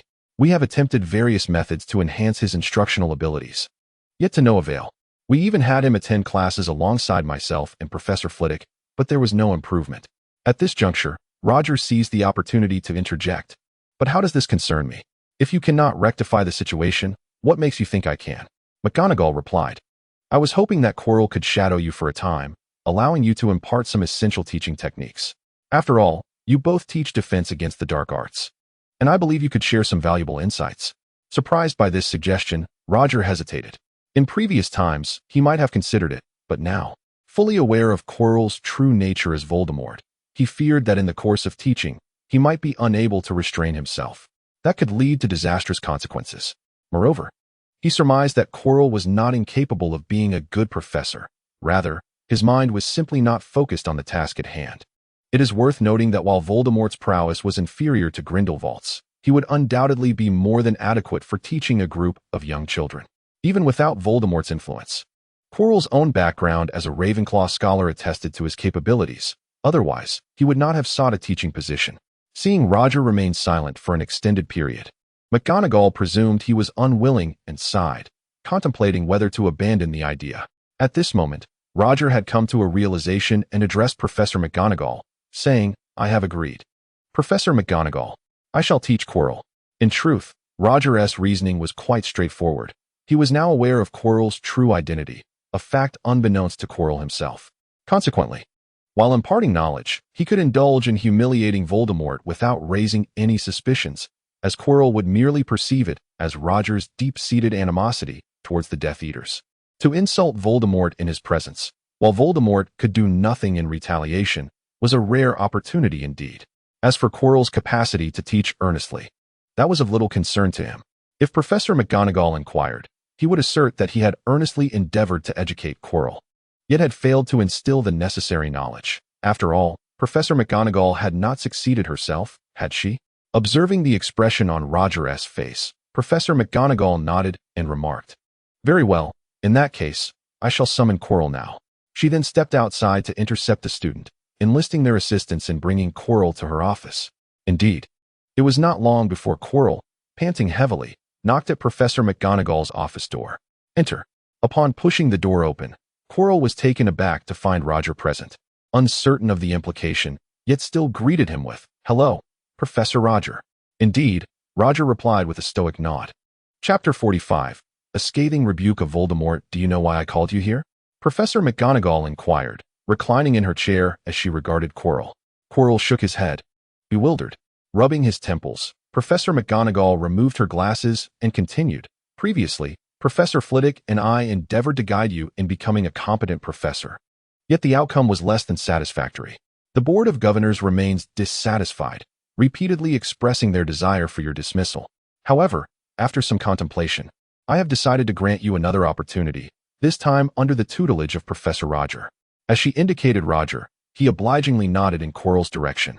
Upon seeing him, Quirrell instinctively recalled the events at Gringotts. and thus, he generally preferred to keep his distance from Roger, fearing that this relentless adversary of the Death Eaters might uncover his secret and subsequently deliver him to Azkaban, which would undoubtedly lead to grave consequences.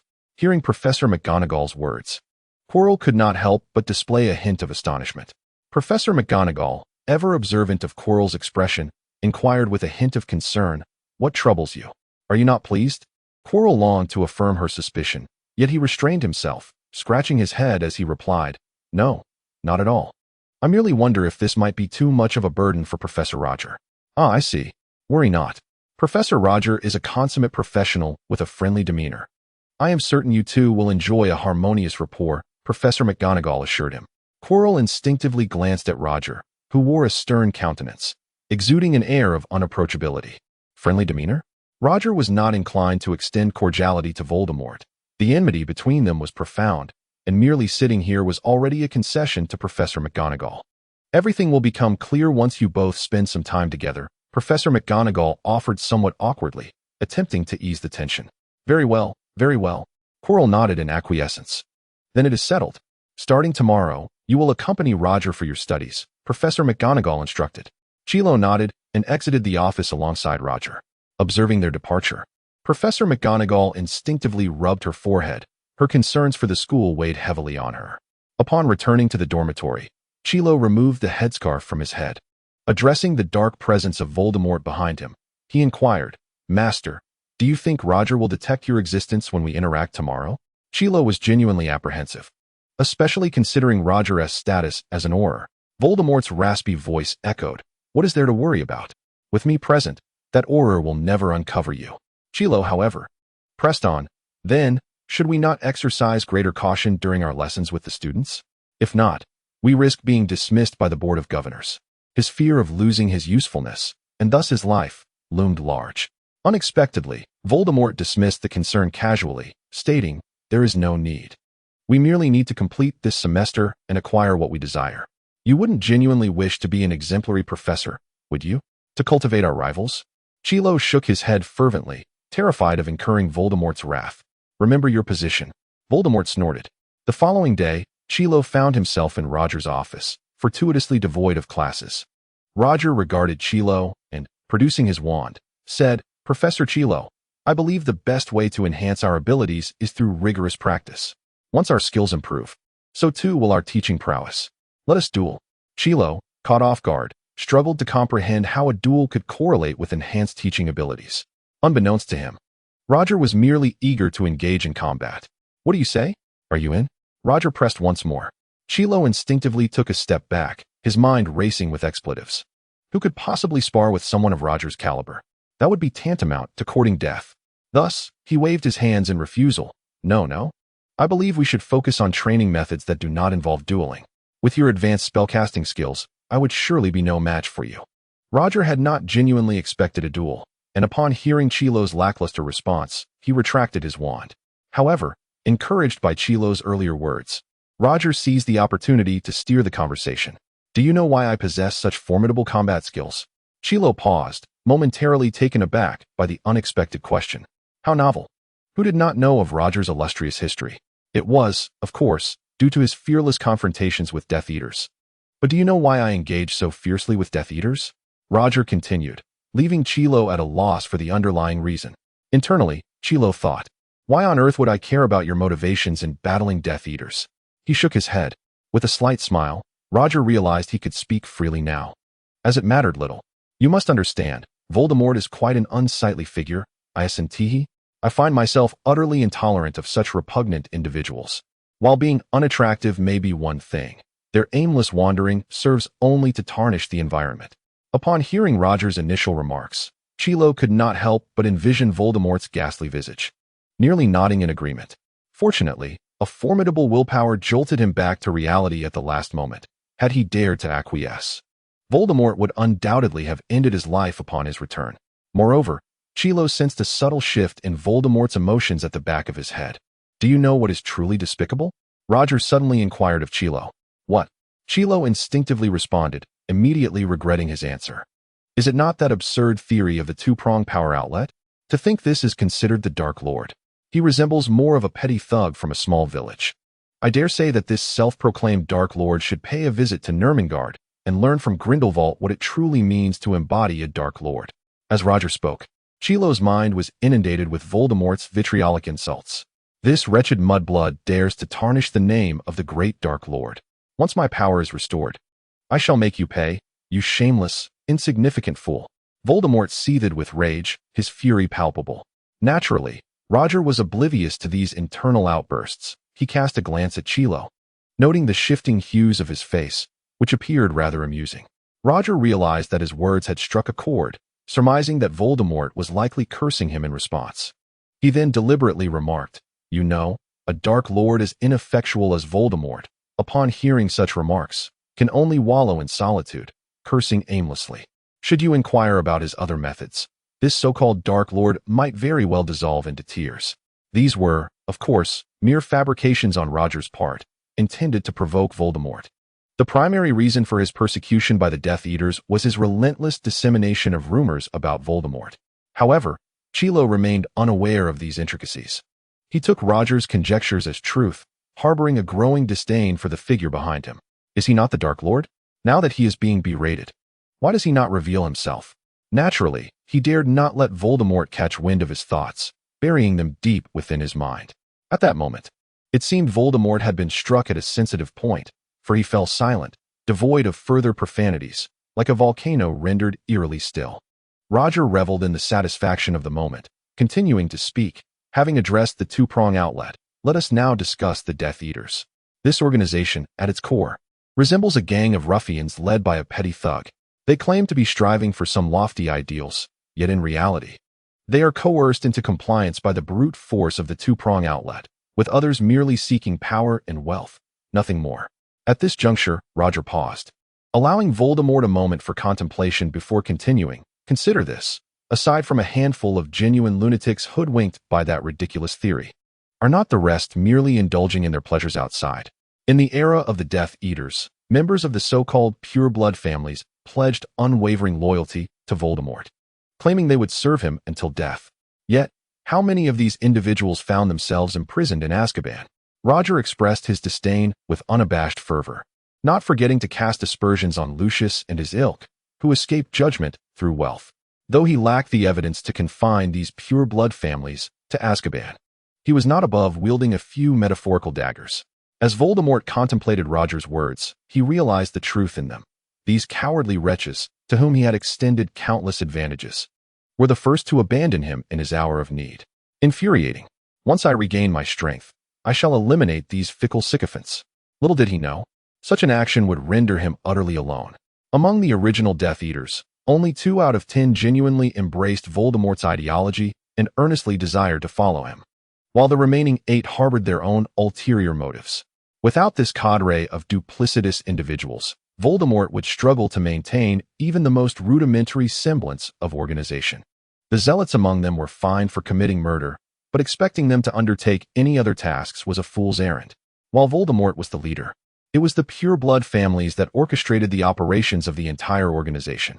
Sensing the moment was ripe, Roger decided to shift the conversation to avoid appearing contrived.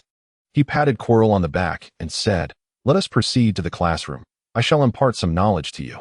Though Quirrell had been silent until now, his back was already damp with sweat. Having overheard so much that he should not have, he could nearly foresee the consequences awaiting him upon his return. Roger's invitation was thus a welcome reprieve, and he eagerly nodded in agreement. Chapter 46. The pitiful Quirrell. Quirrell followed Roger to the Defense Against the Dark Arts classroom, where he discovered numerous wooden targets already standing, each adorned with a striking likeness of Voldemort. The portraits were remarkably lifelike, particularly the distinctive nose. Confounded, Quirrell asked, "Why are these mysterious images displayed here?" Roger, with a congenial smile, replied, "Oh, it's merely to simulate classroom conditions." However, Quirrell pondered. A mere simulation did not necessitate Voldemort's visage. A few chairs would suffice, would they not? As he gazed at the images, an unsettling feeling crept over him, as if foreboding misfortune loomed nearby. Roger remarked, "Chairs would lack the necessary sense of intimidation, which is why I deliberately chose this approach. What do you think? Quite atmospheric, isn't it?" Roger's intent was to provoke Quirrell, curious to witness his reaction in the presence of so many depictions of Voldemort. Yes, it certainly has an atmosphere. Quirrell nodded, having internally chastised Roger more than once. He could not fathom how Roger's mind could conjure such an idea. As long as it feels right. Step up to the podium and experience it for yourself. Roger cheerfully invited. Quirrell stood at the podium, gazing at the faceless figures of Voldemort below, a cold sweat beginning to bead on his back. The impression Voldemort had left on him was indelibly profound. He opened his mouth several times, yearning to articulate something. Yet upon glimpsing that visage, his words faltered. Roger, arms crossed, observed the scene with keen interest, finding it rather amusing. He relished the chaos, prompting, "Professor Quirrell, do say a few words." "What?" "Very well," Quirrell stammered, then continued, "Greetings, everyone. Welcome to my class." His tone bore an exaggerated reverence, utterly lacking the familiarity one would expect in addressing students. Unable to endure the softness of Quirrell's voice, Roger interjected, "Your tone is far too gentle. Be a tad more severe." "More severe? That might not be appropriate. After all, they are my students, and excessive strictness would be unwise." Quirrell hesitated to reprimand, seeking excuses for himself. "No, as a professor, how can I indulge my students so?" Roger sternly corrected Quirrell's misjudgment. Upon hearing this, Quirrell fell into a contemplative silence. As if grasping the reason behind his disquiet, it was the approach of his demise. At that moment, the silence was broken by Voldemort's voice echoing in his mind. "Fear not, Quirrell. For our noble cause, some necessary sacrifices are indeed acceptable." This reassured Quirrell not at all, for through their interactions, he had discerned Voldemort's exceedingly petty nature. Though the words were pleasing, he knew well that post-endeavor he would face dire consequences. Yet now, pressed by Roger and with Voldemort's ominous presence looming, what recourse did he have? Why was it always he, the most insignificant of figures, who bore the brunt of this turmoil? Quirrell found himself at a loss for words. With matters having escalated to this point, Quirrell summoned his courage and proclaimed, "Everyone, quiet down, or I shall revoke your house points." Roger shook his head. "No, that's still insufficient. We must elevate the intensity. Allow me to demonstrate." Upon hearing this, Quirrell eagerly ceded the platform to Roger. Roger ascended the podium, cleared his throat, and pointed at the assembly of Voldemorts, admonishing, "You wretched waste of resources, what are you capable of? All you do is flout the rules. One day, I shall send you all to Azkaban, where the Dementors will keep you company in your slumber, and upon awakening, you shall be met by their ghastly faces." Beside him, Quirrell stood agog, watching as Roger eloquently expounded from the podium. Finally, when Roger paused, Quirrell, somewhat astonished, inquired, "Professor Roger, is this how you conduct your classes?" He could not fathom whether such an approach to education was truly acceptable. Roger nodded nonchalantly. "Indeed, why not? Did you not observe the respect those youngsters accord me? Do you not wonder how it is earned? Come, give it a try yourself." This, of course, was sheer folly, had Roger dared to act thus. Dumbledore would have been the first to object. Yet, it mattered little, for it was merely boastful banter. Quirrell stood at the podium, sensing an uncanny dissonance in the atmosphere, though he could not quite articulate the reason. "Hurry, hurry, unleash your anger. You've grown accustomed to it, and it will bolster your confidence in class." Roger incessantly stoked the flames of excitement.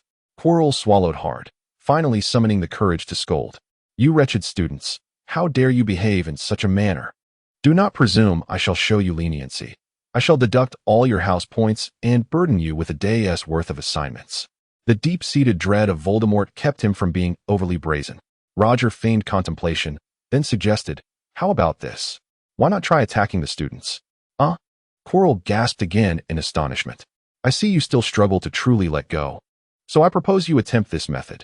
Use your spells to strike these targets and explore your feelings in the process." Quirrell was baffled by Roger's peculiar notions. Merely cursing at Voldemort's image had terrified him, let alone attacking a photograph. He began to regret not having taken his classes seriously, finding himself subjected to this torment. "Professor Quirrell, you still cannot truly free yourself. Allow me to demonstrate, and then you can emulate my actions." Roger decided to guide Quirrell, unwittingly discovering a long-lost pleasure, one rooted in the suffering of others. Before Quirrell could respond, Roger stepped before the images of Voldemort, raising his wand. An offensive spell erupted forth, precisely shredding Voldemort into fragments. At that moment, for reasons unknown, Quirrell felt an odd thrill emanating from the depths of his being. "How about it? Hurry and give it a try," Roger urged, gripping Quirrell's arm and pulling him to the target. Quirrell gazed at the looming target, knowing he could not evade it. Inwardly, he whispered, "Forgive me, master. I truly do not wish to." Then, with trembling hands, he raised his wand, pointing it at the photograph and uttering the incantation. Shatter. The image of Voldemort disintegrated into a flurry of paper shreds. In that instant, Quirrell experienced a thrill far more intense than when he had witnessed Roger's actions. Roger watched the scene with keen interest. Voldemort striking Voldemort was utterly fascinating. "Quickly, continue," Roger urged from the side. Quirrell cast a reluctant glance at Roger, gritted his teeth, and steeled himself. Inferno. The dancing flames instantly engulfed the image of Voldemort, and Quirrell felt the suppressed emotions within him erupt. He genuinely aspired to be a commendable professor, imparting knowledge to his students. Yet the pressure from Voldemort compelled him to become the inept, peculiar, and irresponsible figure in everyone's eyes. Though he knew he would soon face severe torment from Voldemort, in that moment, he was blissful. Roger, observing the ashes of Voldemort's image, inquired with a smile. "How do you feel, Professor Quirrell?" "I believe I am beginning to grasp the sensation," Quirrell replied. Roger, puzzled by his words, thought, "My dear fellow, you are Voldemort. Yet you seem to linger in this newfound sensation. Could one become addicted to self-destruction?" Confounded, Roger shook his head, waving his hand as the remnants of the burnt ashes vanished. Roger addressed Quirrell, expressing his belief that the esteemed professor had indeed found a way forward. Should there be any further inquiries, he welcomed Quirrell to seek his guidance once more. Thus, their training reached its conclusion. As Quirrell departed, Roger reflected carefully and discerned an intriguing aspect about him. It seemed that Quirrell was not entirely aligned with Voldemort, possessing his own ulterior motives. After pondering for a moment, he decided to let matters unfold in due course. Meanwhile, Quirrell lay curled up on the ground in anguish. Upon returning to his dormitory, he became the target of Voldemort's wrath, who unleashed a series of excruciating curses upon him. Despite having endured similar torment before, the intensity of the pain rendered him nearly desolate. Voldemort, consumed by boundless fury, could not fathom how his lowly subordinate dared to attack his portrait. Although Quirrell had no better recourse at that moment, Voldemort's rage was unbridled. Quirrell dared not voice a single word. Voldemort's furious roar echoed, "Roger, I shall rend you limb from limb for daring to humiliate the great Dark Lord." The words Roger had uttered pierced his heart like 1,000 needles. What was he? Merely a petty thug, a Death Eater akin to a small-time gang, utterly inferior to that ancient wretch Grindelwald. All the ridicule ignited within him a desire to go mad. Yet he could only unleash his pent-up emotions upon Quirrell. Eventually, Quirrell began to recover somewhat from the effects of the excruciating curses. He immediately donned a pleading expression and addressed Voldemort. "Forgive me, master. I should not have desecrated your portrait, yet as you can see, it was that detestable Auror who compelled me. Otherwise, how could I have committed such an act of disrespect towards you, my master?" Voldemort scoffed, fully aware that this predicament arose from Roger's interference. Quirrell, trembling and with his head bowed, ventured, "Master, do you think Roger's numerous words imply he has uncovered something?" Upon hearing Quirrell's words, Voldemort fell into contemplation. Indeed, Roger had been suspiciously leading the conversation in one particular direction. Yet he ultimately shook his head resolutely. "Impossible. That Auror could not have discovered us." Little did he know, his identity had already been publicly revealed to Roger and Dumbledore, and even Moody, sitting in the Auror's office, was aware of it. Chapter 47. The Energetic Child Master. I have a thought. Quirrell suddenly experienced a flash of insight, surmising a possibility. "Oh, pray tell." Voldemort expressed keen interest in hearing what Quirrell would propose. Quirrell spoke cautiously, fearing Voldemort's ire. "Master, could it be that Roger seeks to recruit me, desiring my assistance in confronting the dark wizards of the Death Eaters? Perhaps all those antics earlier were merely tests of my loyalty." Voldemort listened intently, contemplating Quirrell's conjecture. He found Quirrell's hypothesis quite plausible. If not, why would Roger engage in such elaborate schemes today? "So, do you wish to follow him?" Voldemort's voice remained calm, devoid of any emotional fluctuation. Yet, to Quirrell's ears, it resonated like a summons from the very depths of hell. Hero suddenly collapsed to the ground, repeatedly declaring, "Master, I am loyal only to you. My fidelity to you is as unyielding as a stubborn rock." Hearing Hero's assertion, Voldemort was quite pleased. "Of course, I trust you. Should Roger wish to recruit you in the future, You may go and serve as my spy there." Voldemort had astutely recognized that a confrontation with Roger was inevitable, and positioning an informant ahead of time would grant him a strategic advantage on the battlefield. A flicker of hesitation crossed Kiro's face. If he were to join Roger, he would undoubtedly be the first to betray Voldemort, who would willingly serve a madman like him. In comparison, Roger seemed almost entirely sane. Thus, the entire affair hurtled toward an outcome that Roger could never have anticipated. Nonetheless, Kiro insisted, "This cannot be, Master. My life is dedicated to your service." Voldemort let out a harsh, raucous laugh, saying, "I understand your loyalty, but these matters are equally significant. Once I have restored myself, you shall be my greatest benefactor." Kiro could hardly bring himself to believe his words, yet his expression grew troubled, and he reluctantly nodded. "Yes, I shall obey all your commands. The great master is always right, forever shielding us." Voldemort relished the flattery, feeling an unspeakable satisfaction, and boasted, "Indeed, I shall endure forever. With Horcruxes, I shall never perish." Horcruxes? This term was unfamiliar to Kiro, and he did not grasp its meaning, but he recognized its paramount importance to Voldemort. He silently yearned for further elaboration. Yet Voldemort seemed to sense something and chose not to mention the matter of Horcruxes again. Kiro felt a twinge of regret, but became increasingly certain of one thing. Horcruxes were crucial. Concealing his thoughts, Kiro cautiously inquired, "Master, should we pay a little more attention during our lessons? Otherwise, that Roger will continue to scrutinize us."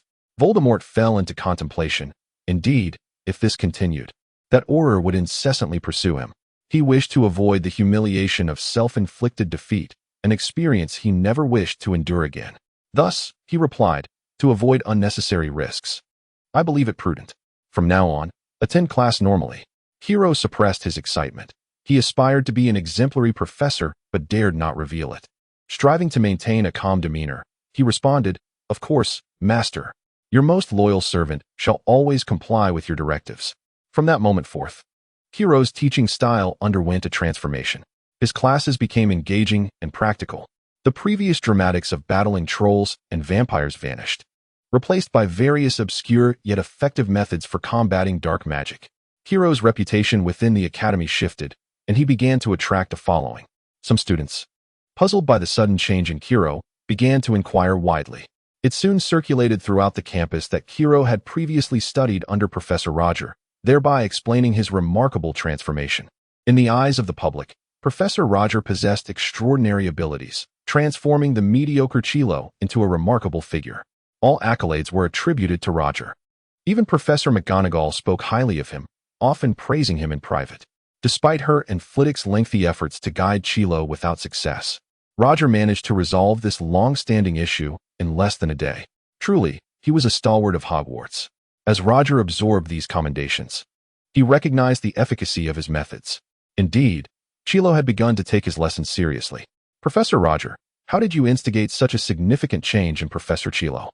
Malfoy inquired with curiosity, having long endured Chilo's shortcomings. His contributions to the numerous complaints submitted to the Board of Governors were not insignificant. Roger feigned mystery, shaking his head.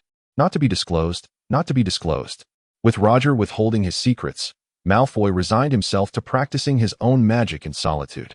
Recently, Malfoy's relationship with Neville had improved considerably. However, he found little common ground with Harry and his friends, as their rapport had soured further. The discord between Malfoy and those three was irreconcilable. During their frequent altercations, Neville often played the peacemaker. Yet, despite their quarrels, they dared not act recklessly in Roger's presence. At least during training, they complied with his directives. At the outset of their sessions, Roger had made it clear that any conflict during practice would result in their dismissal from the training program. These youngsters adhered to Roger's stipulations. At long last, the training concluded, and the five of them collapsed onto the ground. Roger skillfully retrieved recovery potions, distributing one to each of them. Following his earlier visit to Dumbledore, he had received several hundred recovery potions from a house elf, sufficient to last him a considerable time. The bottles contained no identifying labels. Yet the quality of the potions was exceptional, likely crafted by a master potion maker. Roger was unaware of the identity of the maker, but it was intriguing that during that period, Snape had appeared rather displeased. Once the five had regained their strength, Harry cautiously approached Roger. "Professor, Do you know how to care for a dragon? Roger replied, a hint of curiosity in his tone, before responding, I'm afraid I do not. However, I do know how to slay a dragon. Upon hearing this, Hermione and Ron exchanged alarmed glances. Ever since they learned that Hagrid was caring for a Norwegian ridgeback, the trio had been seeking ways to ensure the dragon's survival. Hermione suggested that Professor Roger, being well-versed in many matters, might possess valuable insights. Thus, after some deliberation, they posed their question. To their surprise, Roger had no advice to offer, as he had not devoted time to studying dragon husbandry. What prompts your inquiry? Roger asked, puzzled by the trio, uncertain if they had concocted yet another troublesome scheme. These three individuals are certainly not ordinary in their exuberance.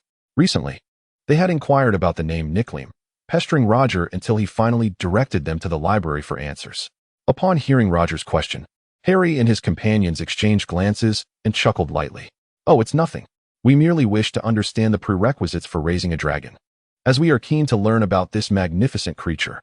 Very well, Roger replied. If you genuinely wish to delve into this subject, I still recommend the library.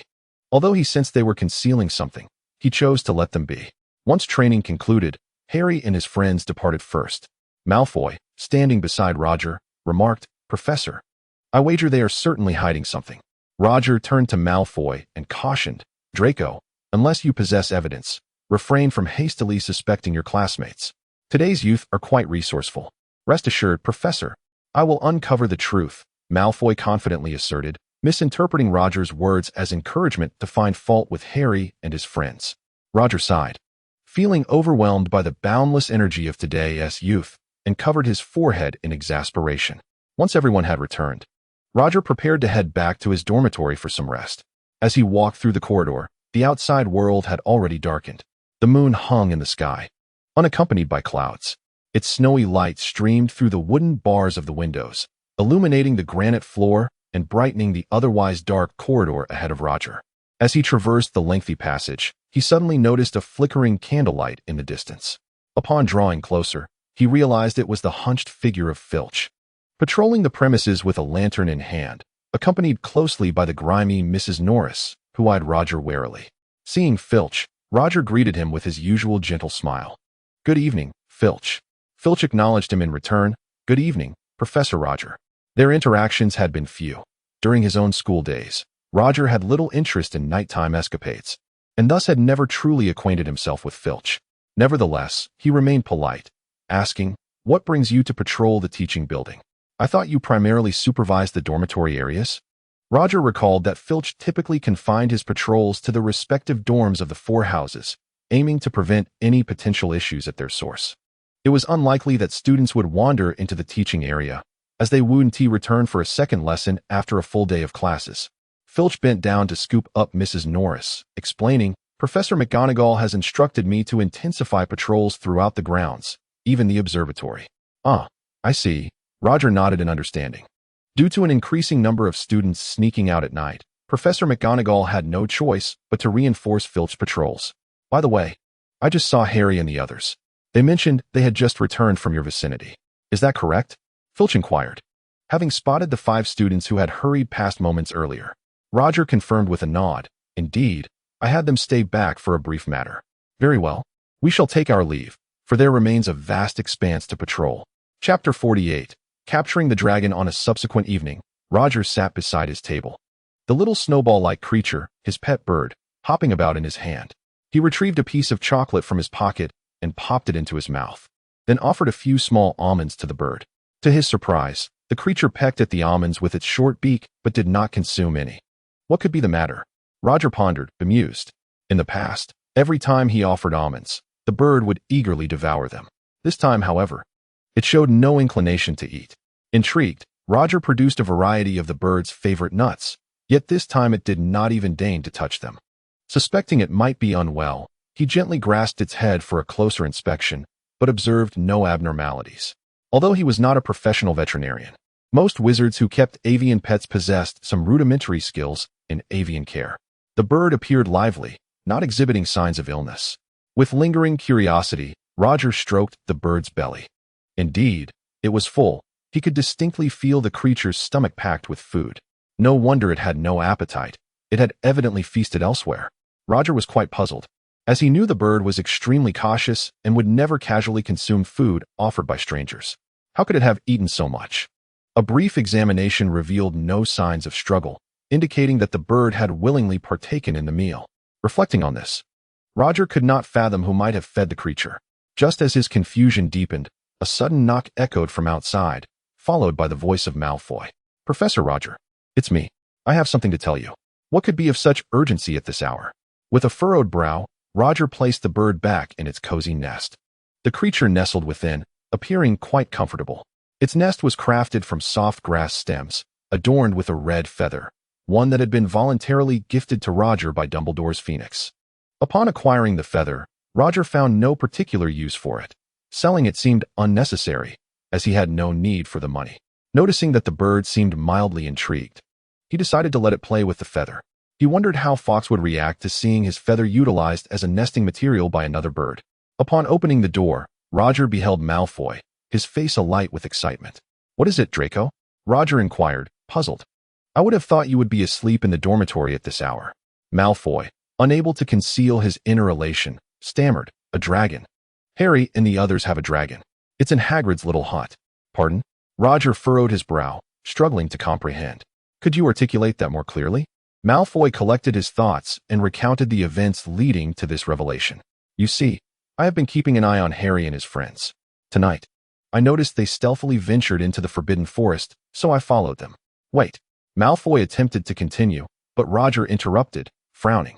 "Are you implying that you disregarded the school's regulations and went out for a midnight jaunt?" Malfoy paused, taken aback, not anticipating that Roger's attention would be drawn to that particular detail. Subsequently, he waved his hand and said, "Professor, this is not the crux of the matter. The key issue is that when I visited earlier, I discovered that they were harboring a dragon in Hagrid's hut, and I even witnessed the creature breathing fire." "Breathing fire?" Roger suddenly recalled the earlier inquiry from Harry regarding dragon keeping, and an ominous premonition settled in his heart. "You must come with me immediately. If we delay, it may be too late," Malfoy urged anxiously.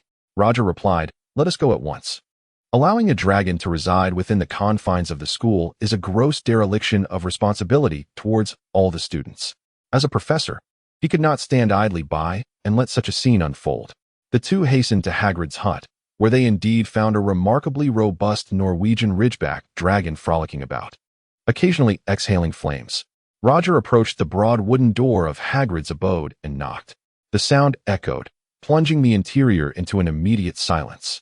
Moments later, Hagrid's deep voice resonated. "Who is it? What brings you here?" Roger calmly responded, "It is I, Roger." Upon hearing the name, Hagrid and Harry turned pale. If it was Professor Roger, they were in serious trouble. With great effort, Harry and his companions managed to conceal themselves and Norbert beneath the invisibility cloak. Hagrid quickly cleared away any evidence of Norbert's presence and opened the door for Roger. Looking at Roger, he nervously inquired, "What is it, Professor Roger?" Roger, with a stoic demeanor, pushed past Hagrid into the small room, surveying the area but failing to spot Harry and his friends. He turned to Hagrid and said, "Let Harry and the others come out." Hagrid was taken aback and stammered, "I do not understand what you mean. How could Harry be here with me?" Malfoy, overhearing this, interjected, "We just saw them outside, along with a fire-breathing dragon." Hagrid's heart sank at this revelation. Roger, not bothering to look back at Hagrid, redirected his gaze towards other corners of the room and stated, "Harry, I know you are here and that you are using the invisibility cloak. I advise you to reveal yourself, or else you know I have ways to find you." After a brief pause, from a corner, Harry pulled off the cloak, revealing himself, along with his companions and the Norwegian Ridgeback dragon, which Ron was desperately trying to muffle. Knowing that Professor Roger would surely have a method to uncover him, Harry deemed it more expedient to emerge voluntarily. Upon seeing Harry, Hagrid lowered his head, aware that he had been exposed. Roger observed the dragon that had finally escaped Ron's grasp and scurried to the ground. With a flick of his wand, he cast a binding spell on Norbert, rendering the creature immobile.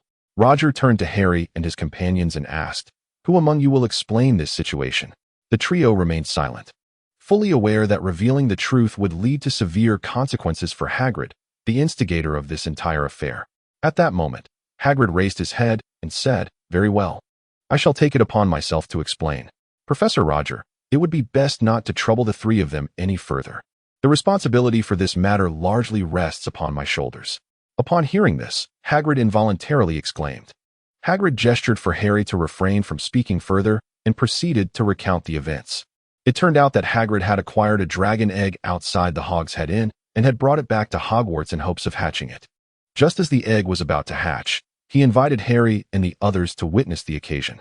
From that moment on, the trio became exceedingly devoted to the dragon, often sneaking out at night to care for it.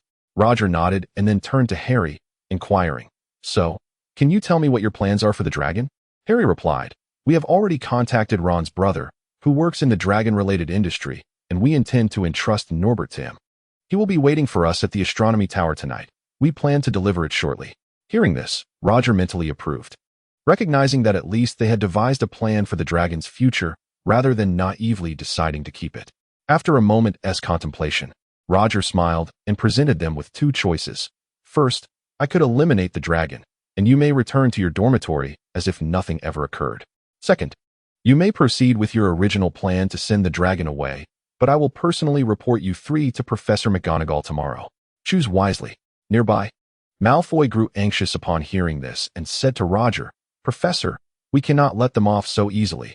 They have already violated school regulations." He had assumed that Harry and his friends would choose the first option, as they had only been with the dragon for a few days. Hardly enough time to form any attachment. Roger addressed Malfoy, saying, "Draco, trust me, will you?" Malfoy nodded in response, a sign of his faith in the professor.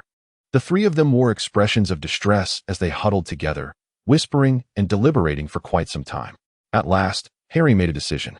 "Professor Roger, after our discussion, we choose the second option. We need to send Norbert away. The vast open fields are his true future." Roger's expression remained unchanged as he nodded. "Very well. I trust that you have learned to take responsibility for your actions. Do remember to come to me tomorrow. As for you," he turned to Hagrid and paused. "You will need to seek out Professor Dumbledore. I do not possess the authority to deal with you." Hagrid's face turned ashen, fearing that he would be expelled from Hogwarts. However, Roger knew that with Dumbledore's temperament, he would only protect Hagrid, likely imposing merely a mild reprimand. Soon, the time drew near. Harry and his friends exchanged glances with Roger and prepared to depart with Norbert at the doorway. Thanks to Roger's prior use of a binding spell, Norbert remained unusually calm. As Harry cradled Norbert, a profound sense of melancholy enveloped him. He had already anticipated his own demise, which would come tomorrow. Ron and Hermione shared similar sentiments, with Hermione quietly inquiring of Harry, "We shall not be deterred, shall we? If that were the case, my mother would undoubtedly take my life," Ron lamented, his voice tinged with a hint of despair. Harry, feeling despondent, replied, "If I return, Uncle Vernon will surely bully me to the brink of despair." He could already envision the grim existence that awaited him upon his return. Yet, glancing down at Norbert brought him a modicum of solace. At least he had managed to rescue the creature. Hagrid then approached the doorway, determined to bid farewell to his dragon offspring. The time had come, and the quartet set forth towards the astronomy tower. After taking a few steps, they heard Roger, leaning against the doorframe, declare, "Well then, I shall not speak of this matter." The four of them erupted into laughter, their steps now considerably lighter. Malfoy, eager for answers, inquired of Roger, "Professor, why?" With a smile, Roger replied, "My silence does not imply that they will evade capture. Just wait and see." Chapter 49. Consequences. Roger had not forgotten what Filch had said earlier. He would undoubtedly be patrolling the astronomy tower during this time. The commotion caused by Harry and his friends was too conspicuous to escape Filch's notice, especially with his adept cat, a true expert in apprehending nocturnal students. Observing Malfoy's puzzled expression, Roger simply remarked, "Just wait. You will soon understand." Although Malfoy did not grasp the full implications, he sensed that others in the school were also awaiting Harry and his companions. The two positioned themselves at an advantageous angle, allowing them a clear view of the events unfolding at the astronomy tower. Sure enough, after a short while, a figure on a flying broomstick appeared atop the tower, swiftly descending with the dragon before vanishing into the night. From their vantage point, Roger could even see the shadows of Harry and his friends cast upon the glass of the tower. At that moment, a faint light flickered into existence. It was Filch's lantern, followed by his hunched silhouette. Roger realized at once that Harry and his friends were doomed. Indeed, after some time, the lights of the astronomy tower flared to life, catching the four of them completely off guard. "All right, we can proceed now," Roger said to Malfoy. At that moment, Malfoy regarded Roger with newfound respect and cautiously asked, "Professor, did you foresee what would transpire?" Roger chuckled lightly. "It is not particularly difficult, merely a matter of simple deduction. Allow me to impart a lesson. Certain matters are vastly different when left to others than when you take action yourself." Understanding dawned on the naive Malfoy as he nodded in acknowledgement. He then posed another question. "Professor, if Harry and his friends had chosen to slay the dragon, would you truly have refrained from reporting them?" Roger laughed heartily, as if amused, and replied, "I would not. They would not make such a choice. If they did, who could prove that I had promised not to report them? Would you betray me?" Malfoy instinctively shook his head. "Then that settles it." To speak candidly, he was aware of which option Harry would choose the moment he articulated those two alternatives. Even if one were to entertain the most unlikely scenario in which Harry selected the first option, he would have unhesitatingly elucidated the circumstances to Dumbledore and would no longer regard him as a student. Very well, let us proceed to witness the unfolding drama. One must always take responsibility for their actions. Roger led Malfoy towards the castle. Upon reaching the astronomy tower of Hogwarts, Roger discovered it already teeming with professors, Dumbledore included. Harry and his companions stood there despondently, while Filch, with great embellishment, recounted to the professors how he had apprehended the four students. Roger stifled a laugh, standing at the periphery. At that moment, Dumbledore caught a glimpse of him and, with a hint of irritation, beckoned him to come forward.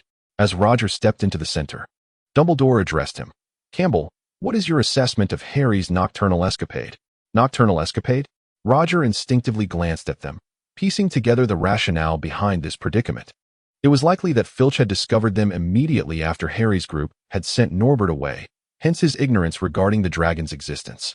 He merely perceived a group of audacious students brazenly flouting the rules of the school, venturing out at night despite Professor McGonagall's stern prohibitions.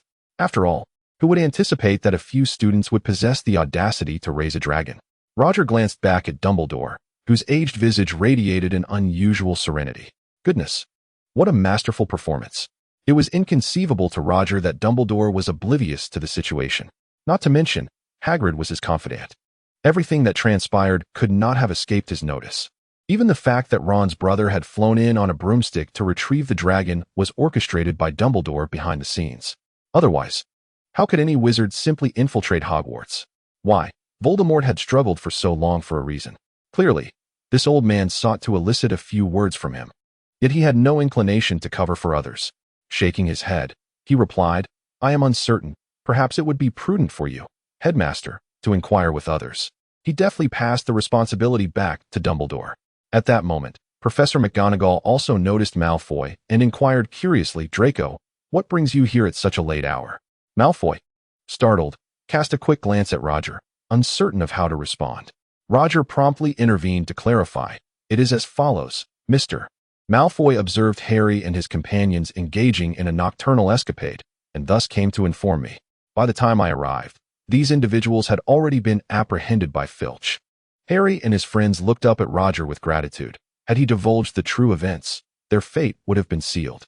Upon hearing this, Professor McGonagall nodded in approval, her countenance reflecting commendation. "Well done, Draco. You acted correctly. One should always seek the assistance of a professor in times of difficulty." Malfoy, upon hearing this, proudly lifted his head.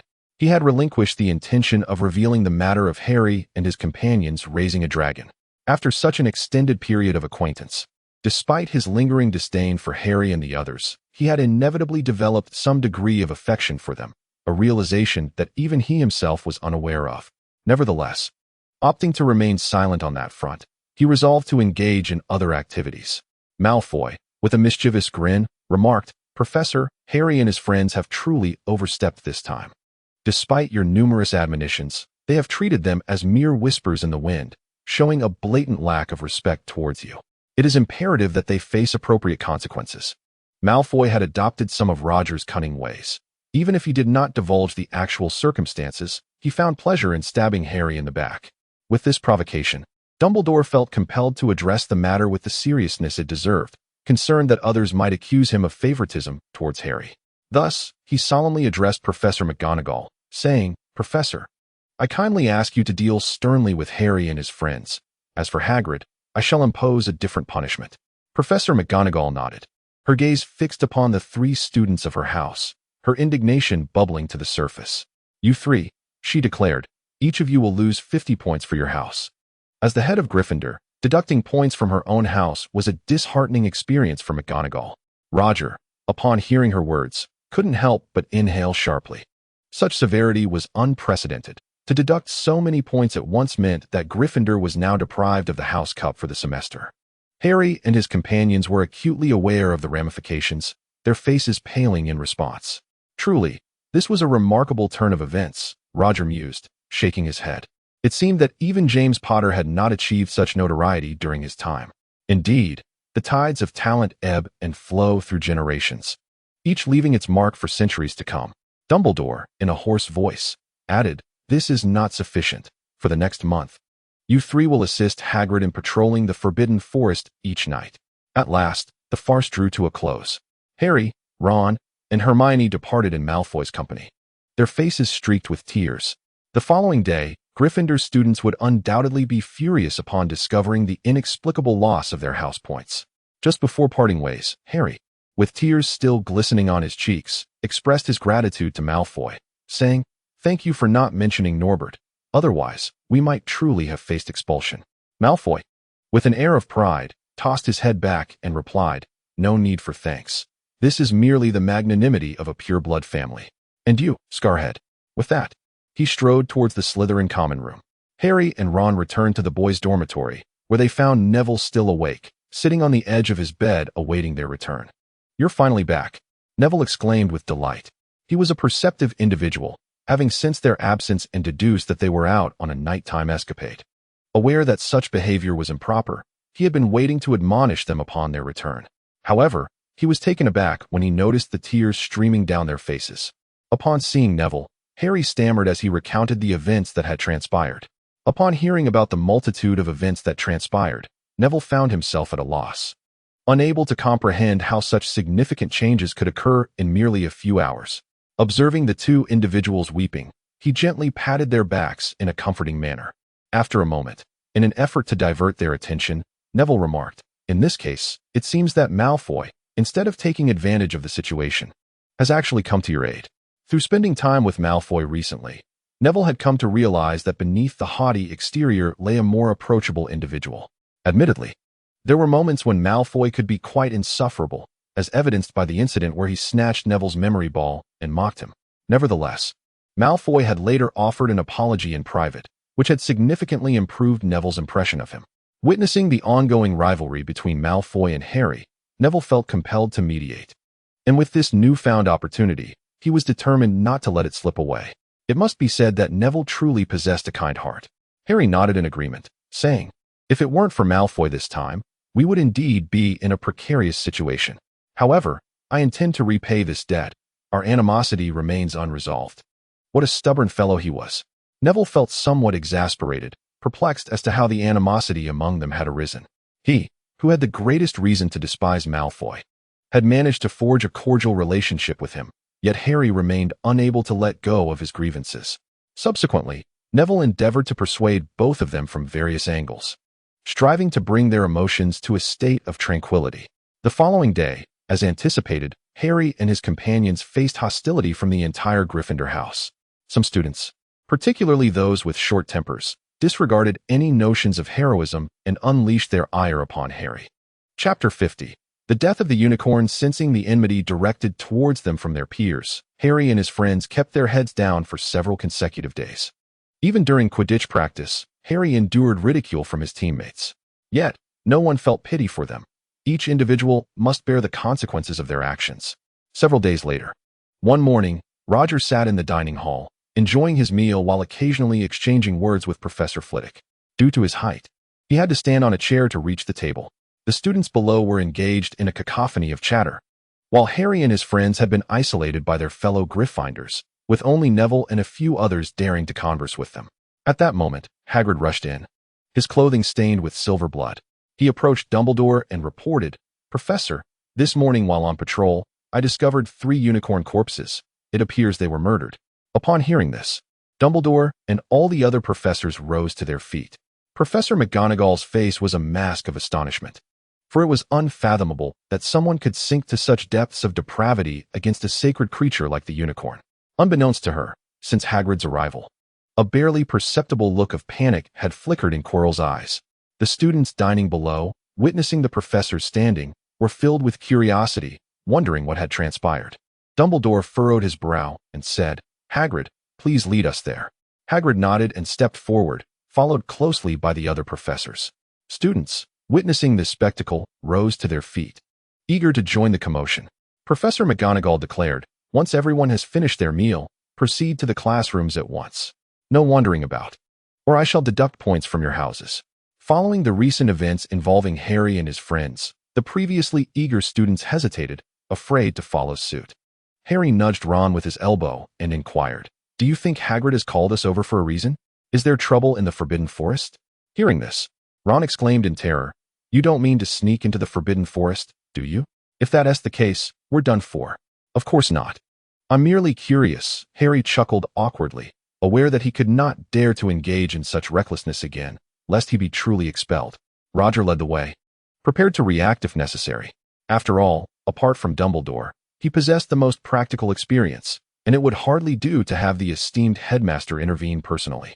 Anyone bold enough to slay a unicorn in the Forbidden Forest was certainly no ordinary foe. Before long, they navigated around clusters of trees and arrived at a small clearing. There lay 3 unicorn corpses, surrounded by a pool of blood. Upon witnessing this sight, Quirrell, who lingered at the back, appeared profoundly unsettled. This was the very spot where he had drained unicorn blood days prior, compelled by Voldemort's need to regain strength.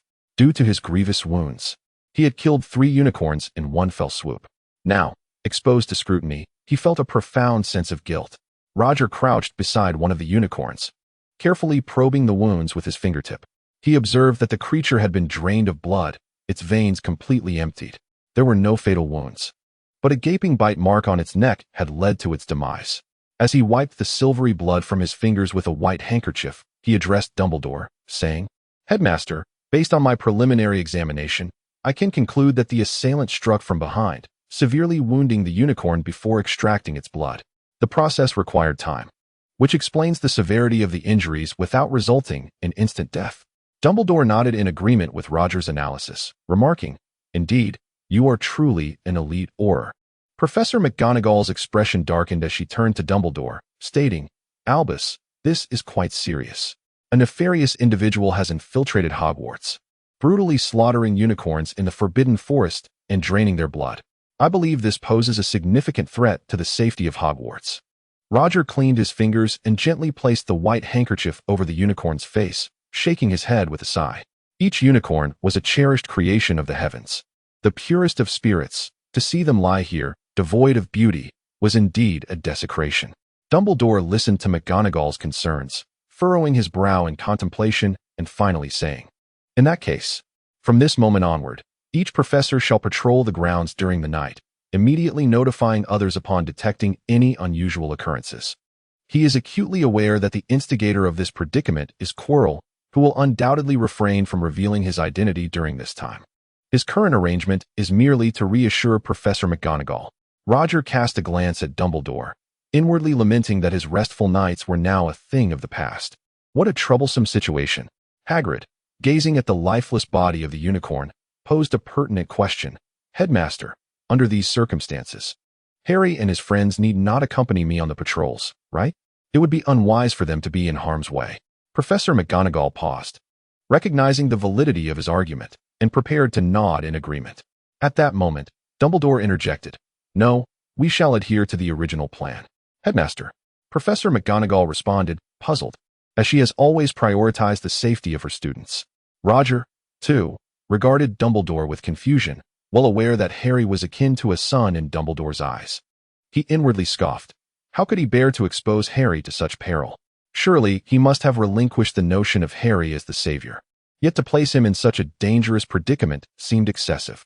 Dumbledore then turned his gaze towards Roger, smiling as he said, "I believe Professor Roger can accompany them. With him present, I am confident that no harm will befall them." Upon realizing Dumbledore's gaze was fixed upon him, Roger sensed that something was amiss. After Dumbledore finished speaking, he rolled his eyes in exasperation. This old man feared for Harry's safety, yet wished to provide him with experience, all the while dragging himself into the fray. Roger resolutely shook his head, declaring, "No, Your Excellency. I propose we alter the punishment for Harry and his friends." He had no desire to escort those mischievous youngsters. Just as Dumbledore was about to respond, the nearby underbrush rustled. Roger swiftly drew his wand, alertly scanning the area. The other professors followed suit, brandishing their wands as well. With the formidable combat skills possessed by this group of professors, even Voldemort at his peak, accompanied by his Death Eaters, would have found himself at a disadvantage, or worse.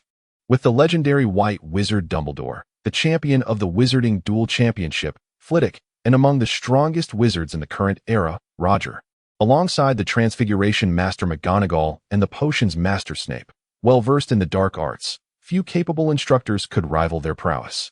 Their combined strength could effortlessly seize control of the Ministry of Magic. As the brush rustled, several centaurs emerged, bows drawn.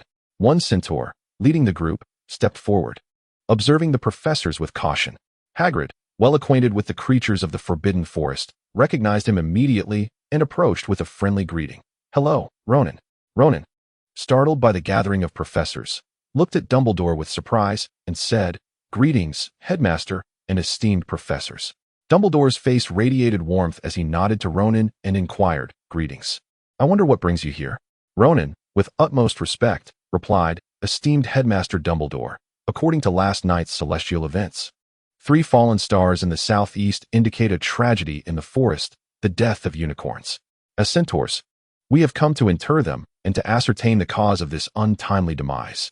Upon hearing this, several professors laid down their wands, their expressions shifting to one of realization. Roger stepped aside, saying, "You should take a look. These unicorns were slain by a wizard." Ronan approached the lifeless bodies of the unicorns, and after a thorough examination, he expressed his anger. Who could have committed such an atrocity? This is a desecration of nature. Roger shared his suspicions, and upon hearing this, Ronan addressed Dumbledore, "Headmaster, the centaurs shall fortify their defenses in the Forbidden Forest. Should the wizard responsible for the unicorn's deaths appear, we shall apprehend him." Dumbledore replied, "We shall enlist Professor Roger's assistance." Upon hearing this, Roger waved his hands, exclaiming, "No, I haven't agreed to anything. Please do not implicate me.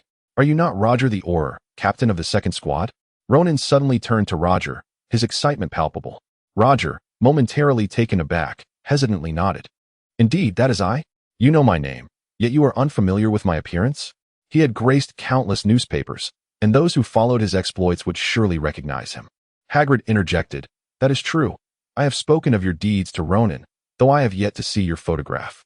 Ronan nodded vigorously and said, "Professor, after hearing of your remarkable exploits from Hagrid, I have longed to invite you to our abode. It would be an honor to befriend a hero such as yourself." Before Roger could respond, Dumbledore chimed in. "In that case, Roger, you shall remain in the Forbidden Forest for a time and assist in watching over Harry and his friends." "How does that sound?" "You truly have a knack for seizing opportunities," Roger remarked, somewhat exasperated. "I am quite busy with my classes." Ronan, sensing his reluctance, waved his hand dismissively. "No matter, Professor Roger. If you are unwilling, we shall let it be." Chapter 51. The Gathering of Centaurs. Dumbledore interjected, "No, Roger has consented." He then pulled Roger aside, saying, "Take good care of Harry and the others.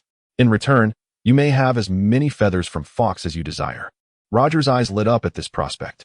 The idea of using phoenix feathers to weave a nest for his pet was indeed enticing. He turned back to Ronan. "Hello. It is a pleasure to meet you, my friend.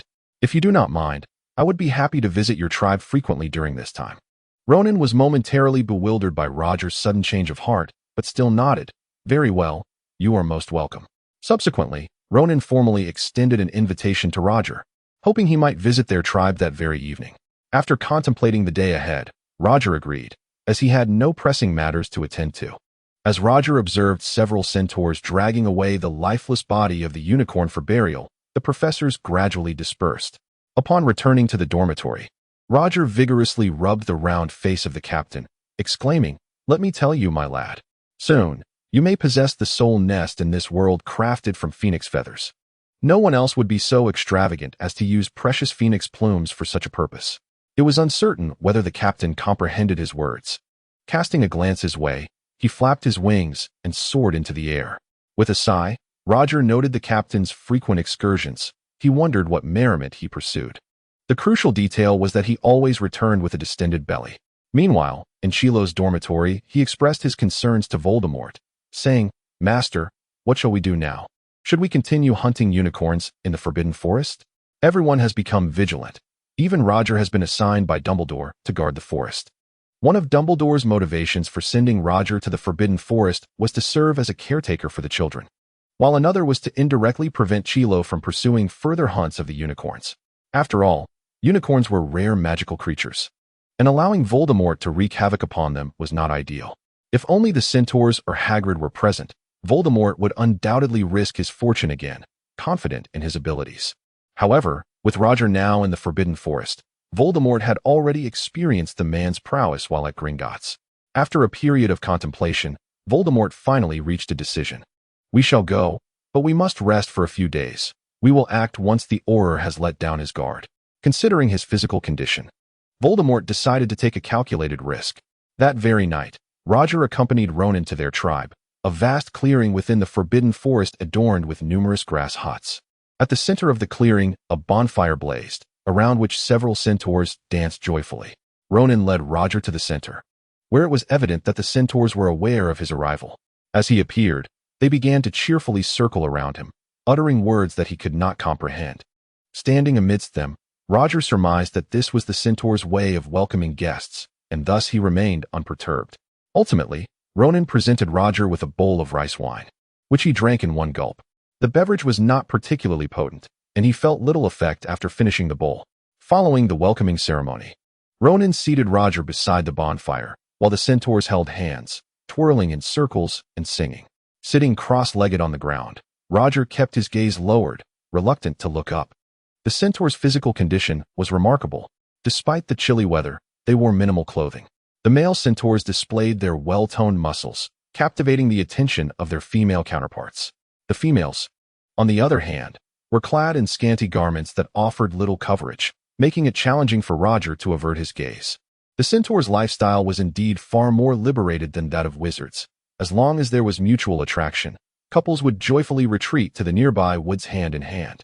The key is not to avoid people. The voice is quite loud, and Roger does not dare to lift his head. Ronan, noticing Roger's embarrassment, takes the initiative to engage him in conversation to alleviate the awkwardness. Roger inquires, "When Hagrid visited before, was it similar for me?" Although it is a question, Roger suspects that Hagrid must have experienced something akin to his own situation. It is unlikely that the burly figure with pronounced features would be completely at ease. Lost in joy, that would indeed be peculiar. To Roger's surprise, Ronan shakes his head. Just as Roger is about to ask, Ronan continues, "We have never extended an invitation to Hagrid." Why? Roger is somewhat taken aback. Logically, Hagrid maintains good relations with the creatures residing in the Forbidden Forest. So why would he not be invited? Ronan explains, it is because there exists a colony of acromantulas within the Forbidden Forest. These spiders breed at an astonishing rate, and without natural predators, they have rapidly claimed a significant portion of the forest and are continually expanding. The first acromantula was brought into the forest by Hagrid, and they have since proliferated under his protection. Currently, the relationship between the acromantulas and us is quite strained, often resulting in conflict. Under such circumstances, how could we possibly invite Hagrid to visit us? Upon hearing this, Roger refrains from further commentary. To be candid, while Hagrid's character is not at fault, he is undeniably careless in various respects, with an excessive and unwarranted sympathy that runs rampant. Thus, Roger's attitude towards him is to maintain distance in ordinary circumstances, refraining from deepening their acquaintance. Nonetheless, it must be acknowledged that Hagrid is a good person, both in terms of his approach to life and other aspects.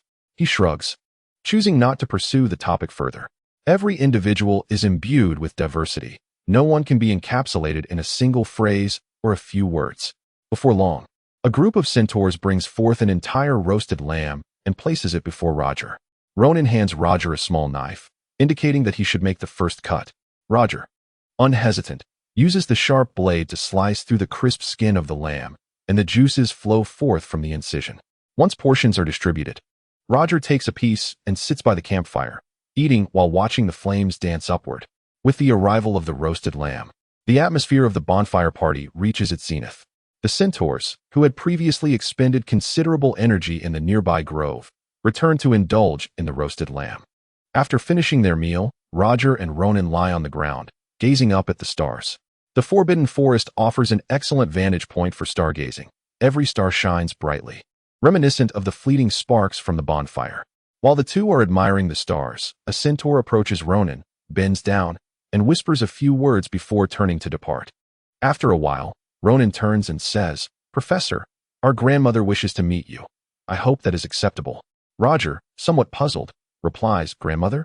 She is the eldest elder of our tribe, and we all refer to her as grandmother. She is also our tribe's most accurate diviner," Ronan patiently explains. "Diviner?" Roger finds this intriguing, springing to his feet and turning to Ronan. "Let us go meet your grandmother. We must not keep the elder waiting." Under Ronan's guidance, they arrived at a rather dilapidated grass hut. Upon pushing open the door, they found an elderly centaur seated within. Roger was taken aback by the presence of such an aged being. However, he felt a sense of relief as the centaur was clad in warm, sturdy attire. Ronan respectfully bowed to the elderly centaur before stepping back outside. Noticing Ronan's exit, Roger discreetly placed his hand on his wand, a habit he had developed to ensure his safety in unfamiliar surroundings, allowing him to react swiftly to any sudden threats. The elderly centaur opened his eyes, smiled at Roger, and spoke in a frail voice, "Greetings, Professor Roger. You need not be so wary. I am but an old man nearing death, too feeble even to lift a hand, let alone harm you." Despite these reassurances, Roger remained cautious, boldly retrieving his wand and placing it within easy reach. He then looked up with a smile and explained, "My apologies, it's merely a personal habit. I trust you won't mind." The old centaur chuckled, his wrinkles folding into a warm expression. "No worries. Personal habits are understandable." Roger chose not to elaborate further, instead taking a seat. He regarded the elder centaur and inquired, "So, what brings you to me?"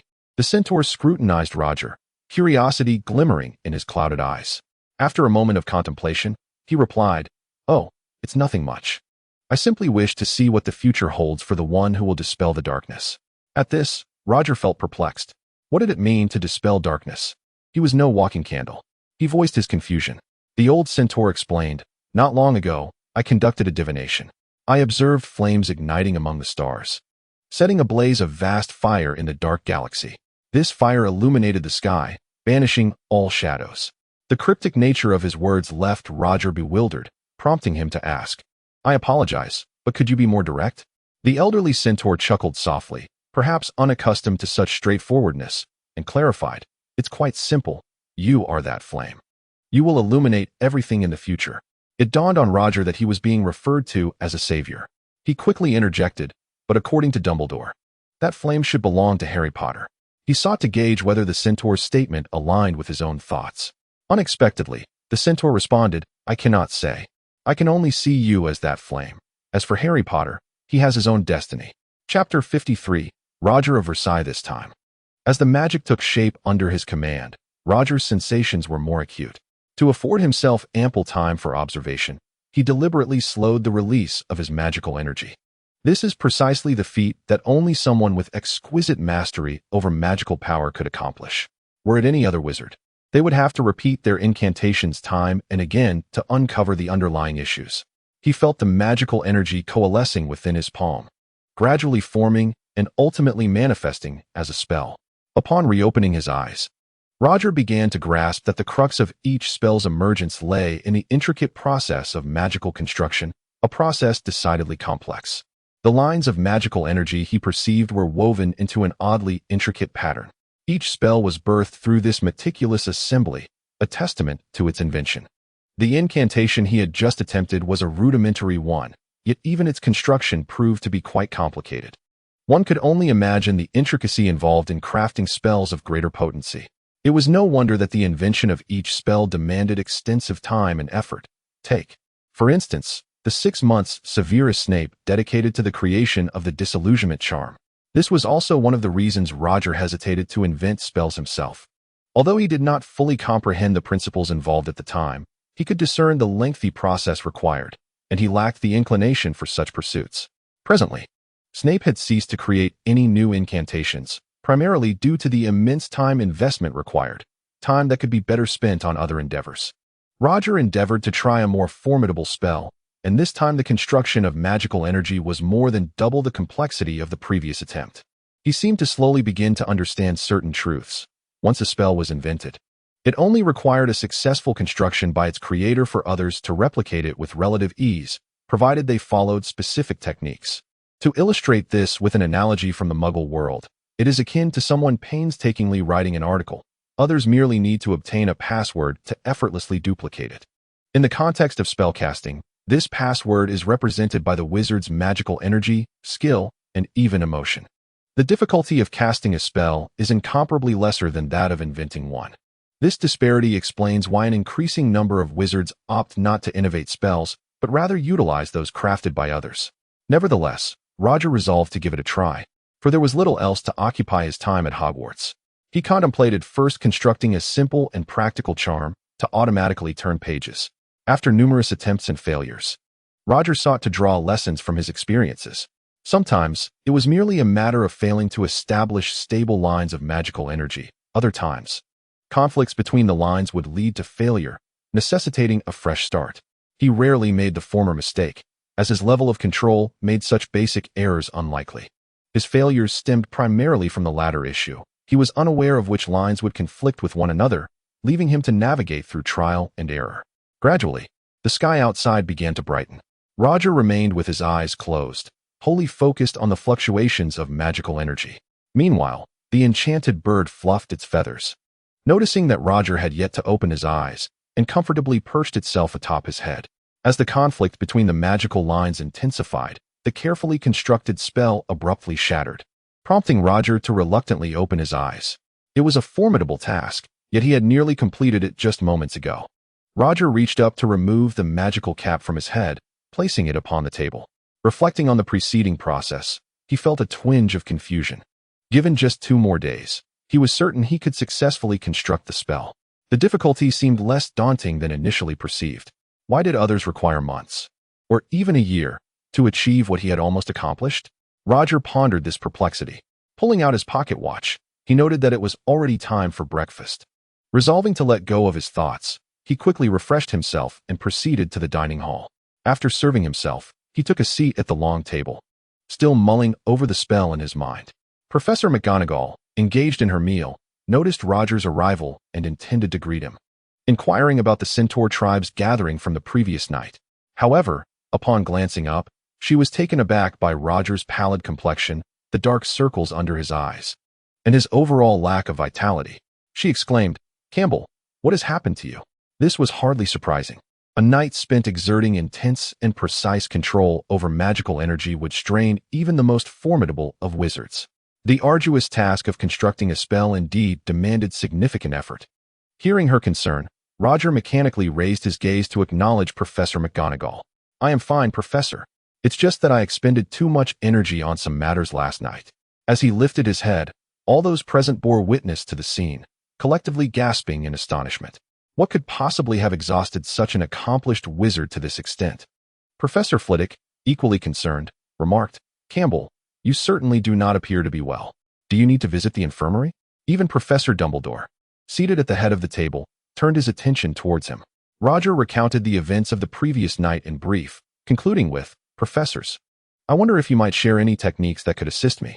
Among the gathered professors, many had crafted spells of their own. Upon learning that Roger's condition stemmed from his magical research, Professor McGonagall expressed her astonishment. "Campbell, you managed to endure for such a long period. When we invented spells, we could only work intensely for an hour at most each day, lest our magical energy falter. You managed to work through an entire night? The energy and time required for such an endeavor were immense, and few could sustain their efforts beyond an hour." Flitwick added, "Your ability to persist through an entire night might be attributed to your strong magical aptitude and abundant vitality, which could explain it. However, I must ask, is this truly your first encounter with spell creation?" Roger did not grasp Professor Flitwick's inquiry and simply nodded in affirmation. Flitwick and McGonagall exchanged glances, their eyes filled with disbelief. McGonagall appeared poised to voice her thoughts, but found herself at a loss for words. Roger remained blissfully unaware of the unusual tension in the air, casually remarking, "How could it possibly have only been an hour? I've been working all night. If it weren't for my gnawing hunger, I would still be constructing." He added, "Could you please stop staring at me? It's rather unsettling." All the professors were intently fixed upon him, even Dumbledore. "Why are you all looking at me? And what are you staring at?" Roger exclaimed, noticing Snape's gaze upon him and instinctively retorting. Snape, disinterested in engaging with him, merely rolled his eyes and continued to eat. Clearing his throat, Dumbledore addressed Roger. "If what you say is indeed true, then your magical capacity is nearing an extraordinary level." The assembled individuals understood the gravity of Dumbledore's words, their astonishment deepening. To achieve such prowess at such a tender age was remarkable. Surely, even the young Dumbledore could not have matched him at that stage. If no unforeseen circumstances arose, the future belonged to this young man. Professor McGonagall interjected, "Campbell, if you truly discovered how to create spells just last night, it is indeed astonishing. We each had mentors who guided us, taking over a month before we could genuinely begin. Our initial attempts were fraught with difficulties, and it took us more than 2 months to truly grasp it. Yet you accomplished all this in a single night." Upon hearing this, Roger realized he might have achieved something quite significant. However, he instinctively adopted a humble demeanor, responding, "It's not that remarkable. After all, when you began your studies, you certainly didn't possess the same level of magical prowess as I do. It's only natural that you progressed more slowly." Regrettably, this seemed to stoke their discomfort even further. These seasoned professors were still unable to match Roger's level of magical skill or the speed at which he could create spells. Indeed, youth had its advantages. Professor McGonagall shot a sidelong glance at Snape, who was engrossed in his meal, the implication clear: "You and Campbell are of similar age. How is it that there is such a disparity?" Snape appeared innocent in the matter. The professors had initially entertained the notion that if Roger encountered any difficulties, they, as elder figures, would offer assistance. However, now it seemed that the ones in need of help were themselves, the poor old professors. "Severus, how long did it take you to find your footing?" Roger, sensing the atmosphere had turned somewhat sour, attempted to shift the focus onto Snape. Snape was reluctant to respond, feeling that he ought not to have come here for dinner, only to be the target of scrutiny. Quirrell, maintaining a lowered head during the professor's discourse, had nonetheless heard every word clearly. Voldemort mused, "This Auror's talent is indeed remarkable. He must be dealt with swiftly." Upon hearing this, Quirrell's expression remained unchanged, but inwardly he scoffed. If Voldemort could truly eliminate Roger, why would he still be waiting? He thought, just bluster, always commanding me. This was indeed the truth.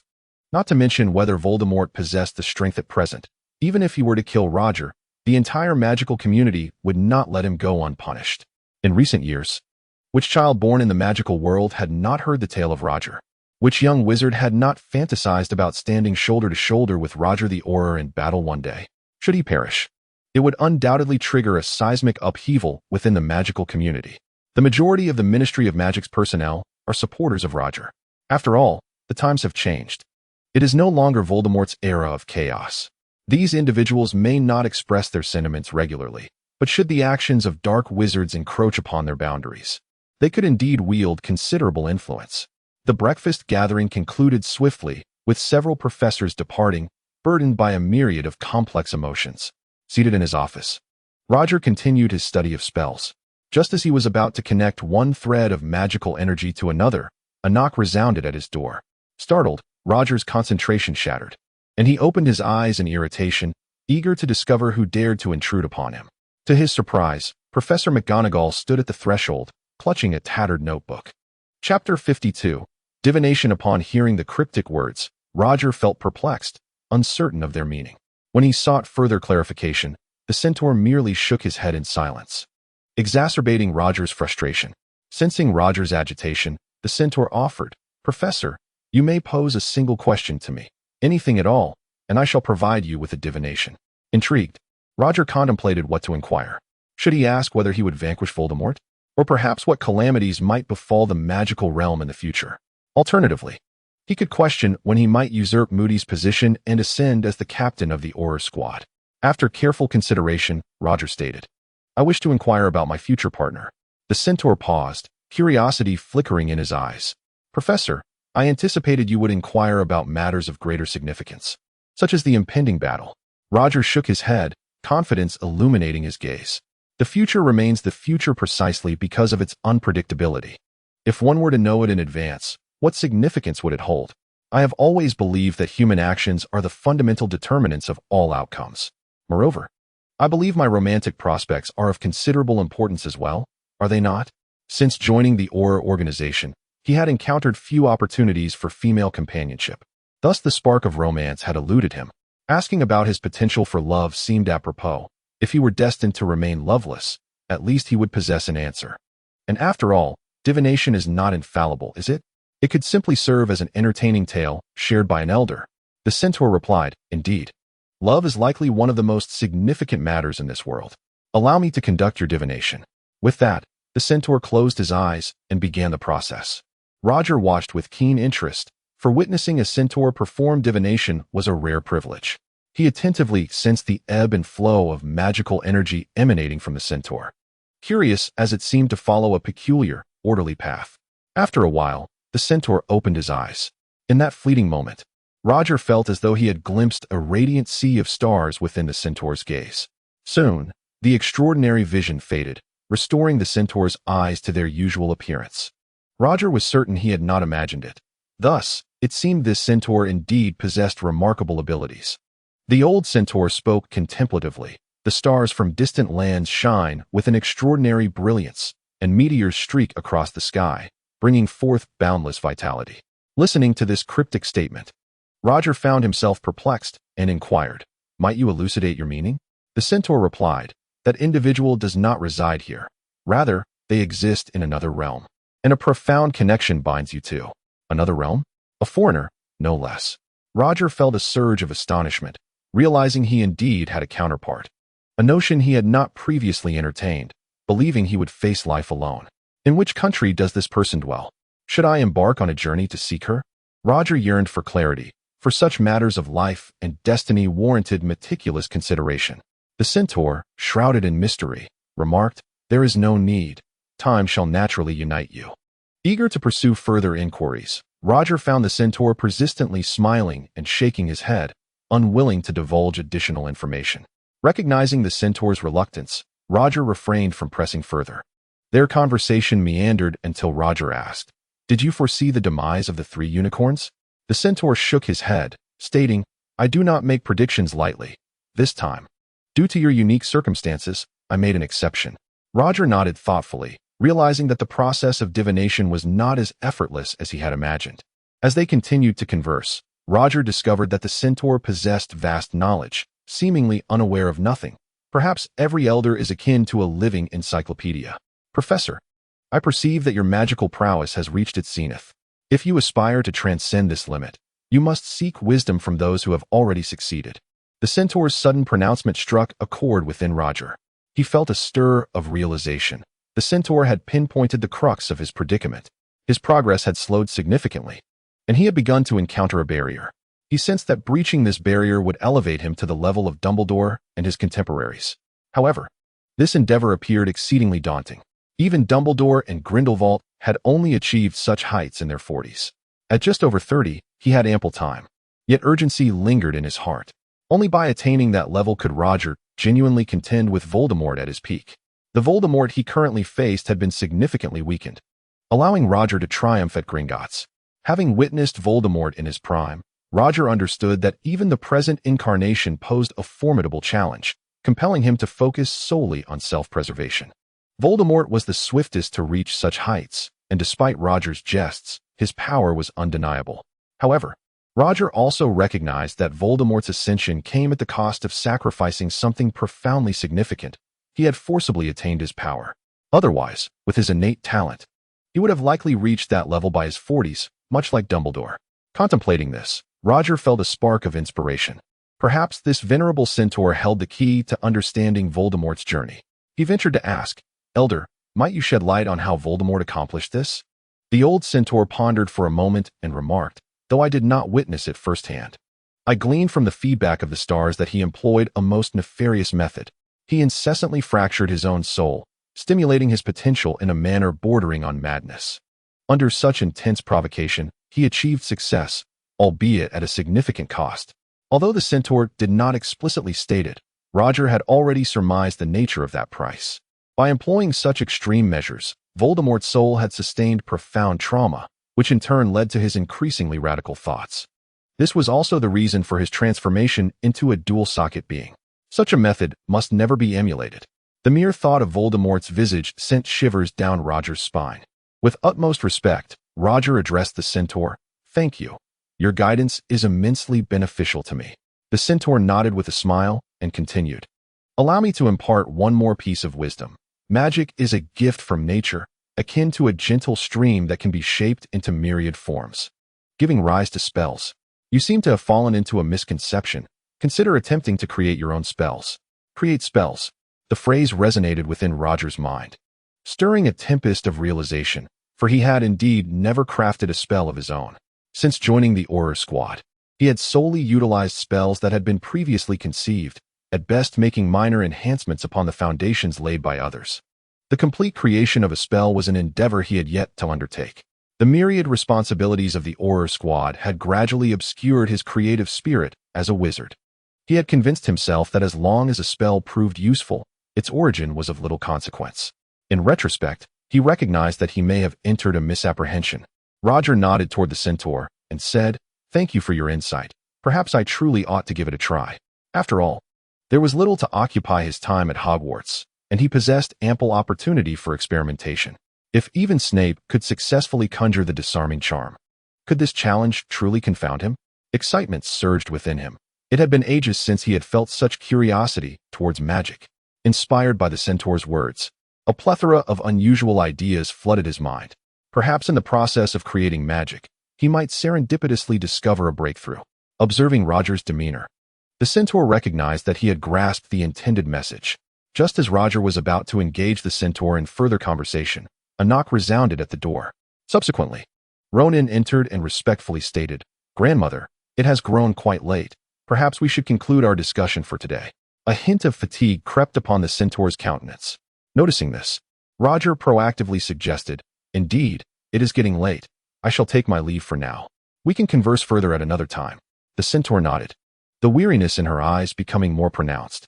Roger exited the room, bidding farewell to Ronan, and returned to the Hogwarts dormitory. After all, there was no place within the centaur tribe where he could find rest. Their straw-thatched huts offered only small nests of straw, which were hardly suitable for repose. By the time he returned to the dormitory, it was already quite late. Upon the return of Roger, the captain discovered him and fluttered to perch upon his shoulder. Just as the creature intended to nuzzle against his neck, it caught a whiff of the unpleasant scent that Roger had acquired from the grass hut of the horseman, and disdainfully retreated to its nest. Unperturbed, Roger changed out of his current attire, freshened up, and instead of immediately retiring to bed, he seated himself in a chair, ignited a candle, and unfurled a roll of parchment. However, he refrained from writing, choosing instead to close his eyes. He was not one to procrastinate. Once a thought occurred to him, he felt compelled to act upon it without delay. He sought to explore the art of conjuring magic. With his eyes shut, Roger began to attune to the fluctuations of magical energy within his body. Though he had noted these sensations before, he had never contemplated their application in the creation of spells.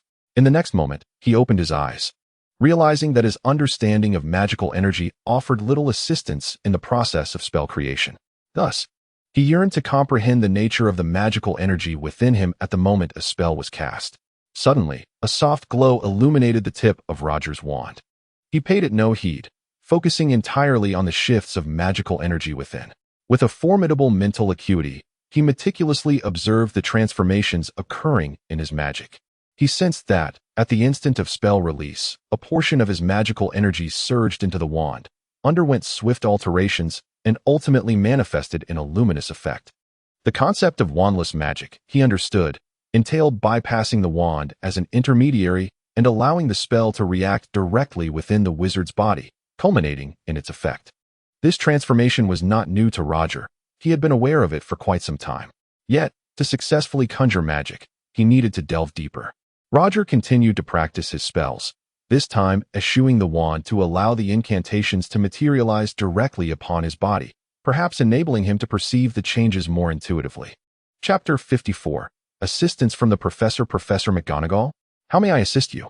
Roger inquired, puzzled. Professor McGonagall handed him her notebook, stating, "These are notes I made when I was developing spells. They may prove beneficial to you, so I thought to share them for your reference."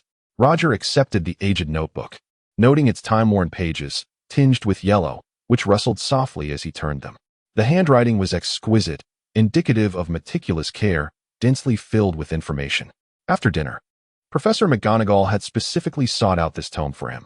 "Thank you, Professor. I believe this notebook will be immensely helpful," Roger expressed gratefully. "Not at all. Merely a small token," she replied. "I must take my leave now. There are numerous matters concerning the Board of Governors to attend to." As he watched her depart, Roger felt a surge of emotion. Though she spoke lightly, such personal notes from wizards were invaluable and rarely shared with others. Upon returning to his office, Roger gazed at the notebook when suddenly a knock resonated at the door. Could it be Professor McGonagall returning? He hastily rose to open the door. As Roger opened the door, he was greeted by Professor Flitwick, who handed him a substantial notebook, its corners protected by copper. "Campbell, this is my collection of notes, along with some remarkable works from other esteemed wizards in this field. I believe you will find them invaluable," the professor said with a smile. Roger accepted the tome, feeling its weight and quality in his hands. "Thank you, Professor Flitwick," he expressed gratefully, having no intention of declining such a thoughtful gift, especially as he genuinely required the knowledge contained within. "Not at all. It serves no purpose left with me. It is far better utilized in your hands," Flitwick replied. "I must be off. I have a class to teach." Watching the diminutive professor retreat down the corridor, Roger opened the book, which was considerably thicker than Professor McGonagall's. Upon opening it, he discovered not only Flitwick's own insights, but also a meticulous compilation of articles and photographs clipped from various scholarly journals, all concerning the art of spell creation. This was an invaluable treasure trove. While Roger could have gathered similar information, it would have consumed an inordinate amount of time and lacked such comprehensiveness. It seemed that Flitwick had diligently collected and organized every issue of academic journals for many years, some of which were now exceedingly rare. In the following days, several other professors presented their notes to him, including one delivered by a house elf on behalf of Dumbledore. Perhaps due to Dumbledore's casual approach to preservation, the notebook, over 50 years old, was almost in tatters. Roger had to handle it with utmost care, fearing it might disintegrate upon opening. Gazing at the mountain of notes accumulating on his desk, he felt a surge of emotion. Although his prowess had surpassed that of these venerable professors, he sensed that in their eyes, he remained the eager student who had just embarked on his magical journey. "Once, as your professor, I guided your tender hand through the splendid, enchanting gateway of magic. Time has passed, and you have flourished, yet when you face challenges, I will still impart my knowledge freely. You are my student, and regardless of what transpires, everything remains as it once was." It was precisely because of these professors that Roger had achieved his current stature. Just as Roger was lost in his contemplations, a loud knocking echoed through the door. It was not a mere knock, it was a thunderous bang that startled him, leading him to wonder which mischievous student could be responsible, as no professor would act in such a manner. Upon opening the door, he was momentarily taken aback, finding the entrance devoid of any person. Curiously glancing around, he noticed a black notebook lying on the ground. Intrigued, he picked it up and discovered it contained knowledge on spell creation. It seemed to have been left by another professor, though he could not discern who it might be. Flipping to the front page, he found the name obscured by ink, suggesting that someone wished to keep their identity concealed. With a notebook in hand, Roger approached the window and drew back the curtains, allowing the sunlight to flood in. He held the page up to the light and discerned, with a sense of clarity, the words inscribed upon it, "Half-Blood Prince." He uttered the phrase aloud, and in that instant, a candidate emerged in his mind. Curiosity piqued, Roger opened the notebook to explore its contents. The entries bore the essence of elusive spells and other enchantments conceived by Snape himself. It was indeed he, Severus Snape. During the creation of these spells, he had recorded all his insights within. Why had he crossed out his name? Perhaps he wished to keep this knowledge from Roger. Was he trying to conceal the fact that he had gifted this notebook, or was he reluctant for Roger to discover his past as the Half-Blood Prince? Unlike other professors, the thought of Snape meticulously inking over his original name brought a smile to Roger's face. Hogwarts seemed far more intriguing than the Ministry of Magic. Subsequently, Roger refrained from further attempts at spell creation and instead perused the notebooks sent by the professors, which would undoubtedly save him from unnecessary detours. The academic resources at Hogwarts were remarkably rich, and much of what was penned in these notebooks could easily headline the most prestigious journals in the wizarding world. The notebooks contained a plethora of peculiar spells that various professors had contemplated during their youth. For instance, Professor Flitwick had explored a charm to increase one's height, while Professor McGonagall had researched a spell that would imbue a cat with a delightful fragrance upon transformation. Snape had investigated a charm that could render a wizard repulsive to members of the opposite sex, a notion Roger suspected was intended for James Potter. Meanwhile, Dumbledore had endeavored to create a spell that would make any food taste sweet. Some of these endeavors had met with success, Dumbledore's, for instance, while others, like Snape's, had not. What a revelation this notebook was. It was less a manual for spell creation and more an encyclopedia of the professor's hidden histories. How amusing it would be to recite these entries before the faculty. Yet, such a notion was merely a fleeting thought, should he dare to act on it. The professors would surely consign him to the depths of the Black Lake the very next day. Beneath the eccentricities, the notebooks proved to be quite invaluable. Roger retrieved an unused notebook and began to inscribe his own reflections. The breadth of knowledge recorded within these pages left him in awe. Among them, the most captivating was Dumbledore's, which contained writings by Grindelwald. This unexpected treasure, the insights of the first Dark Lord, would be coveted by many outside these walls. One notebook was hardly sufficient. Roger procured several pristine notebooks to document his findings. While recording, he simultaneously endeavored to construct spells. After examining the professor's notes, he became aware of numerous oversights he had previously overlooked, and the entire process of spell construction grew increasingly intuitive. Time swiftly passes, and soon the afternoon arrives, with vibrant hues of sunset adorning the horizon, radiating the last vestiges of daylight. Today, Roger finds himself without classes, spending the entire day in his office, neglecting even to step out for lunch. Tap, tap, tap. As Roger ponders his thoughts, the glass of the window is suddenly struck by some unseen force, producing a clear, ringing sound. Turning to investigate, he discovers a little bird, a chickadee, perched outside, unable to enter due to the closed window. The little creature anxiously pecks at the glass with its beak. Upon noticing that Roger has acknowledged its presence, the chickadee tilts its head, gazing at him with an endearing intelligence. Hastily, Roger opens the window, and the chickadee flutters into his embrace. A gentle stroke of its belly reveals that it is quite well fed. Where have you been feasting this time? Roger muses, somewhat vexed, as his own supply of birdseed is on the verge of spoiling. Once inside, the chickadee seems to lose interest in the surroundings, flapping its wings and bouncing around the room. Distracted by this commotion, Roger suddenly feels an acute pang of hunger. As he makes his way to the dining hall, fellow young wizards observe the usually elegant Professor Roger, now appearing pale and listless. They initially doubt their eyes, but after tentatively greeting him and receiving a response, they are convinced that this ghastly apparition is indeed Professor Roger. The students speculate on the cause of his disheveled appearance, whispering amongst themselves. Upon entering the dining hall, the professors notice Roger's condition and surmise that he has spent the entire day grappling with a particularly challenging spell. Professor McGonagall advises, Campbell, I believe it is imperative for you to take a well-deserved rest, lest your body falter. Roger waves his hand dismissively, the previously dull gaze in his eyes igniting with enthusiasm. Professor, do you not see? Magic is utterly marvelous, particularly the process of creating spells.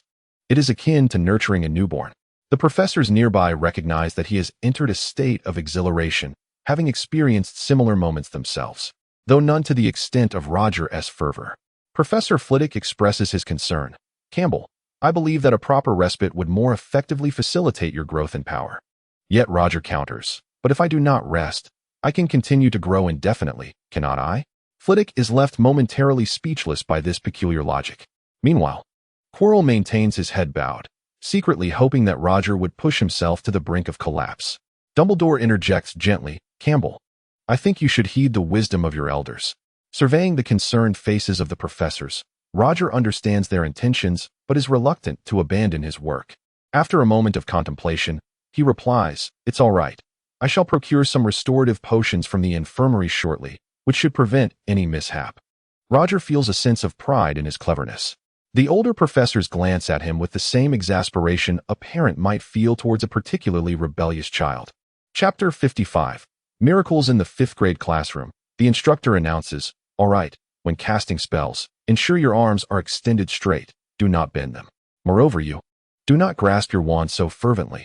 Do you imagine you are kneading dough? At this rate, you won't even require your opponent to cast a disarming spell, for your wand will simply fall to the ground. Roger strolled among the students practicing their spells, adjusting their stances, and imparting techniques on spellcasting. The students, observing Roger's pale complexion and the pronounced dark circles under his eyes, felt a twinge of anxiety. They suspected the professor might be secretly practicing some nefarious curse, leading to his current state. Noticing the students' attention was fixated on him, Roger felt a sense of helplessness. After all, the restorative potion merely prevented his body from collapsing under exhaustion. It could not rejuvenate his weary appearance. Finally, when class concluded, Roger stood at the podium. The young wizards gazed at him with curiosity, for typically, he departed immediately after his lectures, but today he lingered. Did he have something of import to convey? Clearing his throat, Roger addressed the class. As you can all see, I currently bear a rather unfortunate countenance. I wish to clarify that my appearance is a result of my recent engagement with a significant magical inquiry, which has consumed the majority of my focus. I hope this dispels any misunderstandings that may affect the quality of our lessons. Upon hearing this, the students experienced a moment of enlightenment. Although they remained unaware of the specific magical topic, it certainly sounded impressive. Was this the common state of powerful wizards engrossed in their magical studies? With that, he turned and exited, leaving a group of students to speculate amongst themselves in the classroom. Upon returning to his office, Roger retrieved a box of magical potions and decisively consumed a vial. Instantly, he felt a substantial restoration of his vigor. The box contained a neat arrangement of 30 potions. After dinner, he promptly visited the school infirmary to procure more potions. Normally, one would not be able to acquire such a quantity of magical elixirs from the infirmary. But upon seeing Roger's haggard face, the staff promptly provided him with a box, fearing he might collapse on their premises. Afterward, the hospital personnel repeatedly urged Roger to stay for observation, yet he resolutely declined. With these potions at his disposal, Roger found he could forego sleep entirely. Whenever fatigue set in, he would immediately consume another vial. While it was evident he had appeared drained a few days prior, now one might believe he had been dead for several days and had returned to life.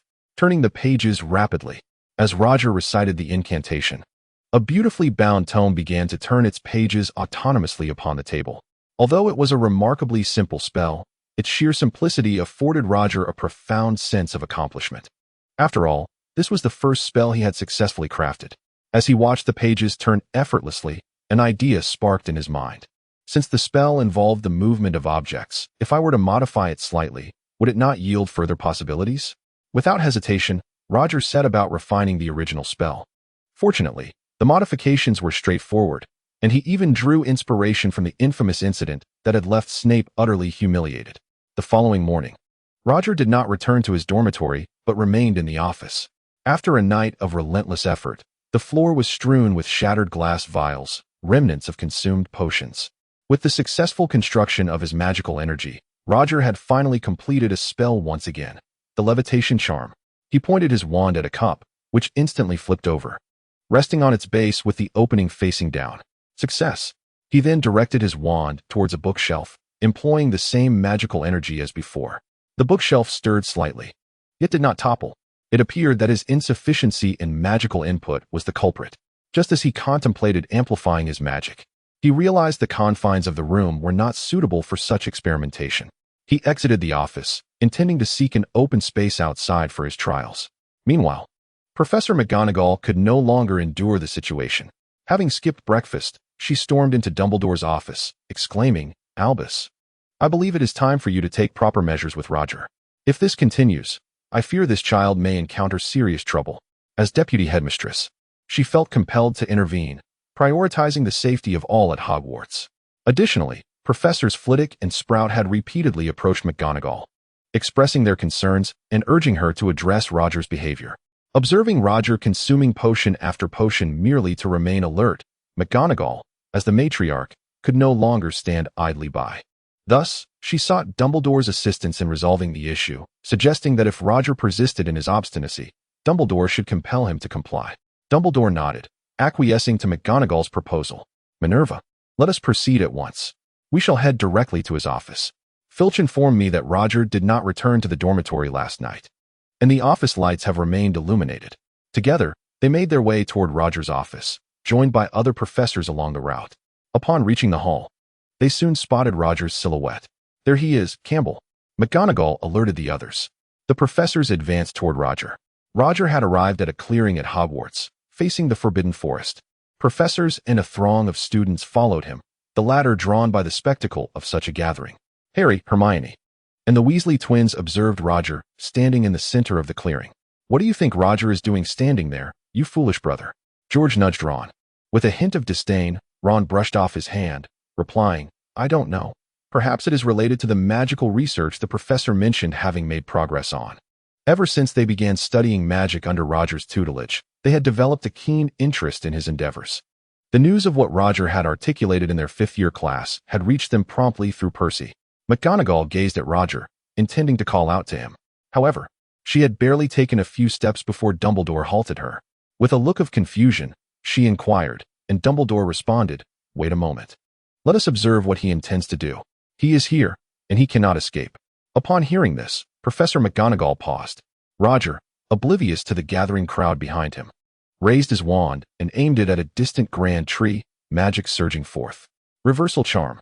Slowly, the immense tree was uprooted, its crown inverted and standing on its head. This wondrous spectacle elicited gasps of astonishment from the students. Professor McGonagall discerned that this spell was a creation of Roger's own invention. Her eyes widened in disbelief. After such a short time, he had genuinely conjured a spell. From the manner in which Roger cast it, it was evident that this incantation was already quite refined. Any flaws merely required minor adjustments. Yet it was not enough. Campbell needed to continue his spellcasting. Throughout this entire process, Dumbledore maintained a serious expression, and when Professor McGonagall felt it was sufficient, he unexpectedly interjected, "Not enough."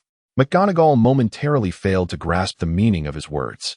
Roger, gazing towards the Forbidden Forest, suddenly felt an urge to unleash his full magical potential. Contemplating this, he glanced around and was startled to realize how many people had gathered behind him. As the students beheld Professor Roger turn around, they erupted into cheers, rallying for him.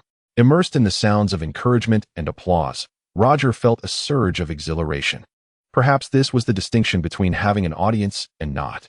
The sensation of performing in front of a crowd was utterly different. Redirecting his focus, he concentrated on the Forbidden Forest before him. Reversal charm. With Roger exerting his full magical force, the spell's area of effect expanded significantly, causing a multitude of trees to sway vigorously. Newly sprouted leaves began to fall amidst the commotion. Still not satisfied, he sought to push his potential further, striving to broaden the spell's reach. As the area increased, trees within a half-kilometer radius began to tremble. The sound of roots snapping from the ground echoed as the colossal trees were uprooted. Finally, as Roger unleashed another surge of magic, with a resounding crash, all the trees fell simultaneously, raising a considerable cloud of dust. The once cheering young wizards fell silent, the miraculous scene unfolding before their eyes. Gazing at the dust in the distance, they could never have imagined such a sight could be wrought by a single wizard, yet now they witnessed Professor Roger accomplish it before them. Albus, at this level, Campbell has surely reached that standard. If so, he must be the youngest ever to achieve this. Professor McGonagall exclaimed in astonishment. Dumbledore shook his head, responding, "Indeed, his recent display was impressive, yet his overall mastery still requires refinement. He is but a step away. What he needs now is time." During this period of creating magic, Roger's understanding of the craft propelled his abilities significantly forward. Given a little more time, he would naturally ascend to that level. Observing the scene he had inadvertently created, Roger pressed his lips tightly together, uttering not a single word. Excitement eluded him. All he felt was an overwhelming fatigue. Stifling a yawn, he disregarded the presence of others and made his way back to his dormitory, yearning for a moment of restful slumber. As Professor Roger departed, a few mischievous students shouted, "Professor, where are you off to now?" "Sleeping." He waved his wand dismissively and continued on his way. Yet, it seemed he had forgotten one crucial matter. He was scheduled to teach a defense against the dark arts class that afternoon. However, he dismissed the thought. All he desired was sleep. Professor McGonagall approached the spot where Roger had stood, only to discover that he had uprooted all the trees, leaving them in a chaotic state. Even the soil, 2 meters deep beneath the trees, had been overturned. The forest within a half-kilometer radius had been left in disarray. Chapter 56. Donation notes. As she watched Roger retreat to his slumber, Professor McGonagall suddenly remembered the sixth-year defense against the dark arts class that still needed to be conducted. However, it was impossible to summon Roger back for the lesson. After a moment's contemplation, she turned her gaze towards Severus Snape. Severus, do you have any intention of teaching the defense against the dark arts class? In the meantime, Roger slept soundly, not awakening until midday the following day. Upon rousing from his slumber, he felt a lingering haze of confusion as he gazed at the draping bed curtains, lost in thought for a moment. Recalling the events that had transpired, he reflected on the grove that had fallen victim to his accidental spell. The version of himself from the past would have been incapable of such a feat. Now, he stood but a step away from Dumbledore's caliber. After rolling out of bed, he scanned the room but found no sign of his companion, who had seemingly vanished once more. Approaching the window, he drew back the curtains, allowing the sunlight to bathe his face, akin to a corpse freshly unearthed from its coffin, awakening under the sun's warm embrace. In the bathroom, Roger changed into a fresh set of clothes and regarded his reflection in the mirror. The dark circles that had once marred his visage had vanished, and his complexion appeared significantly improved. However, his cheeks remained sunken, betraying a lingering frailty that a mere night's rest could not rectify. Checking his pocket watch, he noted that it was precisely mealtime. The professors would likely be gathered in the dining hall. He exited his room, first visiting his office, where he located a wicker box and neatly arranged the notebooks the professors had entrusted to him. After completing this task, he took out his own notes and magically transcribed their contents into a thick, blank leather-bound notebook. On the front page, he inscribed in elegant calligraphy, "May the glory of magic illuminate your path ahead. Professor Roger Campbell." He placed this leather notebook into the wicker box as well, for he no longer required these notes. It was time for them to return to their rightful owners. Roger had no intentions of monopolizing these notebooks. Carrying the box, Roger made his way to the dining hall. "Oh, dear child, you have finally chosen to rest well," exclaimed Professor Sprout, her excitement palpable upon seeing the gaunt figure of Roger. "I apologize for causing you concern," Roger replied, a twinge of guilt in his voice. Although Professor Sprout's abilities may not be formidable, she embodies the essence of a nurturing hen, perpetually concerned for the children who venture forth from Badger House. "Everything is well." Professor McGonagall nodded with a smile. Roger placed the box upon the table, drawing the professor's curious gazes as they pondered its significance. With a snap, Roger opened the box, first extracting his own notebook and setting it aside. He then retrieved each professor's notebook that had previously been entrusted to him, addressing them with gratitude. "Thank you, esteemed professors, for your assistance. It is time for these to return to their rightful owners." Professor Flitwick waved his hand dismissively, stating, "Campbell, I never intended to reclaim the notes once they were given to you." "No, Professor, they rightfully belong to their true masters," Roger retorted stubbornly. Each notebook was a testament to the professor's diligent efforts, with every word encapsulating a piece of their unique history. Witnessing Roger's steadfastness, the professors eventually acquiesced. Roger earnestly returned each notebook to its rightful owner. When he reached Severus Snape, he observed the astonishment in his eyes and teased, "Here you go, Half-Blood Prince." Before Snape could respond, Roger placed the notebook in his hands and departed. His voice was barely audible, and the other professors did not catch it. Upon returning to his seat, Roger pushed his own notebook toward Professor McGonagall. She opened it for a brief glance. It was evident she had an inkling of its contents. Yet she hesitated. "Professor, please assist me in placing it in the Hogwarts library for future generations to peruse." Roger articulated his long-held intention. Having served as a professor, he wished to leave something behind for the students eager to explore the wonders of magic. It would render his visit meaningful. "Campbell, this is far too precious." Professor McGonagall instinctively attempted to return the notebook. In that fleeting moment, she realized it was filled with Campbell's own reflections. Such content would undoubtedly attract countless wizards if made public. Roger shook his head, resolute in his decision. "Professor, I am uncertain if I shall occupy this position next year. I may only serve as a professor at Hogwarts for a single year, but I wish to leave behind a gift from Professor Roger Campbell for those curious children about magic. Moreover, this is merely a copy. The genuine original remains in my possession, does it not?" Upon hearing this, a look of hesitation crossed Professor McGonagall's face. At that moment, Dumbledore interjected, "Minerva, Do accept it." With the headmaster's endorsement, Professor McGonagall finally nodded in agreement. Carefully securing the notebook, she asked Roger, "Campbell, do you not intend to publish the contents? If you did, you would surely earn a second-class Order of Merlin." Roger shook his head dismissively, replying, "No, I have no intention of publishing these writings. Moreover, I have already been awarded a first-class Order of Merlin, have I not?" Upon hearing these words, Professor McGonagall recalled that the professor before her was indeed an illustrious Auror. Dumbledore's demeanor remained composed. The successful conferral of the first-class Order of Merlin to Sir Roger was largely attributed to his merit. The first-class Order of Merlin is awarded solely to those who have exhibited extraordinary bravery or performed remarkable deeds.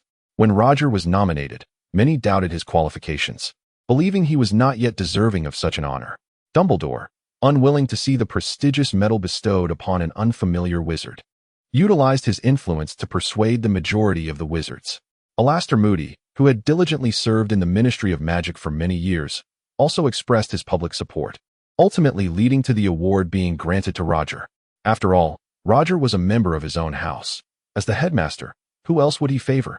Subsequently, Hogwarts publicized the event of the esteemed graduate Roger Campbell receiving the first-class Order of Merlin, achieving a significant victory for both Roger and the institution. However, Roger did not feel particularly elated upon receiving the green first-class Order of Merlin. This was largely due to the fact that Cornelius Fudge, the Minister of Magic, also possessed one. Through a series of maneuvers, Fudge had successfully acquired the medal, which diminished its value in Roger's eyes, especially since even the cowardly Fudge had managed to obtain it. Some claimed the medal was awarded in recognition of Fudge's contributions to the ministry, but Roger was skeptical of this assertion. Regardless, this notebook would forever be housed within the Hogwarts library, available for future students to peruse. If possible, I sincerely hope Hogwarts continues to employ you. You are an exceptional professor, McGonagall expressed, genuinely wishing for Roger to remain. Of course, it would be my honor. Barring any unforeseen circumstances, I would be delighted to stay, Roger replied. Seeing the matter resolved, Dumbledore rose and gently tapped his silver spoon against his cup, signaling for the students to quiet down. The young witches and wizards gazed at the staff table, uncertain of what was to come. "Students," Dumbledore began, "just moments ago, Professor Roger Campbell generously donated a precious notebook to our school library. The contents within have left even me in awe. Let us show our respect for him." Although the nature of the notebook's contents remained a mystery, the mere fact that even Dumbledore found it astonishing suggested it was no ordinary manuscript. Moreover, this was Professor Roger, who had recently demonstrated an extraordinary spectacle before them. A resounding applause erupted in the dining hall, as the young wizards eagerly anticipated the opportunity to borrow this book. Perhaps they might uncover the true teachings of Professor Roger within its pages, granting them a significant advantage over their peers. Standing up, Roger felt compelled to say a few words in such an occasion, but after a moment's thought, he simply remarked, "May the glory of magic illuminate your path ahead." This was the most heartfelt blessing a professor could offer to his students. The applause continued to resonate. Settling back into his chair, Dumbledore turned to Roger and said, "Professor Campbell, there is something I feel compelled to share with you. Starting tomorrow evening, Harry and his companions will commence their punishment in the Forbidden Forest." His sentence remained unfinished, yet Roger understood his intent. Nodding, he replied, "Of course, I shall accompany them to the Forbidden Forest from tomorrow evening to avert any unforeseen incidents. And let us not forget your prior promise to me." Dumbledore nodded in agreement. Indeed, after their conversation, Roger returned the golden vine chest to the office and made his way towards the Forbidden Forest, intending to seek out the Centaur tribe and find the Elder Centaur. Navigating through the thick underbrush, Roger arrived once more at the Centaur settlement. As he appeared, several keen centaurs swiftly aimed their spears at him. "Wait, lower your weapons," came Ronan's voice from within a nearby hut, and he soon emerged to stand beside Roger, his face alight with excitement. "Professor Roger, you have indeed come." Roger smiled in return. "How did you know I would be here?" "I am seeking your grandmother. The information she shared with me previously proved quite beneficial, and I wish to express my gratitude." To his surprise, Ronan's expression shifted to one of sadness. "I'm afraid, Professor Roger, that you may return empty-handed this time." "Why?" Roger asked, perplexed. Ronan explained, 2 days after your departure, grandmother left this world. As you know, she was quite old." Chapter 57. the patrol of the Forbidden Forest. Roger was taken aback by this news, recalling how well she had seemed when he last saw her. How could this happen so suddenly? Ronan continued. It wasn't entirely unexpected. Grandmother had foretold this long ago, and we had prepared ourselves mentally. Well, Roger sighed. This truly is a shock. Just days ago, the Elder Centaur had performed divination for me, and now she is gone. It is such a pity. She was unaware that I had successfully created my own magic. Roger had intended to share his joy, only to receive such disheartening news. Ronan scratched his head and said, before grandmother departed, she told us that you would certainly return. And by the time you did, you would have accomplished what you set out to do. She witnessed this scene among the stars, so you need not be overly sorrowful. Upon hearing this, Roger felt a slight easing of his heart. Ronan, where is your grandmother laid to rest? I believe I should pay my respects. Ronan shook his head. Grandmother's body has been carried away by the river. This is our custom. However, she will transform into the stars above, ever watching over us. Despite feeling unable to offer any tribute, Roger understood that this was the Centaur way, and he refrained from voicing further objections. Remembering the kind and knowledgeable Elder Centaur, Roger suddenly realized that he did not even know her name. He turned to Ronan and asked, Do you know what grandmother's name was? Just call her Grandmother Sarah. Ronan replied. Roger had come with such excitement, only to find himself met with an empty return. After a brief exchange with Ronan, Roger bid him farewell. He aimlessly wandered to the site where he had previously cast his spell, now cordoned off by Professor McGonagall to prevent daring students from venturing inside. The precarious, inverted trees posed a risk. Should one fall unexpectedly, it could trigger a chain reaction. This area had become a frequent haunt for students, who, despite being prohibited from entering, gazed longingly at the toppled trees in the distance, dreaming of future adventures. Nevertheless, some intrepid students still dared to sneak inside, including the notorious Weasley twins, who had managed to remain undetected. Having completed his musings, Roger prepared to return to his office for the upcoming lessons. As he walked down the corridor, he spotted Draco Malfoy and Neville sitting by the door. Curiosity piqued, Roger approached them and inquired, Draco, Neville, what brings you here? Upon seeing Professor Roger, the two stood up straight, their expressions attentive. Malfoy replied, Professor, we heard from Harry that you will be protecting them in the Forbidden Forest tonight. What will happen to our special training? Roger hesitated, realizing that he had been so focused on creating spells in recent days that he had neglected their training. It appeared he would not be able to teach them during this period, so he suggested, perhaps you two should take a few more days off? No, Professor, we do not wish to rest. Malfoy exclaimed, a hint of urgency in his voice. Is that so? Roger pondered, feeling somewhat conflicted. Both Malfoy and Neville were eager to train, determined not to fall too far behind Harry and the others. After careful consideration, Roger reached a decision. If you do not mind, I will request Professor McGonagall's permission for you both to join the patrol in the Forbidden Forest starting tomorrow. After reflecting, Roger deemed this plan feasible. Even if they encountered Quirrell-hunting unicorns, he was confident he could lead the 5 students to safety.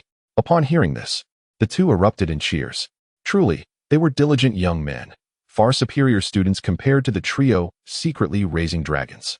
The thought of Harry and his companions gave Roger a headache.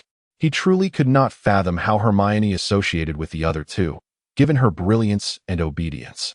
After bidding farewell to Malfoy and Neville, Roger promptly sought out Professor McGonagall. Upon discussing the matter, she initially opposed the idea, concerned about potential dangers. She had already been displeased with Dumbledore for allowing Harry and his friends to continue their punishment, and with the knowledge that dangerous individuals were lurking in the Forbidden Forest. The best course of action seemed to be to prevent students from entering altogether. Hearing Roger's intention to include Malfoy, and Neville left her momentarily bewildered. Did he think this was a spring outing? However, swayed by Roger's earnest entreaties and his promise of safety, she reluctantly consented. Even so, Professor McGonagall emphasized that student safety must be paramount, instructing Roger to withdraw immediately should any issues arise. If evacuation proves impossible, signal for assistance. She, along with the other professors, will be there to provide rescue at the earliest opportunity. On the following evening, 5 young wizards trailed behind Roger as they approached Hagrid's hut. Gathered around the fire, they listened intently as Hagrid assigned them their tasks. Roger, rummaging through his pocket, retrieved some nuts that the creature had refused to eat. Unwilling to waste them, he took 2 handfuls and placed them beside the fire, watching as the shells gradually charred. before poking them out with a stick and stowing them away in his pocket. In his two pockets, one held chocolate while the other contained the freshly roasted nuts. At last, Hagrid finished outlining their duties. Their task was merely to patrol a few laps around the Forbidden Forest, fulfilling a routine assignment. The 5 young wizards had never before patrolled the forest at such a late hour, their faces alight with excitement as they led 3 dogs. Observing the delighted expressions on Malfoy and Neville's faces, Roger had reason to suspect that the two were merely out for amusement. Hagrid, with numerous admonitions, reiterated various precautions, while the 5 children nodded earnestly. Once Hagrid had spoken, his massive form forged ahead, the 5 young wizards in the middle, with Roger bringing up the rear. Bored, Roger observed the nearby trees and stifled a yawn. He found it hard to believe that even Quirrell, in his foolishness, would be reckless enough to hunt unicorns on his very first night of patrol. Should he actually attempt such folly, Roger would hold him in disdain, along with Voldemort. In stark contrast to Roger's nonchalance, the group in the middle, including Harry, were on high alert, each clutching their wands and keeping a watchful eye on their surroundings.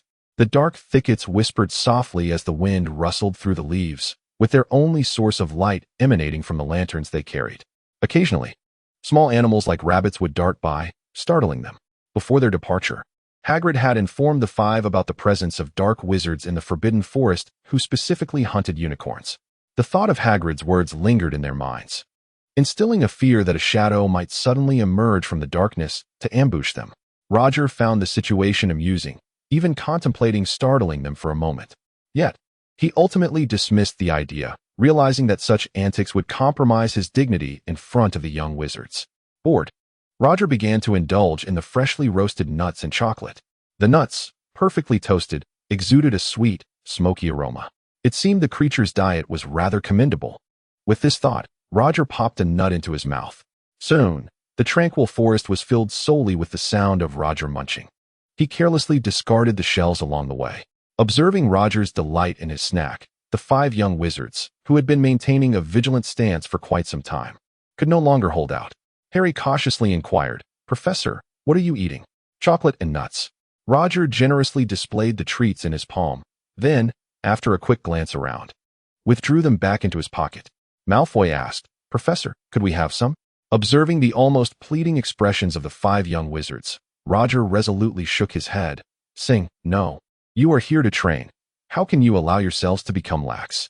It is imperative that everyone remains self-disciplined, is it not?" He envisioned the scene of them dining together, which would indeed resemble a spring outing. Reluctantly, the 5 withdrew their hopeful gazes and resumed their patrol with the dogs. Perhaps due to the prolonged duration since their last meal, hunger began to gnaw at them.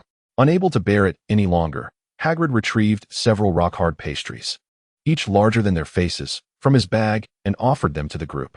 The 5 stared at the tough pastries, unsure how to proceed, exchanging glances of uncertainty. After a feeble attempt to break off a piece and take a bite, they found themselves engaged in an arduous endeavor that their teeth could hardly manage. Ultimately, it was Roger who generously shared a few pieces of chocolate, which helped restore a modicum of their energy. The patrol concluded swiftly, and the 5 weary wizards returned, while Roger maintained his usual calm demeanor. Throughout the evening, they encountered no peculiar individuals or events, the only noteworthy incident being their meeting with the centaur on patrol, which provided Harry and the others, who had never before witnessed such a wondrous creature, with a delightful spectacle. If the coming days continued in such a mundane fashion, Roger mused, it would not be a punishment for them, but rather for himself. Once Hagrid had secured the 3 dogs, Roger led the 5 young wizards back to the castle. Having patrolled the Forbidden Forest all night, the 5 were utterly exhausted.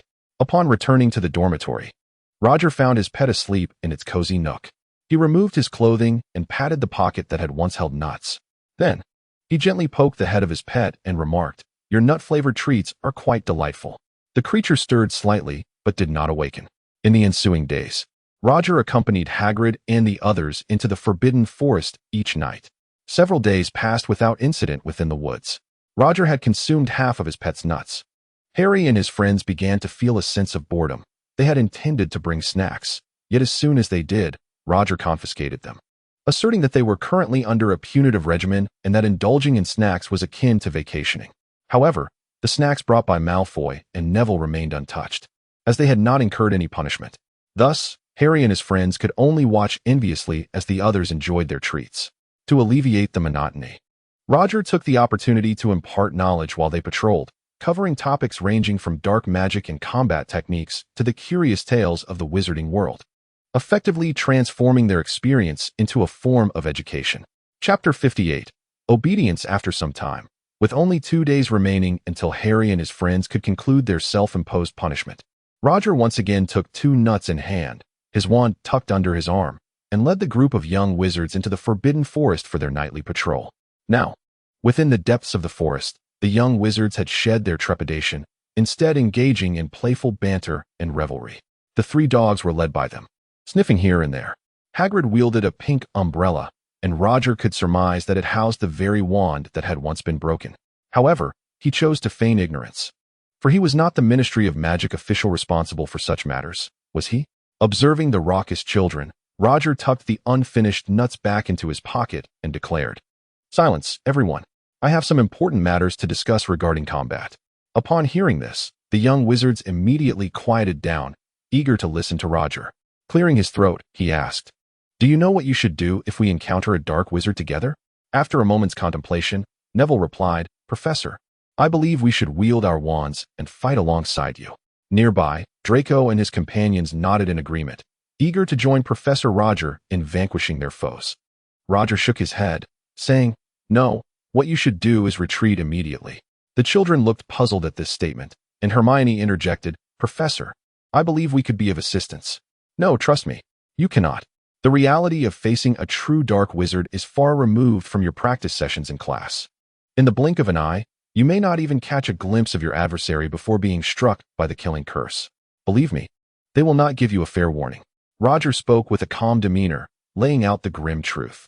"But Professor, with you here, we wouldn't be in such dire straits. At the very least, we could cast a few binding spells to aid you," Harry offered. Roger shook his head once more. "No, not only would you be of no assistance, but you would also divert my attention to your safety. When you are blindly overconfident in your own abilities, that is when your downfall begins. In combat, failure leads to but one outcome: death." His expression was grave. Over the years, he had witnessed more than one Auror whose arrogance had led to the demise of their comrades. Draco was about to voice another objection when Roger firmly commanded, "Now, repeat after me. When you encounter an enemy, what should you do?" The group obediently replied, "Retreat immediately." Among them, only Neville and Hermione truly grasped and accepted this counsel. Roger recognized that some remained unconvinced, but such lessons could only be learned through experience. He concluded earnestly, "I hope you adhere to your own words. When fighting alongside me, my sole request is obedience. If I instruct you to retreat, you must do so without hesitation. I have no patience for displays of heroism or lamentations of solidarity in death following my commands." In his leadership of the squad, Roger maintained absolute authority unless he himself fell. Previously, during their confrontation with the 6 dark wizards led by Ethan Warren in Nocturne Alley, his teammates had left at his command without the theatrics of tragic farewells. In the second squad, even if one's abilities were lacking, compliance was paramount. The children, of course, were unaware that Roger's words were steeped in the blood of many Aurors who had learned the hard way. "Wait, something's amiss," Hagrid suddenly announced from the front. Upon hearing those words, Roger had already grasped his wand. Several young wizards, clutching their wands and the leashes of 3 dogs, listened intently. Roger approached Hagrid and followed his gaze. On a slab of bluish stone lay a droplet of silvery blood, glimmering faintly under the glow of Hagrid's lantern. It was unicorn blood. Roger delicately touched the blood with his fingertip, forming his own conclusion. Alarmed, Hagrid immediately shielded Harry and the others, wary of a potential ambush. "What should we do now, Professor Roger?" Hagrid inquired, a hint of panic in his voice. "Currently, we shall follow the trail of blood to locate the injured unicorn," Roger replied calmly. His gaze shifted to Draco and his companions. "Should we not first escort them away?" Hagrid suggested. Upon hearing this, Harry promptly interjected, "Professor Roger, I believe we could be of some assistance. If we encounter a dark wizard, we can simply flee." "Indeed. We are curious to see what a dark wizard truly looks like," Ron chimed in. Roger furrowed his brow, contemplating. Allowing them to observe from a safe distance was not entirely out of the question. "Very well, I shall permit you to accompany us. However, you must promise me one thing. Once I instruct you to leave, You shall do so immediately, and Hagrid will ensure your safety." Hagrid, momentarily taken aback, asked, "Professor Roger, do you intend to confront the Dark Wizard alone? Why not? Do you believe a Dark Wizard poses any real threat to me?" Roger retorted. Realizing the validity of this assertion, Hagrid acknowledged Roger's experience as a seasoned Auror. "All right then, I will ensure Harry and the others depart at once." Hagrid nodded in agreement. "I am aware of the secrets concealed within that umbrella. In case of an emergency, it may be utilized." At this juncture, Roger felt no need to conceal anything further.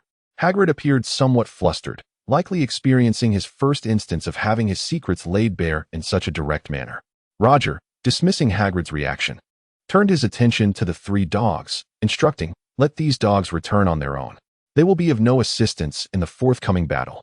Hagrid nodded and unfastened the collars of the 3 dogs, allowing them to return. Having received specific training from Roger, Harry and the others quickly formed a defensive stance, back to back. After a brief moment of uncertainty, Roger observed their formation with satisfaction. Then, leading the way, Roger followed the trail of blood, weaving through branches and underbrush. Meanwhile, Quirrell, clad in a long black robe, was nearly unrecognizable even to those who knew him. On the ground beside him lay 2 struggling unicorns, their legs deliberately injured, rendering them unable to escape. Quirrell had initially planned to hunt in the Forbidden Forest after Roger's departure, but Voldemort could no longer afford to wait. His desperation to regain power was overwhelming. His twisted mind prevented him from making the wisest choices, leading him to believe that this was the moment when Roger would be least vigilant, thus compelling Quirrell to venture forth to hunt the unicorns. As he gazed upon the helpless unicorn, its entire body shimmering in silver, Chilo silently uttered an apology. "Hurry, Chilo. I can hardly contain my eagerness to savor the taste of unicorn blood," urged Voldemort. Complying, Chilo leaned down and forcefully severed the creature's throat. The silvery blood surged into his mouth, and as he felt the waning of life, the unicorn's eyes reflected a glimmer of defiance. Following the increasing trail of blood, Roger flipped over a large stone and beheld, in the distance, a figure in black greedily siphoning the blood of a unicorn.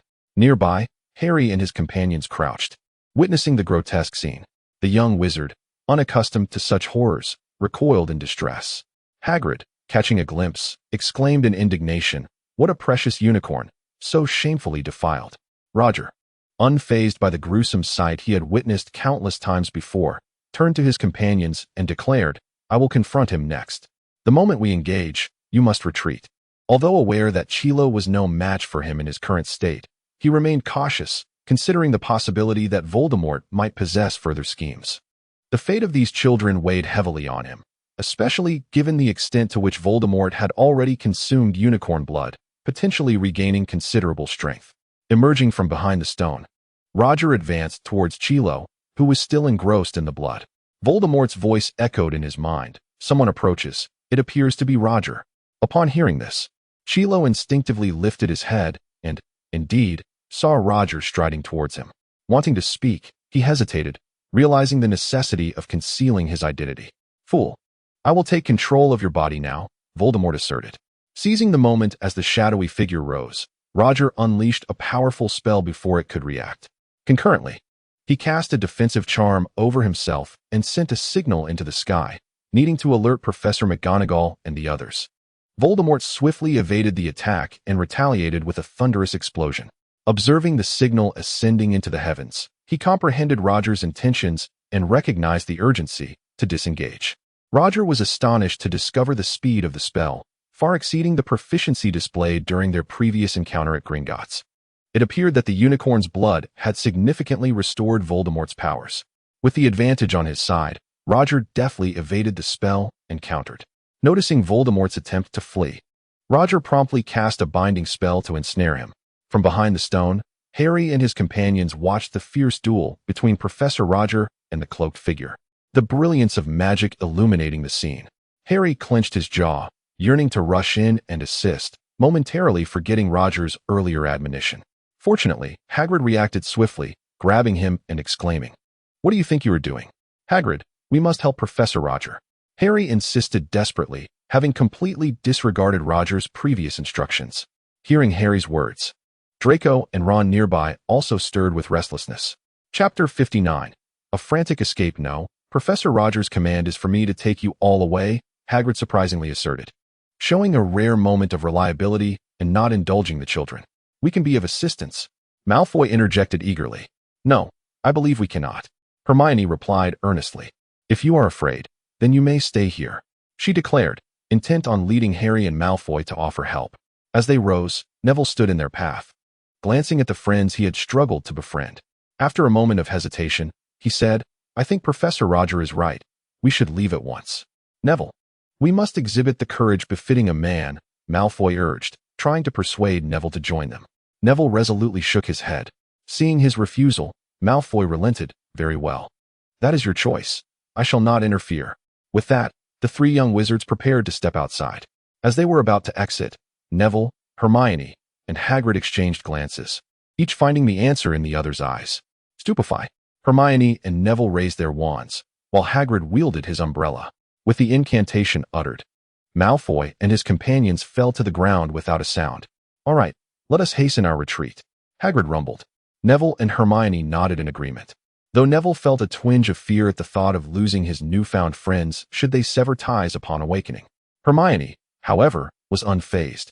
She collected the wands of the three and tucked them into her robes. Then, Neville carried Ron on his back, while Hagrid hoisted the other two like sacks of potatoes, one under each arm.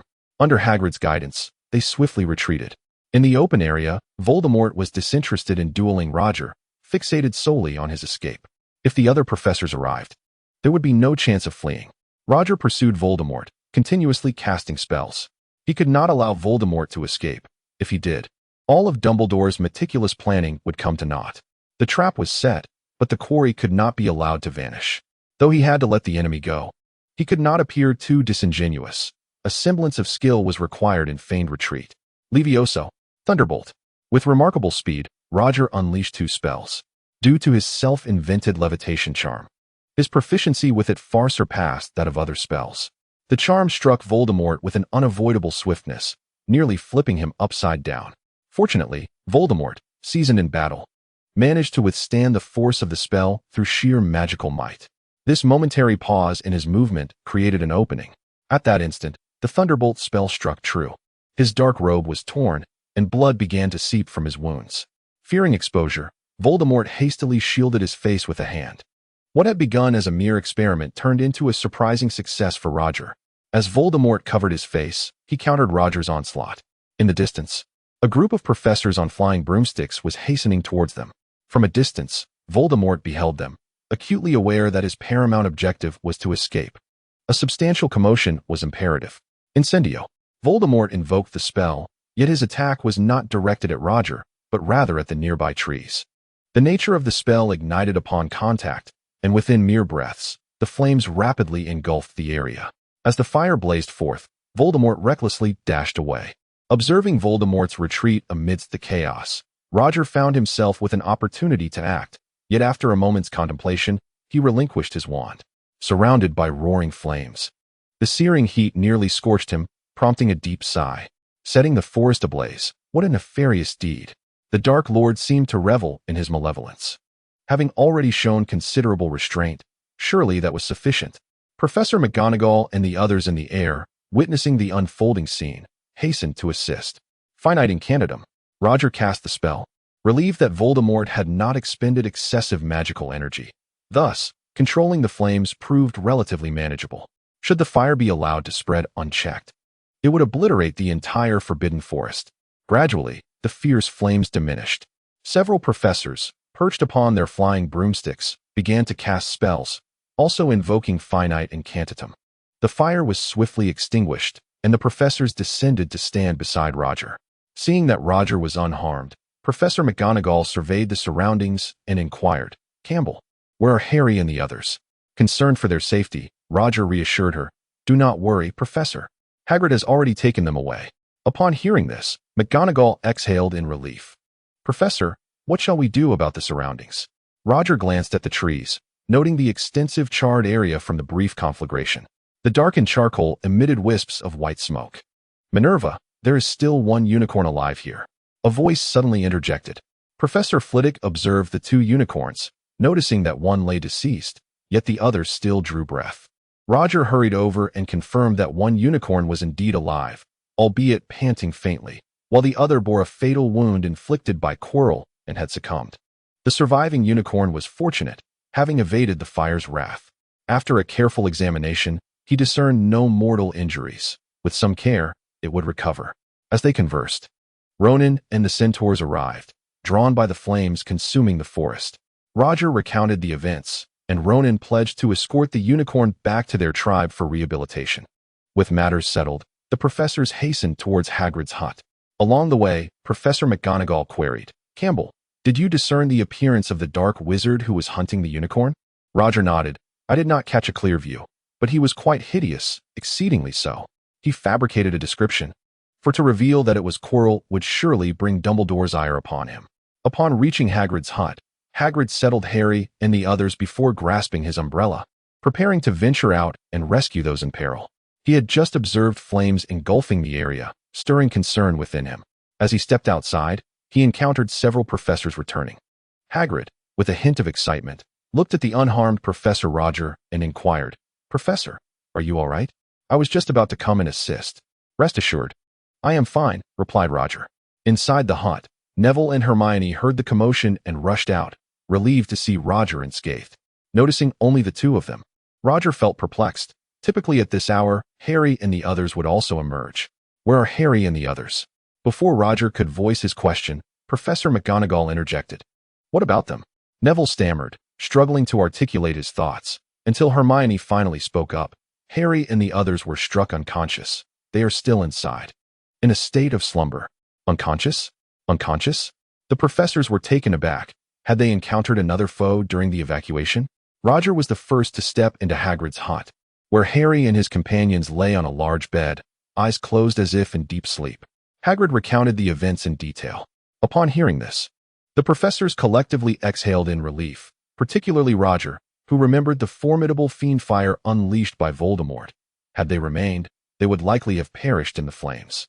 Professor McGonagall regarded the obedient Neville and Hermione with warmth, stating, "Well done, you two made the right choice at a critical moment.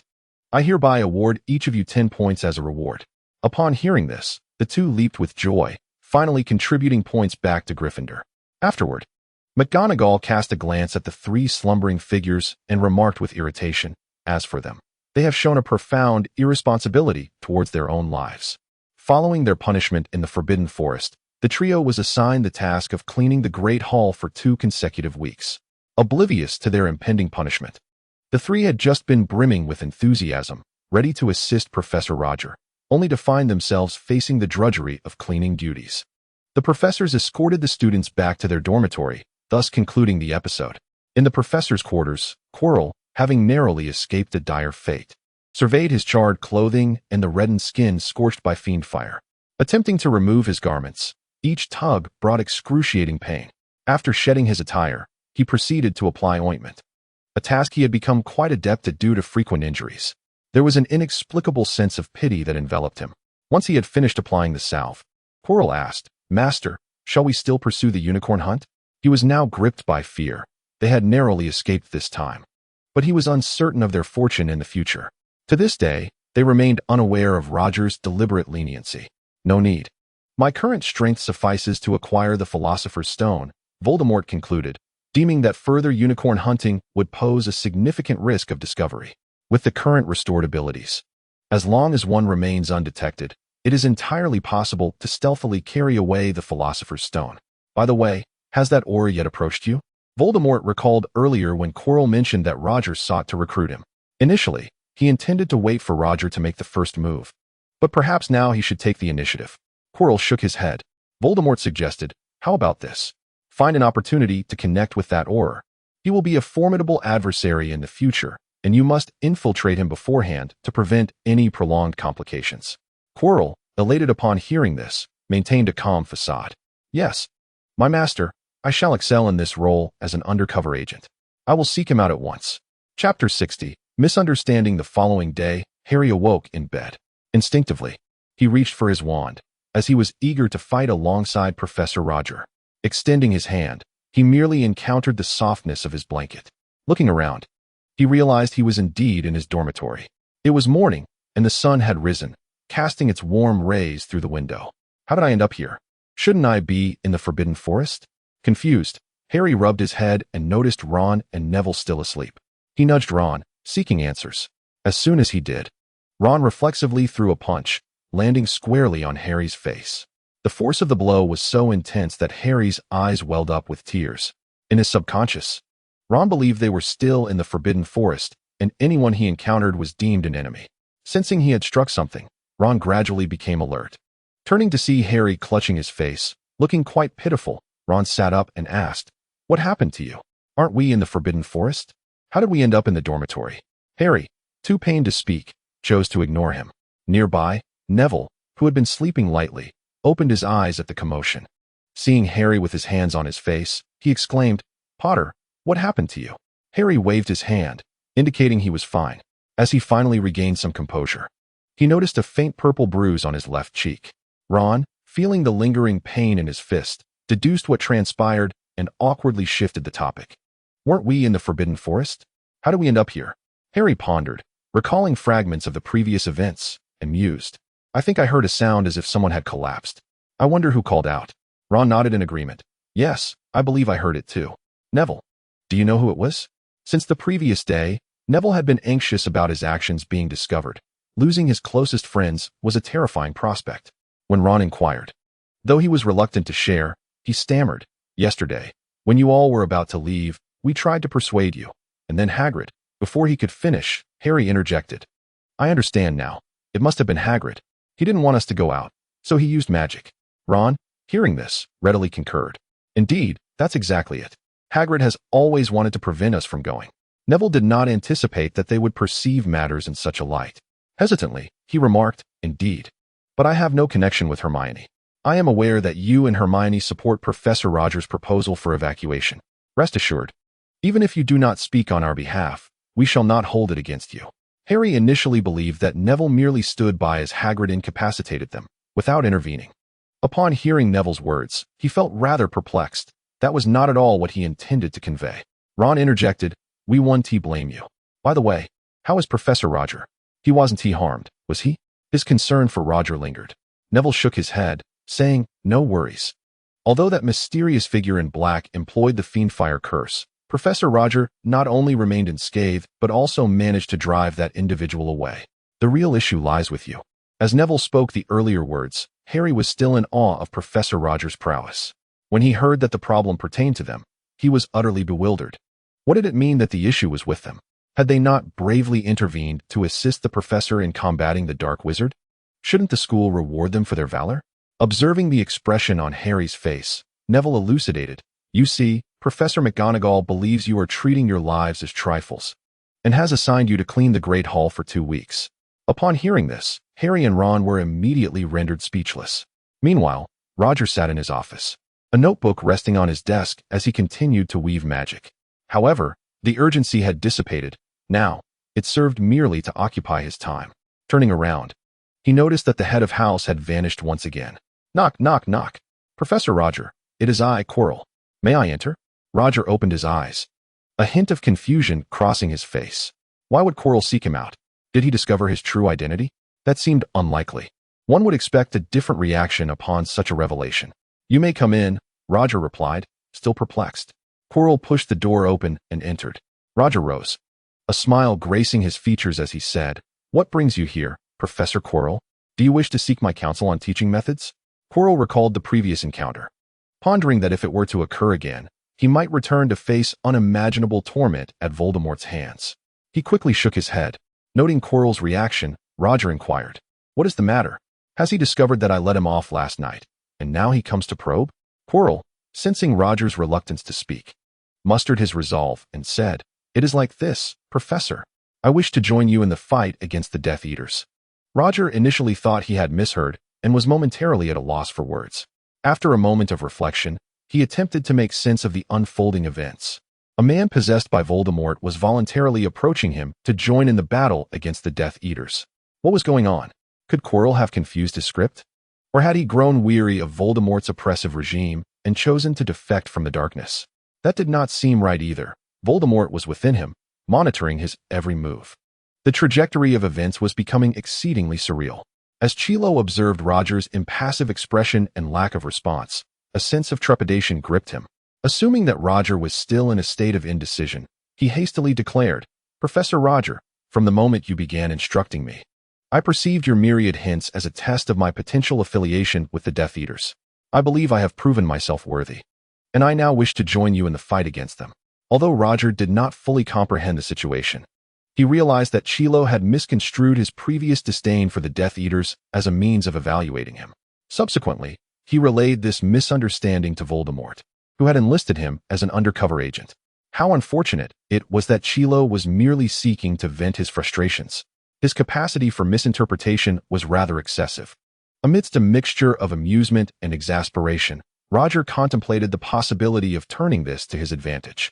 Clearing his throat, he remarked, "I am astonished that you discern my intentions. Indeed, I was testing you." Chilo, nearly leaping with excitement upon hearing this, thought to himself that he had indeed guessed correctly. Little did he know that Roger had only recently come to this realization himself. "That's splendid. Will you allow me to join you?" Chilo inquired, his face alight with anticipation. Eager to forge a connection with Roger and rid himself of the foolishness that plagued him. Feigning a nod of approval, Roger replied, "Certainly. Your ability to perceive this matter indicates that you possess a keen intellect. Congratulations. From this moment forth, we are comrades in arms. By the way, do you harbor a hatred for the Death Eaters?" In this final inquiry, Roger sought to stoke the flames further. Chilo's expression stiffened. Yet for the sake of his future contentment, he clenched his teeth and declared, "Indeed, I loathe the Death Eaters." "Very well, I trust you." To his astonishment, the progress of events unfolded so seamlessly that Chilo, circumstances permitting, might have leapt in celebration. Roger drew up a chair for Chilo, who, feeling somewhat overwhelmed, took a seat. Roger produced a box of chocolates, took one for himself, and gestured for Chilo to help himself to the remainder. Chilo took a piece but refrained from eating it. Fidgeting with the hem of his garment, he inquired, "Professor Roger, what shall we do next?" Seeing Chilo's eagerness to extract information, Roger recognized him as a novice. However, providing him with a modicum of information would not be detrimental. Unlocking the silver clasp of the drawer, Roger retrieved a blank parchment and, spreading it across the table, inscribed several lines with a quill. He then handed a photograph to Chilo. Chilo was taken aback by Roger's trust, receiving the document with trembling hands. Upon examination, he discovered that the parchment bore the inscription, "Tom Riddle, Voldemort, the Second Dark Lord." The accompanying photograph depicted Voldemort, already in a grotesque state, contorting his visage into various menacing expressions. Initially, Roger had contemplated revealing his own scroll detailing the Death Eaters to Chilo, but ultimately dismissed the idea, as that scroll contained Chilo's name and likeness. The sight of such things was perhaps somewhat awkward for Chilo himself. Upon seeing the item Roger presented to him, Chilo trembled, fearing he had been discovered. Observing Chilo's reaction, Roger feigned ignorance and inquired, "What is it, Professor Chilo? Are you feeling unwell?" Chilo forced a faint smile and replied, "I am fine, just startled by this face." Roger nodded in agreement, saying, "Indeed, encountering such an unsightly visage can be startling for anyone. Professor Roger, why are you showing me this? Wasn't the mysterious figure already deceased over a decade ago?" He endeavored to maintain a composed expression, yet cold sweat had drenched the back of his garment. Roger chuckled softly, his face taking on an enigmatic demeanor as he said, "What if I were to tell you that Voldemort is not dead at all?" With a startled gasp, Chilo nearly toppled from his chair, prompting Roger to rush forward and steady him. No, Professor Chilo. Do not be afraid. We must bravely confront the forces of evil, mustn't we?" Chilo settled back into his seat, wiping the sweat from his brow with his sleeve, acknowledging that his earlier reaction had been excessive. He nodded in agreement, saying, "Yes, indeed. I was merely taken aback by this news, quite surprised indeed."